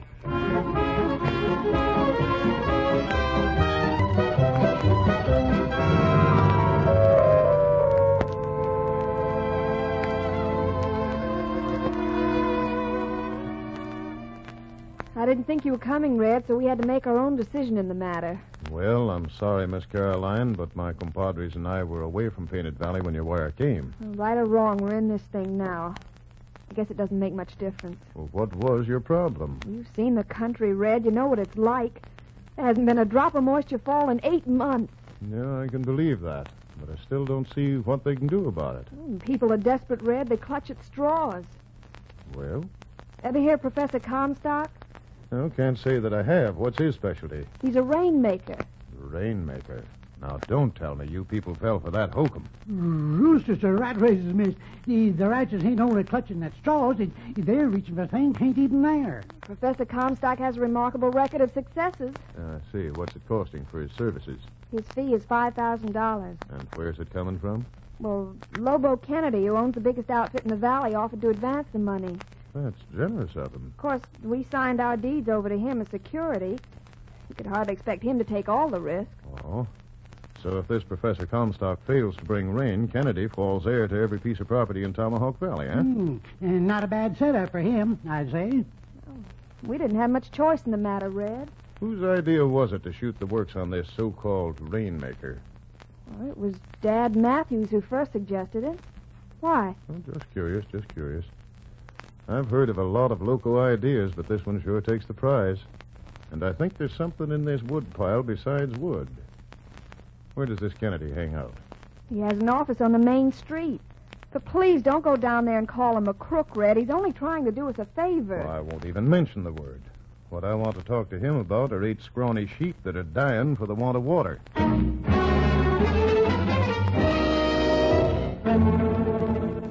I'm glad you brought the matter to my attention, Ryder.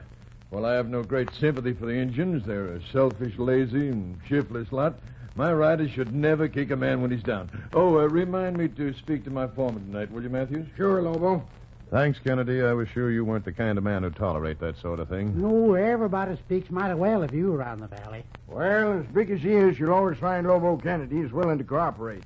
Of course, the professor don't guarantee no rain, but his record speaks for itself. Now take the Rimrock country. It had the driest spell in years last fall, and he brought 'em 1 3/4 inches of rain. They sure swear by him down there. They do, huh? Well, Sheriff Hunter of Rimrock's a personal friend of mine. Well, wire him. He'll tell you what to think of Comstock pronto. Well, I reckon you fellas know what you're doing. You going to stick around and see the professor do his stuff, Ryder? Oh, yeah, sure. History's liable to be made Tomahawk Valley, and I want to be around to see it. So long. That redhead's a snooping busybody. What did you want to give him that yarn about Rimrock for? He's liable to wire the sheriff down there and queer this whole deal. I ain't as stupid as I look, Lobo. All telegrams to and from Rimrock have to go through the station agent's hands. And the station agent happens to be a friend of mine.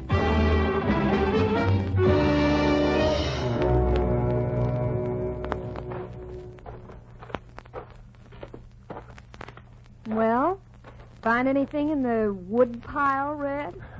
Not much, I'm afraid. Well, we did find out that Kennedy and this here feller, Dad Mathers, are a wee bit chummy. And why shouldn't they be? They've been neighbors for years, and now they're partners in a plan they hope will be the salvation of Tomahawk Valley.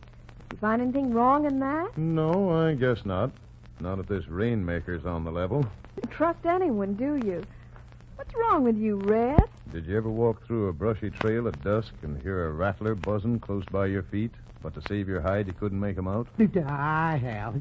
It sort of makes the hair crawl on the back of your neck. That's right, and that's just the way I feel right now. There's something crooked in this deal, but I can't lay my finger on it. Hey, here come Little Beaver, Red. It looked like you got an answer to your telegram. Telegram from Rimrock just come on, Red Ryder. Thanks, son. Excuse me, Miss Heath. Mm-hmm.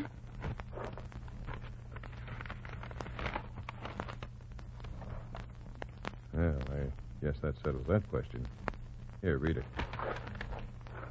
Comstock's results here far above expectations. Rimrock has only highest praise for him. Sheriff Hunter. Yeah, looks like we're barking up the wrong tree, Red. You see, you can be wrong, Red. Mm-hmm. And there seems to be no necessity of your staying any longer if you're anxious to get back to Painted Valley. Well, Thanks for coming. It was very sweet of you. Be sure to remember me to your aunt. Huh. Here's your hat. What's your hurry? compadres? Looking like we wear 'em out welcome. You know, for an old friend, Sheriff Hunter certainly was formal. He didn't even send his regards.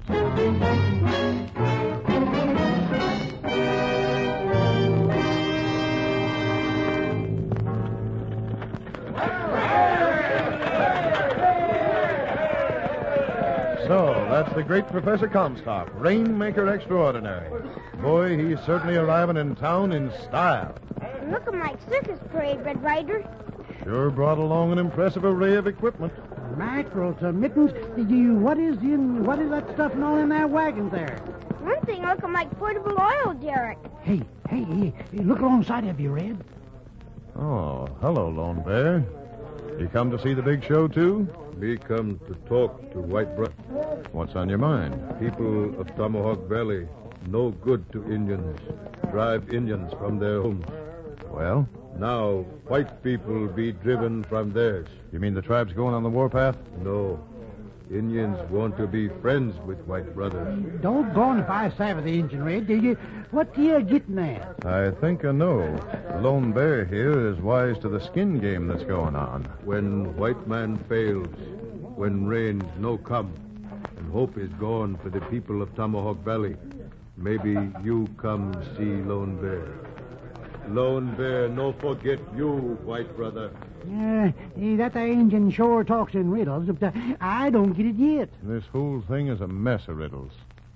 Right now, I suggest we follow the crowd and see what sort of a trick the professor's going to pull out of his bag.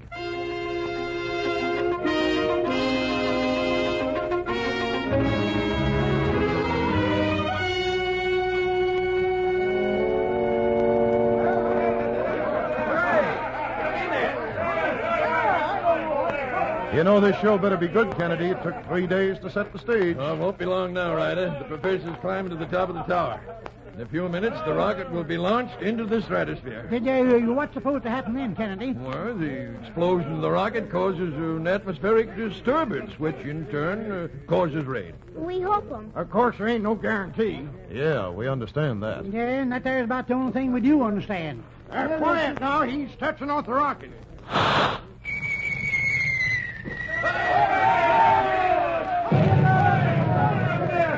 There she goes. Say, you think I'd better go downtown and buy an umbrella, Red? Don't think I would just yet. You might look a little silly, Buckskin.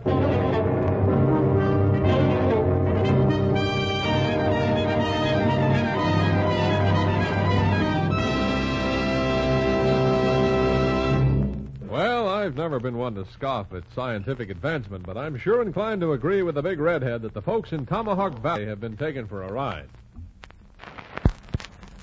You can do that just by eating 2 slices of Dr. Penland's with each of your 3 daily meals. So for the double enjoyment of really swell eating and nutrition, get Dr. Penland's Vitamin B1 wheat bread.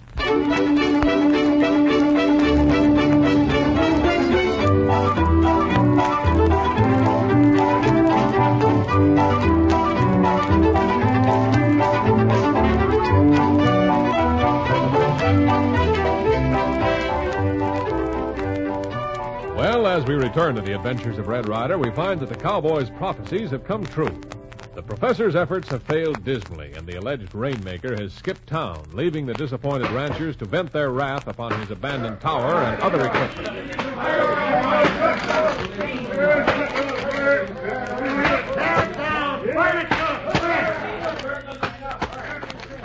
What fools we've been. What awful fools. Well, I wouldn't feel too badly about it, Miss Caroline.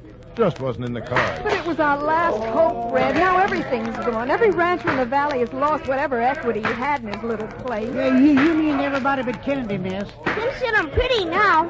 I still don't think he deliberately tried to cheat us. I think he was fooled just as we all were. All right. Put the match to it, boys. Let's not leave as much as a sliver to remind us of what chumps we've been.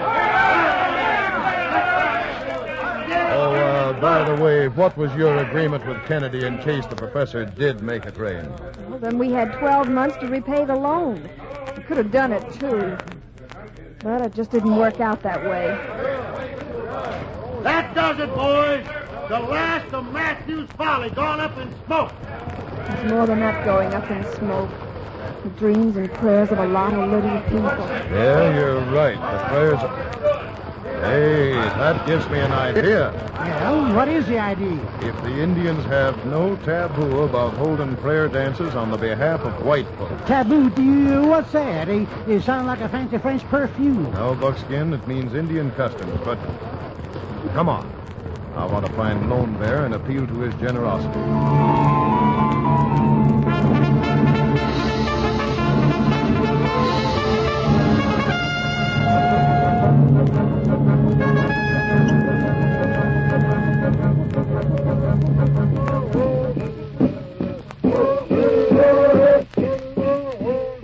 Lone Bear, we've come to ask you for a favor. Not for ourselves, but for the white folks who live here. What can Lone Bear do to help, friend of Indian? You told me when the white men had failed to come to you if all hope seemed gone. Lone Bear, you remember? Doggone, that there sure is real good news, Lone Bear. Because the white folks are sure in a bad way. suppose you heard that there professor turned out to be an awful dismal failure of bringing rain, huh? Now white people of Valley must leave 'em their homes and start 'em all over somewhere else. Indians understand about that. Yeah, I know you do. Now, you wish very much to help your white friends of Tomahawk Valley. You bet we do. Once you prove you're a friend of Lone Bear. Now, Lone Bear prove he is friend to you. You bring your white brothers to our reservation before today's sun has set and tonight's moon has risen. Lone Bear be waiting for you there.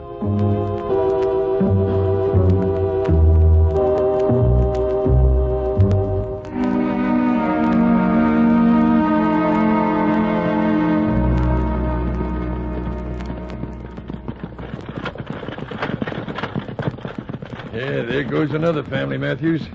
They sure didn't waste no time in getting out of the country. I noticed that, Lobo. I noticed something else, too.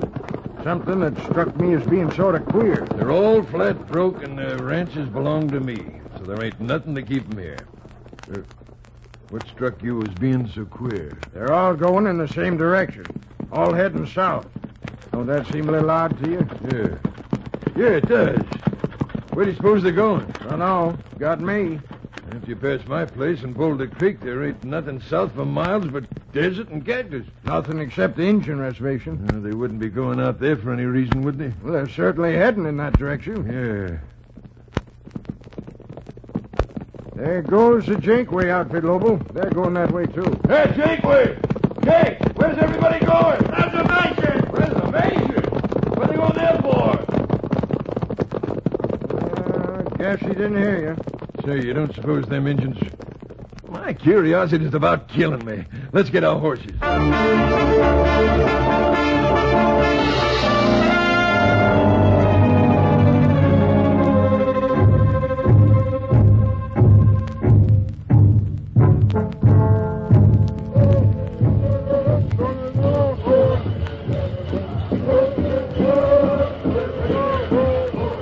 It's all very impressive out here under the stars, Red, but I don't understand it.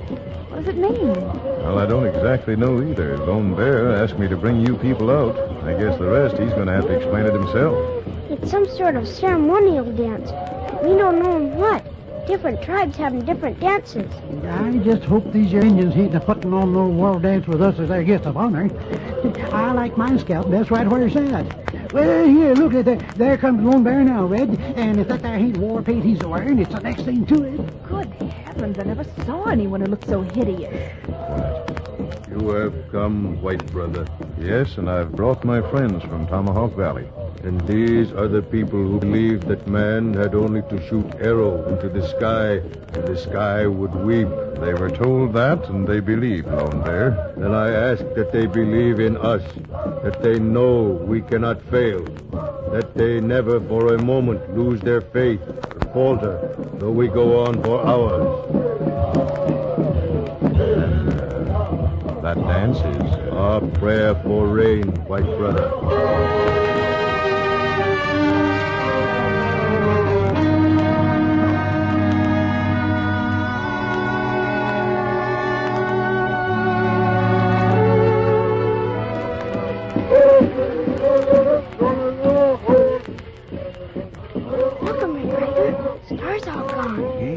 It's almost morning, that's why.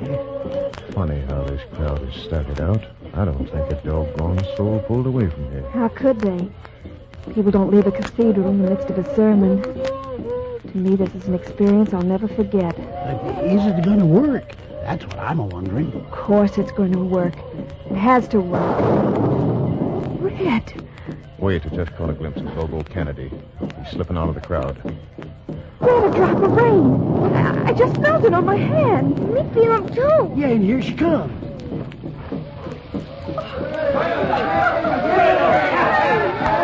Look, you three stay here. I've got a little unfinished business to take up with that buzzard Kennedy. Why worry about Kennedy now? It's raining, Red. Raining. Say, I don't know whether you know it or not, miss, but you just witnessed a doggone miracle.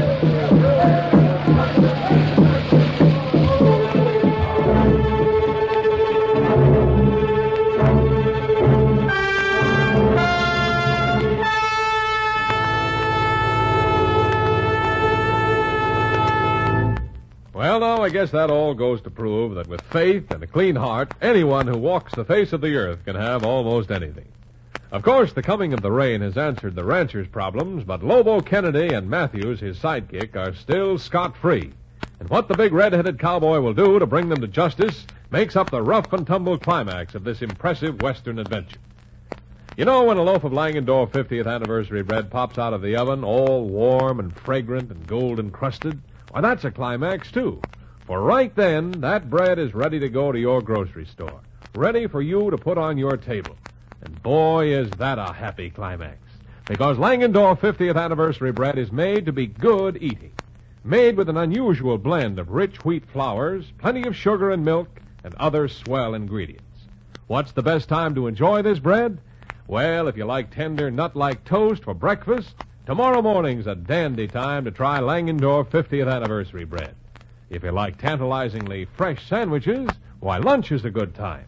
But don't wait. For downright delicious eating, have some Langendorf 50th anniversary bread tonight.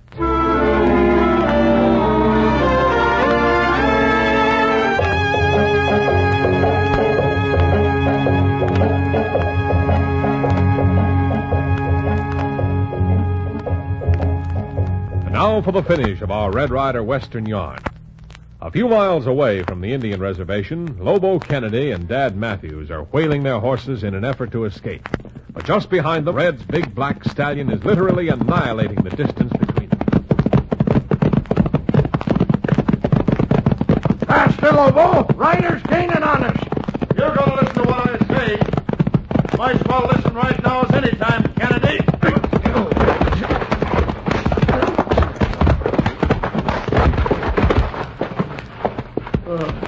Oh, you shouldn't have done that, Ryder. You might have broken my neck. I'm going to wring your neck if you don't shut up and listen. That stuff you feel on your face is rain, Kennedy. It's going to give every rancher in Tomahawk Valley another chance to get back on his feet. You know, it's kind of too bad you're going to be in jail. Jail? Jail? What have I done? The sheriff of Rimrock got a confession from the station agent down there about a scheme to defraud the ranchers of their property. Why, Matthews cooked up this whole thing. It was his idea. I give the ranchers back the mortgages. I'll do anything, but don't send me to jail. Sure, try and throw the blame on me, you cheap two-timer. Oh, I'll do more than that to blame you, you old fraud. You had more to do with it than I had. Now, see Well, here. Kennedy, there's more than one way of keeping a man's mouth closed. Matthews, drop that gun before I take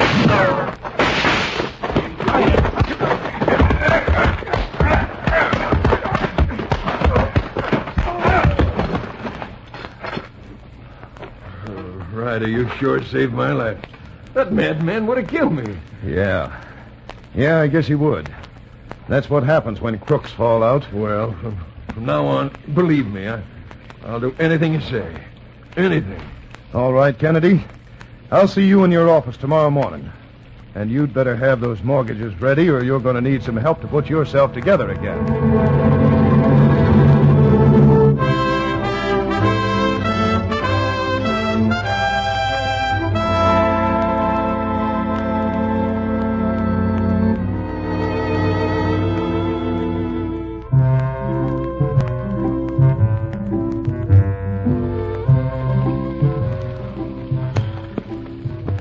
You say Kennedy and Matthews have left the valley, Red? Pulled out bag and baggage about noon. But what about their ranches? Surely Kennedy didn't just walk off and leave the box-tumbling cave. Yes, it did, miss. It seemed like he'd just suddenly lost all interest in raising stock. You see, Sheriff and Rimrock check him up and find him out Kennedy is wanted bad in Arizona someplace. Yeah, then he sort of got big-hearted just at the last and deeded the ranch to Lone Bear and his tribe to use as a reservation. I'll bet you saw to that. Nope. Seems that rain dance got him, too. Well, compadres, we've got to be shoving off. Well, thanks for coming, Red. I'm sorry I was such an ungrateful little brat. Oh, don't mention it, miss. No, I mean, all right, Cicely. So long, Miss Caroline. All right, it's home, old boy. Come on, palm that trail. Get into that dust. Come on, thunder.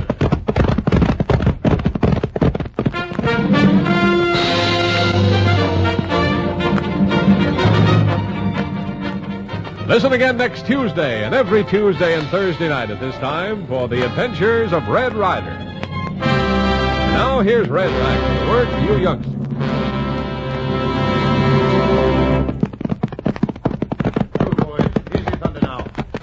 Stand, fella. Evening, compadres.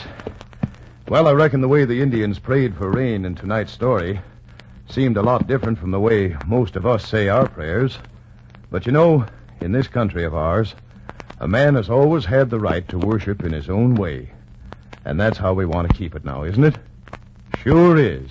We want to respect the other fellow's religion no matter how different it seems to be from our own. Because, you know, that's one of the rules of fair play that make America the great place that it is.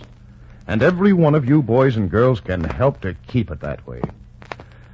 And now, before I say adios for tonight, I want to give you a tip on good eating. You know, when it's time for chow at your house, you want to be sure there's a loaf of Langendorf 50th anniversary bread on your table. That's for everybody who likes real, fresh flavor. And lots of it in their bread. Yes, sir, Langendorf 50th anniversary bread. Well, now I'll be pushing along. All right, boy. Roll, Thunder.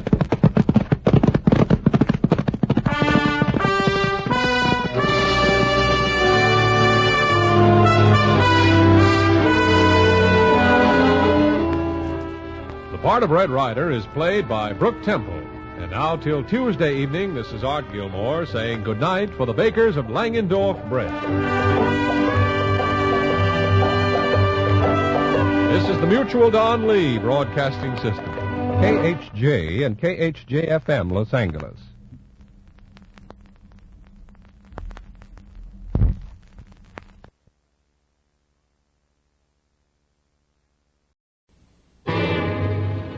From out of the West comes Red Ryder, America's famous fighting cowboy.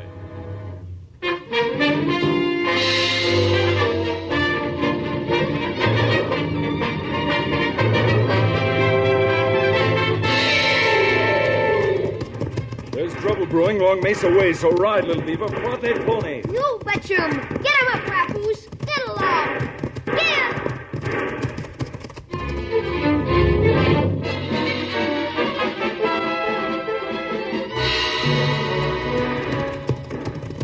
Come on, Thunder. Hit that trail.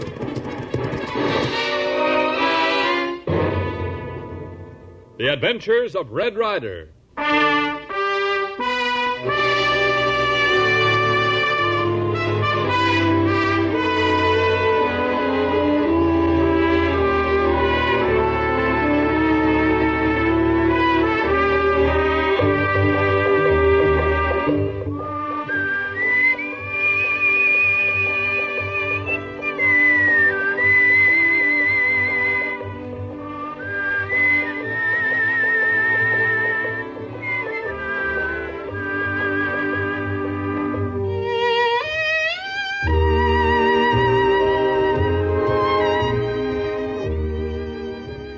Red Ryder and Little Beaver shook the dust of Elkhorn off their boots when Rocky Kilbane and his gun hands were locked safely in jail.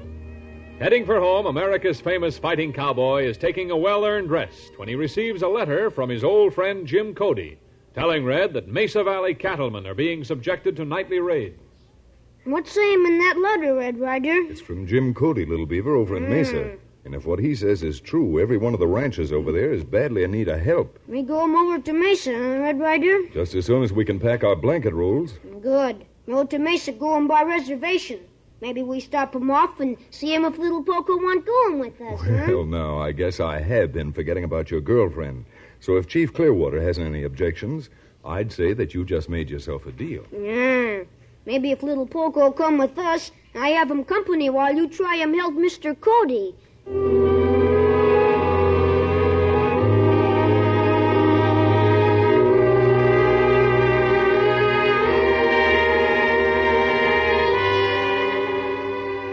Cody, you're acting like a fool. You got one of the biggest spreads around here, and still you're talking about the settlers on the other side of the hill. I'd be a fool if I joined in with you, Craven. I don't care who they are. Everybody's entitled to water, and no one's going to get me to join a monopoly to freeze everybody out while there's still a breath in my body. I got an idea. If you keep talking like that, before you know it, you'll be drawing your last breath. You don't scare me none, Craven. I know you and your kind from way back. You wouldn't dare go for your gun while you're facing me. Oh, no. Well, Yeah, maybe that'll teach you to keep your hands where they belong, right? Yeah? Well, I know where my hands belong now. Blinky, let him have it with that bottle. Right north, you sneaking sidewinder. Get his gun, Blinky. Yeah. All right, Craven. There's no sense trying to fight you with your bodyguards around. But I promise you one thing. You'll never get my ranch in that combine of yours. And without it, you haven't got a chance of keeping the water from the settlers on the other side of the hill. I got other ideas about that, Cody. When I get an idea, I generally see it's carried out. Well, before I'm through with you, Craven, you'll wish you'd never heard of Jim Cody. Grace, you're not going to let him walk out of here like that, are you? Walking out and getting home are two different things. What do you mean? That old buzzard is living his last day. Just say the word, and I'll fill him full of lead, right from here. Oh, no. The way he's going to kick off is going to look nice and natural. That little bridge across Groundhog Canyon, you know the one. Yeah. It's a drop of over 1,000 feet. Yeah. And it's the only way he can get home driving that buggy of his. I get you, boss. That bridge is going to give way, huh? And when they find Cody, he's going to be dead of a natural fall. Well, he won't be if you keep hanging around here anymore. Now get two of the boys and cut over the hills. Bring some sledges and saws with you. And when Cody hits that bridge, I got an idea that's going to be the end of our troubles.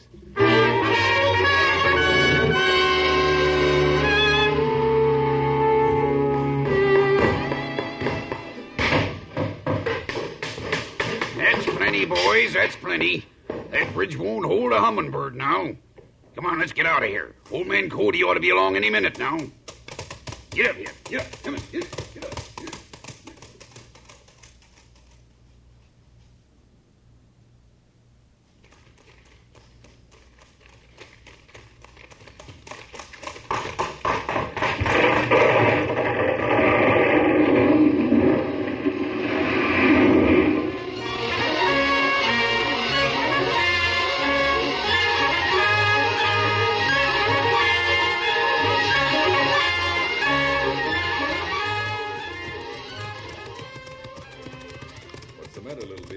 Cat got your tongue?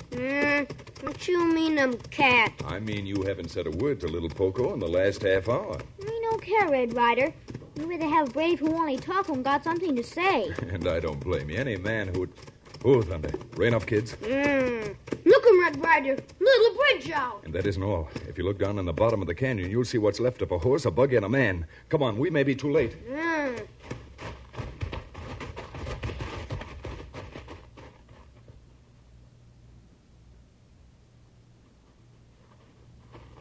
Easy now, Poco. You better take Little Beaver's hand. Me help him. Maybe more better if me not little squaw. Me big mountain goat. Oh, Jim Cody. That's too bad. That man your friend we came to see. That's right, Little Beaver. Apparently, whatever the trouble was he wrote about blew up in his face. Looking more like accident than someone get him. That's the way it's supposed to look, all right. Look, here come another man. Howdy down there. Need some help? It's too late for help now. Well, what happened? You run into... Oh, the old gent had an accident, eh? Yes, I'm afraid so. Why, it's Jim Cody. Do you know him? Know him.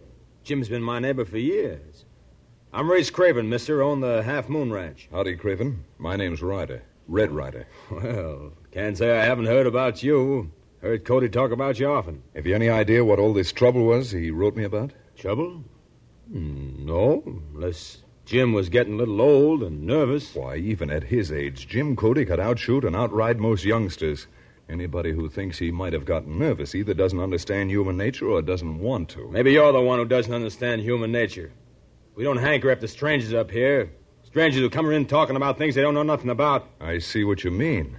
But I've got an idea that I'll know a lot more about why Jim Cody had this accident that might be healthy for some of the people around here who don't hanker after strangers. You wouldn't be meaning me, would you? I might. Why? Red Ryder, him going for gun! Let go of it. Drop that gun, Craven. I want to blow you right out of this canyon. Oh, are you? Now, instead of blowing me out of this canyon, supposing you start hightailing it out of here before I get any notions about blasting you out with my 44. Ryder, since this trouble you want, you're going to get more than you ever heard of. Come on, little beaver. If you'll give me a hand, I'd like to get Jim back to his ranch, then find out what this trouble is that's going on around here.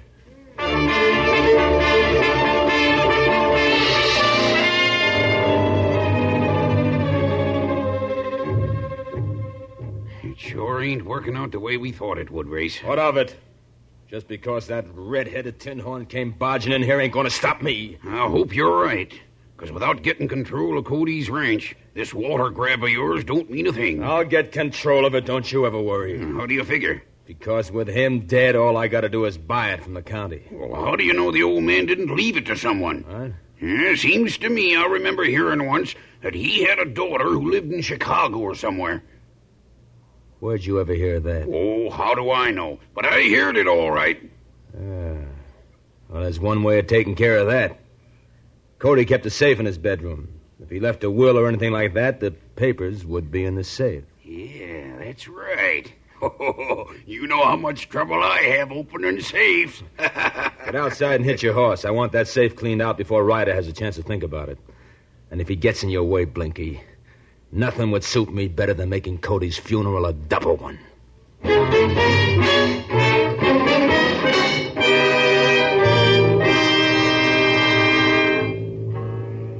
You two youngsters must be kind of tired after that long ride today and all the excitement that went with it. Me tired, all right, but don't know where to sleep here in Mr. Cody's house. Well, there are plenty of rooms. All we have to do is pick out a comfortable one for you. Come on, we'll do a little looking around. Fred Ryder, look 'em. Man, it's safe. Stand up, mister, and reach. I said reach. I didn't mean for your gun. Who are you? What's the idea of breaking in here like this? Seems to me if there was any breaking in, you're the one who did it. You're crazy. I was just opening the safe to take some of Cody's papers down to the sheriff's office. Yeah? Well, supposing we look at those papers first. I'll take those, mister. You're taking nothing. I said I'm taking those papers. Here's all you're gonna take. You're a glutton for punishment. Suck 'em good, Red Ryder. Well, that makes it unanimous, and here's my vote. Those papers must be pretty valuable for a man to take that kind of a beating to keep them. Well, I never knew that. You never knew him what, Red Ryder? Jim Cody has a grandson living in Chicago.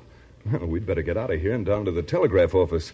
The first thing we've got to do is wire that grandson and see that he gets here to take care of the ranch while there's still a ranch left to take care of.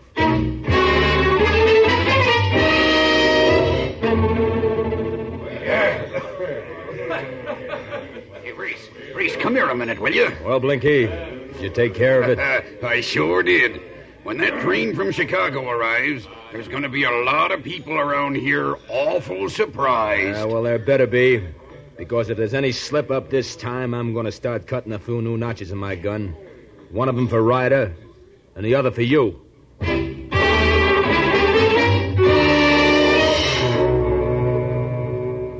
How soon coming train, Red Ryder? Should be here any time, little Poco.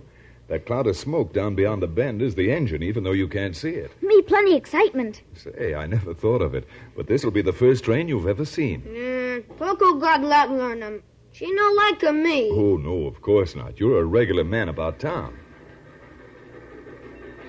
Oh, me hear him train. Choo, choo, choo, choo. Red Ryder, what you think them grandson of Mr. Cody going to look like? Well, how do I know? Probably a little boy just like you. Well, here's the train. You won't have to wait long to find out. Red Ryder, look him. Little boy getting off with man. With a man? Yeah, that's strange. Come on, let's find out about this. Excuse me, but is this youngster's name Gene? Huh? My name's Gene Hartley. He's my son, Jim. You're Hartley? What's the matter? Do I look like a fake? Oh, gosh, no, but you'll have to excuse me, Mr. Hartley. We've sort of been expecting a youngster, not a full-grown man. Well, you're getting both. You're Red Ryder, I take it. That's right. Now, if you let me help you with your bags, we better get up to the ranch and do a lot of talking. You know, you're stepping into a pile of trouble. Before the week is out, this whole valley may be nothing but gun smoke and hot lead.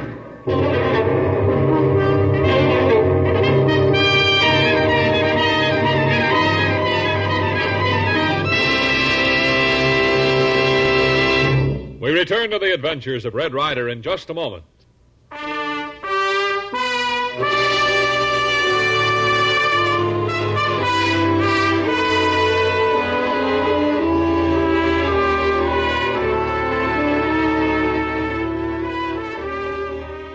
In an unselfish attempt to save the impoverished settlers behind the hills of the late Jim Cody's ranch from paying a fabulous price for their water, Red and Little Beaver have lingered on in Mesa, and as we rejoin them, they're in the parlor of Cody's ranch house talking to his erstwhile grandson. Of course, I appreciate all you've done, Ryder. All you're trying to do for both my son and myself, but my whole interest in this ranch is purely a financial one. I see. Not being a Westerner, I'm afraid I can't have much sympathy for the so-called poor settlers on the other side of the hill. I can see no reason why, if I join this combine to dam up the water and then sell it to them, I shouldn't do it. You put me in an embarrassing spot, Hartley. Here I am with these two little partners of mine, guests in the house you've inherited. But I can't just sit by and see the homesteaders squeezed dry just for the few miserable dollars you or anybody else might make out of them. No, that's a very altruistic speech, Ryder. But it leaves me perfectly cold. If it leaves you cold, it must be because your blood is the same way. Now, see here. Never mind.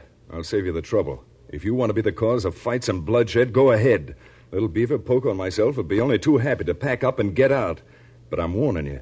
Block off that water, and those settlers are not going to sit by and take it.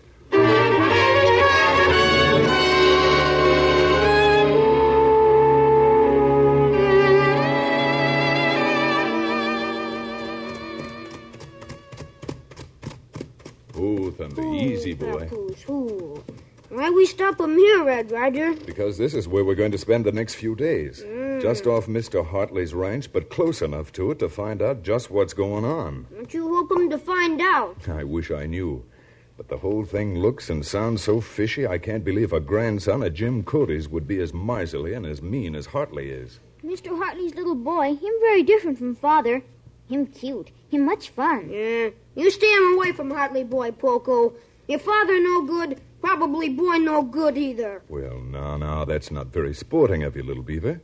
Any man worth his salt would be mighty proud to have a little competition. Yeah. If Hartley boy try pull him funny trick, me take care of him. Good. You pick 'em fight with Jim Hartley, we never talk to you again. Oh, time.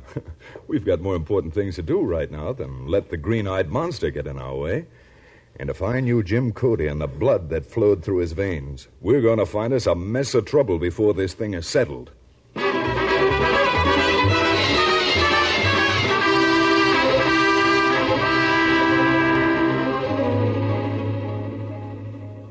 Bixby, I'll hand it to you. Now, look, Craven, you keep on calling me Bixby instead of Hartley, and you're going to let that cat out of that bag. You're right. I got to be careful. Well, now that you got rid of Ryder, how are you making out with that kid? Just relax. Give me a little time. Kid's scared. Who wouldn't be? Having some stranger practically kidnap him on the train and then try to force him to sign papers he doesn't understand. We haven't got much more time. If we don't get that water dammed off, them nesters will have all they need for the whole season. Well, I'm doing my best. I think if I have another talk with the kid, he'll probably put his John Hancock on the paper without any trouble. He'd better, because I'm not letting no little button like Cody's grandson stop me from making a cleanup. Get over to your place and bring that kid back here. I got ways of taking care of kids that never fail.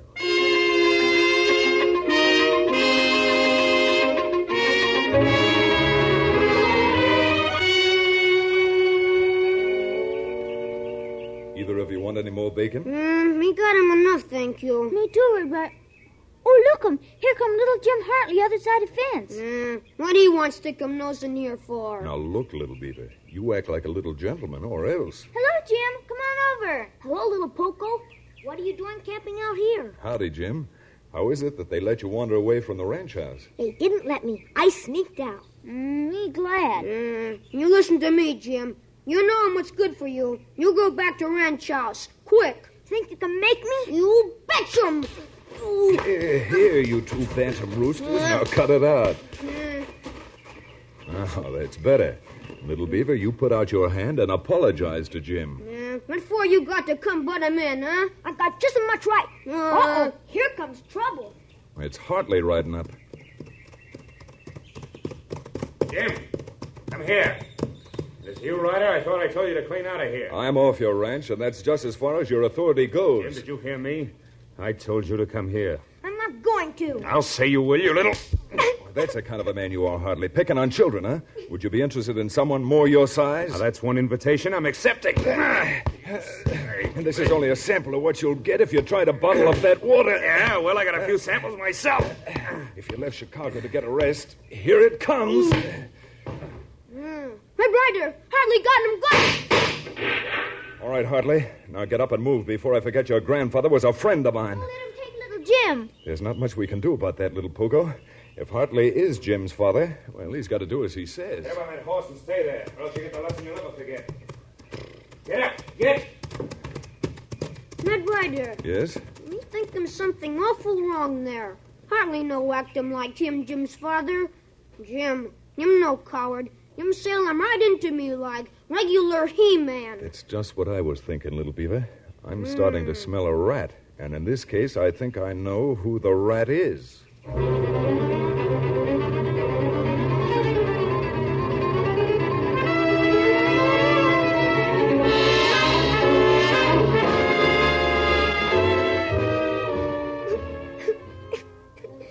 Are you going to cut out that bawling and sign that paper, kid? No, I'm not. You want another walloping? Go on, wallop me all you want, but I'm not going to sign any papers. You wouldn't want your mother to get hurt, would you? My mother? You heard me. You sign that paper, you'll never see her again. All right, I'll sign it. Now you're making sense.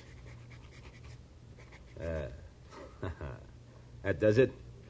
Now the only thing left is to dam up that water before it's too late. Hartley, take that kid into the back bedroom and lock him up. I want to make sure where he is until this scrap's over.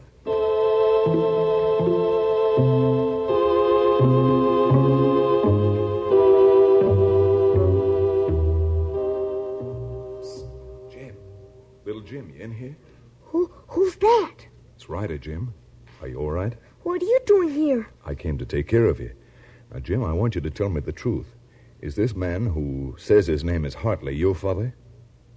Now, Jim, you've got to tell us. I can't tell you anything. Well, I was hoping Craven hadn't scared you so much that you wouldn't talk. But since everything hangs on that, you're going to have to come with us. I can't. I've got to stay here, Mr. Ryder. Now, don't worry. I'm going to leave Little Beaver here in your place. All right, come on, Little Beaver. You and Jim change clothes and make it fast. We may be too late even now.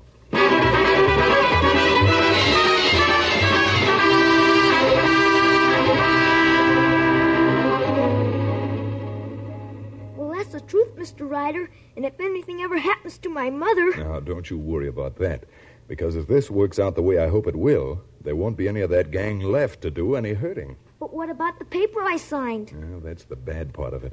With that paper in his hands, Craven can block off that water and start a range war that'll mean dozens of lives before we can prove that he forced you to make the deal. But what we do about Little Beaver when they find out him in Jim's bed? Poco, you know the way into town from here, don't you? You betcha. Well, I'm going to write a note for the sheriff and give it to you.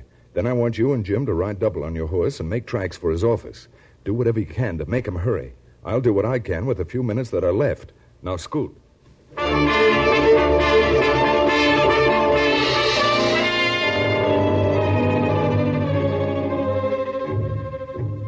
Why, you sneaking little Injun, I ought to fill you full of lead and leave you right here. You're no scare of me, Mr. Craven. Red Ryder take care of everything. You betcha. This thing's got me worried, Race. Ryder must have been here in this house when he stole the kid right out from under our noses. Don't be a fool. He's like a lot of those smart gents. He's forced his luck once too often. Now we've got him just where we want him. That's what you think. What do you mean, Race? We got him where we want him. Did you ever hear of a charge called kidnapping? They hang men for that in this state. Kidnapping? Yeah. That's a laugh. The great Red Ryder on his way to the gallows with the state's approval. I wish I could see his face when he finds out. Well, take a good look, Craven, and you too, Hartley. How did you get in here? Who cares how he got in, just so long as he's here? Get over by the door, Little Beaver, because we'll be leaving here very soon. What makes you think you are? Remember what I told you about the settlers blowing this valley wide open if you ever bottle up their water? That's not going to get you out of swinging for kidnapping. I'm afraid it will, and everyone in this room along with it. What do you mean? I did all I could to stop them. But the settlers are up at the head of Groundhog Gorge now, setting powder under the dam you put up. And when it goes off, there'll be 1 million tons of water rushing down this valley and clearing everything in its way. I don't know what you're up to, but that's a lie if I ever heard one. I'm afraid it's the truth, and it won't be long before you'll hear the proof of it. There. Hear that? They blew it sooner than I expected. In 5 minutes from now, there won't be a living thing left in this valley. I'm getting out of here. There's no use trying to run away from it. Now, Race, our numbers are up, and you know it. You got me into this, Craven. You got me mixed up with that grandson of Cody. Shut up, you fool. Yeah? No, go right on talking, because when you meet St. Peter in a few minutes from now, it'll be better to have it all off your conscience. I'm not Cody's grandson. The kid is. Craven killed the old man, and he hired me to pose I'll fix you for that, you... Watch that door, little beaver. This is one scrap I can't keep out of. And you... Drop that gun, Race. Now that you've dropped your gun, supposing I drop you... All right, little beaver. You heard Hartley's confession. You betcha I heard him. And when the sheriff gets here, that's all we'll need to make jailbirds out of these vultures for the rest of their lives.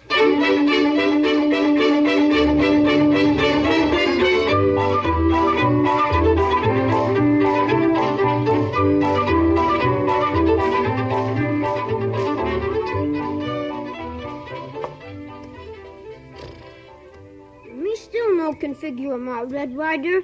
Who make him that big explosion up in hills? The sheriff and his posse. You see, I scribbled him a note telling him what I was up to and asked that he set off some powder to make my story look good. Well, when my mommy gets here, she'll bake you the biggest apple pie you ever had and the best. You've sure been a swell friend, Mr. Ryder. How about it, little Poco? Are we going to come back and spend a few days with Jim and his mother? You betcha. Me think him Jim mighty fine boy. And what about you, little beaver? Me think him so, too. Now, me got him little white pal, can teach him hunt and fish when get him vacation from school. Say, talking about school, isn't it time we started back for Painted Valley? You betcha. Get him up, Papoose. Get along. Get! So long, Jim. Remind your mother about that apple pie. All right, head for home, Thunder. Let's get rolling. Come on, Thunder.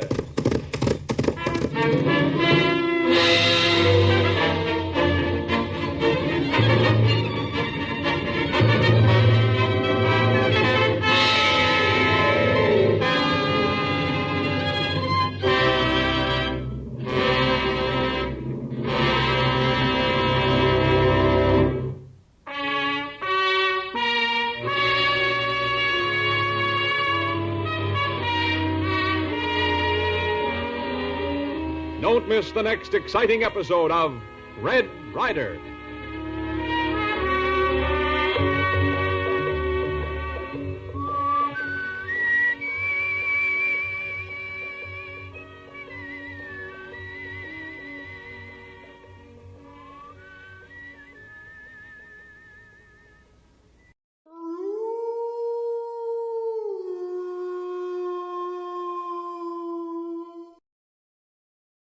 Tune in to nostalgia. Tune in to now. Golden Radio Hour.